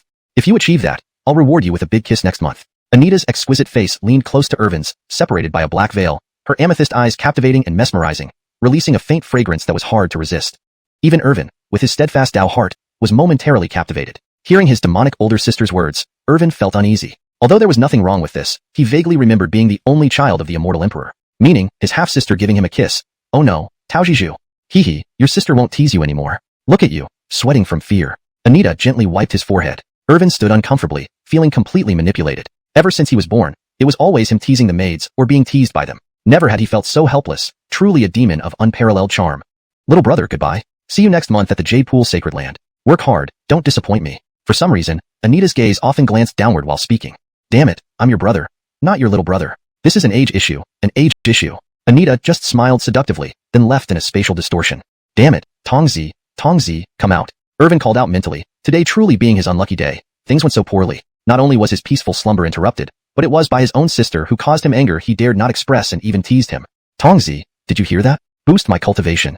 I don't want to go to the Jade Pool Sacred Land next month looking like a joke, understand? Irvin pouted, needing to quickly boost his cultivation, break through the shackles, then continue sleeping. Ding, host. Although you are currently only at the 6th level of the Awakening Realm, you've actually fused 3 supreme constitutions, the complete Chaos Body, Immortal Bone, and Double Pupil. The energy inside your body has accumulated, making cultivation breakthroughs as simple as eating and drinking. However, because you've wanted to slack off, you've suppressed all your energy and thus haven't broken through. Once you find an opportunity to release the accumulated energy, the system will automatically guide and convert the energy into cultivation, allowing you to break through. Tongzi explained. Irvin nodded. Indeed, with the continuous cleansing effect of the immortal bone, the characteristics of the chaos body, and the chaotic Emmanuel art. Even without deliberate cultivation, his body and technique had been operating, accumulating energy, ready to burst forth. Once unleashed, his cultivation would soar to unprecedented heights. What he needed to do was find this opportunity and guide the release of energy without arousing suspicion from his family members. After all, to them, he was just a carefree layabout. Thinking this, Irvin felt his brain heating up. Suddenly, inspiration struck him. If he recalled correctly, there was a tower in the ancient Ewing family called the Heavenly Dragon Tower. It was a trial tower for young descendants of the Ewing family. According to family rules, those wishing to leave for cultivation must pass the trials within the same realm of the Heavenly Dragon Tower to ensure they could protect themselves. Each realm had corresponding challenges. Even super geniuses with supreme constitutions might fail to clear them. Successfully clearing the tower allowed them to venture out independently. Those who failed could only leave under elder supervision or through alternative channels. Well, I'll go to the Heavenly Dragon Tower tomorrow. That's a great place for training. It's perfect to use this opportunity to convert all my accumulated energy into cultivation, breaking through and proving myself. Irvin thought, eyes narrowing sharply. From his cousin Ewing Cini and various elders to now his demonic older sister Anita, the number of people pushing him to improve was increasing. If he didn't show progress, more interruptions would follow. Better to seize this chance to break through, achieving a significant leap and shutting everyone up. As for the level he could reach, he couldn't estimate the amount of energy stored within him. Surely, breaking through the shackles realm shouldn't be a problem. Chapter 188, Sky Dragon Tower, Challenge. The next day, a celestial crane soared through swirling mists, enveloped in rosy clouds and dazzling light. Its wings spread wide. One could vaguely see a 5-year-old child on the crane's back, dressed in white robes, his body as lustrous as jade, sparkling with an ethereal glow, surrounded by wisps of chaotic chi, resembling a diminutive deity. Thank you, celestial crane, for taking me to the Sky Dragon Tower. Irvin clung to the crane's back, stroking it tenderly with his chubby hands, expressing gratitude. The crane called out twice in response. What an interesting little guy. It had been soaring freely in the Ewing family domain, absorbing the essence of heaven and earth, when it was suddenly caught and pressed underfoot. When asked to give him a ride, what could it do but comply? Now, he's giving thanks in all sincerity. This maneuver just earned a 6 from the crane. More importantly, the crane was no ordinary beast. It was a fearsome creature at the enlightened realm, yet it had been subdued and couldn't budge, only submitting. Before long, they arrived at a floating divine island. In the center stood a towering god tower, absorbing the essence of the sun and moon. The spire glimmered with golden light, casting myriad rays, consisting of 5 stories in total. Towering and imposing, it stood here for untold ages. Though it appeared to have 5 levels, each level was actually a self-contained space. Upon entering the Sky Dragon Tower, one would instantly enter a challenge corresponding to their cultivation realm. Successful completion of each challenge naturally led to the next. Those coming for external trials needed only to pass the first level. However, those seeking to push their combat strength limits or to hone themselves often aimed to break through subsequent levels. The challenges were endless. One should proceed based on personal capabilities. Outside the Sky Dragon Tower, numerous young disciples gathered, planning to challenge its levels today.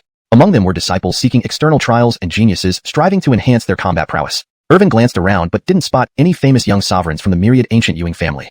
Then he thought about it. It made sense. The top 5 seed-level geniuses each had their own pursuits. So far, he had only met Sebastian, revered as the top alchemist among the youth, and Scott, esteemed as the best swordsman among the young generation. He hadn't seen the other 3 even once. Oh, is it Ebert? Finally spotting a familiar figure, Irvin smiled slightly and directed the celestial crane toward the front of the Sky Dragon Tower.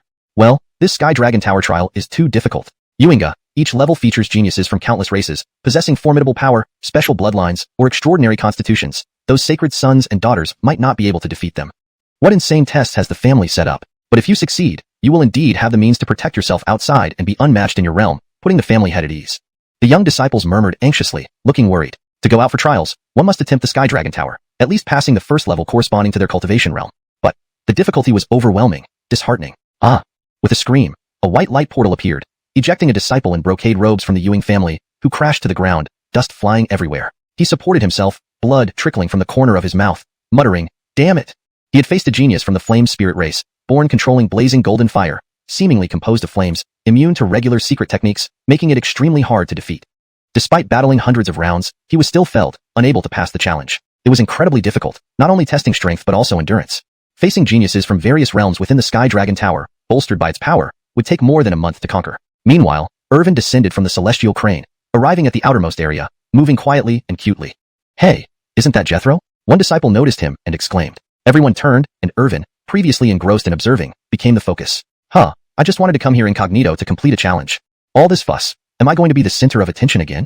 Irvin grumbled inwardly, always aiming for discretion but invariably becoming the spotlight due to an unintended exclamation. Upon seeing Irvin, Ebert's eyes lit up. His massive frame clad in golden armor took large strides forward, kneeling on one knee, shouting loudly, "Your presence, Jethro!" Irvin hurriedly helped him up, finding it rather comical given his small stature compared to the kneeling Ebert. As he assisted, Irvin noticed Ebert wore the green pearl wrist guard he had gifted, which boosted physical strength threefold. Why has Jethro come? Is it to leave after passing the test, or purely to enhance combat strength and seek a breakthrough? Since Jethro is only 5 years old, the patriarch and lady would never allow leaving. He must be here to boost combat power and achieve a breakthrough. The crowd speculated but respectfully stepped back, creating a clear path for him. Yoink, they wondered. Jethro, who defeated the Jed, unmatched in his realm throughout eternity. What could be the point of challenging the Sky Dragon Tower? Wouldn't it be a mere massacre for him? What difficulty could there be? All eyes focused on their Jethro, curious about his intentions. Even Ebert watched intently. Could Jethro be here to enhance combat strength and break through realms? True, at 5, he had only reached the 6th stage of awakening. Not because of lack of talent, but sheer laziness. Otherwise, with Jethro's aptitude, breaking through shackles would be effortless. Arriving at the Sky Dragon Tower, gazing at its majestic form, radiant with flowing light and runes, Irvin marveled. Such an impressive structure, a mere test site for young disciples in the myriad ancient Ewing family. But even the first level posed significant challenges. Unsure of its difficulty, or if it could match his own strength, Jethro, place your hand lightly in front to enter the battle space and begin the challenge. If intending to venture outside, success in the first level suffices. But if aiming to break through and enhance combat strength, you may challenge as many levels as desired. Ebert reminded him, his voice resonating, causing the others to gape. Raising an eyebrow, did the 4th sequence member understand what he said? Challenge as many levels as desired? Inside the tower, difficulties increased exponentially. Especially as realms advanced, the next level featured enemies of the same realm, much harder than the previous one. But thinking of Jethro undertaking the challenge eased their minds. They awaited Jethro's performance. At 5, his cultivation remained stagnant at the 6th stage of awakening. Would he replicate his 3-year-old glory of challenging the myriad physical ranking? Irvin tentatively placed his hands forward, triggering a burst of white light. In a blink, Irvin entered a virtual space. Outside, a light screen emerged. Quick, look, that is... Chapter 189. Soul-stealing heavenly demon, snuffed out with a flick. A beam of light stretched across outside the Tianlong Tower, displaying the scene of Irvin within the virtual space. Numerous disciples were focused intently on the screen before them, filled with anticipation in their hearts. Ordinary disciples found it extremely challenging to pass the first level. Even those who managed to pass paid an enormous price, some even using divine weapons and treasures. Their young master should have no difficulty passing. He was the true man who had defeated the ancient emperor. With a shout of surprise, everyone noticed that Jethro's opponent had appeared. In the virtual space, Irvin stood where he was, arms crossed, expression calm. No matter who appeared before him, he was invincible within this realm. Let him be any god or demon. One punch would subdue him. It seemed as if even the Tianlong Tower sensed Irvin's exceptional nature. Countless runes condensed, great Daoic aura surged, and divine power from the tower formed a figure. Demon energy spread wildly, killing intense sword, like a ferocious deity with crimson eyes oozing blood, black robes covering his body, mysterious runes shrouding him, emitting dense black fog, causing fear. Moreover, he held a black scythe, appearing as a soul stealer. The moment this figure appeared, those outside were startled and some younger disciples' eyes widened. Clearly, they knew the origin of this race. It's the soul-stealing heavenly demon race. This race is one of the most murderous among all races, living in the borderlands of the multiverse, said to have invaded from beyond, and then assimilated by the rules of the multiverse.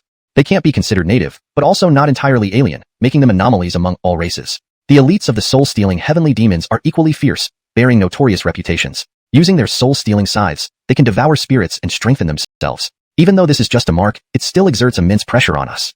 Everyone was alarmed, somewhat worried about how long Irvin would need to battle such a formidable elite race. Different from the challenge of the ancient flesh rankings which sought swift victory by quickly breaking the opponent's mark. Passing the Tianlong Tower's levels required defeating a mark of equal realm, but the difficulty was incomparable. The marks in the Tianlong Tower's levels were reinforced by the tower's divine power and retained all racial characteristics identical to real people. Defeating them was incredibly difficult. Most capable Ewing family members fought for months before falling. Very few passed these levels. They were elites among elites. Cough. When do you think Jethro will clear the level? The setup here is at the Challenger's realm. Jethro and this mark are both at the 6th awakening stage. With his talent, clearing should be fine. As for time, it'll take at least a month. Everyone speculated, talking among themselves, guessing the time it would take for Jethro to clear. Then let's bet. Place bets on how long it takes Jethro to clear. Haha, great idea. Perfect for entertainment. I bet 2 months. 10 top quality spirit stones. I bet 1 month. I'll put down 20 top quality spirit stones. TSK, you underestimate Jethro too much. With his unmatched talent and prowess shown in various domains, I estimate just half a month to pass the first level. 50 top quality spirit stones. A young member proposed betting, drawing others in to see who could accurately predict Jethro's clearing time. They responded enthusiastically. Interest piqued. They placed their bets. To these Ewing family descendants, spirit stones and resources weren't lacking. This was just for fun, passing idle cultivation time. But Ebert stepped out, his muscular body pushing aside 2 people nearby. Everyone made way, intimidated by the muscular presence. I, Ebert, will also place a bet. 200 top quality spirit stones. I bet Jethro only needs 1 day. Ebert confidently stated, words brimming with trust in Jethro. Given Jethro's talent and unprecedented ability, dealing with merely a soul-stealing heavenly demon mark would be effortless. 1 day would suffice. Other young members were unconvinced, shaking their heads. On one hand, they marveled at Ebert's boldness, placing a joke-like bet with 200 spirit stones. And to be so certain, it would only take a day. Remember, previously, a Ewing family member broke records. A Laverne, covered in black mist, inscrutable. Of course, that was long ago. Back then, the Xianxia, facing an equal realm foe, struggled for half a month before defeating her, passing the level. She seemed to carry secrets. Therefore, someone firmly believed Jethro would clear within half a month. He deeply believed Jethro would surpass that Xianxia. Just then, the screen outside the Tianlong Tower changed as combat commenced. Quickly, it's starting. Ha ha ha, we'll see the results soon enough. Everyone eagerly awaited, wanting to witness this showdown. Most importantly, to see how the bet would conclude. In the virtual space, the soul-stealing heavenly demon, wielding the black scythe, growled ferociously, intimidating everyone into retreating. But Irvin waved his hand, then lifted his right hand lightly, pointing forward with his middle finger flicking slightly, as if flicking a pebble. Instantly, a streak of light flashed, moving at incredible speed, hard to see with the naked eye. Before anyone could react, it tore through space, dashing forward. In the next moment, the soul-stealing heavenly demon, poised to strike with his scythe, was already pierced through the forehead, collapsing straight away, dissolving into nothingness. At that moment, absolute silence reigned. Chapter 190.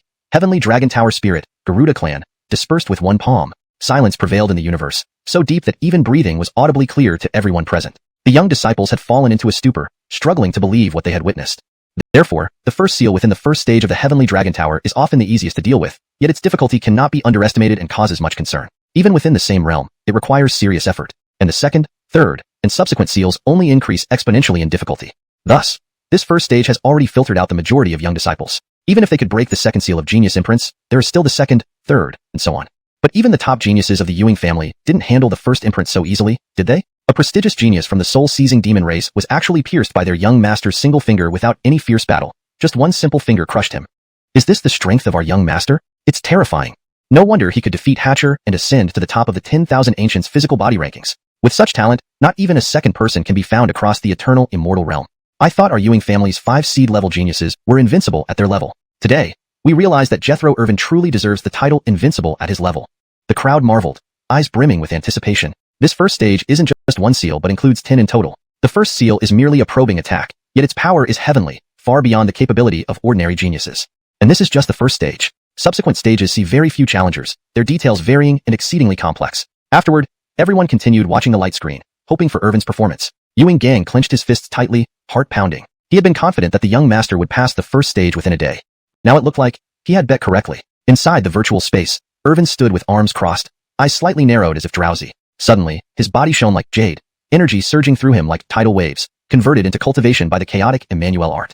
Ancient imprints appeared, entwined with threads of chaotic chi, and his eyes flashed. Boom! With a thunderous sound, Irvin broke through, directly advancing from the 6th stage of enlightenment to the 8th. Such speed was astonishing. He broke 2 minor realms right under everyone's watchful eyes. However, the crowd outside, though amazed, weren't overly surprised. If it were their young master, it was understandable. Legends of the young master advancing step by step in cultivation spread widely within the Ewing family. Everyone knew that breaking through was as easy as eating or drinking water for the young master. For the past 2 years, there had been no advancement in his cultivation. Undoubtedly, he was deliberately suppressing it to lay a more solid foundation for future explosive growth. This breakthrough likely occurred because battling the imprint stimulated the circulation of his cultivation techniques, releasing energy that could no longer be suppressed, leading to a natural realm advancement. In the virtual space, Irvin reined in his aura and shook his head. Too boring, too effortless. Of course, Irvin knew this was just the first imprint. He hoped the upcoming ones would be more challenging. Unbeknownst to him, in the void of this space, a pair of eyes watched him closely. So this is our Ewing family's young master? To defeat the first imprint with one finger, his reputation is well deserved. Truly the foremost among 10,000 ancients. The next imprints need to have higher difficulty. He was the guardian spirit of the Heavenly Dragon Tower, guarding this place as part of the tower itself. The Heavenly Dragon Tower belonged to the Ewing family trial tower, part of the 10,000 ancients Ewing family. Naturally, the guardian spirit of the Heavenly Dragon Tower was also a part of the 10,000 ancients Ewing family, recognizing the young master. But he would never give him special treatment. Upholding fairness, he needed to increase the challenge against such formidable talent.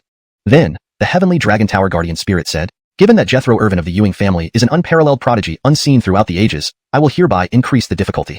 The young disciples exchanged looks, not expecting the normally silent guardian spirit to speak today and increase the difficulty. But, making things tough for their young master, huh? Truly incorruptible.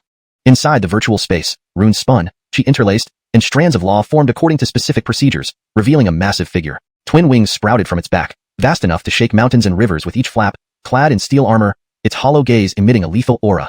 A genius from the Garuda clan? Irvin remarked lightly, eyes sweeping over with disdain. If it were just a Garuda genius, it wouldn't even fill a tooth gap. The Garuda clan was ferocious, feeding on various hybrid dragon breeds, showcasing their terror with their immense size that obscured the sky. Of course, they dared not eat true dragon breeds. mainly because they couldn't win the fight. I want to see how much of a challenge this increased difficulty brings. The fully formed Garuda genius imprint charged at Irvin, arms swinging, sword and blade light flashing menacingly. Claws sliced through the air, aiming for a lethal strike. Irvin's right hand slowly stretched out, lips curling into an odd smile. Outside, everyone watched intently, expecting this to be the second imprint with increased difficulty and divine power of the Heavenly Dragon Tower, requiring serious attention. What was he doing? What was he about to do? Irvin's chubby arm swung around, fingers splayed, pushing forward. This act left the onlookers utterly stunned. Ancestor, this is a battle of geniuses. Why are you slapping? Slap. The slap echoed loudly, like thunder. Blinking, they saw the space empty except for Irvin's hand still raised. The Garuda clan genius imprint was slapped back into nothingness. Even Ewing Gang was speechless, fingers trembling. Even he would expend great effort to defeat the second imprint. As for the subsequent ones, it would require greater sacrifices and possibly using divine weapons. Ewing, their young master handled it so casually, treating it as mere entertainment, snapping fingers and slapping to extinguish it. Indeed, the gap between people is greater than that between humans and dogs. But Irvin, still unimpressed, looked up with annoyance. Guardian spirit, is this all? So little? Either increase the difficulty or unleash all remaining imprints now. One by one, I find it bothersome. ##### Chapter 191. All imprints emerged together, just as I wished. When the people outside heard this, they were all stunned. What are you talking about, little ancestor? Are you challenging the Nick? Do you have any idea what you're doing? It's not that they're weak, it's that you're too strong. Even the top disciples of the Ewing family find it incredibly difficult to pass this first checkpoint. For those in the lineage, passing the first level and consecutively defeating the 10 imprints requires tremendous effort and often involves using divine weapons. As for ordinary disciples, they might not even be able to break the first imprint. Do you really think everyone is a freak like you, effortlessly defeating 2 imprints with such ease? The Nick was also filled with shock, but it quickly forced itself to calm down. This is our young master, whose talent is unparalleled. Easily defeating 2 imprints is perfectly normal. It only proves that my challenge is still too lenient. I must increase the difficulty. However, observing the Jethro's performance just now, whether it's killing with 1 finger or 1 slap makes no difference. If I sent out the 3rd imprint, it would likely be obliterated by a single punch. Why not fulfill the Jethro's request? Sending out the remaining 8 imprints at once and empowering them with Heavenly Dragon Tower's divine force. This should be sufficiently challenging. I can assure you, even the 5 seed level geniuses would not stand a chance. Hehehe, my beloved Jethro, are you ready to receive a beating from the Nick? A voice echoed through the void. Since it is the Jethro's wish, it shall be granted. Send out all 8 imprints together. Hearing this, Artemio couldn't help but widen his eyes in shock. Is the Nick so straightforward? Just because the Jethro asks, you actually comply? Being the Jethro of the Ewing family, while incredibly powerful and terrifyingly formidable, facing all 8 imprints at once surpasses even the capabilities of seed-level geniuses. If the Jethro fails the first checkpoint, his invincible Dao heart will bear a scar. The impact would be immense, but he still had faith in the Jethro. Other disciples were also uncertain. If the Jethro proceeds steadily, clearing each checkpoint step by step, there shouldn't be any issues. But facing 8 imprints simultaneously, this might be too much. Fear nothing. When the Jethro was on the ancient flesh body ranking, even the renowned geniuses of ancient history were no match for him. Now he's just facing 8 virtual imprints, which he can easily handle without any pressure. Listening to Artemio, the other young disciples relaxed. They would be spectators, watching the Jethro rampage through the Heavenly Dragon Tower. All the clan imprints, mere trifles, would submit under the might. No, the divine might of the Jethro. Hold on. I have an idea, let me make a breakthrough. Just as the Heavenly Dragon Tower spirit was about to summon the other 8 imprints, it was abruptly interrupted. Looking at Irvin, this mischievous child was breaking through again. Wait, another breakthrough. Raising its gaze, it saw Irvin's small figure glowing intensely, runes swirling around him as he took a step forward, bones popping like beans bursting inside him, his body transforming, radiant and jade-like. His realm elevated again, reaching the 9th peak of the awakening realm. Wow, this feels pretty good. Irvin stretched lazily, extending his right hand forward, raising his middle finger, a gesture universally recognized. Then he beckoned, shouting, come over here. He looked extremely provocative. Ahead, space twisted, runes flowing, and 8 figures emerged. Each exuded supreme majesty, walking as if on the sky. Their auras resplendent and terrifying. Some were sharp and piercing, others enveloped in flames, and some seemed to blend into the very fabric of space. Without a doubt, these were all illustrious geniuses from major clans across all heavens and races, bearing great strength and fame, carrying the honor of their clans. Despite the simultaneous emergence of 8 imprints, Irvin did not feel threatened. To him, these 8 were merely an unruly crowd, easily defeated. The young disciples outside were tense, yet their blood ran hot and boiling. Watching their Jethro battle was like getting an adrenaline rush. They wished they could fight one of these geniuses themselves. But reality is harsh. If they went up, they'd probably be defeated by the first imprint. Let's finish this quickly. Dealing with these will allow me to pass the first checkpoint and should yield significant rewards. Irvin didn't waste time, readying himself. His tiny body radiated boundless power, surrounded by chaotic light and rising chaos chi. A divine halo appeared behind him, channeling the great Tao's power, immensely powerful. This small frame harbored infinite strength, capable of sweeping away all obstacles once unleashed. He didn't want to linger. His opening move was a lethal strike, activating his chaotic physique. Anyway, The system has already hidden the aura of the chaotic physique, so the outsiders can't discern anything unusual, assuming he's simply extraordinarily talented with surging blood chi. Ahead, the 8 figures unleashed various skills, wielding sharp blades, unleashing roaring blood chi, deploying powerful techniques, or smashing down with giant seals. Every move was an ultimate skill, aimed to kill with absolute determination. Of course, injuries in the virtual combat space would carry over to reality. Though not fatal, they would affect performance, leaving scars on the Dao heart and hindering progress on the path to enlightenment. Irvin smiled, extending his chubby hand and clenching it into a fist. He was employing the 6-realm cycle fist obtained through the infinite check-in mode. Previously, he had mastered this technique, using it effectively on the ancient flesh body ranking, where numerous geniuses were defeated with a single punch, effortlessly. 2 years had passed, and now it was time to see how effective it still was in practice. 6 vortexes appeared around his body, resembling 6 black holes swallowing countless stars, embodying the cycle law, revealing glimpses of past and present lives. 6 realms cycle fist. Irvin punched out, like a meteor crashing, shattering heaven and earth. The punch was wrapped in chaotic light, dazzlingly bright, making it hard to open one's eyes, while the cycle law affected the spatial runes, causing them to fragment. Boom, boom, boom. Thunderous flashes lit up the area, waves rippling outwards. But the Heavenly Dragon Tower, being the Ewing family's treasure and training ground, wouldn't be easily damaged, especially with its internal self-repair function. In no time, the virtual space was restored, with Irvin standing where he was. But the 8 genius imprints were nowhere to be seen. The first checkpoint, so simple? Hashtag chapter 192. Breaking shackles, shattering limits. Irvin shook his head, thoroughly disappointed. Come on, are challenges like this now also lame? There wasn't even the slightest hint of difficulty. He had thought that with all 8 imprints appearing to attack him at once, he might actually enjoy a battle again. It would be like when he stormed the eternal physical body rankings as a 3-year-old, a truly exhilarating and spirited experience. Even someone as laid back as him had no choice but to go all out against the Emperor of Eternity, feeling the thrill of battle. But these few imprints from the Tianlong Tower held no challenge for him whatsoever. Still, he had activated his Chaos Constitution and unleashed formidable combat power during the clash. The 8 imprints were obliterated into ashes, which was just normal operation for him. However, to the observers outside, this scene completely shattered their worldview. It was almost unbelievable. The Ewing family disciples reacted as if they had seen a ghost in broad daylight, stepping back one after another, unwilling to believe what they had just witnessed. They had worked hard and diligently practiced, aiming to gain experience by challenging the first stage of the Tianlong Tower. Ewing, not only did they fail to defeat the first imprint, but they were also easily crushed and had to retreat from the tower. Even the outstanding young geniuses could barely manage to defeat the first 2 imprints. As for the top 10 descendants of the Ewing family, they had to use divine weapons, precious treasures, and powerful techniques to defeat all 10 imprints over several months, expending tremendous effort. For the 5 elite seed-level prodigies, passing through without any issue was a given, but doing so effortlessly was still impossible. But now, their young master had clearly demonstrated the true meaning of strength deciding everything. Perhaps they had been walking the wrong path. Ultimately, it came down to their own lack of power. Otherwise, they could have followed the example of their young master, effortlessly crushing everything in their path, unbeaten by anyone. With a casual flick of his finger, or even a seemingly effortless palm strike, Irvin could unleash overwhelming divine power to instantly slay the prodigies from the Ghost Soul Demon clan and the Garuda clan. And with just one move, the 6 paths wheel punch, he defeated the remaining 8 imprints in a single blow. These 8 imprints had simultaneously attacked a mere 5-year-old child, making the challenge, though at the same realm, immensely difficult. Ewing, Irvin dispatched them effortlessly, demonstrating an astounding disparity in strength. This display left the onlookers, particularly the young elites, awestruck. They realized that their own efforts paled in comparison to Irvin's prowess. Even those who were considered top tier within the Ewing family had struggled for months to defeat the 10 imprints, expending considerable resources and techniques. Irvin's performance highlighted the gap between them and what true strength could achieve. It made them understand that their paths were perhaps too narrow, and their own limitations were the main issue. They aspired to be like Irvin, effortlessly overcoming challenges and pushing beyond limits. Seeing this, Ebert felt a profound sense of inadequacy. He understood that if he were to face Irvin in the same realm, he would be crushed without a fight. Grateful to be Irvin's follower, he also felt pressure to keep up, or risk becoming a burden. This realization led him to vow intense cultivation, determined to catch up or at least see Irvin's back. The awe-inspiring scene continued as Irvin, still in the virtual space, began to show signs of breaking through to the shackles realm. The young disciples watched in amazement as golden chains, adorned with ancient runes and symbols, appeared around his body. One disciple exclaimed, "Look, Jethro is about to break through again."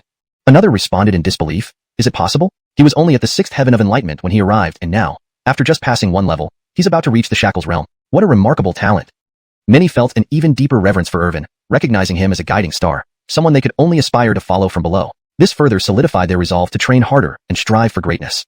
Even the guardian spirit of the Tianlong Tower was taken aback by Irvin's prowess. Despite facing 8 imprints enhanced by the tower's power, Irvin had handled them with ease, almost as if they had facilitated his breakthrough. Seated in meditation, Irvin remembered the expectations set by his elder sister, hoping he would reach the shackles realm. Surprisingly, he was already on the verge of this breakthrough, far sooner than anticipated. In the shackles realm, one's body would manifest 99 heavenly destiny chains, which needed to be broken based on one's inherent talent. The more chains broken, the farther one could progress on the path of the Tao, indicating exceptional aptitude. Irvin was eager to see how many chains he could shatter today. These were 8 imprints attacking a mere 5-year-old simultaneously. Although they were of the same realm, the cumulative difficulty far exceeded simple doubling. Among those most affected mentally was probably Ebert. At this moment, he hung his head dejectedly, his breathing uneven.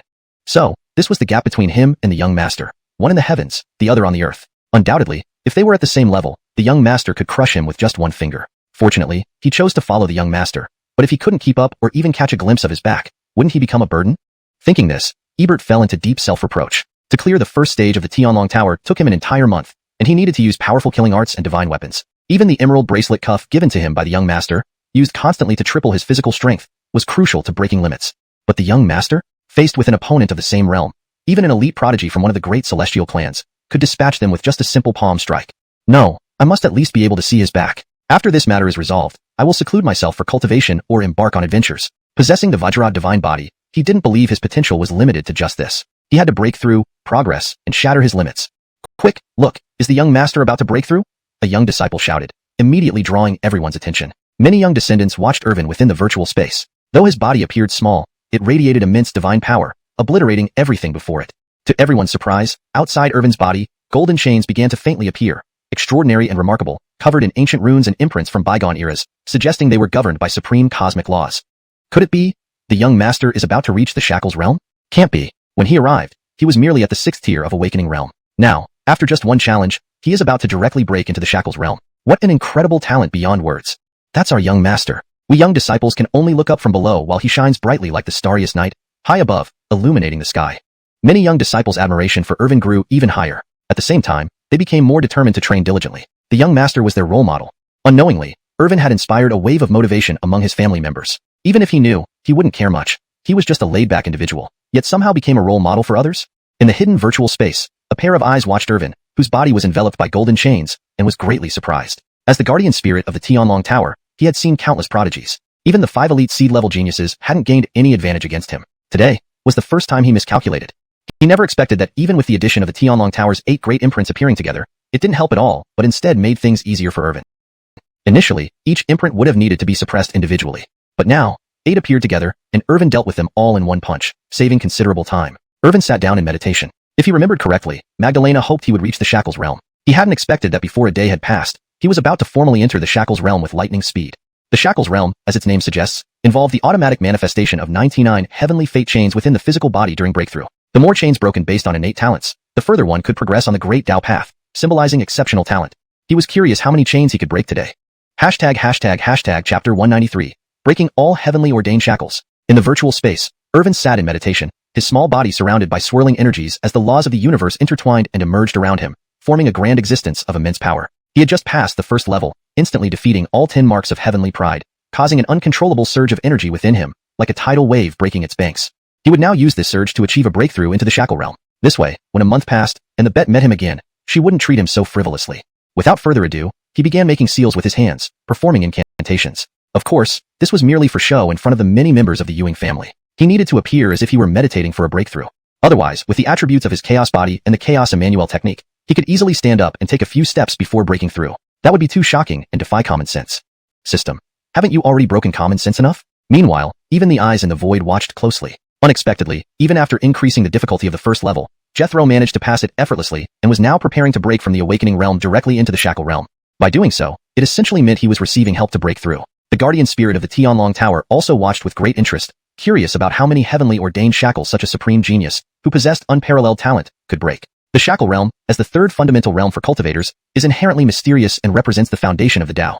But having seen countless geniuses, the spirit was certain that their Jethro could at least break 90 shackles. Outside, young disciples gazed at the sky, filled with awe. Jethro isn't human or even a prodigy. He's a freak of nature, beyond ordinary standards.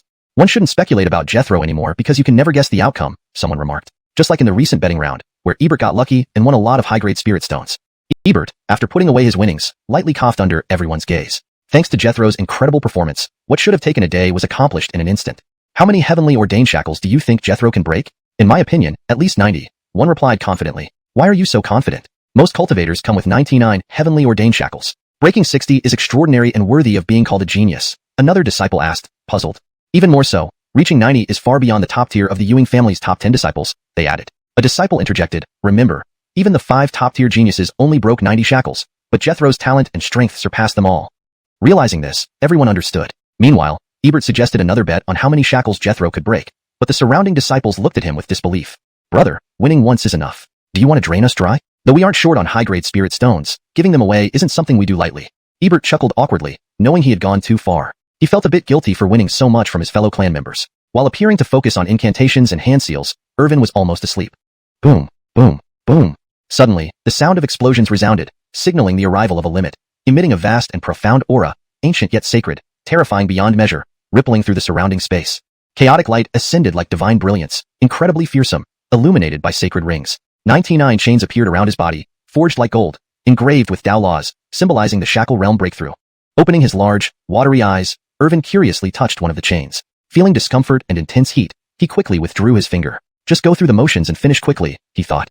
The energy within me isn't just for breaking into the shackle realm. Breathing deeply, Irvin marveled at the immense power contained within his chaos body, the Chaos Emmanuel technique, and his immortal bone. For this breakthrough, he hadn't used even a fraction of it. After breaking the shackles, he planned to challenge the next levels of the Tianlong Tower to further enhance his cultivation, thus avoiding being constantly urged by the family to practice and advance. To him, breaking through was as simple as eating or drinking. Probably only Irvin could speak so casually. With everyone watching closely, waiting to see how many shackles Jethro could break, the scene intensified. Especially for Ebert, who had sworn loyalty to Jethro long ago. Previously, even the top 10 disciples of the Ewing family hadn't reached the 90 shackle mark. Bang! With the first sound, a chain shattered and disappeared, seemingly initiating a reaction. Another sound followed, but this time, 20 shackles broke simultaneously and vanished. Everyone's eyes widened. They witnessed 20 chains breaking together. It was unprecedented and defied belief. No genius in history had ever done this. Historical records showed chains breaking one by one. Today, witnessing 20 chains breaking at once was truly miraculous. Even in history, there were those who broke convention, like the current Joab Bogdan, who broke 10 shackles consecutively during his breakthrough to the shackle realm. Unexpectedly, his son surpassed him, breaking 20 in one go. This feat exceeded even his Miles's record. And this was just the beginning. Irvin smiled faintly, hinting at even greater feats to come. Everyone focused intently, wondering what other miracles this young prodigy would create. Could he continuously break 20 shackles at a time? ####, to be continued. Please note, this translation aims to capture the essence and style of the original Chinese text while ensuring fluency and coherence in English. The paragraph structure and line breaks have been preserved as much as possible to maintain the original narrative flow. Chapter 194. The 100 Shackles, the Great Tao Shackles. However, an unexpected event occurred. In the virtual space, Irvin, who was sitting in meditation, was enveloped by chaotic divine light radiating unimaginable cosmic power, as if he were a child of the great Tao, favored by it. The heavenly fate shackles outside his body broke again, 20 more. It was astonishing, 20 at once. Now 41 shackles had been broken in total. And all this happened in but a moment. In fact, from the time Irvin could break 20 shackles at once, they knew and confirmed that this little ancestor was very likely to create another legend, another myth. Artemio watched intently. He always felt that this wasn't the limit of their young master. He would surely create a world-renowned legend once again. Breaking 20 shackles might just be an appetizer for him. Indeed, before Artemio could react, there was another thunderous roar. Like a thunderclap or a tidal wave, the sound echoed through the void, resounding in the firmament. Inside the virtual space, Irvin suddenly opened his eyes. Outside his body, 30 heavenly fate shackles shattered at once. A full 30, breaking together. Breaking 20 earlier was already beyond human. It made him seem like a monstrous prodigy. Now, with 30 shackles shattering together, how could one describe it? An incomparable being or a mythical existence breaking limits, surpassing imagination, transcending current understanding. 30 shackles breaking at once. From ancient times to today, never has such a thing happened. Even Lord Joab only managed to break 10 shackles simultaneously.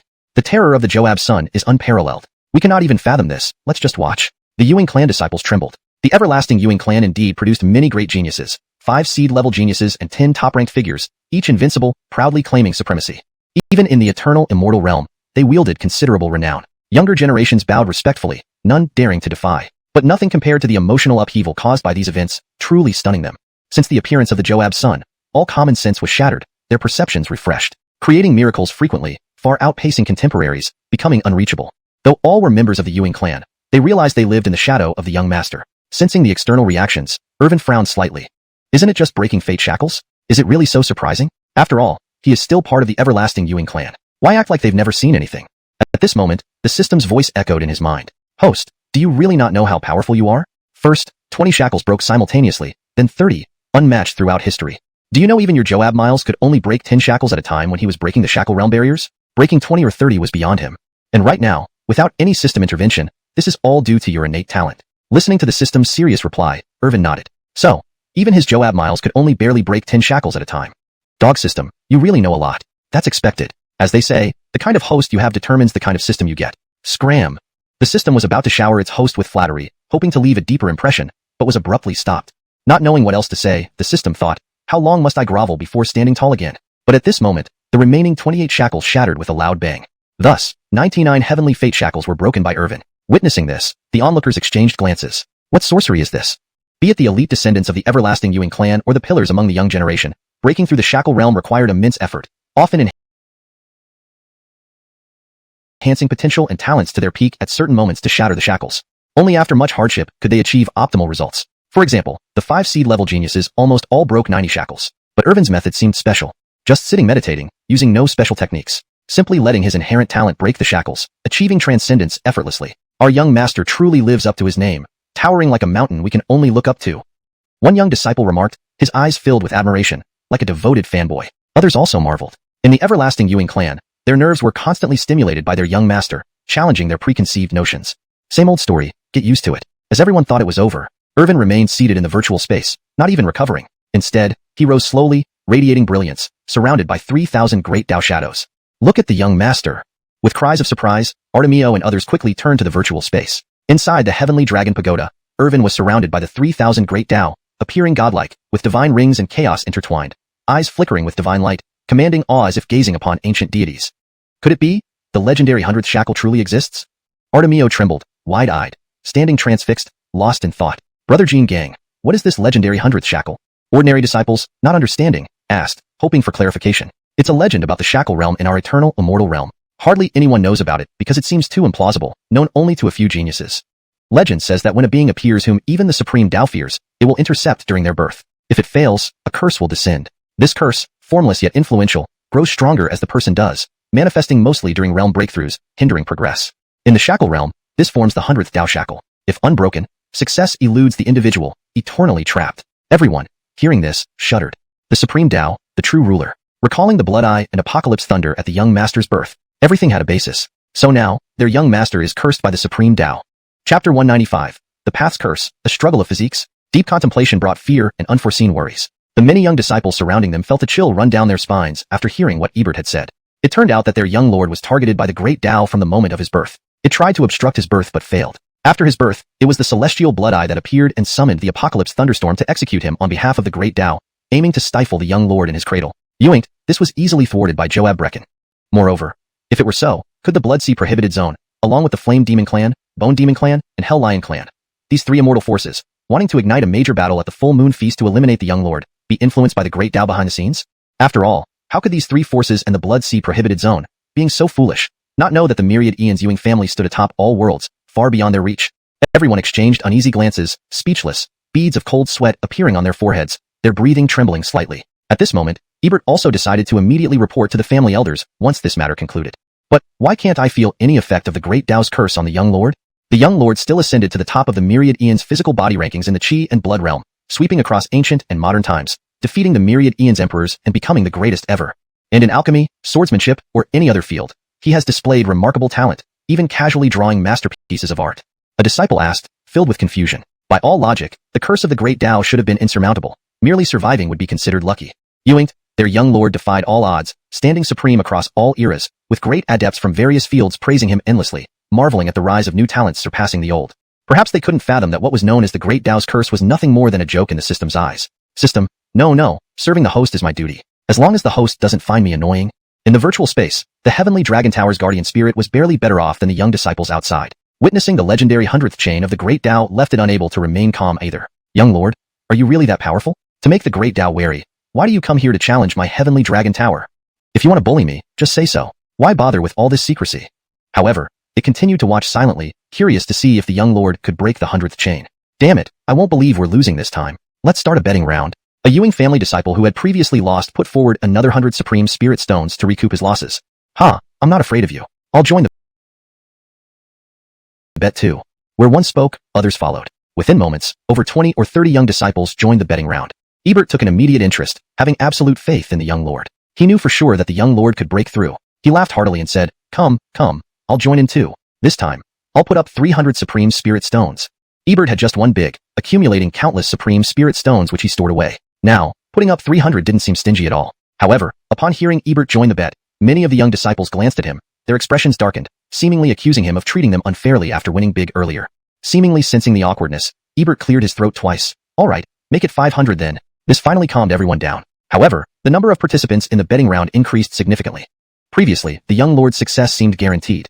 It was just a matter of time. But now, with the great Tao directly imposing a curse, the young lord, cursed himself, faced the 100th chain. A unique curse of the Shackles realm. Breaking this curse was anything but certain. Attempting to shatter the 100th chain of the great Tao was like wrestling directly with the great Tao. If he succeeded, it would mean the young lord disregarded the great Tao, trampling it underfoot. Clearly, that was unrealistic. I choose to believe the young lord can break the great Tao's chain. Ebert was unwavering. Some of the young disciples, who initially thought of betting against the young lord, reconsidered after Ebert's previous winning streak and decided to follow suit, going all in as well.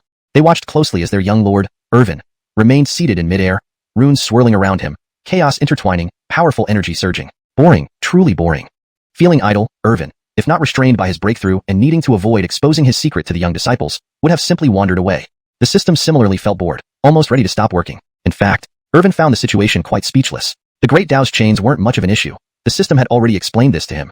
But crucially, before he or the system could react, Chaos Body, Immortal Bone, and Heavy Pupils couldn't hold back. It seemed the great Tao had restricted them, and they yearned to leap out of his body to fight. They reacted fiercely, Heavy Pupils emitting divine light like two blazing suns, exuding overwhelming power.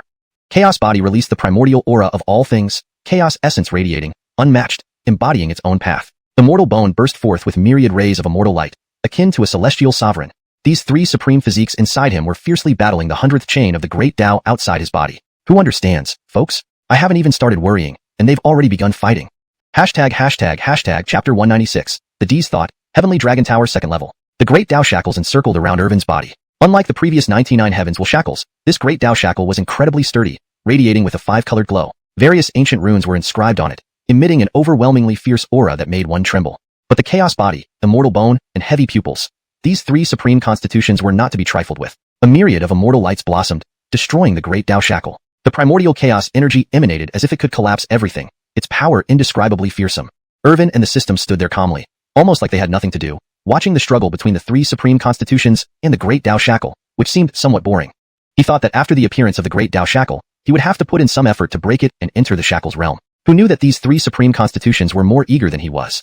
Under the impact of these three different energies, the great Tao shackle also gradually began to weaken. The colorful light intertwined, rules of law entwined around it, but it slowly showed signs of being unable to withstand the immense energy, gradually falling into decline. After all, the fully developed Chaos Body, the Immortal Bone, and Heavy Pupils each emitted immensely powerful energy, now mixed and fused together. Compared to Irvin's calmness, the young disciples outside were extremely tense, eyes wide open, sweat dripped from their foreheads. They were extremely nervous. Jethro's growth is of utmost importance, not only concerning the entire family but also affecting their own fortunes. Crack! With a sound, everyone hurriedly looked over, their minds captivated. On the peculiar great Tao shackle, a very small crack appeared, almost invisible to the naked eye, requiring magical sight to pierce through the void to see. Haha! The great Tao shackle shows signs of cracking. Not surprising for Jethro, with such formidable talent that even the great Tao cannot bind him. Everyone marveled, their reverence for Jethro deepening. Upon noticing a slight crack in the great Tao shackle, Irvin's lips curled slightly, filled with confidence. He raised his hand and waved it casually. Then, he said lightly, what does the great Tao add to me? All the great Tao of the universe can be placed upon me. How then can it hinder my immortality? I shall shatter it myself. His voice fell gently, and with a casual flick of his sleeve, he displayed both detachment and a certain charm. It was hard to imagine that a 5-year-old child could be so carefree, truly commendable. Energy within him surged out like a tsunami. The fully developed Chaos Body was completely activated, mingling with the divine power of the Immortal Bone and the force of the Heavy Pupils, suddenly sweeping through. The great Tao shackle revolved faster, seemingly trying to bind him. From afar, Irvin resembled a tiny divine dragon, bound by dragon restraining ropes, preventing its growth. However, true dragons will eventually rise, soaring in the 9 heavens, overlooking the vast cosmos. The colorful light of the great Tao shackle, starting from that tiny crack, gradually shattered, unable to withstand the supreme divine power of the three constitutions. Crack, crack, crack. One by one, the shattering sounds echoed, the great Tao shackle crumbling into pieces, dissolving into space, vanishing. Phew, is this the shackle's realm? Not particularly special. Irvin floated in the space, slowly spreading his arms, sensing the profundity of the shackle's realm. Jethro succeeded? The legendary 100th Great Tao shackle was easily shattered by Jethro. Just as Jethro said, even if all the great Tao of the universe were placed upon him, what hindrance would it be? Outside, the young disciples cheered, circling the heavenly dragon tower, blood boiling at the sight. Their Jethro had ruthlessly rubbed the great Tao's face in the dirt. The great Tao's curse was nothing more than trivial for Jethro. If it wanted to prevent him from progressing in every realm, Irvin would break all ancient limits and create his own path. Hee sorry guys. Ewing Jean smiled sheepishly, scratching his head, looking rather embarrassed. Inadvertently, once again he had gone all in. He was also baffled and helpless. He didn't want to win the premium spirit stones from his clan brothers. Meanwhile, the guardian spirit of the virtual space watched Irvin, its pupils trembling, utterly shocked. All the great Tao of the universe can be placed upon me, and I will shatter them myself. What kind of prodigy was this, far surpassing any peer? As the guardian spirit of the heavenly dragon tower, he had seen countless vanguard talents of the Ewing family. Even seed-level geniuses and sequential disciples couldn't cause a ripple in his heart. But this Jethro today had indeed piqued his interest. Subsequently, he said, "Congratulations, Jethro, you have successfully passed the first level. Would you like to continue challenging the second level?" The second level tests both physical strength and power simultaneously, its difficulty far surpassing the first level. Please consider carefully. The illusory voice lingered in the virtual space, slowly echoing into Irvin's ears. Irvin sneered slightly and shook his head. As the paramount physical constitution standing here, he was an undying golden body, invincible physically, capable of easily shattering same-level divine weapons. Speaking of strength, there was no need to elaborate. At 3 years old, at the peak blood chi realm, one wave of his arm unleashed a divine power of 3 million caddies. Now, breaking free from shackles and growing day by day, his physical training naturally hadn't been neglected. Of course, this was self-training by the chaos body, and it had nothing to do with Irvin himself. I choose to continue. To challenge the second level of the heavenly dragon tower, Irvin firmly declared, his young body standing firm like a youthful war god, facing the challenges ahead without retreating, but instead moving forward bravely. Shackles realm, no. He would convert all the accumulated energy in his body into cultivation. A moment of enlightenment, his cultivation reaching the heavens. Hearing Irvin's words, the many young disciples exchanged glances. They thought Jethro had come to the heavenly dragon tower just to challenge the first level, achieving a leap in his strength, transcending the shackles realm. Having reached his goal, he should retreat. But who would have thought? Jethro's goals went far beyond this. He actually wanted to challenge the second level of the heavenly dragon tower. Compared to the first level, where the elite imprint challenge existed, the second level's difficulty skyrocketed. Hearing the guardian spirit's explanation, checking both the physical body and strength simultaneously, this kind of difficulty, how would Jethro deal with it? Just rushing in recklessly might bring significant losses. Before Irvin stood a stargate containing countless stars, as if connecting two spaces. Irvin stepped in with his tiny legs. The heavenly dragon tower's guardian spirit watched Irvin in the void, pondering the varying difficulties of the second level test concerning the physical body and strength. Unsure of what level to place Jethro at. At that moment, his divine consciousness paused as if receiving some directive. A voice sounded in his mind. My son is unmatched among peers. Directly set the highest difficulty within the same realm for him. Don't waste time with those petty tricks to block his path. Realizing this, the guardian spirit looked at Irvin who had already crossed the threshold, inwardly hoping, I hope you won't disappoint the D. Translation completed with adherence to your instructions. The paragraph structure, tone, and original storyline continuity are maintained. Chapter 197. Dual Trials, nothing more. At the same time, the projection of the sky outside abruptly shifted from the virtual space to another area. A natural ecological region. Birds sang and flowers bloomed. All things thrived as if they were on a primitive planet. Is this the second trial? How does it test both physical strength and power at once? In theory, the second trial should be several times harder than the first. I wonder how the Jethro will handle it. Let's hope he passes safely. Just by looking at the environment, this is far superior to the virtual space of the first trial. Clearly, the young disciples outside the heavenly dragon tower had become bystanders. They no longer entered the tower for challenges. Those who had been eliminated from the tower also took out their small stools to enjoy the spectacle. Watching the Jethro go through the trials was far more exciting than going through them themselves. More and more Ewing family disciples came rushing from all directions, hearing that the Jethro had started his challenge again and even broke the great Tao shackles. This was a chance to witness the Jethro's prowess once more. Moreover, he seemed to have already reached the second trial. To successfully pass the first trial was an achievement reserved for true prodigies. Even saints and saintesses might not survive the first trial. Within the Ewing family, only a few could do so, let alone reach the second trial, whose difficulty was inexpressible. Inside the heavenly dragon tower, Irvin emerged slowly from the light door. Ancient trees flourishing with life. This space is far more humane compared to the previous one. Guardian spirit, bring out all your tricks. This second trial can't stop me. Irvin spoke straightforwardly, eager to clear these trials quickly and focus on advancing his cultivation rather than wasting time here. Is the Jethro already impatient? Let me explain. The second trial has 2 levels. The first challenge is called Falling Boulder and Giant Waterfall. The second level is Shouldering Mountains and Rushing Seas. You'll experience the details as you go along. Let's begin now. The guardian spirit's voice abruptly stopped. Suddenly, Irvin found himself on a huge rock, transported as if the stars had shifted. Without fully reacting, a waterfall from the ancient sky suddenly gushed down, carrying divine power, not just simple water pressure. It slammed directly into Irvin's small body, continuously flushing him down. Within the waterfall, the power of the water Tao appeared, though minimal. It still matched his limit in the shackles realm. If other prodigies faced this waterfall, they would likely be decapitated or severely injured, forcing them to quit the heavenly dragon tower. But who was Irvin? His watery eyes instantly turned sharp like steel blades, shooting divine light that penetrated 2 nearby boulders. Straightening up after being slightly bent by the 1,000-foot waterfall, he sat down and shouted into the void, Guardian spirit, you don't respect the rules. You didn't even give a warning. Almost killed me, and there's water Tao power in that 1,000-foot waterfall. Are you dead set on messing with me? The guardian spirit, hidden in the void, remained silent, choosing not to respond. According to Esmond's directive, the Jethro was invincible and should not waste time. So he dialed up the difficulty to the maximum, the limits of super geniuses in the same realm. The instant the 1,000-foot waterfall surged down, carrying water Dao power, it would have decapitated even the 10 sequence disciples without a chance to react. However, what astonished him was that Jethro Irvin perfectly endured the waterfall's sudden surge, unscathed. More frighteningly, he handled the sudden burst of Dao power calmly, sitting on the boulder as if nothing happened, completely ignoring the waterfall's force. Such a body rivaled divine metal. Even the water Dao-infused waterfall was helpless against it. Yoinked, what followed was even more surprising. Change my clothes into a bathrobe. While passing the first trial, I sweated a lot. This is a perfect opportunity for a bath. The system. Hearing Irvin's words, the system momentarily lost its composure. Isn't this supposed to be a trial? One that even the 10 sequence disciples might not pass, and yet you're bathing? But since it was the host's request, it had to be fulfilled. The host comes first above all. In front of many spectators, Irvin's appearance flashed with light, and he changed into a more conservative bathrobe, covering his whole body tightly. He was still a child and needed to protect his privacy. While the 1,000-foot waterfall continued to flush, Irvin treated it like a vacation, occasionally rubbing his skin, humming a tune, thoroughly enjoying the moment. This behavior not only stunned the guardian spirit, but also left the young disciples outside the heavenly dragon tower speechless. No one had ever seen such an operation, using the 1,000-foot waterfall as a shower. Perhaps only the Jethro could manage this while others struggled to survive, eventually failing. Washing away, oh. Humming a tune, Irvin bathed, showered under the 1,000-foot waterfall, thoroughly enjoying it. Meanwhile, the Chaos Body's assimilation ability triggered, converting the water Dao power within the waterfall into Chaos power, merging into Irvin's body to enhance his physical strength, fortify his meridians, and boost his cultivation. Irvin used the trial to its fullest, improving himself as he went through it. Poor guardian spirit unknowingly set the stage for his own failure. Suddenly, perhaps due to overaccumulation of abilities and inherent potential, something inside Irvin opened like a floodgate. Energy surged wildly within him, bursting through meridians, every particle of his body vibrating intensely with vitality. Boom!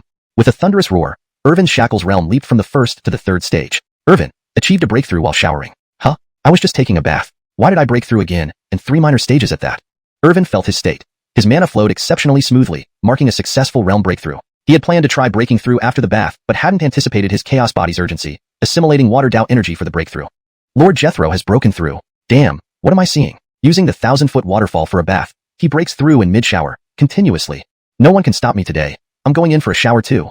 Calm down, brother. The Jethro enjoys his bath, but if you go in, no one will pick up your pieces. Hashtag chapter 198. Meteor from the sky, continuous breakthroughs. Seeing this scene, the disciples of the Ewing family outside the Tianlong Tower were on the verge of a mental breakdown. Was this the gap between them and the Jethro? It was beyond description even by using heaven and earth. The Jethro broke through while taking a shower under the 1,000-foot waterfall in the second level of Tianlong Tower, and he didn't even realize it himself. As for them, they didn't even have the qualification to enter the second level of Tianlong Tower. Even if they could enter, they wouldn't dare to shower like the Jethro. Otherwise, there would be no one left to pick up their bodies. The hidden guardian spirit in the space observed this scene and felt it was unbelievable, but there was nothing they could do. They could only attribute it to the Jethro's extraordinary talent, which far surpassed ordinary people's comprehension. Breaking through while showering. Wasn't that something unusual? However, the so-called meteor and giant waterfall, though just the first layer challenge, were not that simple. There were more thrilling challenges waiting for him ahead. Sure enough, Irvin was humming a little tune, happily showering under the waterfall when suddenly, a loud rumble came from the sky. Like rolling thunder, flashes of lightning appearing, terrifying beyond imagination. Then, visibly, a huge meteor fell from the heavens, tearing through space, piercing everything, enveloped in divine power, descending with terrifying force as if it could crush even colossal beasts, making it unbearable for anyone. Irvin quickly looked up, and a flash of light appeared on his body as he donned his brocade robe again. Sure enough, this first layer challenge of flying meteors and giant waterfalls wasn't as simple as it seemed. The 1,000-layer waterfall, carrying the divine power of the Tao of water, swept down to cleanse the flesh. If not for possessing 3 supreme physiques, he would have ended up like those top elites, decapitated directly. Unfortunately, with the Chaos Body, such waterfalls were only fit for him to shower under. The 1,000-layer waterfall cleansing the body should be a test of physical strength. As for the falling meteor, it must be a test of his power. Was he supposed to withstand the meteor falling from the sky? This stage did have some difficulty, Irvin estimated. Even among the 5 seed-level geniuses of the ancient Ewing family, none would likely pass at the same realm. Especially the falling meteor posed an enormous challenge to both physical and divine power. Irvin twisted his wrist, remaining calm and graceful. However, while enduring the 1,000-foot waterfall's impact and catching the falling meteor, enduring its crushing force, he had no confidence inside. Seeing the meteor's descent becoming increasingly terrifying, the guardian spirit hidden in the space was also eagerly anticipating how Irvin would handle it. He couldn't remain as calm and graceful as before, right? Otherwise, where would the guardian spirit's face be? They had already set the difficulty to the maximum, yet he still took it casually, handling it effortlessly with grace. The Jethro is in danger. Such a powerful meteor, combined with the infinite energy accumulated from ravaging space, might be too much for the Jethro to resist. Moreover, the Jethro is currently enduring the cleansing of the 1,000-foot waterfall, with glimpses of the divine power of the Tao of water intertwined, increasing the difficulty immensely. Many young disciples of the Ewing family watched this scene, unsure internally, worried about the outcome. Ewing, it was just worry. With the Jethro's strength, fully unleashing physical power, he might still be able to withstand it. At the age of 3, reaching the peak blood chi realm, he could punch with 3 million pounds of divine power. Now, at 5 years old and having just broken through to the 3rd stage of the Shackles realm, his strength was incomparable. Ebert stared at the falling meteor, clenched his fists, then relaxed them. His body possessed the adamantine divine body, making it incredibly strong. Though not the strongest, it was far superior to those saint sons and saint daughters outside, capable of crushing them with martial arts alone. But, unwilling to admit it, even he would undoubtedly be smashed into a pulp by the falling meteor, with no means of resistance. Then, his gaze focused on Irvin. Even though rumors within the clan suggested the Jethro was an ordinary mortal, he always felt the situation was not so simple. Irvin raised his eyes, watching the meteor approaching, without a hint of nervousness. He stood up, the tiny body enduring the 1,000-foot waterfall's impact but actually converting energy for the chaos body continuously. Chaos activate, Irvin whispered. Instantly, various ancient runes illuminated around his body, emitting a sacred aura that inspired awe. His big, innocent eyes gleamed with divine light, runes swirling, resembling the sun. The chubby little hand seemed capable of holding up heaven and earth. The power of the chaos body unleashed, combined with the early fusion of the Phoenix bracelet with his physique, now conservatively estimated to produce at least 6 million pounds of physical strength. Boom! The meteor slammed down, but Irvin showed no fear, catching it with both hands. Like a tsunami erupted, space shook wildly as if a piece of paper, and that spot exploded with energy waves, sweeping across the space, dazzling the world, blinding everyone. Even outside, Ewing family disciples watching through the sky screen closed their eyes momentarily, afraid to look at the overwhelming power. When the light dissipated, Ebert and others hurriedly looked at the screen, eager to know whether the Jethro successfully overcame the challenge or was eliminated by the falling meteor. Holy crap, the Jethro withstood the tests of the meteor and the waterfall. A disciple exclaimed, staggering back in shock. Just thinking about enduring the divine might of the meteor was unimaginable. If he were there, he wouldn't even withstand the aftereffects, let alone the direct impact. In the space, Irvin's tiny body remained unscathed, glowing brilliantly, wide-eyed and endearing. Both the meteor and the waterfall had vanished. Irvin successfully passed the first layer challenge. The surrounding aura was not that of the 3rd stage of the Shackles realm. By enduring physically and unleashing divine power, he broke through his own realms, leaping directly from the 3rd to the 5th stage of the Shackles realm. He had broken through 2 minor stages once again. Those observing from outside felt like they were dreaming. When the Jethro entered Tianlong Tower, he was merely at the 6th stage of Awakening Realm. In less than half a day, he achieved the 5th stage of the Shackles realm. And, the 2nd level challenge hadn't even ended. Could these hellish trials that felt like divine punishment to them be custom-built for the Jethro's breakthrough machine? Again, a voice echoed in the space. Congratulations, Jethro, for passing the 1st layer challenge. Next, will be the 2nd layer challenge, mountain carrying sea rushing. Do you wish to continue? Chapter 199, Surging Sea Tide, Carrying Mountains and Crossing Seas. Finally on to the 2nd level challenge? Let's begin. Today, I will break through all 3 levels of the Heavenly Dragon Tower. Irvin's small figure stood tall, uttering bold words, his presence magnified by the surrounding chaotic energy that made him seem even more divine. Young prodigies outside watched with anticipation. Irvin had grown far too strong, constantly shattering their preconceived notions. Having spent less than half a day here, he leaped from the 6th heaven of the Awakening Realm directly into the 5th heaven of the Shackles realm. Such a rate of progression was unprecedented throughout history. The young lord chose to continue challenging for a reason, fueled by a resolve to win. At this moment, they were already exhilarated by watching their young master conquer the challenges. It left them itching to fight fierce beasts on their own. Even sequenced disciples like Ebert admired Irvin to no end. From birth, in terms of both realm and age, Irvin had completely overshadowed contemporary and ancient prodigies alike, leaving them all far behind. This was Irvin, destined to be invincible at every stage he reached. Inside the spatial domain, the 2nd level challenge began. While the flying boulder waterfall tested physical strength and endurance, carrying mountains and crossing seas targeted the destruction of one's body. It was no longer a test but a design to push human limits beyond endurance. Even among the top 10 sequence disciples, few could pass the flying boulder waterfall. Facing this next challenge, they stood no chance. Like ordinary disciples, they would be eliminated from the Heavenly Dragon Tower. That was the terror of the Heavenly Dragon Tower. Even with only 3 challenges, each brought increasing difficulty, making the 2nd challenge a daunting barrier for any young hero. Only the 5 top-tier sea prodigies held any hope for this level. The 3rd level remained shrouded in mystery, rumored to torture one's mind and soul. Not even these elite prodigies dared approach the 3rd level lightly, choosing instead to linger at the 2nd. To date, only the Joab had breezed through all 3 challenges of the Heavenly Dragon Tower. As the challenge initiated, the primitive space transformed into an immense ocean in an instant. Irvin found himself standing above the deep blue sea. Beneath him lay boundless waters, with ripples spreading outward from his position.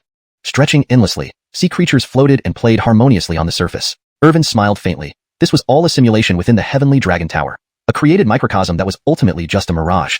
The challenge begins. A voice echoed through the void, resounding across the space. Crossing his arms, Irvin awaited the real challenge, questioning if anything could stop him. No one, not even Hideo or Israel, could stand in his way when he sought advancement.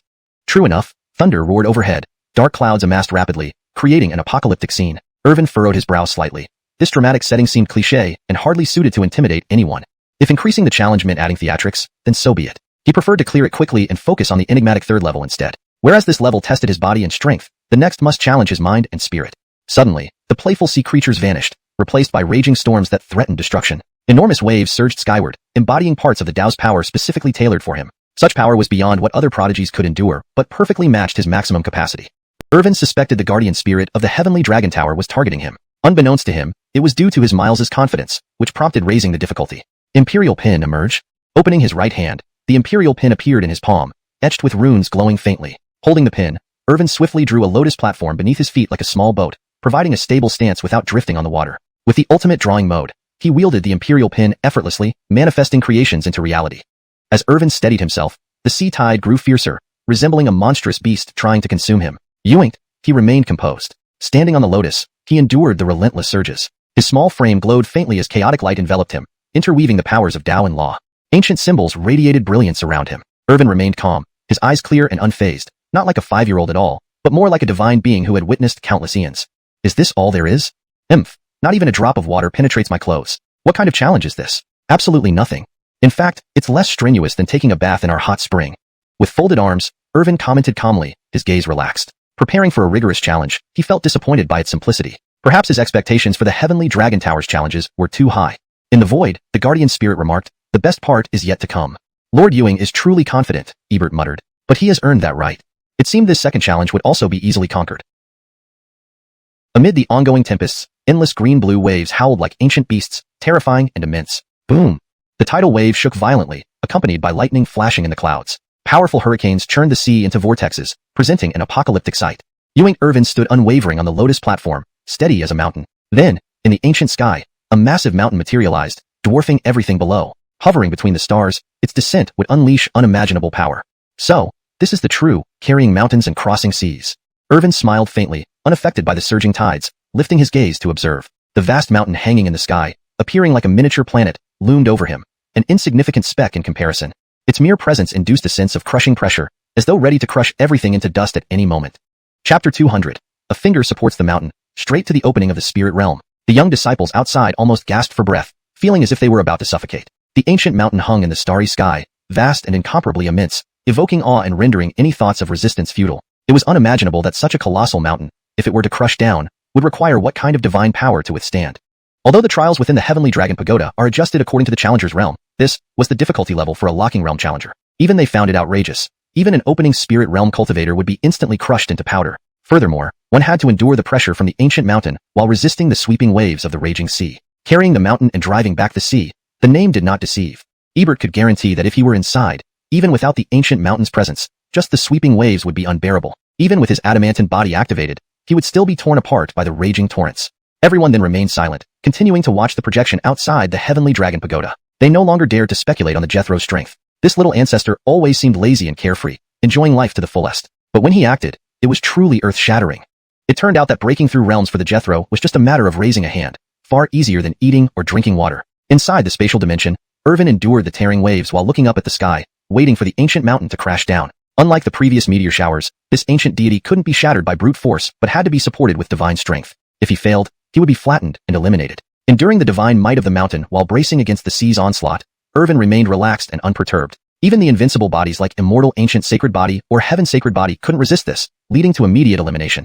Fortunately, he was a perfect chaos body, indestructible and everlasting. With sufficient cultivation, blood regeneration was effortless. Suddenly, the ancient mountain plummeted, terrifyingly powerful, creating endless hurricanes upon descent. Lightning flashed above the thunderclouds, summoned as if by some force, striking the massive mountain like a small star and imbuing it with electric energy. Irvin's eyes narrowed. After finishing the pagoda, he'd find this guardian spirit to settle scores. It was clearly targeting him. The test was meant to assess physical and divine power, yet it added magical buffs as if fearing he could handle it.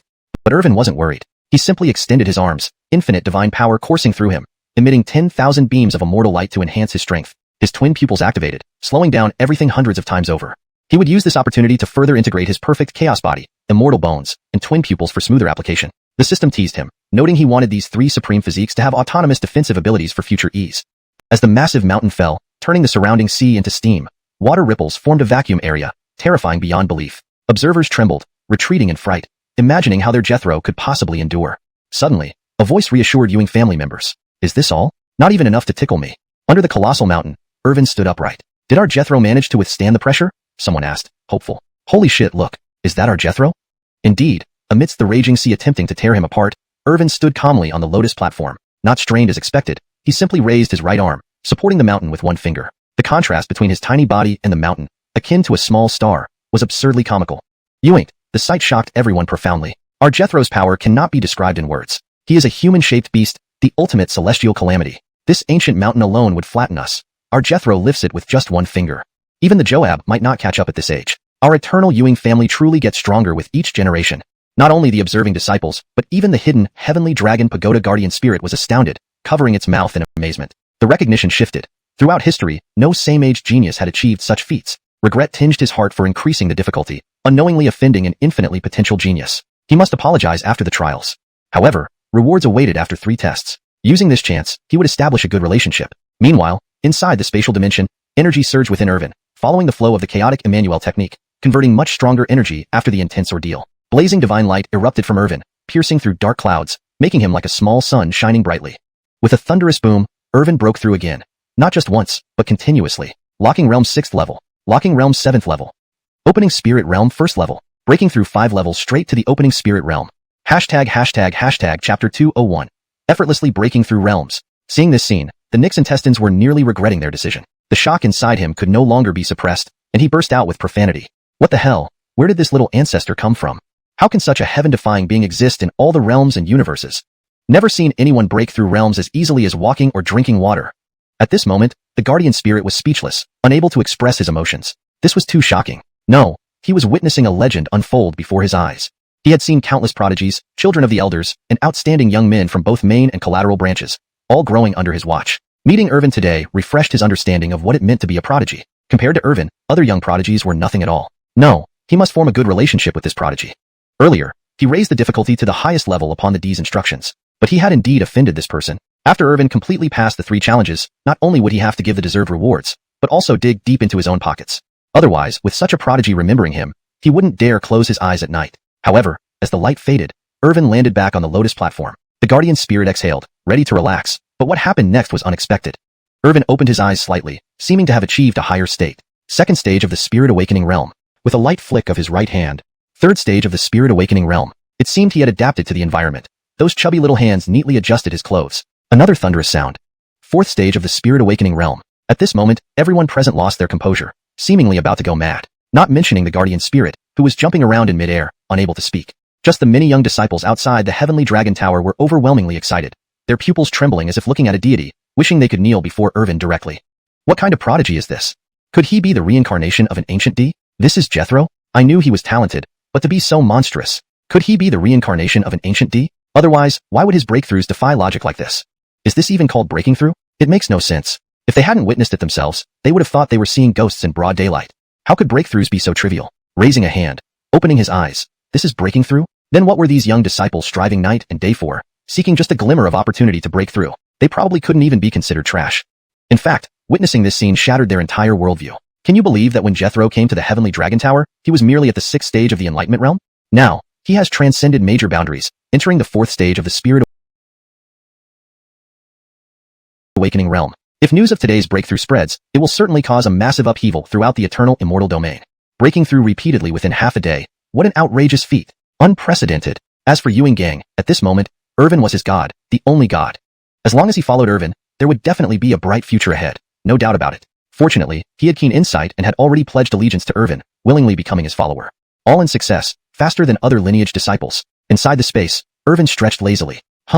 Surrounded by infinite divine radiance, he broke through again. 5th stage of the spirit awakening realm. Dog system, keep it down. With every gesture, you let me break through a realm? Irvin seemed to realize something was amiss and complained inwardly about the system. Great host, this isn't the system's operation. You've accumulated too much energy in your body. Not breaking through would be strange. Moreover, it's far from over. Irvin fell silent, realizing that after lying idle for 5 years, all that energy had been secretly accumulating, waiting for him to break through. Hey, guardian spirit, get out here quickly. Let's enter the 3rd challenge immediately. Seeing no movement around him, Irvin immediately shouted. In the void, utterly shocked and almost losing his spirit, the guardian spirit quickly regained his composure upon hearing Irvin's call and responded. Cough, Jethro, don't be hasty. This 3rd challenge is the last one in the heavenly dragon tower. Even the seed-level prodigies of the myriad Ian Ewing family dare not attempt it. And this final challenge has the highest difficulty, testing both spirit and soul. Those with unstable Dao hearts don't even have the qualification to participate. Forcing participation will shatter one's Dao heart, terminating their cultivation path forever. Please consider carefully, Jethro. But if you complete all 3 challenges, there will be a grand reward. The guardian spirit reminded, but compared to before, his tone now clearly carried a hint of reverence. Irvin waved his hand. No need to prepare, let's go straight into it. Just as I said, today, I will sweep through the heavenly dragon tower. After Irvin spoke, the guardian spirit didn't dare delay. A portal appeared before Irvin immediately. Compared to the starry portal earlier, this spatial gate seemed to lead to hell, with faint demonic howls that were terrifying, making one shiver uncontrollably and retreat. On the other side of the door, red-hot magma boiled, and underworld spirits screamed in agony. Endless corpses and bones of fierce beasts filled the space, like stepping into the netherworld. Irvin glanced at it indifferently and stepped through with small strides. Meanwhile, outside, everyone had gathered together, watching from afar. They were curious. Was this mysterious third challenge finally going to be unveiled by their Jethro? Even some elders heard the commotion caused by Irvin in the heavenly dragon tower and rushed over. The commotion was simply too great, creating a new legend. Jethro is still young. Can he withstand the dual test of spirit and soul? Chapter 202. Slaying fierce beasts with a gesture. The scene shifted, and day and night were inverted. Irvin took one step forward, his small figure merging into the new environment. The surroundings were eerily silent, only interrupted by the roaring of ghostly spirits, their vicious howls as if they were about to devour humans. Endless lava stretched before him. He was seemingly within a volcano. The sky above was blood red, and he was surrounded by scorching lava that occasionally bubbled up with fiery gas. Just by being in this environment, beads of sweat broke out on his forehead. Amidst the surging heat waves, the roars of ferocious beasts echoed ominously, like thunder. Irvin scanned the area. Corpses littered the ground amidst flowing lava, presenting a hellish scene. Is this the final trial of the Heavenly Dragon Pagoda?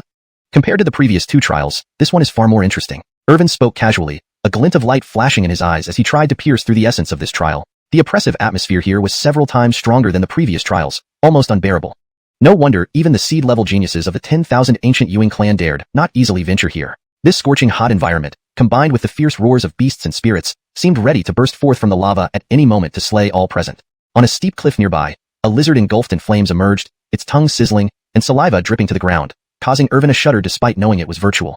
Apart from the flaming lizard, there were 2 vertical pupils in the boiling hot lava that had been watching him intently ever since he entered. They had a pair of sharp horns on their foreheads, gleaming like swords, exuding a piercing coldness. Irvin's gaze narrowed. He guessed it could very well be a dragon-like beast, perhaps even carrying a trace of true dragon bloodline, radiating an awe-inspiring aura. Of course, that made no difference to him. Possessing the perfected chaos body, with pure chaos divine blood coursing through his veins, even the supreme bloodline of the ancient dragons would be utterly crushed by him if compared purely on lineage strength. Probably no constitution or bloodline in the entire universe could match his. Irvin laughed nonchalantly, understanding that lurking in the darkness were not just these 2, but other ferocious beasts and malevolent ghosts awaiting their chance to strike. However, these 2 were the most overt, openly challenging him. Humph, daring to show hostility towards me. If so, then let's begin my third trial with your beast blood. Irvin smiled coldly. His usually adorable face now resembled a demonic spirit, revealing fangs, inspiring fear. Even outside observers felt a chill upon seeing his smile, realizing this must be the young master's true nature. Unerringly decisive, immensely powerful, deciding life and death with mere words. His laid-back demeanor from earlier was vastly different, as if separated by heaven and earth. Perhaps this was truly the man well. After all, how could the current Joab and the Jade Pool sacred sovereign, standing atop the universe, produce a mere layman? The true dragon may have finally revealed its fangs today. In this third trial space, Irvin's eyes suddenly turned cold, emitting lightning, filled with battle fervor. Taking a step forward, he formed seals with his hands, runes swirling as the power of the great Tao surged in his palms. Irvin had already reached the 5th heaven of the spirit opening realm. Now, the strength he unleashed far exceeded anything he'd shown before, incomparable. None among his peers could catch up to him, let alone see his back. Most super geniuses, even those with supreme constitutions, barely reached the Shackles realm at age 5. In every aspect, talent, strength, and realm, Irvin surpassed all his contemporaries in eternal immortal domain, unmatched in comparison. With a simple point of his finger, there were no fancy moves, only the overwhelming might that pushed everything aside. The flame lizard perched on the cliffside trembled in fear, realizing this move was aimed directly at it with deadly intent. Instinctively reacting, it dodged swiftly, turning into a blur. Yoink, it still got caught in the aftershock. Its flames were extinguished significantly, its tail turning to ashes, dissipating into nothingness. An incredibly fearsome and powerful attack. The flame lizard screamed in terror, falling into the lava, grievously injured. It couldn't believe that it had been harmed by a human child, tasked with killing challengers. Trusting in its own strength, it had always been overt, unlike other hidden beasts waiting for the right moment. Like the red flame dragon, it observed newcomers and then struck to eliminate them. But today, it encountered someone formidable who took the initiative to use it as a target. Even more astonishingly, this boy, only at the 5th heaven of the spirit opening realm, had seriously injured it, a beast of mystical power. And with just a single point of his finger, Luckily, it didn't know that Irvin had ascended from the 6th heaven of the awakening realm to this level within half a day. Otherwise, it would have fled madly, refusing to confront such an enemy. Pure suicide. Irvin seemed not satisfied and extended his fingers into a sword, instantly conjuring a blade shadow that slashed toward the flame lizard. Hiss! Already heavily wounded, it had no strength to resist. The brilliant sword shadow severed its right limb, sending crimson blood gushing like a fountain amidst the flames. Another slash, and the flame lizard's head was cleanly cut off, falling into the lava. Throughout this, Irvin merely moved his fingers, effortlessly slaughtering a mystical power beast with complete dominance. Outside, the young disciples were shocked. Had their young master become this powerful? Fighting across realms was as easy as eating and drinking. Slaying a mystical power beast was just a matter of raising his hand. How long has it been since we last saw the young master? And he has already reached the 5th heaven of the spirit opening realm? I've never seen such a genius in my life. The young master is the first. The wave behind replaces the one before. This world ultimately belongs to the young generation. I am old. The spectators were utterly astounded, unsure what to say. Perhaps to the young master, this was routine, though it challenged their preconceived notions. As for the recently arrived elders, they were already questioning their lives. A few days ago, the young master was at the 6th heaven of the awakening realm. Now he was at the 5th heaven of the spirit opening realm. An absurd leap. Irvin shook his hand dismissively, without any difficulty. He then stretched lazily, and suddenly his body emitted a radiant glow, runes shimmering around him. With a thunderous roar, 6th heaven of the spirit opening realm. ####Chapter 203, Crimson Flame Dragon. What are you barking about? After slaying the flame lizard, the accumulated energy within his body erupted once again like a volcanic eruption. Pure and supreme energy flowed through his limbs and organs. Irvin had once again broken through to a new minor realm. It was utterly absurd. This was completely disregarding cultivation as if it were nothing, yet still achieving breakthroughs effortlessly. To the many young disciples outside, while they were incredibly shocked, they no longer reacted excessively. For their young lord, wasn't breaking through realms an easy task? It was as simple as drinking water or stretching one's back. However, the newly arrived elders were baffled. They couldn't comprehend how a simple battle could lead Irvin to break through a minor realm. Moreover, he advanced directly from the 5th level of the spirit opening realm to the 6th level. Could a 5-year-old child easily achieve this? No. Even among the world's top geniuses, including the most outstanding of the Ewing family's 5 seed-level geniuses, none could reach such heights at 5 years old. Even with a superlative physique that stood above all, cultivating without damaging the foundation of the great Tao required diligent effort, progressing steadily step by step. Before they marveled at the terrifying speed of Leonardo's breakthroughs, these elders worried about the solidity of his foundation. If he broke through too quickly, damaging his great Tao foundation, leading to unstable qi and blood, it would be counterproductive. An elder spoke up. Is it not possible that the rapid breakthroughs might harm Leonardo's foundation of the great Tao, causing unstable qi and blood, thus falling behind others in the future? Indeed, a misstep at one point will affect all subsequent steps. Breaking through too quickly can cause damage to the great Tao, which is difficult to compensate for, even with precious materials. Leonardo, how foolish to rush your breakthroughs without considering if your foundation can support it. As some lower-ranking elders intensely debated, Ewing Gang abruptly interrupted, Elders, you can rest assured. Each realm Leonardo has reached has been solidly built. And now, his breakthroughs are fast because he has accumulated immense amounts of energy over time. Currently, it's merely converting this energy into cultivation. This is very normal. There's no need for surprise or worry. It's all part of Leonardo's strategy. Hearing Ewing Gang's explanation, everyone exchanged glances, deep shock flashing across their eyes. At just 5 years old, having a solid foundation and being an unparalleled genius was one thing, but also having his own strategic plans. Apparently, his previous acts of idleness and lying low were just performances for the crowd. In reality, Leonardo was indeed the son of a Joab, a 10,000 ancient true dragon, destined to soar in the 9 heavens, dominating the 9 heavens. Throughout history, there had never been a genius who could possess such foresight and planning, let alone such formidable strength at just 5 years old. At this moment, outside the heavenly dragon tower, countless young disciples and the lowest-ranking elders felt immense admiration for Irvin. Despite him being a mere child, he was still worthy of reverence. In the spatial zone, lava suddenly bubbled violently, boiling as if cooked, and a colossal crimson flame dragon soared into the air. Covered in fiery red scales that shimmered like armor, the dragon was incredibly sturdy. Flames entwined its entire body, and its horns atop its head resembled divine weapons. Its fangs were exposed, and its mouth wide open, emitting a formidable aura that made people shiver, daring not to challenge it. Compared to the previous flame lizard, this crimson flame dragon was clearly the dominant ruler of this space, the most powerful fierce beast. The moment it appeared, all other beasts retreated back into the lava, ceasing all movements. Partly out of fear for the dragon's dominance, partly fearing Irvin's strength, killing them with ease. Why risk destruction when it's better to retreat? Sitting on the hillside, watching tigers fight, Irvin sensed an unusual aura emanating from this crimson flame dragon. Previously non-existent, this must be related to the third challenge. He activated his heavy pupil, dissecting all things in the world, revealing no secrets. Sure enough, this crimson flame dragon was different from ordinary fierce beasts. It was a spiritual entity. Physical attacks had no effect on it. To slay it, only a battle of spiritual power could suffice.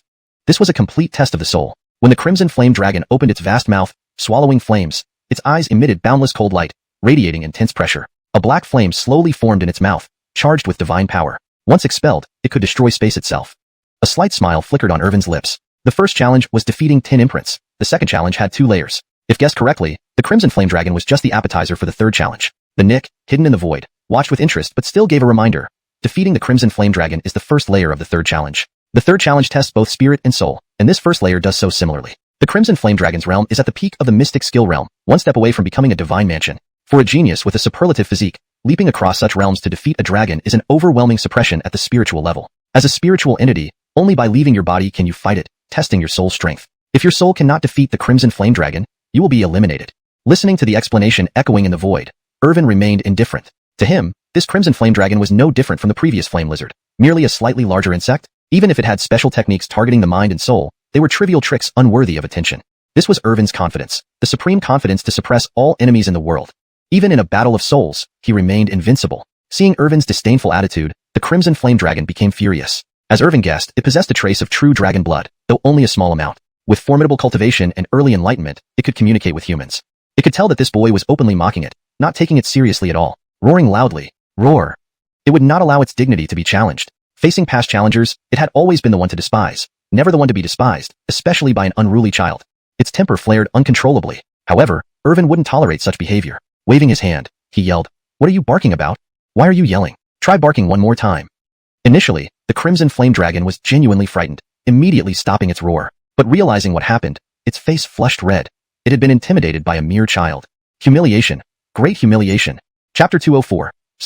The Crimson Flame Dragon. The Crimson Flame Dragon dived down with immense speed, carrying divine power that tore through space as if it were lightning. Its 4 claws left trails of ruptured space in their wake, a testament to its immense strength. Now, this was a ferocious beast at the profound art realm, with a trace of genuine dragon bloodline coursing through its veins. None of its peers could match up, let alone stand a chance against it.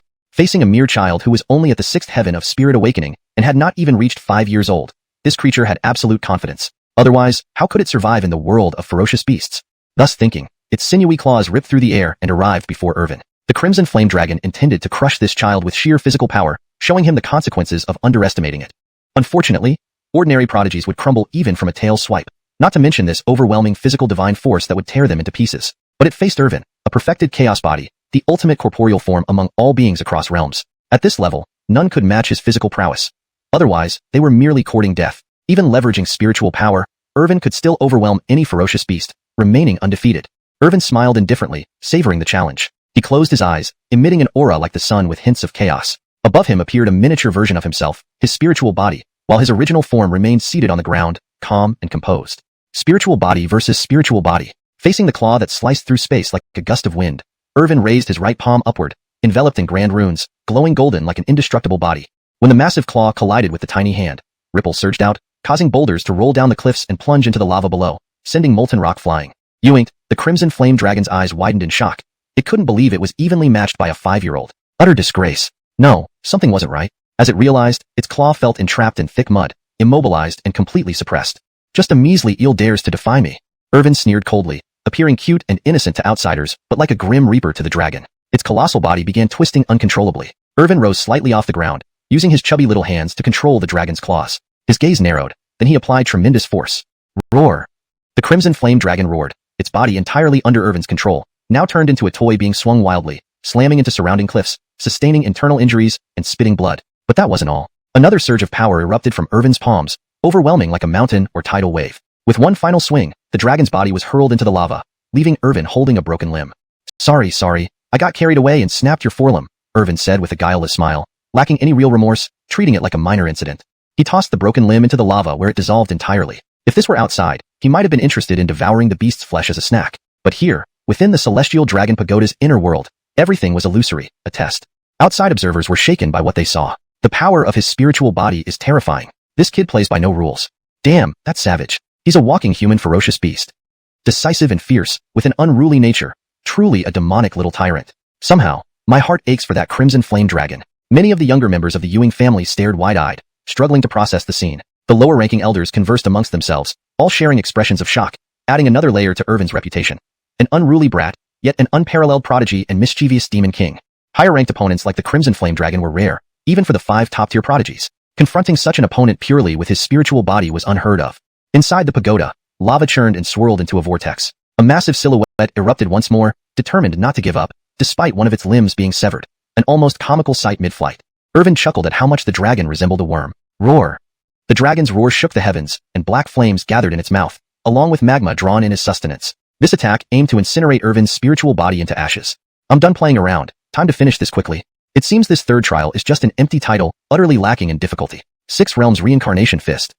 Irvin's cold snort indicated his decision to conclude things swiftly. Against this stubborn dragon, he saw no point in prolonging it. Time to end it decisively. Even as a spiritual body, he could still unleash profound arts to crush it. As he spoke, 6 black vortexes formed around him, merging into his fists. Despite their small size, they exuded immense power. Irvin slowly swung his fist, commanding attention from the crowd outside. Recognizing this technique, some prodigies and elders acknowledged it as the peerless 6 Realms Reincarnation Fist. Instantaneously, fists like lightning bombarded the dragon's body, extinguishing the black fire essence in its mouth and breaking its flesh, reducing it to unhealing pulp. Each strike seemed to shake the very fabric of existence. Soon, the crimson flame dragon couldn't even scream, shattering like glass, its body riddled with cracks, falling into the lava, its spiritual essence fading into nothingness. The shock was overwhelming. Even the observers hadn't fully processed what happened. Hashtag chapter 205. Heart Demon Test. Want to compete in wealth with me? Is this the ultimate showdown between divine souls? Brother of our clan, you're mistaken. This isn't a competition. It's a one-sided crushing. With a divine soul, to still have such might, is Jethro really just a 5-year-old child? If not for seeing it with my own eyes, I would never believe it. Jethro himself is already a legend. Outside the Heavenly Dragon Tower, numerous observers marveled repeatedly, their voices filled with astonishment, unable to calm down or suppress their shock. Perhaps, as one disciple said, Irvin was already a legend. An invincible legend, a peerless myth. The elders were chilled to the bone. Given Irvin's demonstrated strength, whether it be physical body or divine soul, he could fight above his level and easily crush opponents. By their estimation, at his current 6th Heaven Realm of Spirit opening, Irvin could even match up against heavenly geniuses at the Divine Mansion Realm without falling behind. Just as they thought this, within the space, Irvin's divine soul still stood proudly in the void. This third challenge targeted the divine soul and spirit, so there was no need to return to his physical body. Dealing with it purely as a divine soul would also save a lot of trouble. As for the Crimson Flame Dragon before, it was merely a simple test of divine soul strength. If one couldn't even defeat the Crimson Flame Dragon, they weren't qualified to participate in subsequent challenges. The next part is the third stage of testing, the second layer challenge, Heart Demon Examination. Specifically, it involves greed, hatred, delusion, lust, fear, and other heart demons invading your divine soul, eroding your mind. Jethro, the test begins. In the void, the voice of the Heavenly Dragon Tower's guardian spirit spread out, and Irvin nodded lightly. In an instant, the surrounding scene changed from the previous volcanic hell landscape with boiling lava, seas into a Yuinglo Springs-like river that seemed to dissolve both body and mind upon contact. The sky darkened, covered by black clouds, while the steep cliffs around quietly disappeared, turning into gray mists. Sinister cries of ghosts resounded, along with messengers draped in black robes holding scythes and skulls with glowing eyes hidden in the gray mist. Purplish light mists flickered around Irvin's divine soul, enveloping him like entering a treacherous area, threatening overwhelming terror if not escaped soon. Irvin smiled faintly. This third trial was indeed much more interesting than the first two. Deservedly, it was the finale, with genuine difficulty. Even the Crimson Flame Dragon earlier could deter seed-level geniuses, and now the mysterious black mists exuded a sinister aura. It itself served as a form of spiritual training. Unfortunately, for other geniuses, this might be an insurmountable obstacle, but with his dual pupil ability, Irvin instantly saw through everything. Just illusions, interwoven from various spatial runes. Though those ghostly spirits were real, they had average cultivation levels, insufficient to rouse his interest in exterminating them. Playing Ghost, don't waste time with these useless things. The guardian spirit hiding in the void felt a blow. They had thought Irvin, despite his astonishing talent and sweeping demeanor, was still mentally a child and would be most afraid of these evil entities. Unexpectedly, this little ancestor saw right through it all with a single glance, leaving nothing mysterious. But what they didn't know was that Irvin, with 2 lifetimes under his belt, had a divine soul already at its peak, incomparable. As for these trivialities, not worth mentioning. At this moment, a purplish light mist transformed into another Irvin, standing right in front of him. Who are you? Irvin asked coldly, his eyes sharp and tinged with killing intent. He detested nothing more than being imitated. Who are you? The purple mist turned Irvin countered, equally fierce, ready to strike at any moment. Irvin didn't wait. He spat out, "Go to hell." Then, lifting his right arm, he punched with tremendous force, seemingly splitting the heavens, smashing directly into the fake Irvin. Boom! A burst of sound echoed as the fake Irvin shattered, turning back into light mist. Now utterly bewildered, the fake Irvin wondered why this guy struck first without reason. Any manners? Could he at least listen for a bit more? Irvin brushed his hands casually and said indifferently, "I hate it when others copy me." Those watching outside sweat dropped. This little ancestor really has a distinct personality. Was it because he knew his talent and strength that he resorted to immediate violence? But the purplish light mist again transformed into a figure, this time not daring to imitate Irvin. With a wave of the hand, the surroundings changed once more, opulent and golden, as if forged from gold. Irvin found himself inside a magnificent palace. Silent, arms crossed, Irvin observed, curious about what tricks the illusion would play next. The figure clapped its hands, and instantly, A mountain of gold appeared in the center of the grand hall. It looked like a gold mountain but was actually composed of countless spirit stones, gold, and various celestial treasures. Golden lights flashed, blindingly luxurious. The young disciples outside stared wide-eyed. If they had such a mountain of wealth, their cultivation resources would be endless. Even some elders showed envy, eyes gleaming. Irvin, do you see? These mountains of gold, pearls, and gems are invaluable. Irvin nodded indifferently. This made the figure beam, thinking the temptation successful, quickly producing a contract. Just sign this pact, give up your soul, and all these treasures and resources will be yours. A scroll formed from gray mist unfolded before Irvin, but Irvin looked at the figure with disdain. Such a pittance of resources and gems, expecting him to sign away his soul? Does this person eat pancakes? A mere pile of resources, and you want me to sign an agreement? Don't know whether to call you naive or insane, Irvin said lightly. With the system's infinite money mode, no one in the universe was richer than he. A puny gold mountain dared to show off in front of him, showing off jewelry in front of a billionaire. And the system's voice chimed in. That's right, with your wealth, no one in the universe can compare. Even this mountain of gold and jewels doesn't scratch the surface. No way, the more I think about it, the angrier I get. This person actually dares to flaunt wealth in front of you. Ding, ding, ding, infinite money mode auto-activating. Before Irvin reacted, a space opened up before him, with countless pearls, gems, and gold rushing forth rapidly, filling the grand hall to the brim in seconds. The original gold and jewels were completely covered, buried, and lost. Irvin widened his eyes. This damn system went overboard. Couldn't it just deal with this person with a simple palm strike? The figure, staring at the surging tide of jewels and pearls, was stunned, engulfed by the vast quantity of treasure, disintegrating into nothingness. In the last moment, it seemed to hear a voice. Your little gold mountain isn't enough for my daily pocket money. Hashtag chapter 206. Boundless wealth, breaking through to divine skill. The space around them exploded under the influx of infinite wealth, reverting back into a foggy expanse. Damn system, can't you be a bit more discreet? So many people are watching outside. With all these pearls and jewels, how am I supposed to explain it? Irvin was speechless. This system was completely unreliable and acted without considering the consequences. And, don't go overboard. Someone showed off with a mountain of gold, so you summon infinite wealth, even breaking the space apart. Daring to flaunt your wealth in front of the host? Can I tolerate this? The system absolutely cannot. Hearing the system's words, Irvin rubbed his forehead and laughed helplessly. It was still the same competitive and jealous system, unable to bear being overshadowed by others. Goodness gracious, no wonder he wasn't tempted by mountains of gold and silver, successfully overcoming the temptations of greed, hatred, and delusion. Turns out what the heart demon offered isn't even enough for one day's pocket money. The guardian spirit of the heavenly dragon tower stared wide-eyed, deeply shaken. He had always thought he was well-informed. But facing Irvin, he felt as insignificant as a stray dog. Such vast piles of gold, silver, and precious gems would make even a super genius covetous. Yoinked, in front of Irvin, they barely equaled one day's pocket money. Could it be that Esmond lavished such affection on his only heir, giving pearls and jewels so freely that even space couldn't contain it? If the guardian spirit was like this, one could imagine the reaction of those outside. They were close to madness. Damn, is this Jethro's wealth? Originally, I thought the mountain of pearls, jewels, and gold was already astonishing. Who knew it doesn't even compare to one day's pocket money for Jethro? Heaven! The cultivation resources, pearls, and jewels Jethro possesses actually broke through that space, shocking beyond imagination. Young disciples were amazed beyond words, beyond their wildest imaginations. The audacity of their Jethro was indescribable. When they saw the towering mountains of jewels and gold, their eyes nearly popped out. They couldn't believe it. Never did they think such enormous mounds were less than a single day's spending for Jethro.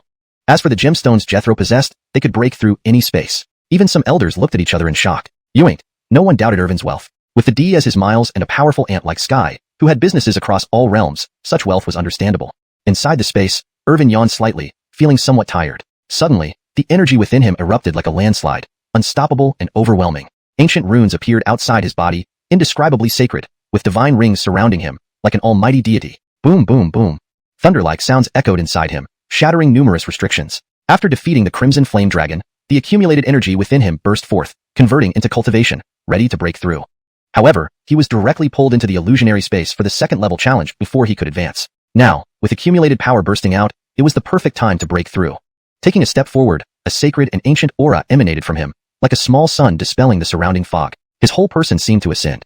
His soul and body, both of which shared the same origin, were ascending together, advancing without reserve. Roaring thunder continuously sounded, shaking everything. Shadows lurking in the fog trembled in fear, fleeing to deeper realms, not daring to face Irvin. Hum hum hum. With every gesture, Irvin radiated divine light, like a young god, overwhelmingly powerful. Full of confidence, he seemed capable of suppressing everything. 7th Heaven of Spirit Awakening Realm. 8th Heaven of Spirit Awakening Realm. 9th Heaven of Spirit Awakening Realm. Peak 9th Heaven of Spirit Awakening Realm. Irvin's speed of advancement was unimaginable, breaking everyone's expectations. Just arriving at Heavenly Dragon Tower, he was merely 6th Heaven of Enlightenment Realm. Now he was peak 9th Heaven of Spirit Awakening Realm. Unbelievable indeed.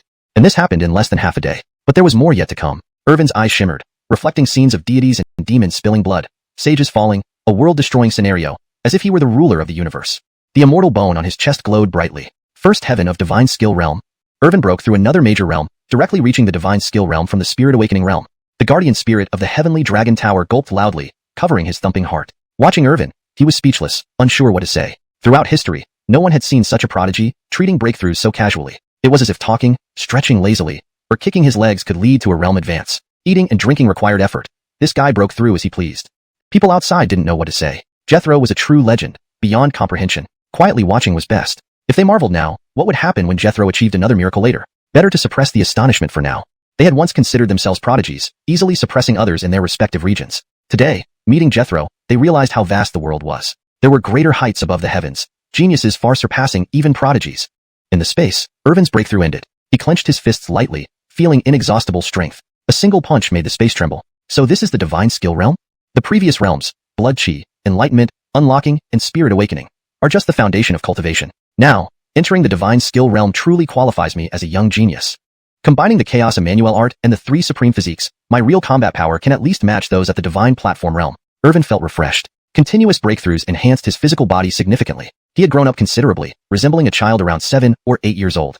His eyes sparkled, his body crystalline like jade, filled with supreme divine power. He flicked his tongue lightly. Compared to the previous 4 realms, the divine skill realm was named thus because it marked the first step towards divine communication, utilizing divine techniques and magical power.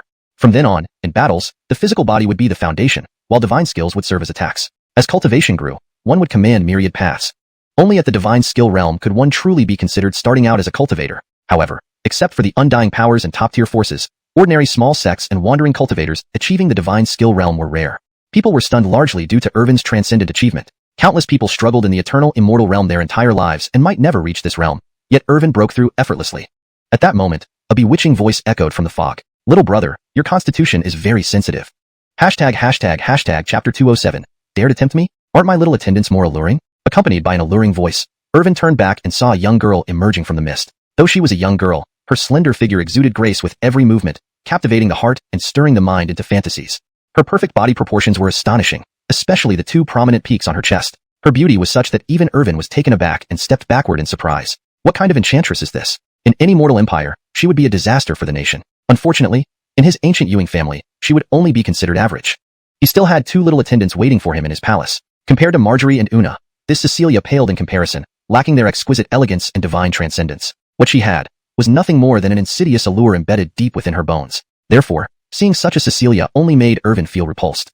Little boy, your constitution is so sensitive. It seems you can break through far more easily than other prodigies. What kind of physique do you have? The Cecilia approached Irvin, whispering into his ear while exhaling a faint fragrance that wafted into his nose, enticingly. However, Irvin's eyes turned cold, emitting a chilling light like a youthful god of war. He took a step back, distancing himself from the mysterious Cecilia. Kristen, you dare tempt me? Irvin snorted coldly, his gaze turning even icier. The fragrance this Cecilia emitted could intoxicate and lure one into a dreamlike state. Without further ado, Irvin threw a punch directly at her. This being who appeared here was definitely not simple, emerging from the mist and attempting to ensnare him with her scent right from the start, aiming to make him fall under her spell. The mysterious Cecilia smiled calmly and extended a finger, sending Irvin reeling as if struck by an ancient star. A hint of surprise flickered in his eyes. Things were becoming interesting. With her power of allure, if ordinary prodigies or even saints from outside were here, they would undoubtedly fall at her feet without realizing it, ultimately becoming her puppets. This final challenge in the Heavenly Dragon Tower was the most difficult for male prodigies, the test of desire. Onlookers outside were initially worried, knowing that no matter how strong one might be, encountering such unparalleled beauty would make even a young hero lose control. The young master truly has severed emotions and desires. Indeed, worthy of being the young master, unmatched talent and unrivaled prowess, he remains unshaken before such a beauty. If it were an ordinary prodigy, they would likely be reduced to mere skeletons, bewitched by this Cecilia. Young disciples expressed their admiration for Irvin, who even Artemio admired secretly. Even he had been momentarily entranced when the Cecilia appeared, almost losing himself. Even those outside the Heavenly Dragon Tower were affected so profoundly, let alone Irvin who was directly in her presence. Elders nodded approvingly, acknowledging Irvin's steadfastness, confirming he would achieve greatness. Not even beautiful women would slow his progress. Asterisk system. They don't understand anything. Don't forget, he's still a child. Even if he has desires, he can't act on them. Asterisk. The system understood more deeply. Currently, Irvin was only 5 years old in reality, though his physical strength was invincible, and he had grown to resemble an 8-year-old. But his little parts remained small, still needing time to develop. Is my dear brother so heartless? If you don't like me, just say so. Why must you look at me coldly and even attack me? Irvin replied coldly, Kristen, you dare tempt me? I have a firm and clear-Tao heart. How could you take advantage of any weakness? Besides, couldn't you transform into something more attractive? My two little attendants who serve me day and night in my palace are far more beautiful than you. Don't I smell better than you? Each word from Irvin pierced through the Cecilia, gradually driving her mad, her body exuding dark, hellish energy. She turned ghostly white, her eyes rolling up like fish bellies, black hair flaring like burning flames, striking fear into everyone around. Detestable brat, daring to mock me. Her voice now screamed like a vengeful spirit, making one's scalp tingle and the heart grow cold. Roar. Seeing that her charms failed, she turned hostile instantly. This final challenge was the hardest, not just testing soul and spirit. Like the Crimson Flame Dragon, this Cecilia was also a spiritual entity, requiring Irvin to combat her with his own spirit. However, her formidable aura made the void tremble as if glass shattering, exerting immense pressure on Irvin. The system's voice echoed in his mind. Host, this is a first-level celestial platform realm enchantress, empowered by the Heavenly Dragon Tower's dragon might and reinforced by this place's nether energies.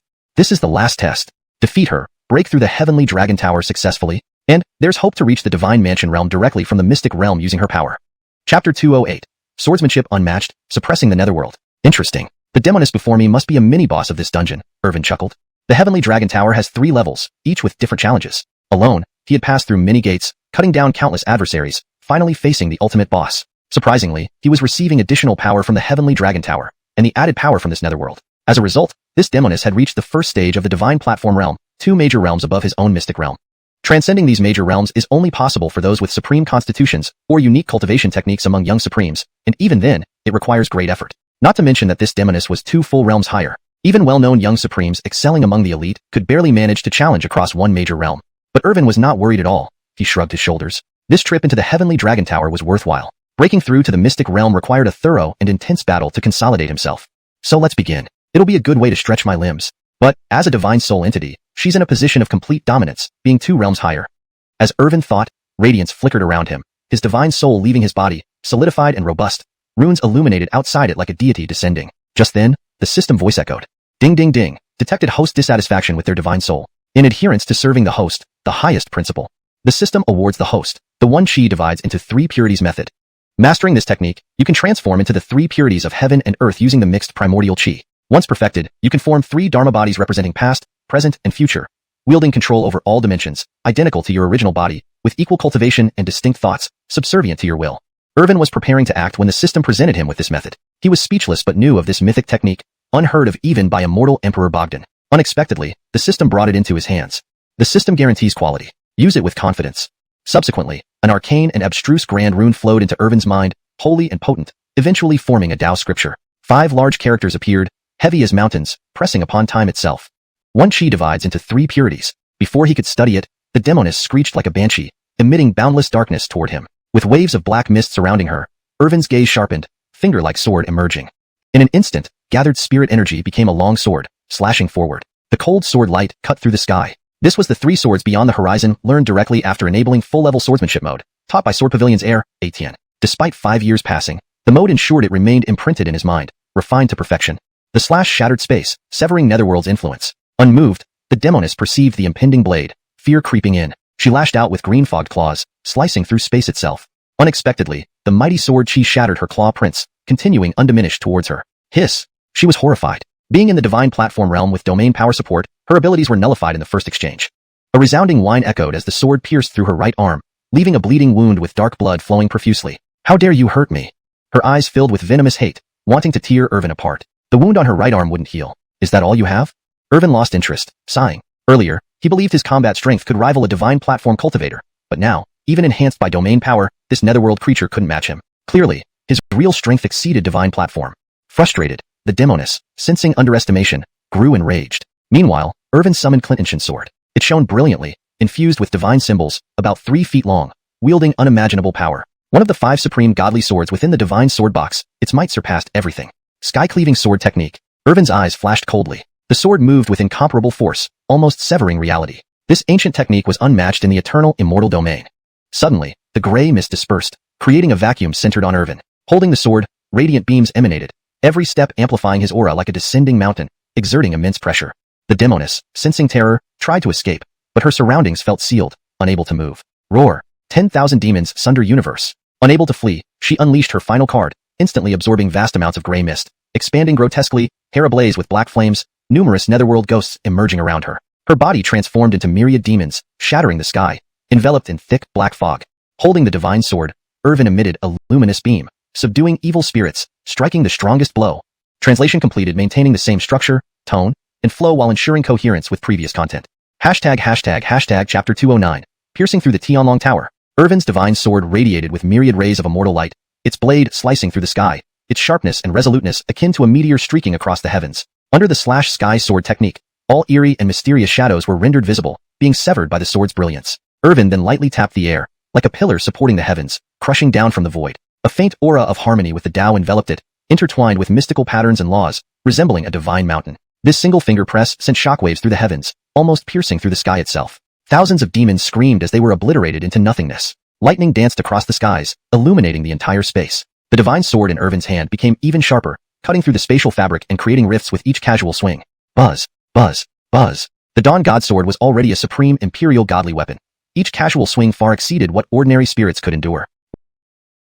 With Irvin's full power behind it, it resembled a reversed star river held within his grasp. In this space, every malevolent spirit and beast was eradicated by Irvin alone. Reaching out once more, Irvin slightly clenched his hand, and the previously unseen demoness appeared from nowhere, now completely disheveled. Her white robes were like mourning attire, dripping blood everywhere. Her right arm had been cleanly severed. Seeing her pitiful state, Irvin gave a cold laugh. If you turn into 10,000 demons, then I shall suppress 10,000 demons. End it.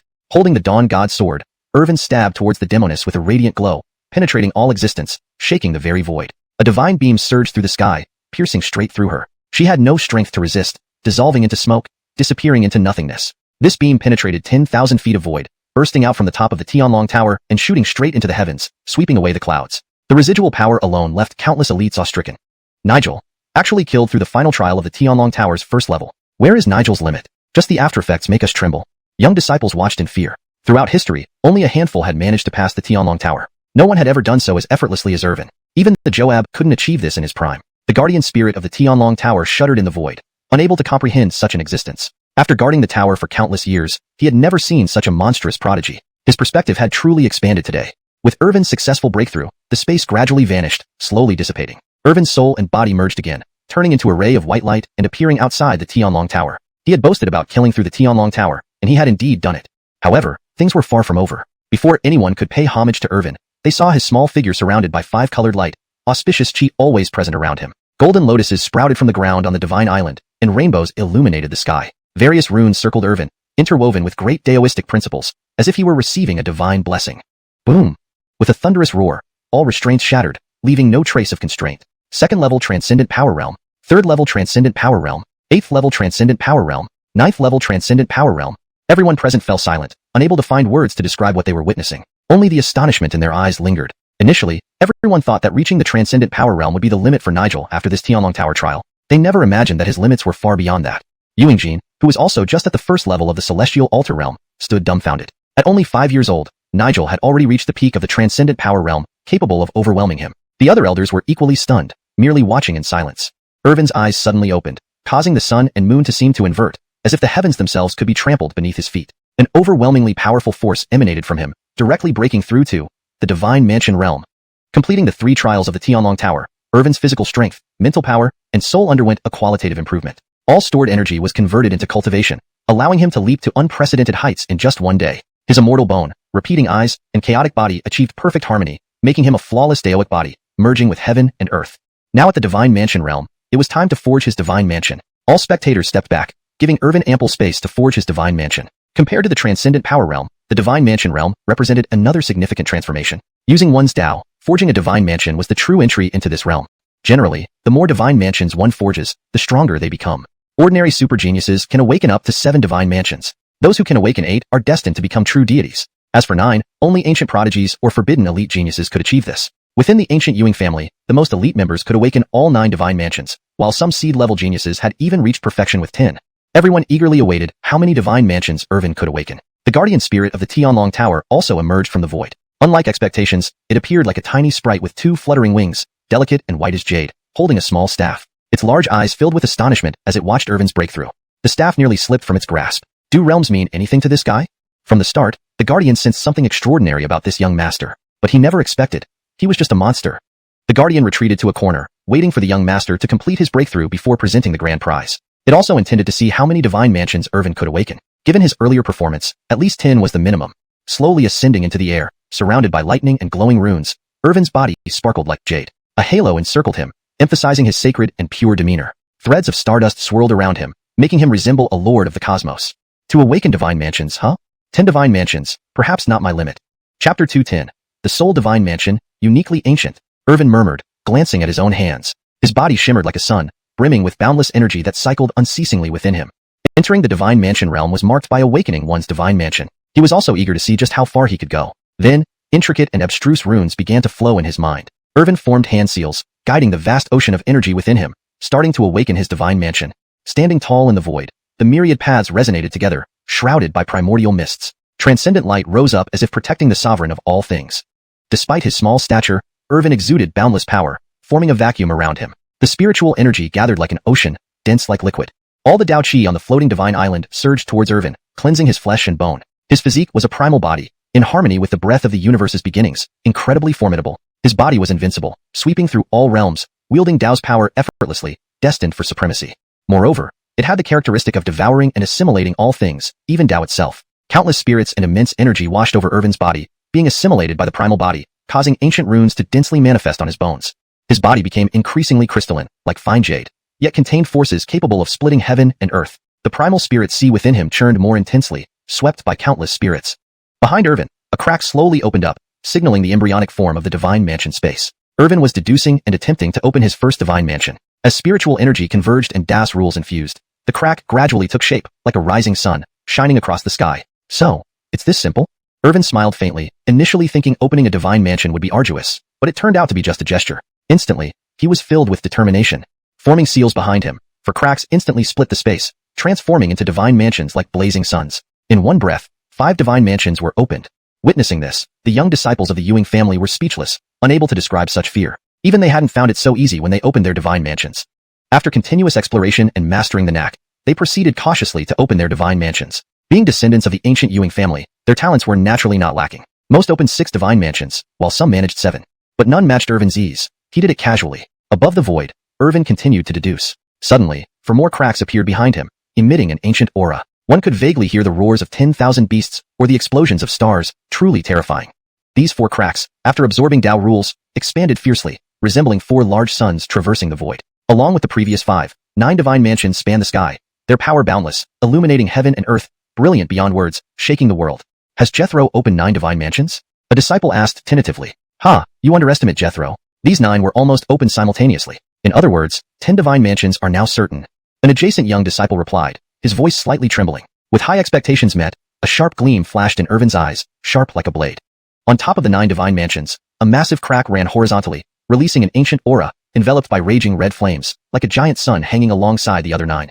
10 divine mansions, accomplished. Spanning the sky, these 10 divine mansions displayed Irvin's unrivaled talent and strength, immensely formidable, evoking awe.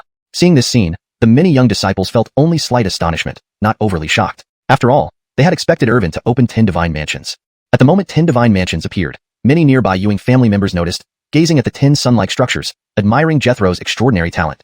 Good boy, showing the prowess of your miles. Bogdan in the main hall of the Ewing family smiled faintly. Hidden in a corner, the guardian spirit of the heavenly dragon tower watched the 10 divine mansions spanning the sky, seemingly unsurprised. Ewing, Irvin remained unsatisfied, sensing the 10 divine mansions above him. 10 divine mansions might be the limit for those supreme geniuses throughout history, but definitely not for himself. No breaking, no establishing. Break to establish. Irvin's eyes grew firm. Since he chose to advance, he aimed for the extreme. Dao curses were insignificant. He sought true invincibility at his attainable level, unparalleled through the ages. To be the highest peak, unmatched by predecessors and revered by successors. Fuse. Irvin whispered, arms outstretched. Dao rules flowed according to his will. Unexpectedly, the 10 divine mansions started converging towards each other. Seeing this, the crowd below was bewildered. What is Jethro doing? From this setup, is he trying to fuse the divine mansions? Is Jethro mad? Throughout history, 10 divine mansions have always been the limit. The young disciples exchanged confused looks. Another shocking move from Jethro, incomprehensible. Fusing divine mansions was unprecedented. Even Emperor Bogdan only opened 10, making no further breakthrough. Even elders thought Irvin was too rash, attempting something so risky. Failure would lead to ruin. In the sky, the 10 divine mansions converged, surprisingly. Initially, they repelled each other, fiery heat spreading like the end of the world, with flames falling as if the suns were collapsing. Irvin insisted, forcing the fusion. Fuse. Upon his command, the 10 divine mansions successfully fused, forming the Soul Divine Mansion. This Soul Divine Mansion spanned the heavens, its aura several times stronger than before, like a cosmic black hole swallowing all matter and energy. Irvin finally sensed the subtlety. The soul divine mansion connected with the primal body. He confirmed it was a perfect divine mansion. In terms of quality, it surpassed the 10 divine mansions by several folds. Heavens, Jethro succeeded. 10 divine mansions fused into one, creating the soul perfect divine mansion, never before seen. He is a transcendent genius, unmatched throughout history. Chapter 211. Grand prize for clearing the levels, 20,000 strands of jade purity true chi. The unique divine mansion stretched across the sky like a great sun, radiating an ancient and vast aura that cut through the universe. Its brilliance caused hearts to tremble and knees to weaken, compelling anyone who saw it to kneel in submission. Beneath the unique divine mansion stood Irvin, wearing a brocade robe with a body as translucent as jade. Though only 5 years old, he appeared physically like a child of 7 or 8, looking from afar like a young god of war. After this trial in the heavenly dragon tower, no one dared underestimate him based on his age or background anymore. At the first heaven of the divine mansion realm, he had unified the 10 divine mansions, awakening the primordial and perfect unique divine mansion, a feat unmatched throughout history. His true combat power could completely overwhelm cultivators at the divine platform realm. He could even stand toe-to-toe with cultivators at the divine palace realm, never falling into defeat. An extraordinary genius beyond common understanding. Irvin retracted the divine light, and the various celestial phenomena slowly dissipated. He then descended onto the divine island. At this moment, Irvin was completely different from before. His eyes occasionally flashed with brilliant light, and ancient, sacred runes flickered around his body. His flesh seemed like precious jade, translucent yet brimming with supreme power. A single punch from him could shatter the heavens and cleave the earth.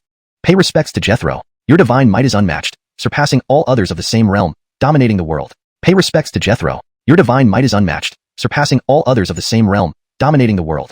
Voices thundered like rolling thunder, and all the Ewing family disciples on the divine island knelt on one knee, their hands clasped in salute, shouting loudly. At this moment, Irvin was the sole god in their hearts. Even the top 5 seed-level geniuses found it difficult to pass the trials. Ewing, the incredibly challenging heavenly dragon tower had been thoroughly conquered by Irvin. Lifting his gaze slightly, Irvin softly said, "Everyone, please rise." Hearing Irvin's voice, everyone stood up, but the admiration and longing in their eyes were impossible to conceal. They silently resolved to train harder. Even if they could not catch up to Jethro's back, they would not be left behind. Seeing this, Irvin prepared to leave. Having cleared the heavenly dragon tower and advanced from the 6th heaven of the awakening realm to the 1st heaven of the divine mansion realm, he could now rival young supreme beings. He was confident that those youthful supreme beings, despite possessing super constitutions, might still not be his match. Just then, a voice came from a corner. "Jethro, wait. Jethro, did you forget about me?" Irvin turned, and everyone else looked toward the source of the voice. They saw a very small creature with large wings, holding a tiny magic staff, its entire body white like a young sprite, flying swiftly towards Irvin. "Who are you?" Irvin frowned, looking at the little sprite, having no recollection of ever seeing it. Cough. "Actually, I am the guardian spirit of the heavenly dragon tower from just now."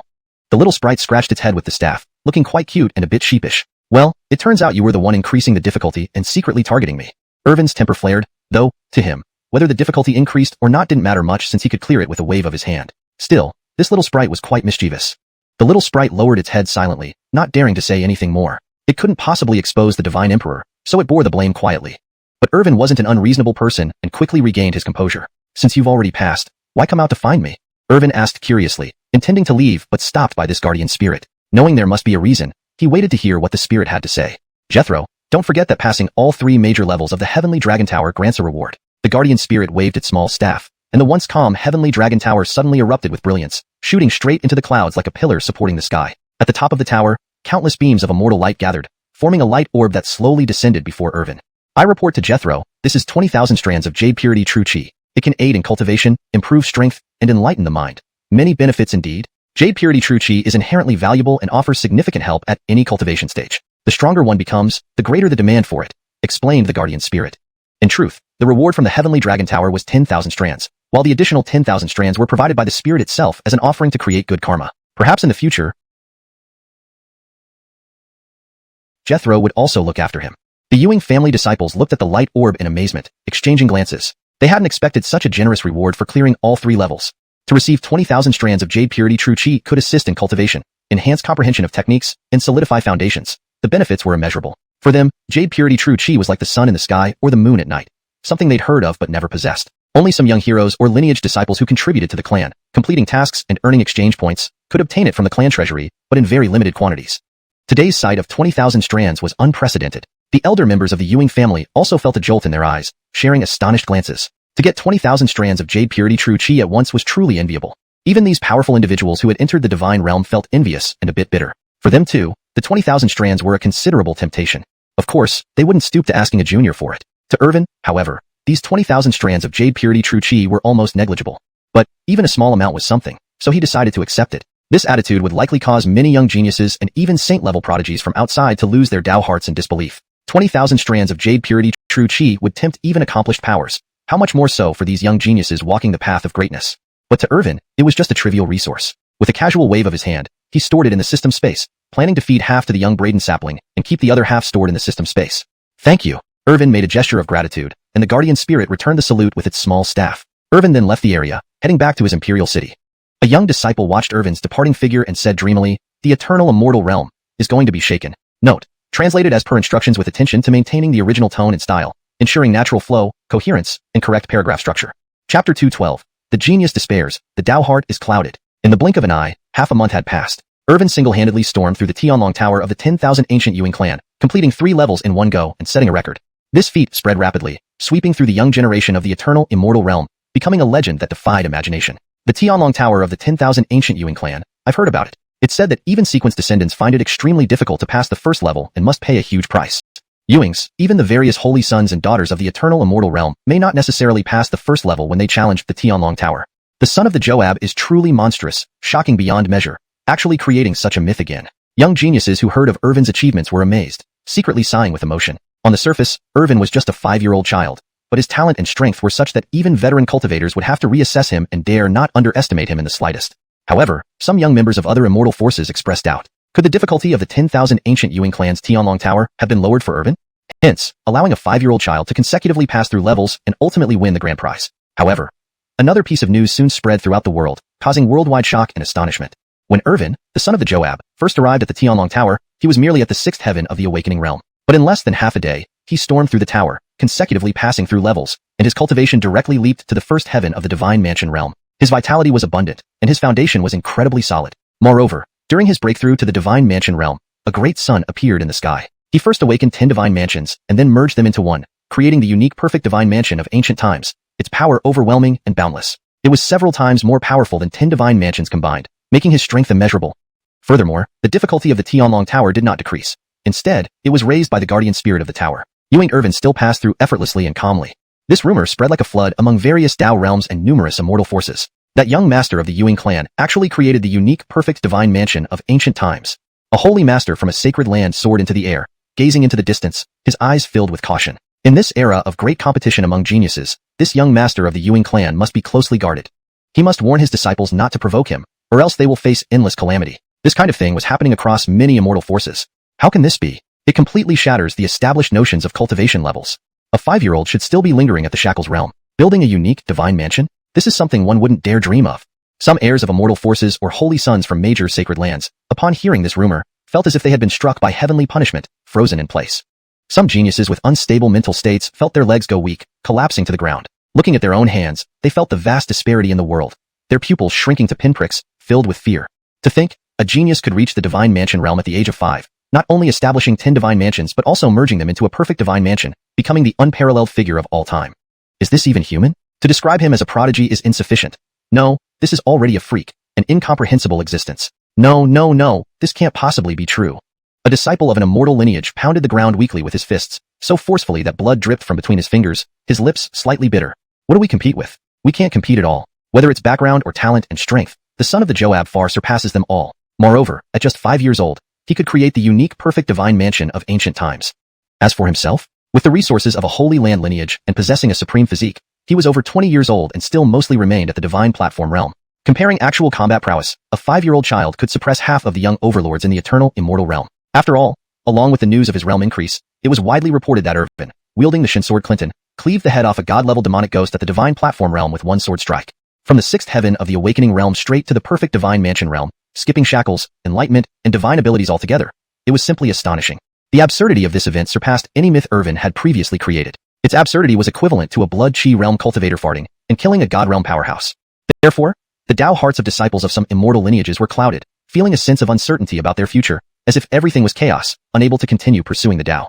The path of the Tao had lost its original meaning. But right at that moment, people from a sacred land took action, emitting waves of pure energy from their ancestral land, blending into the minds of countless geniuses. Previously dejected geniuses snapped back to reality, their Tao hearts clear. They were truly acting sick. Why should they compare themselves to the son of the Joab? Isn't it simply inviting death to try to compete with the son of the Joab, the strongest being of this era, who has unparalleled talent? And within each sacred and immortal lineage, similar events unfolded. Geniuses' Dao hearts became clouded, requiring elder cultivators to stabilize their Dao hearts. From this, one can see how strong Irvin's current influence is. In a certain immortal palace, the Kohen gazed into the distance, his expression calm but his eyes reflecting shock. Beside him stood Ralph, only 7 years old, possessing the heavenly origin saint body, cultivating a fragment of the heavenly Dao scripture. Another ancient prodigy revived from ancient times. He possessed formidable cultivation and outstanding talent. Once having met Irvin, he sighed deeply upon hearing these rumors. That Irvin is far more complicated than he appears. Perhaps even beyond our wildest imaginations. Even if I cultivated the complete heavenly Dao law, I might not be able to contend with him. Cohen nodded at Ralph's words. Indeed. I always suspected that a child born to the Joab of the Ewing clan and the Opal couldn't be an ordinary mortal. Now it seems that it wasn't simple, it was hidden. And it is highly likely to be a legendary body type. Otherwise, how could he achieve such feats, according to his numerous miracles? The son of the Joab might very well be the legendary innate Saint Body Dao fetus. Cohen analyzed clearly, stroking his short beard with sharp eyes glittering. Moreover, many ancient prodigies who had revived and supremely talented geniuses stared in the direction of the 10,000 ancient Ewing clan. The era of great competition was slowly beginning to unfold. Within the 10,000 ancient Ewing clan, Irvin lay comfortably in the arms of Marjorie, eating soft cherries and drinking nutritious milk, enjoying himself immensely. Una massaged him, her technique now incredibly proficient after night and day interactions. Irvin hummed contentedly. Ever since he broke through to the perfect divine mansion realm, no elders or seniors came to his palace to urge him to cultivate. It seemed, as long as he stayed ahead of them and advanced easily, no one would force him to cultivate, allowing him to enjoy life better. Master, there's only half a month left until your birthday. Chapter 213. Birthday Feast, Family Reunion. I didn't even want to celebrate it. Irvin muttered with a pout. His parents doted on him immensely and had previously suggested holding a grand birthday feast for him every year. However, he rejected the idea, deeming it unnecessary and not worth expending the family's resources. Living quietly as a carefree loafer, with his formidable background, plus 2 personal maidservants, Marjorie and Una, he found life as an heir quite pleasant. Why add unnecessary pomp? Little Alberta, the young dragon imbued with the bloodline of the primal chaos ancestral dragon, grew rapidly, displaying powerful yet graceful talent. Her slender dragon body contained tremendous divine power, and her scales gleamed like jade, shimmering brilliantly, as if she were a celestial deity. However, in the immortal realms and mystic islands of the Ewing clan, she often caused trouble, bullying those around her. When faced with someone stronger, she would immediately flee or use her own status for protection. When encountering someone weaker, she'd force them into submission with her superior bloodline strength. She was particularly enthusiastic about battling beasts of the same realm, as though gaining battle experience, always subduing them effortlessly. Irvin suspected that perhaps riding her too often had made her resentful. Nevertheless, this young dragon had been his lifelong companion, always playing with him within the confines of the Ewing clan territory. As these thoughts swirled in his mind, Irvin drifted off to sleep. Half a month passed, and today was Irvin's birthday. He got up early, with Marjorie and Una assisting him with his morning routine. Soon, a voice came from outside the palace. Xiao Clinton, your sister has come to fetch you. Just as Irvin was about to open the door, a dark figure darted in, ghost-like, and picked him up. Before he could react, her delicate fingers pinched his chubby cheeks playfully. Speechless, Irvin recognized his mischievous sister, Amy. Sis, stop messing around. There was no helping it. After all, who knew such a nice, big sister would cast heavenly demon illusion spells on her little brother right after seeing him? Marjorie and Una exchanged glances, their clear eyes filled with surprise at the Cecilia's ghostly agility. They couldn't have detected her if she hadn't appeared. Moreover, shrouded in black mist, wearing a black veil and dress, she blended seamlessly into her surroundings, her true form hidden. Unseen for a month, Amy missed her little brother dearly, kissing him twice before her gaze turned sharp, her violet iris eyes flickering ominously as if analyzing something. Didn't I tell you to break through to the Shackles realm? And now you've constructed a perfect divine mansion, entering the divine mansion realm already? Moreover, your foundation is incredibly solid, overflowing with energy, not a hint of weakness. The more she spoke, the more astonished she became. Even at 5, she hadn't matched Irvin's achievements. This little guy was surely the brightest new star in this competitive era. Naturally suited for cultivation, there was no doubt about it. Before she left, he was only at the 6th level of awakening. With just one push, he leaped over awakening, shackles, spirit opening, and divine power directly into the divine mansion realm, becoming the first person in history to build a perfect divine mansion combining 10 divine mansions. Now it seemed, Xiao Clinton needed encouragement. She would have to keep a close eye on him and make sure he didn't slack off. In this chaotic world, nothing was more important than being strong. Xiao Clinton, I'm very proud of your accomplishments, Amy whispered into Irvin's ear, then kissed his forehead. Keep going, and your sister will reward you. Seeing her small master teased, Marjorie felt slightly displeased but dared not comment, understanding the closeness between the two. Come, today is your birthday, and I've come back especially for this. Cashin and Mother said we should gather as a family. With that, Amy lifted Irvin and teleported instantly to the Emperor Palace of Bogdan, bypassing all obstructions. Opening his eyes, Irvin saw his familiar Miles, the D, and Mother, the Sage Lordess. Daddy, Mommy. Irvin's cute voice melted hearts. Xiao Clinton, come here. Bogdan opened his arms, embracing Irvin warmly, sharing a sweet moment. Kissing Irvin again, he caught something with his eyes, smiling even broader. Louisa fetched Irvin and kissed him, exchanging meaningful looks with Amy. This was indeed the most complete birthday Irvin ever had. with his mischievous sister returning from the outer chaos, both parents present. In this eternal domain where everyone chased supreme power and neglected feelings, this moment of familial warmth was priceless. Happy birthday, Xiao Clinton, Louisa said gently, stroking Irvin's face, her maternal love thick. Irvin held onto her hand, deeply moved. Xianxia, you too, having grown up far from home? Returning is not easy. Embracing tightly, though not biological mother and daughter, they treated each other as such. The family reunion was perfect. For Amy, a special warmth flooded her heart. Chasing ultimate power had hardened her, but these three were irreplaceable. Smiling faintly, she marveled at how sentimental she'd become. Here, this is a gift from Mommy. Chapter 214. Heart of the Sea Soft Armor, tenfold return upgrade. Louisa gently said, and with a casual gesture, she produced a treasure. Its brilliance was dazzling, with a soft radiance that looked extremely sacred. Bogdan smiled. This was a gift Louisa had prepared for Amy. After all, though Amy's personality was eccentric and she harbored an almost pathological desire for power, what she cared about most in her heart were still they, a family. This time back would not last long, as she would leave soon. It was just right to take this opportunity for the family to reunite once more. What is this? Irvin curiously touched his small face, eager to know what his mother had prepared for his Magdalena. The faint light gradually dissipated, revealing its true form. It turned out to be a piece of soft armor, thin like cicada wings, radiating a sea blue glow with a faint light flashing around it. Heart of the Sea Soft Armor. Amy covered her mouth slightly. Having traveled widely since childhood, exploring countless realms and leaving marks even in the chaotic outer dimensions, she naturally knew what was before her eyes. However, ordinary Heart of the Sea Soft Armors were merely divine king-grade protective items. For her, they were optional and not so important. But this Heart of the Sea Soft Armor was different. It emitted fluctuations of Joab energy, perfectly matching her cultivation level. This is a Heart of the Sea Soft Armor your mother prepared for you. It has been crafted into a Joab-grade protective item. When facing other supreme Joabs, it will provide great benefits. With this, even in the chaotic outer dimensions, except for those few taboos, nothing can pose a threat to you, Louisa said, placing the Heart of the Sea Soft Armor in front of Amy. As a bright light flashed, it fused with Amy and was instantly worn.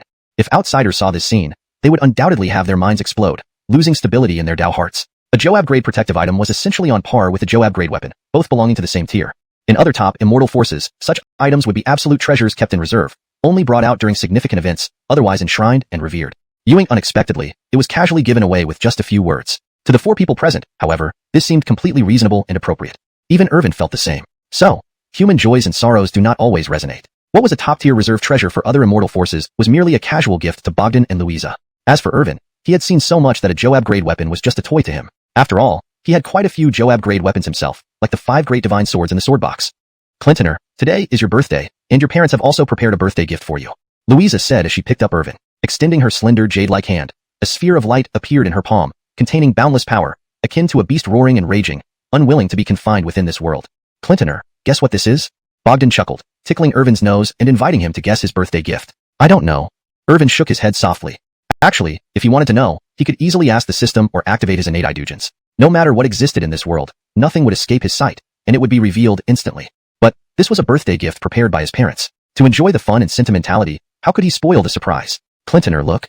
The sphere of light in her palm slowly dissipated, revealing a drop of blood. The blood contained incomparable divine power, emitting a wild and tyrannical aura that directly impacted the mind upon appearance. It seemed like the overlord of the primeval era, possessing overwhelming might, dominating the wilderness. This is Chaos Magic Ape Blood. Amy's violet-like eyes stared at the blood in Louisa's palm, revealing a hint of shock. She didn't expect that her parents had prepared Chaos Magic Ape Blood for little Clinton. Chaos Magic Apes were one of the strongest clans among all the heavenly tribes, rivaling true dragons and Chielants. Even when compared purely in brute strength, they could overshadow everything else, tearing apart the heavens. Their terror was indescribable, and this clan was spread across the chaotic outer dimensions. Even the domain of celestial demons and dark entities dared not provoke them. Today, the Chaos Magic Ape clan may have diminished, not maintaining its former glory, but they were still formidable, equivalent to top-tier immortal forces. In the primeval era, the Chaos Magic Ape clan made a name for themselves, trampling phoenixes underfoot, tearing true dragons apart, standing proudly in the immortal realm, feeding on the blood of other races. The most terrifying skill of this clan was the Magic Ape dermic appearance. Even newborn Chaos Magic Apes could wield it, towering like mountains and valleys, quenching thirst from rivers, and feeding on other races. Its might was boundless, and its physical prowess was such that it could split open the heavens and earth, stomping down to shatter the ground, roaring to break the universe, with a voice like thunder, extremely fearsome. An adult divine Chaos Magic Ape could punch through countless worlds, breaking through the vast universe, treating the cosmos as nothing. Clintoner, your physical body is invincible, unmatched through the ages, but recently, your realm breakthroughs have been too fast. Even with a solid foundation in the Great Tao, your physical chi and blood are somewhat lagging behind. If you integrate this Chaos Magic Ape Blood, your physical body will reach new heights. If you possess exceptional insight and integrate it perfectly, there's even a chance to master the Magic Ape dermic appearance and gain an unparalleled divine ability. Bogdan smiled, patting Irvin's head. Looking at the chaos magic ape blood in front of him, Irvin felt deeply moved. It was clear that Cassian and Mother had been quietly paying attention to him, even preparing his birthday gifts based on his situation, truly putting thought into it. Just as Irvin was moved, an unharmonious voice appeared in his mind. Ding ding ding. Due to special circumstances, the tenfold return mode is upgrading. Ding ding ding. Tenfold return mode upgrade in progress. Ding ding ding. Tenfold return mode upgrade successful. This upgrade optimizes the return mode. Even if the host receives gifts from others, the system will also provide tenfold returns. Ding ding ding. Detected that the host's mother has prepared chaos magic ape blood for the host. Tenfold return mode triggered. Returning automatically for the host. Magic ape dermic appearance. Listening to the voice in his mind, Irvin was speechless once again.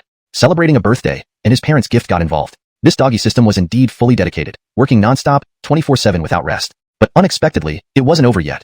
The system had endless tricks up its sleeve. Ding ding ding. Detected that today is the host's birthday. In accordance with the principle of heaven and earth are vast, but the host is greatest, the system has specially prepared a grand birthday gift for you. Ding ding ding. The birthday gift package has been placed in the system space. Would the host like to open it? Irvin's face was smiling, but inside. Brother system, is it really necessary? Such competitiveness and internal competition? Hashtag chapter 215. Destiny Compass, Eternal Heavenly Court Mode. But Irvin's curiosity was piqued. Given the system's usual grandiosity, what would this birthday gift package contain? Activate the birthday gift package. Beep. Activating the birthday gift package. Congratulations to the host for obtaining a 98K sniper rifle. Congratulations to the host for obtaining a brick. Congratulations to the host for obtaining the Great Dream Immortal Scripture. The system's notifications kept sounding in his mind, one after another. Irvin's lips twitched at the corners. This damn system was becoming increasingly unserious. Normally, it could produce divine weapons and treasures. But this time, it had prepared a birthday gift package that was utterly ridiculous. A 98K sniper rifle and a brick. And they were all genuine divine weapons. What was he supposed to do now? Go into battle with a brick in hand? What was even more unexpected was that there was a large character virtue written on the brick. Please don't overthink it, host. The system advocates winning people over with morality. Irvin's face darkened. Winning people over with morality, huh? As for the Great Dream Immortal Scripture, Irvin was preparing to study it when Louisa's gentle voice interrupted him. Clintoner, what are you thinking about? Louisa extended her hand, and before them appeared a grand table filled with various delicacies, fine wines, milk, spirit fruits, and more. In the eternal immortal domain, cultivators consumed mist and dew, needing neither food nor sleep. But since it was Irvin's birthday, they made an exception, and the Holy Master of Xianxia personally prepared the meal. If the Xianxia Sanctuary members knew this, they would be utterly astonished. Holy Master Louisa was known for her decisive actions and formidable strength, like an empress, yet here she was cooking. The four of them immediately took their seats and enjoyed the feast. It was hard to imagine that these two were among the pinnacle figures in all worlds, contemporary Joab and Holy Master of Xianxia, acting as doting parents reuniting with their children. The next morning, outside the palace, Amy held Irvin and pinched his little cheeks. Little brother, Cassian and Mother have already prepared the chaos magic ape blood for you. When are you going to integrate it? Amy urged him, her voice soft and accompanied by a faint fragrance from her body, intoxicating and as if sipping fine wine. She was extremely concerned about Irvin's cultivation, almost constantly pushing him. Big sister, let's do it after we return from the Xianxia Sanctuary, okay? Irvin replied helplessly. You little scoundrel, don't trick me. You must integrate it after returning from the Xianxia Sanctuary, or else I have 100 ways to help you. Amy humphed, and Irvin gave her a peculiar look, seemingly discovering a hidden side of his demonic big sister. According to his parents, this demonic big sister was ruthless and decisive, but in front of him, she acted cute and had its Sundra side. Not long after, an ancient divine ship pierced through space, spanning the sky like a mountain, emitting a vast aura that inspired awe. Unlike the Ewing family's ship, this ancient divine ship exuded a dark and sinister aura, as if coming from the netherworld, terrifying and awe-inspiring. On its hull were carved various fierce beast totems, seemingly roaring alive, creating a chilling impression. This was Amy's exclusive ship, which she had actually seized from an extraterrestrial demon, of high quality and capable of traversing space swiftly. She had promised Irvin a month ago to take him to the Xianxia Sanctuary, and now it was time. However, Louisa, as the Holy Master of Xianxia, wanted to go with them but had to stay at the eternal Ewing family to handle some matters. Thus, only Amy would accompany Irvin on this trip. It just so happened that the Xianxia Sanctuary was currently recruiting disciples, and it was one of the few immortal forces in the eternal immortal domain that only accepted female disciples. Thinking about this, Irvin's eyes twinkled. He could feast his eyes there. In an instant, Amy flashed to the ship's prow, and the two looked down at the endless mountains and seas below, taking in the beautiful scenery. The ship started, moving at godly speed toward the Xianxia Sanctuary. Stars shimmered, and celestial bodies were like illusions passing by rapidly. Now 6 years old, Irvin had grown considerably, his cultivation surpassing peers far and wide, able to contend with young supreme beings and even overwhelm them. Ewing, he still admired the view with admiration. Stinky little brother, you should use this fragmented time to cultivate, not enjoy the wind and moon, admiring scenery, Amy chided. In all realms, the foundation is cultivation and power. To achieve true eternity, you need to reach the supreme Joab level. With your attitude, how many years will it take to become a supreme Joab? She picked up Irvin again, teasing his face while looking at him with frustration. He possessed the heavy pupils, destined to be an undefeated legend in the eternal immortal domain, yet he chose to be laid back and idle. Moreover, To dominate all worlds, you must establish your own force. Just like the eternal Ewing family can only serve as a backdrop for your invincibility, Little Clinton, you can create a brand new eternal Ewing family, becoming the master of all worlds. At that time, ruling over all worlds, thousands of great worlds will tremble beneath your feet. Amy spoke earnestly, her eyes glowing as she stared at Irvin. Seemingly moved, Irvin listened to her grand vision. Ruling all worlds, commanding all universes, standing supreme over all eons. Would that truly be eternal? At that moment, the system's voice sounded in Irvin's mind again. Beep beep beep, detecting changes in the host's mindset. Following the principle of serving the host wholeheartedly, ensuring no worry at all. Beep beep beep, system upgrading, initiating Eternal Heavenly Court mode. Eternal Heavenly Court mode. The system will randomly select prodigies from all worlds to cultivate as subordinates for the host. The host can also choose and cultivate prodigies themselves. The host will be the Lord of Eternal Heavenly Court, titled Gaius, Emmanuel. The system will dedicate itself to building the Eternal Heavenly Court for the host, ruling over all realms, commanding all universes, and becoming the true sovereign. Irvin was momentarily stunned by the voices in his mind. The system wasn't holding back and would directly find prodigies for him to cultivate without any effort from him. Given time, the Eternal Heavenly Court would rise, sweeping through all worlds, achieving unparalleled power. Beep, issuing the Destiny Compass. Through the compass, you can discover nearby Destiny sons or daughters. The host can subdue them via the system. Beep, Destiny Compass activated. Detecting a nearby Destiny daughter who has been stripped of her bones. Chapter 216. The Daughter of Providence, Emmanuel. Irvin was startled by the sudden notification. He had been lost in his grand dreams of the Eternal Heavenly Court when the system abruptly shifted to talk about detecting a Daughter of Providence. Wait, a Daughter of Providence. It seemed like it was another familiar story of hardship.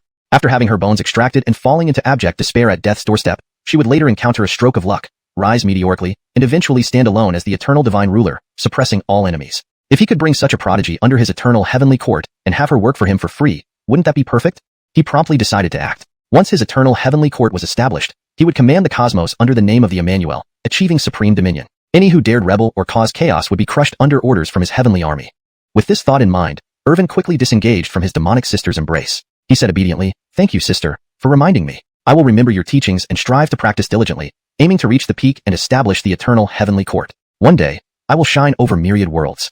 Seeing Irvin's serious demeanor, Meg felt gratified. She stroked his head and kissed his cheeks twice. Irvin then chose an open area on the flying boat, sitting cross-legged with chaotic light swirling around him, fortune ascending, and principles illuminated. A sanctified atmosphere as if deep in cultivation. Meg nodded approvingly and entered her cabin within the boat. She also had important matters to attend to. Meanwhile, Irvin immersed himself in the system, studying the recently awakened Eternal Heavenly Court mode and the Fortune Compass. After a detailed understanding, he finally comprehended it. Besides choosing to cultivate specific prodigies himself, the system managed other aspects, selecting prodigies from myriad worlds for cultivation and loyalty towards the Eternal Heavenly Court. The system would also create an independent space named the Heavenly Court Space. To issue tasks or commands, the system could summon their spirits into this space, directly receiving Irvin's orders. As the supreme sovereign above the system and celestial generals, titled the Emmanuel, Irvin didn't need to reveal his true form. A black robe avatar sufficed. System, did the Fortune Compass truly detect a Daughter of Providence? Ewing's, host. You can use the system's soul departure function to investigate. Then let's go. Maintain my current meditative state without drawing suspicion. His consciousness merged with the system, spiraling into another region. Humph, where do you think you're running? The Ling clan is annihilated. Only a cripple remains. Join your family in hell. Hee, Emmanuel, can you still escape any faster? In a forest, 3 figures in dark robes pursued a bloodied Cecilia with tattered clothes. Upon closer inspection, there was a bleeding wound on her chest, continuously gushing blood. Her eyes were distant, her pale lips devoid of color. Soon, she collapsed beneath a tree, unable to run further. She was Emmanuel, the divine maiden of the Ling clan, possessing a Dao bone that channeled formidable power, aiding her cultivation and accompanying her with a rare treasure technique. Destiny had ordained greatness for her until the Wang family targeted her. First, they poisoned her miles and then collaborated with other families to exterminate the entire Ling clan. She too became the target of the Jarret, who cruelly extracted her Dao bone. Had it not been for the Dao bone emitting peculiar energy at the last moment, sending her away, she might have already met her end in the netherworld. But the Wang clan persisted, sending 3 strong men to hunt her down. This place could very well be her final resting spot. She couldn't bear the fate, her clan wiped out, her Dao bone stolen. Would she ultimately perish, leaving this immense vendetta unresolved? Watching her pursuers close in, Emmanuel was filled with regret. She silently prayed, willing to pay any price for salvation. Haha, trying to run? Why aren't you running anymore? A remnant of the Ling clan, reduced to a cripple, still thinking of escaping. Even if you escaped, what good would it do? Trying to overturn our Wang family with your crippled self? Ridiculous. The 3 figures sneered at her. Don't dally. Kill her now and report back. She's the last seed of the Ling family. Killing her will earn us great rewards from the family head. The central figure coldly commanded, raising a finger-like blade toward her. Emmanuel closed her eyes, hating the unfairness of fate. But then, a powerful energy surged, shaking the forest as if enraged by a deity. The 3 figures were obliterated instantly, turning into particles and vanishing into nothingness without a scream. Emmanuelle opened her eyes, completely bewildered, unsure what just happened. Suddenly, the space shifted. She found herself in a virtual realm, time seemingly halted, shining brightly as if under the starry sky. Chapter 217. Having encountered the Emmanuelle, why not prostrate? Emmanuelle was at a loss, staring blankly at the surrounding space. Light flickered, radiance flowed, and the air was filled with the thick power of the great Tao, forming an independent realm. It seemed as though she were under the starry sky, vast and boundless, everything beneath her feet, with celestial rivers hanging from the horizon. In an instant, she realized this was a grand creation. Only a great adept could create such a world out of nothing and draw consciousness into it unnoticed. She immediately understood that it must have been a powerful adept who saved her. The three pursuers, despite not being Wang family's peak warriors, were extremely formidable. Yoinked, in the blink of an eye, they were utterly annihilated, testament to the horror of the one responsible. She endured the excruciating pain, stood up, and bowed deeply to the void. Thank you, Senior, for saving my life. At that moment, the space began to tremble, as if heaven itself was angered. The celestial rivers hanging above ceased their rotation and altered their paths, as if awaiting the arrival of a forbidden presence, terrifying beyond words. Suddenly, the void shattered like a mirror, splitting open. From the abyss emerged a figure in black robes, walking calmly. With each step, the heavens tilted, the universe reversed, and the ancient stars within this world seemed unable to bear the pressure, collapsing one by one. Tao principles entwined around him, forming supreme chains of law. His gaze lifted, divine light burst forth, seemingly severing the heavens, causing the cosmos to reverse. Unfathomable, indescribable, illogical. Just standing there made any known words insufficient to describe him. He appeared as the Lord of the world. Even a minor movement could shake the entire universe. A resounding voice filled the space, like thunder, reverberating in ears and shaking the very fabric of existence. The Emperor is paramount, unaffected by time. Before the annihilation of the ancient era, I existed in chaos. Wave after wave of powerful sound flooded the space, so overwhelming that it nearly fragmented, causing celestial bodies to reverse direction and lose their trajectories. In an instant, the figure in black robes appeared before Emmanuelle. Emmanuelle froze, eyes wide, like seeing a true deity. Behind the black-robed figure, 5 swords floated in midair, terrifying and able to sever all worldly ties. Tao patterns interwove, laws entangled, and with even the slightest tremor, they could split the world in two. Each sword was a priceless treasure, emanating ancient and holy auras, yet different from each other. One sword emitted roars of savage beasts, transporting her to a primeval age of wilderness and conflict, sending chills down her spine. Another bore the faint shadows of deities. A third was wrapped by ghostly spirits and dark demons, screaming as if leading her into hell.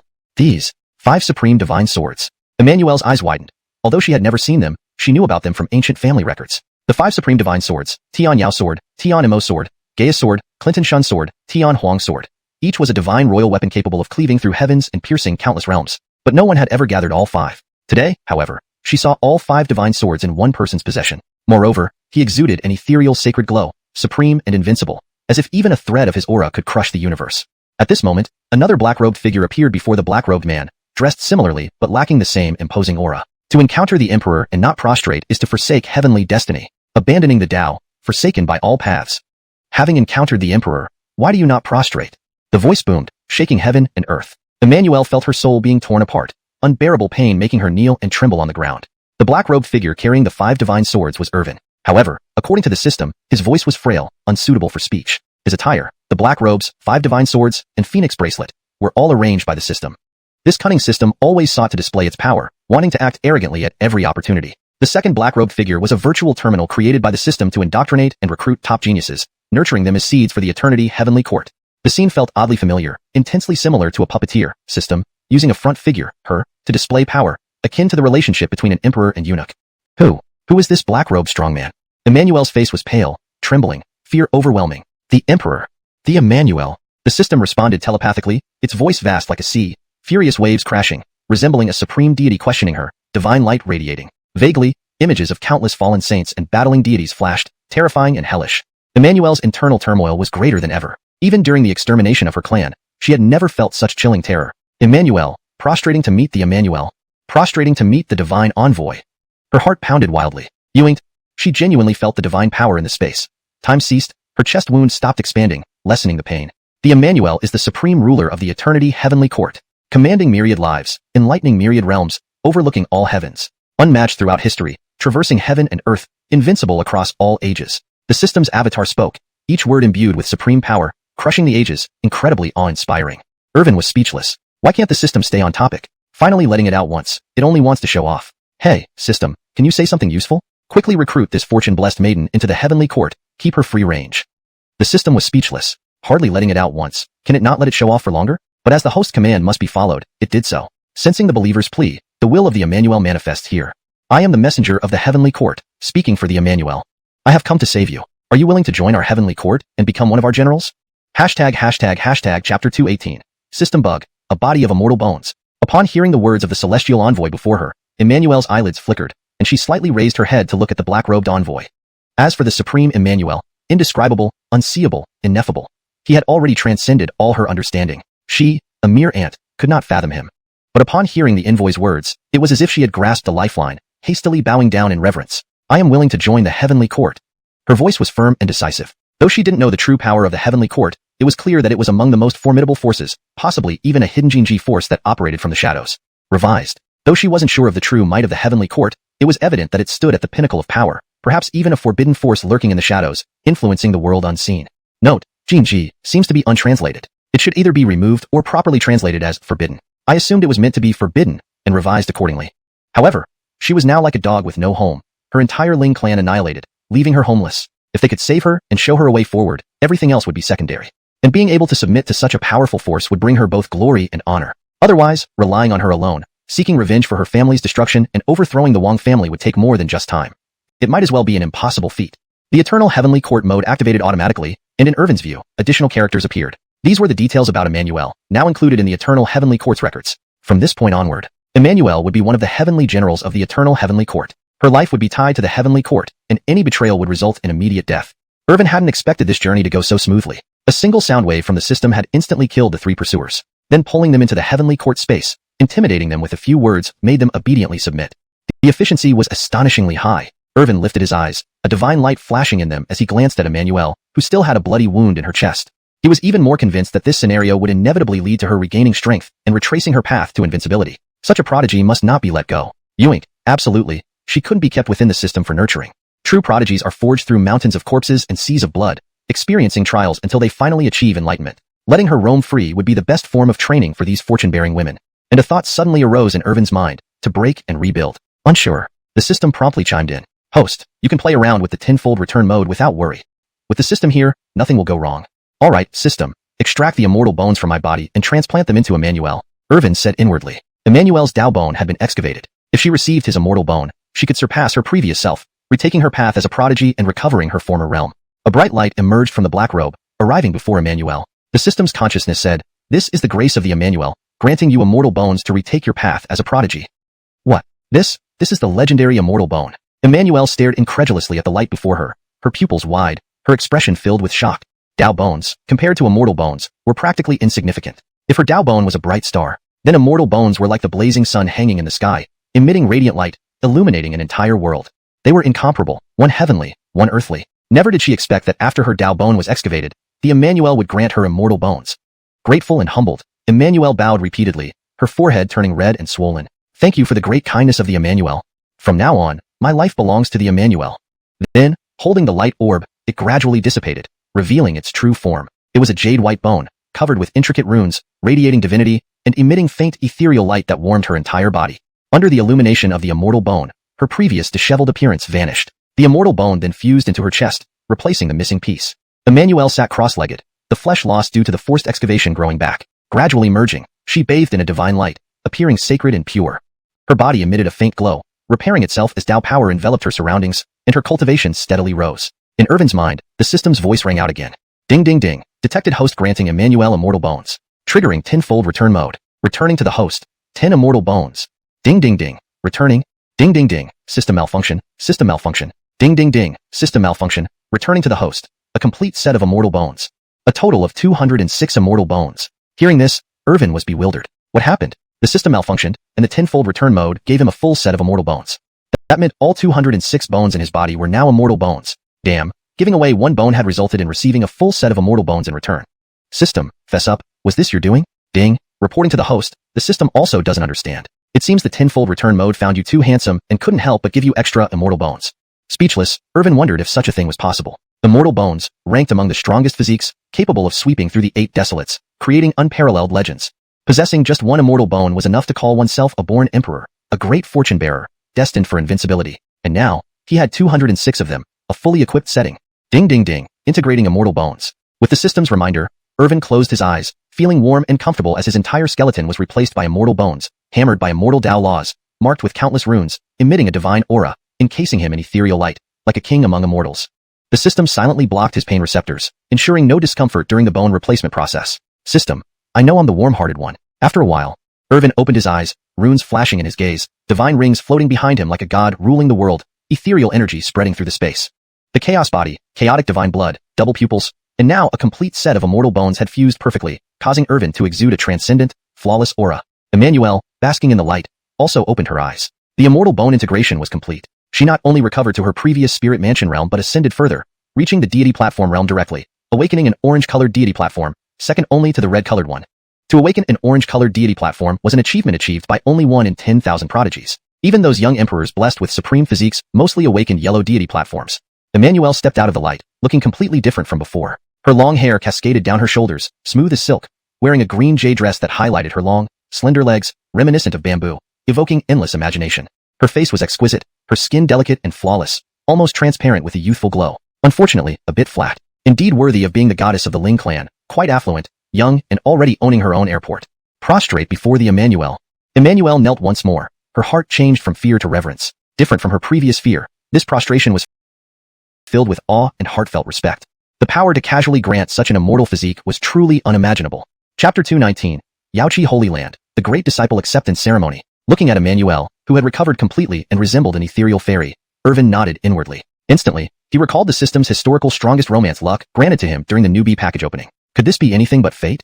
As he was pondering, Emmanuelle's bell-like voice echoed. May I ask the envoy, what should I do next?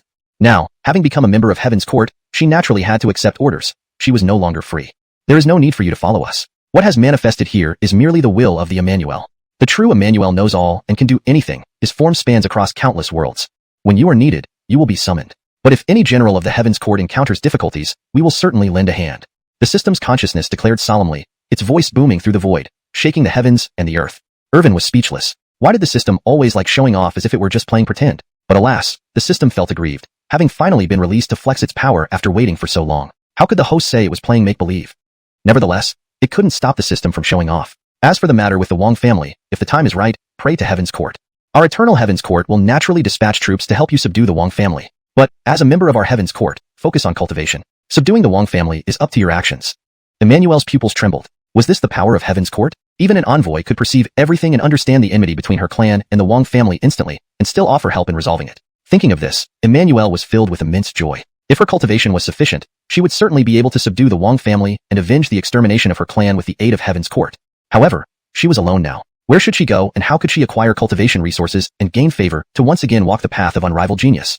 At that moment, the system's consciousness waved its hand, and the entire space vanished, dissolving into nothingness as if it had never existed. Accompanied by a dizziness and shift in stars, Emmanuelle opened her gem-like eyes and gazed around.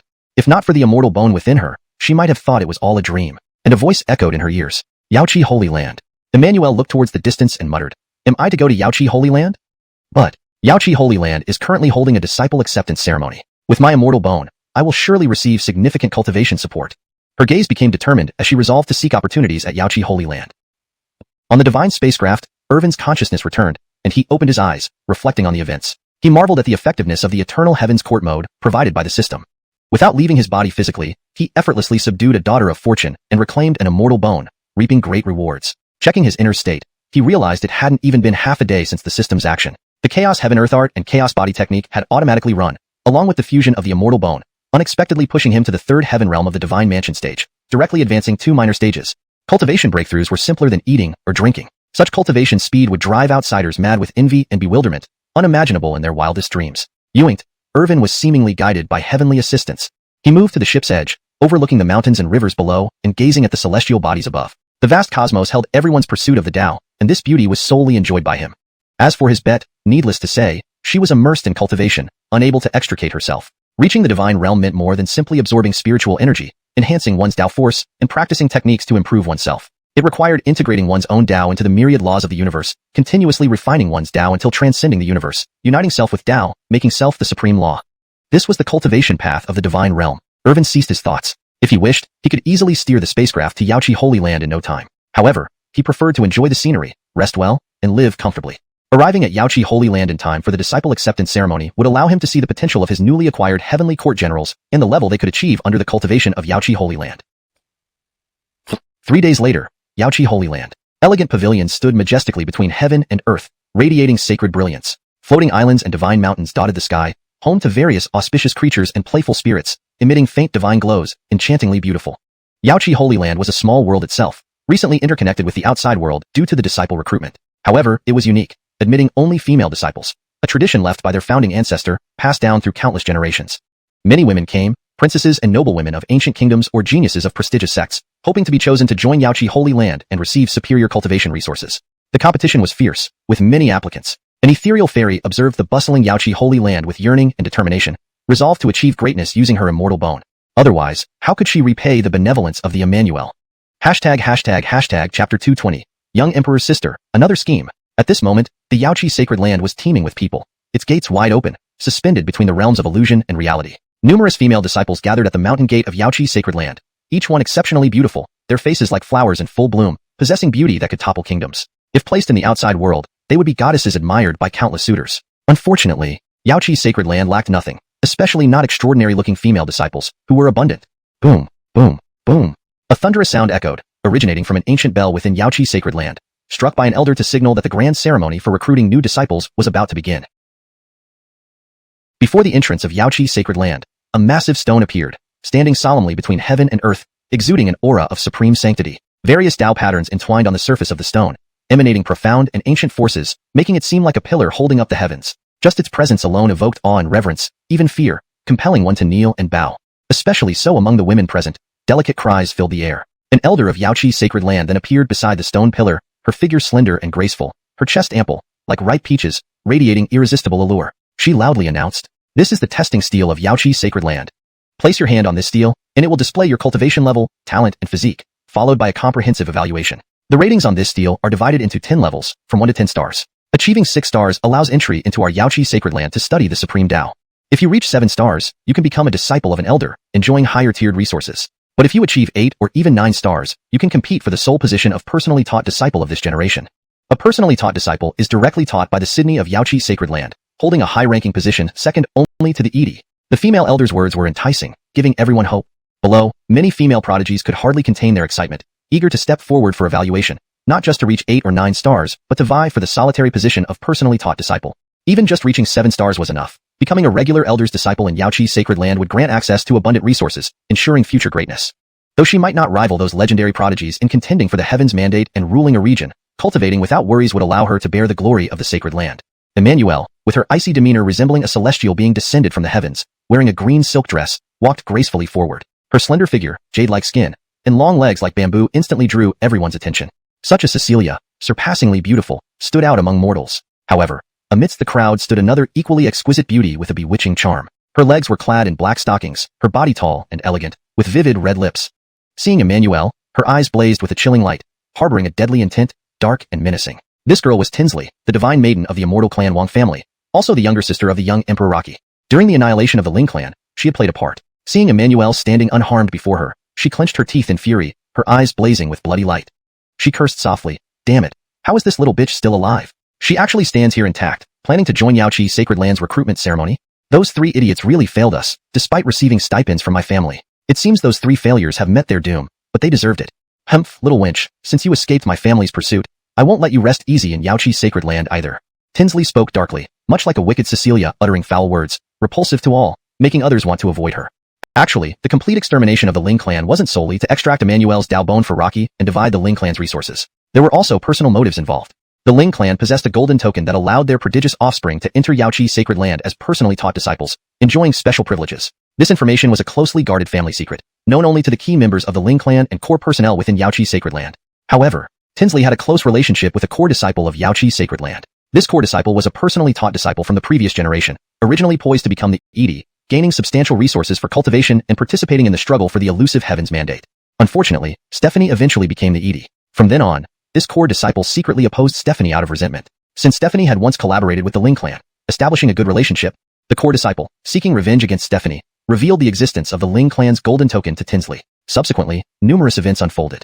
The Wang family, along with other clans, exterminated the Ling clan, becoming the biggest beneficiaries. Emmanuel's Dao bone was transplanted into Rocky, granting him dual super physiques, an immense treasure, and boundless potential, catapulting him to the forefront of the young generation due to abundant resources. Tinsley, as the younger sister of the young Emperor Rocky, possessing exceptional talent, also obtained this golden token, coming to Xianxia's sacred land. In her mind, with the golden token in hand, the position of personally taught disciple of this generation rightfully belonged to her, destined by fate, beyond dispute. As for Emmanuelle, even if she had encountered some fortunate events and escaped the pursuit, now recovering somewhat, she ultimately couldn't contend for the position of personally taught disciple. Tinsley already planned her next move. Smirking coldly, once officially admitted to Xianxia's sacred land, she would make things difficult for Emmanuelle, ultimately dealing a fatal blow to eliminate any threat to the Wang family and herself. Emmanuelle seemed to sense something, feeling a chill approach her. Turning slightly, she saw Tinsley's hateful gaze. Indeed, they met their nemesis again at the recruitment ceremony of Xianxia's sacred land. Tinsley, this malicious Cecilia. During the destruction of the Ling clan, such a large family with many young prodigies should have been simply eliminated. But Tinsley was not satisfied. She used various cruel tortures until death. Even Emmanuelle herself suffered unimaginable pain, nearly breaking her limbs, almost destroying her foundation. But this was Xianxia's sacred land, and this crucial recruitment ceremony didn't permit recklessness. She needed to endure, suppress her emotions, and remember her duties as a heavenly court general, acting under orders from the higher-ups. Misstepping could jeopardize everything. Thus, Emmanuelle clenched her fists, forcing herself to remain calm, not letting her mood be affected. But she had resolved to crush Tinsley during the talent test. Bearing the heavenly court's command and to honor the emperor's grace, she must become a personally taught disciple of Xianxia's sacred land. Successfully entering the Sydney's tutelage, benefiting from abundant resources, would allow her to contribute more to the heavenly court. Hashtag chapter 221. Pause and watch. Testing begins. Interesting, very interesting. Came to watch the show, and there are even melons to eat. Above a stretch of void, a divine spacecraft hovered in place, exuding an ancient and majestic aura. Voices echoed from within. Ancient magical beasts, primordial ferocious creatures, and netherworld spirits, as if they had been refined from the depths of hell. At the bow of the ship, Irvin sat on a rocking chair, wearing sunglasses and sipping on a soft drink, thoroughly enjoying himself, just like a young lord. All thanks to the system, whatever he desired, it could provide with a mere gesture. Before his eyes was a translucent screen visible only to him, reflecting the grand ceremony for the Jade Pool Immortal Land's disciple recruitment and showcasing various figures from major sects and imperial princesses. Emmanuelle and Tinsley were also captured by the screen. The moment their gazes met, cold hostility flared in their eyes as if volcanoes were erupting. They seemed eager to strike each other down immediately. Through the system's temporal rewind, Irvin had grasped the intricate background. Who would have thought that the Ling family, the Wang family, and the Jade Pool Immortal Land share such complex relations? Irvin felt as though he was standing at a godlike vantage point, lying back quietly while watching the drama unfold and leisurely eating melon. The system's holographic projection was far superior to any 3D films from his past life. Irvin enjoyed this immensely, basking in relaxation. I hope this drama can be more exciting. Emmanuelle, don't let me down after giving you those immortal bones. As for the demonic maiden Amy, she continued her cultivation inside her cabin. To pursue supreme power, she had sacrificed much, especially time, which had lost all meaning to her. Outside the entrance of the Jade Pool Immortal Land, after the elder read out the relevant rules, preparations began to activate the testing stone tablet to assess talents and begin recruiting new disciples. In another part of the void, 3 elders of the Jade Pool Immortal Land stood aloft, observing the recruitment ceremony. This grand event marked the infusion of fresh blood into the Immortal Land. These 3 elders were no ordinary figures. They ranked among the top 3 among all elders. Elder Tatiana, with her peerless cultivation, had attained the rank of Supreme Joab, possessing unparalleled divine strength, protecting the Immortal Land for countless eras. Her figure was graceful and slender, dressed provocatively, akin to a volcano of desire. Her skin was snow-white and impossibly tender. On her delicate fingers adorned a magnificent ancient ring, radiating supreme divine power and exuding an imperial presence. Though she appeared to be in her 20s, her age was beyond reckoning. In any major force, she would be considered an ancestral-level figure. With Louisa usually absent, it was largely Tatiana who managed daily matters, diligently working towards the Immortal Land's development and prosperity. She was clearly a career-oriented female powerhouse. As for the Gideon and Zinnia, they were also extraordinarily beautiful and inviting. These 3 elders had numerous admirers in the eternal immortal domain, but not a single man had ever entered their favor. The personal disciple selected this year would study under Tatiana to learn the supreme doctrines. Originally, Saint Master Louisa was supposed to be present to observe, but the ancient Ewing family had urgent matters, preventing her attendance. Hearing from the Saint Master, the son of the Joab is planning to visit our Jade Pool Immortal Land soon, to also meet his betrothed, the Edie. He is the son of the Saint Master, and the betrothed of the Edie, as well as the Jethro of the ancient Ewing family. Coming to our Jade Pool Immortal Land, his status will be no different from ours. Rumor has it that during the Dow conference, that youngster even topped the leaderboard, becoming the Graham. The youth today truly surpasses the old. How can there be such an outstanding individual, still a child yet? If nothing goes wrong, he will eventually take charge of the 3 peak forces and become the paramount leader of the ancient era. Their words expressed admiration for Irvin. Currently just a 6-year-old child, Irvin had already created numerous legends and miracles that were widely circulated in the eternal immortal domain, becoming a role model for the younger generation. Regarding cultivation, they had heard about Irvin penetrating the heavenly dragon tower, his cultivation skyrocketing from the 6th heaven, awakening realm straight to the 1st heaven divine mansion realm. Furthermore, he had unified the 10 divine mansions, creating the unique perfect divine mansion, unprecedented throughout history, a feat even the Joab Bogdan could not match. In comparison, their Jade Pool Edie was somewhat inferior but still among the top young geniuses of the era, unmatched by anyone. Within the ancient Ewing family, she ranked alongside the 5 seed-level prodigies. Coupled with the resources allocated by the Jade Pool Immortal Land and her possession of the supreme unholy body, she barely matched the man well. Without expecting to surpass the talent of Stephanie, we only hope that the young geniuses this time will not disappoint us, allowing several exceptional youths to emerge and carry on the legacy of the Immortal Land. Exactly. The ancient Ewing family is becoming too powerful to even see its back. Our Jade Pool Immortal Land must strive harder. Stop talking. It's starting. It's starting. Xianxia suddenly shouted, causing Tatiana and Gideon to shift their focus to the testing stone tablet. First up was a Cecilia in silk attire, an imperial princess, placing her hand on the testing stone tablet. Come on, you can do it. She comforted herself silently, carefully placing her hand on the tablet. A faint light flashed, and all information appeared before them. Body type, Flame Spirit Dao Body. Realm, First Heaven Divine Mansion Realm. Overall evaluation, 6 stars. The imperial princess breathed a sigh of relief, having secured the qualifications to enter the Jade Pool Immortal Land. Still, she felt slightly disappointed. Despite possessing a Flame Spirit Dao Body and being in the First Heaven Divine Mansion Realm, she only scored 6 stars, barely enough to enter the Jade Pool Immortal Land. Therefore, anyone who couldn't surpass her wouldn't even qualify to enter the Immortal Land. What? A Flame Spirit Dao Body. Just 6 stars. The conditions are too strict. We cannot meet the requirements. It's better to leave now. Several women looked at the test results on the stone tablet, shook their heads, and took a few steps back, doubting themselves and not daring to approach. Even with a Flame Spirit Dao Body and in the First Heaven Divine Mansion Realm, only scoring 6 stars barely qualified her for entry. What made them any different from waste material? There was no hope for them. Flame Spirit Dao Body was one type among many body constitutions. Though not as powerful as super constitutions or supreme constitutions, it could communicate with fire essence energy, greatly aiding cultivation. Yoinked, it only barely reached the qualifying line. Another Cecilia stepped forward, her body constitution and cultivation appearing on the stone tablet with faint flashes of light. Her overall rating was less than 4 stars. Many women were dismayed, abandoning any hopes of entering the Immortal Land. They should return home. There was no hope for them.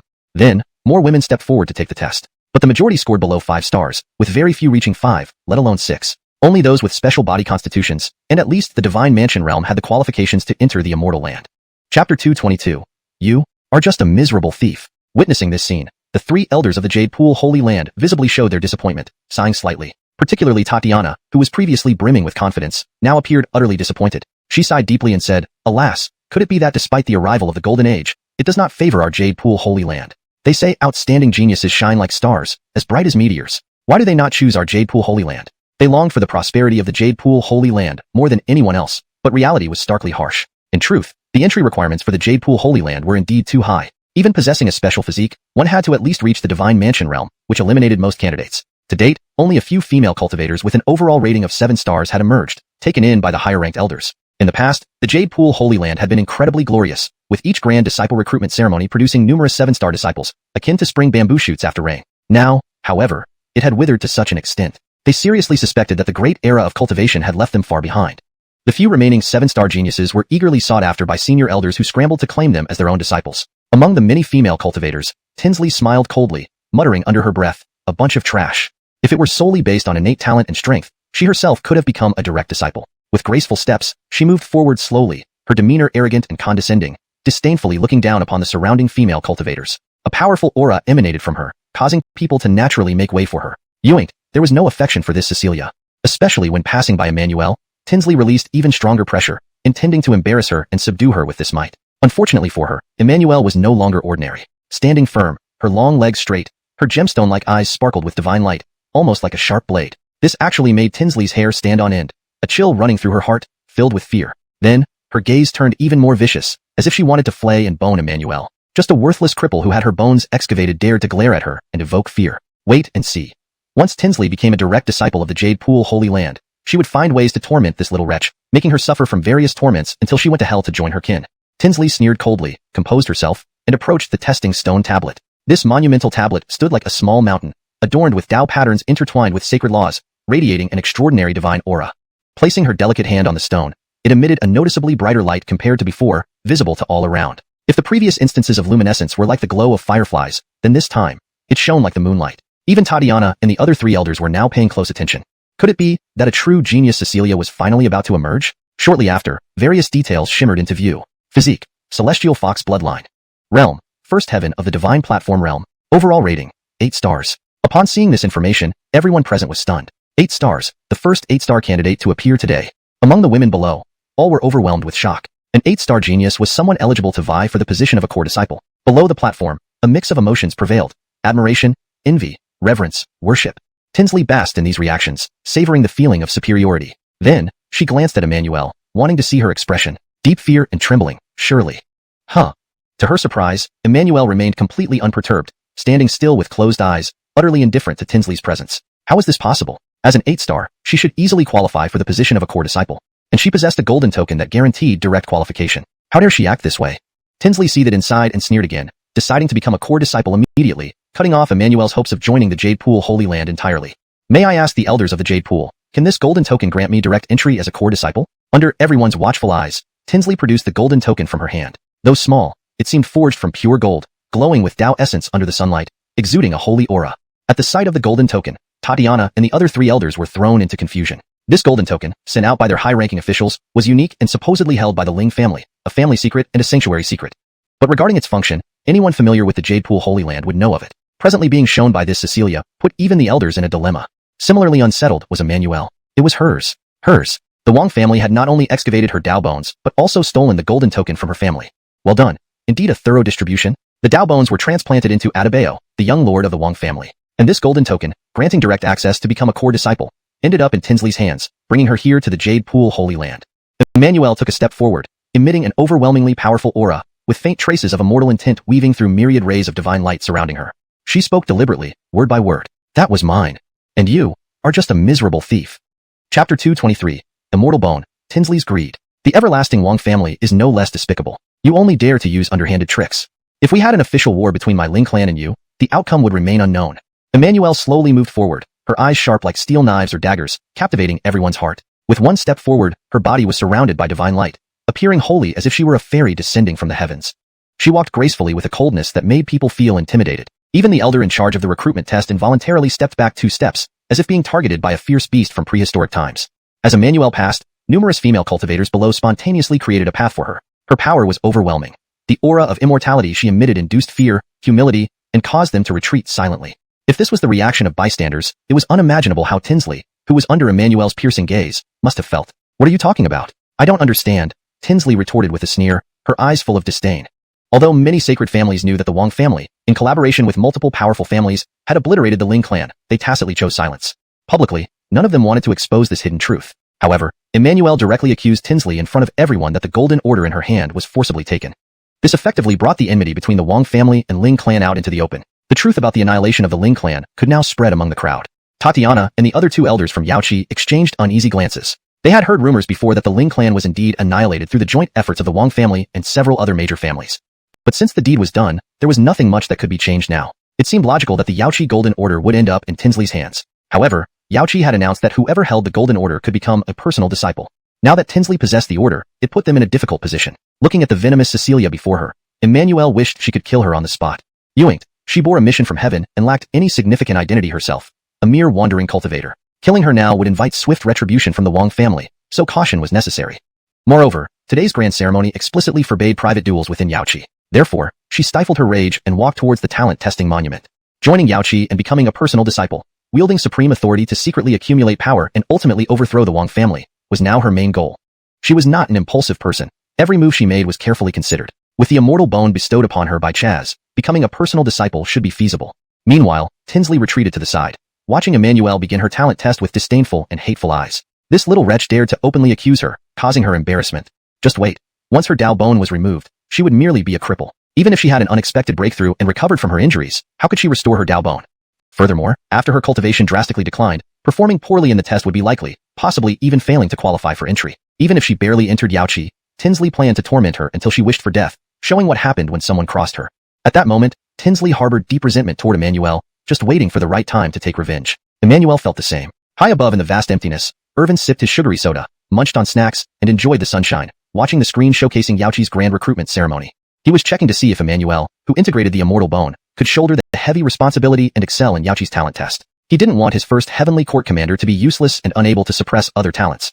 Rest assured, host. According to the system's estimate, Emmanuel can achieve at least 9-star rank, came the voice in his head. If she fought Tinsley now, she could completely overwhelm her without giving her a chance.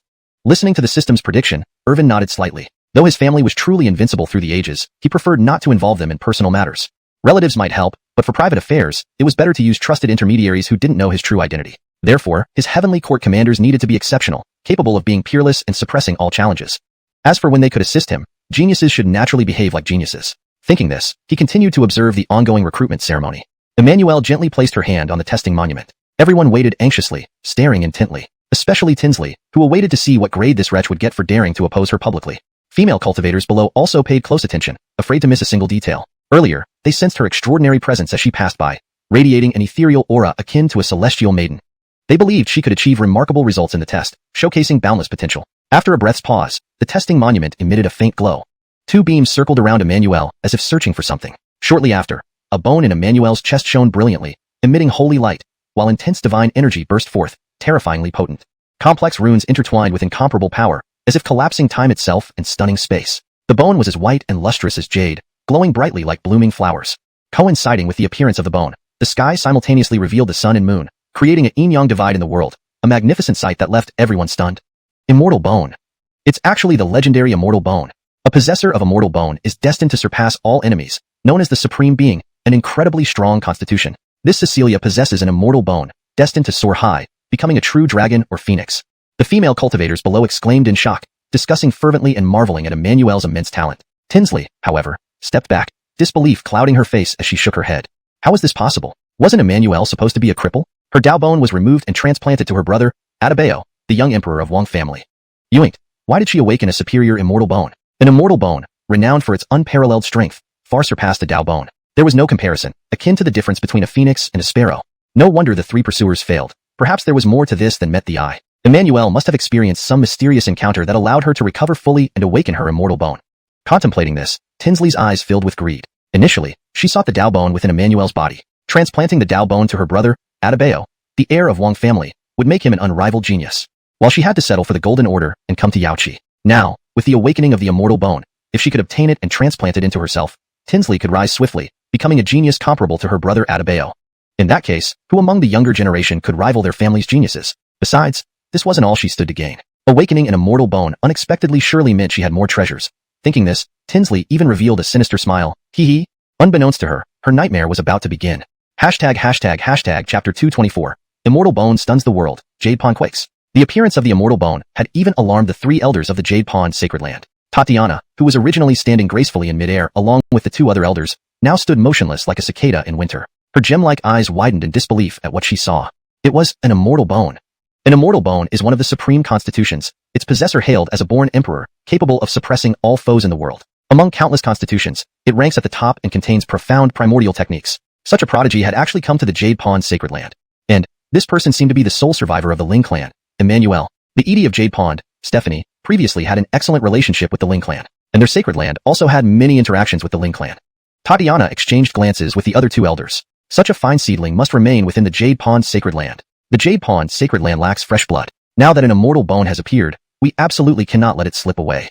A grown Immortal Bone will undoubtedly dominate a region and bear heavy burdens, becoming the pillar of our Jade Pond Sacred Land. The other two elders said this, their eyes emitting blazing light, like the intense sun. Clearly, they did not want to miss out on this transcendent genius possessing an Immortal Bone.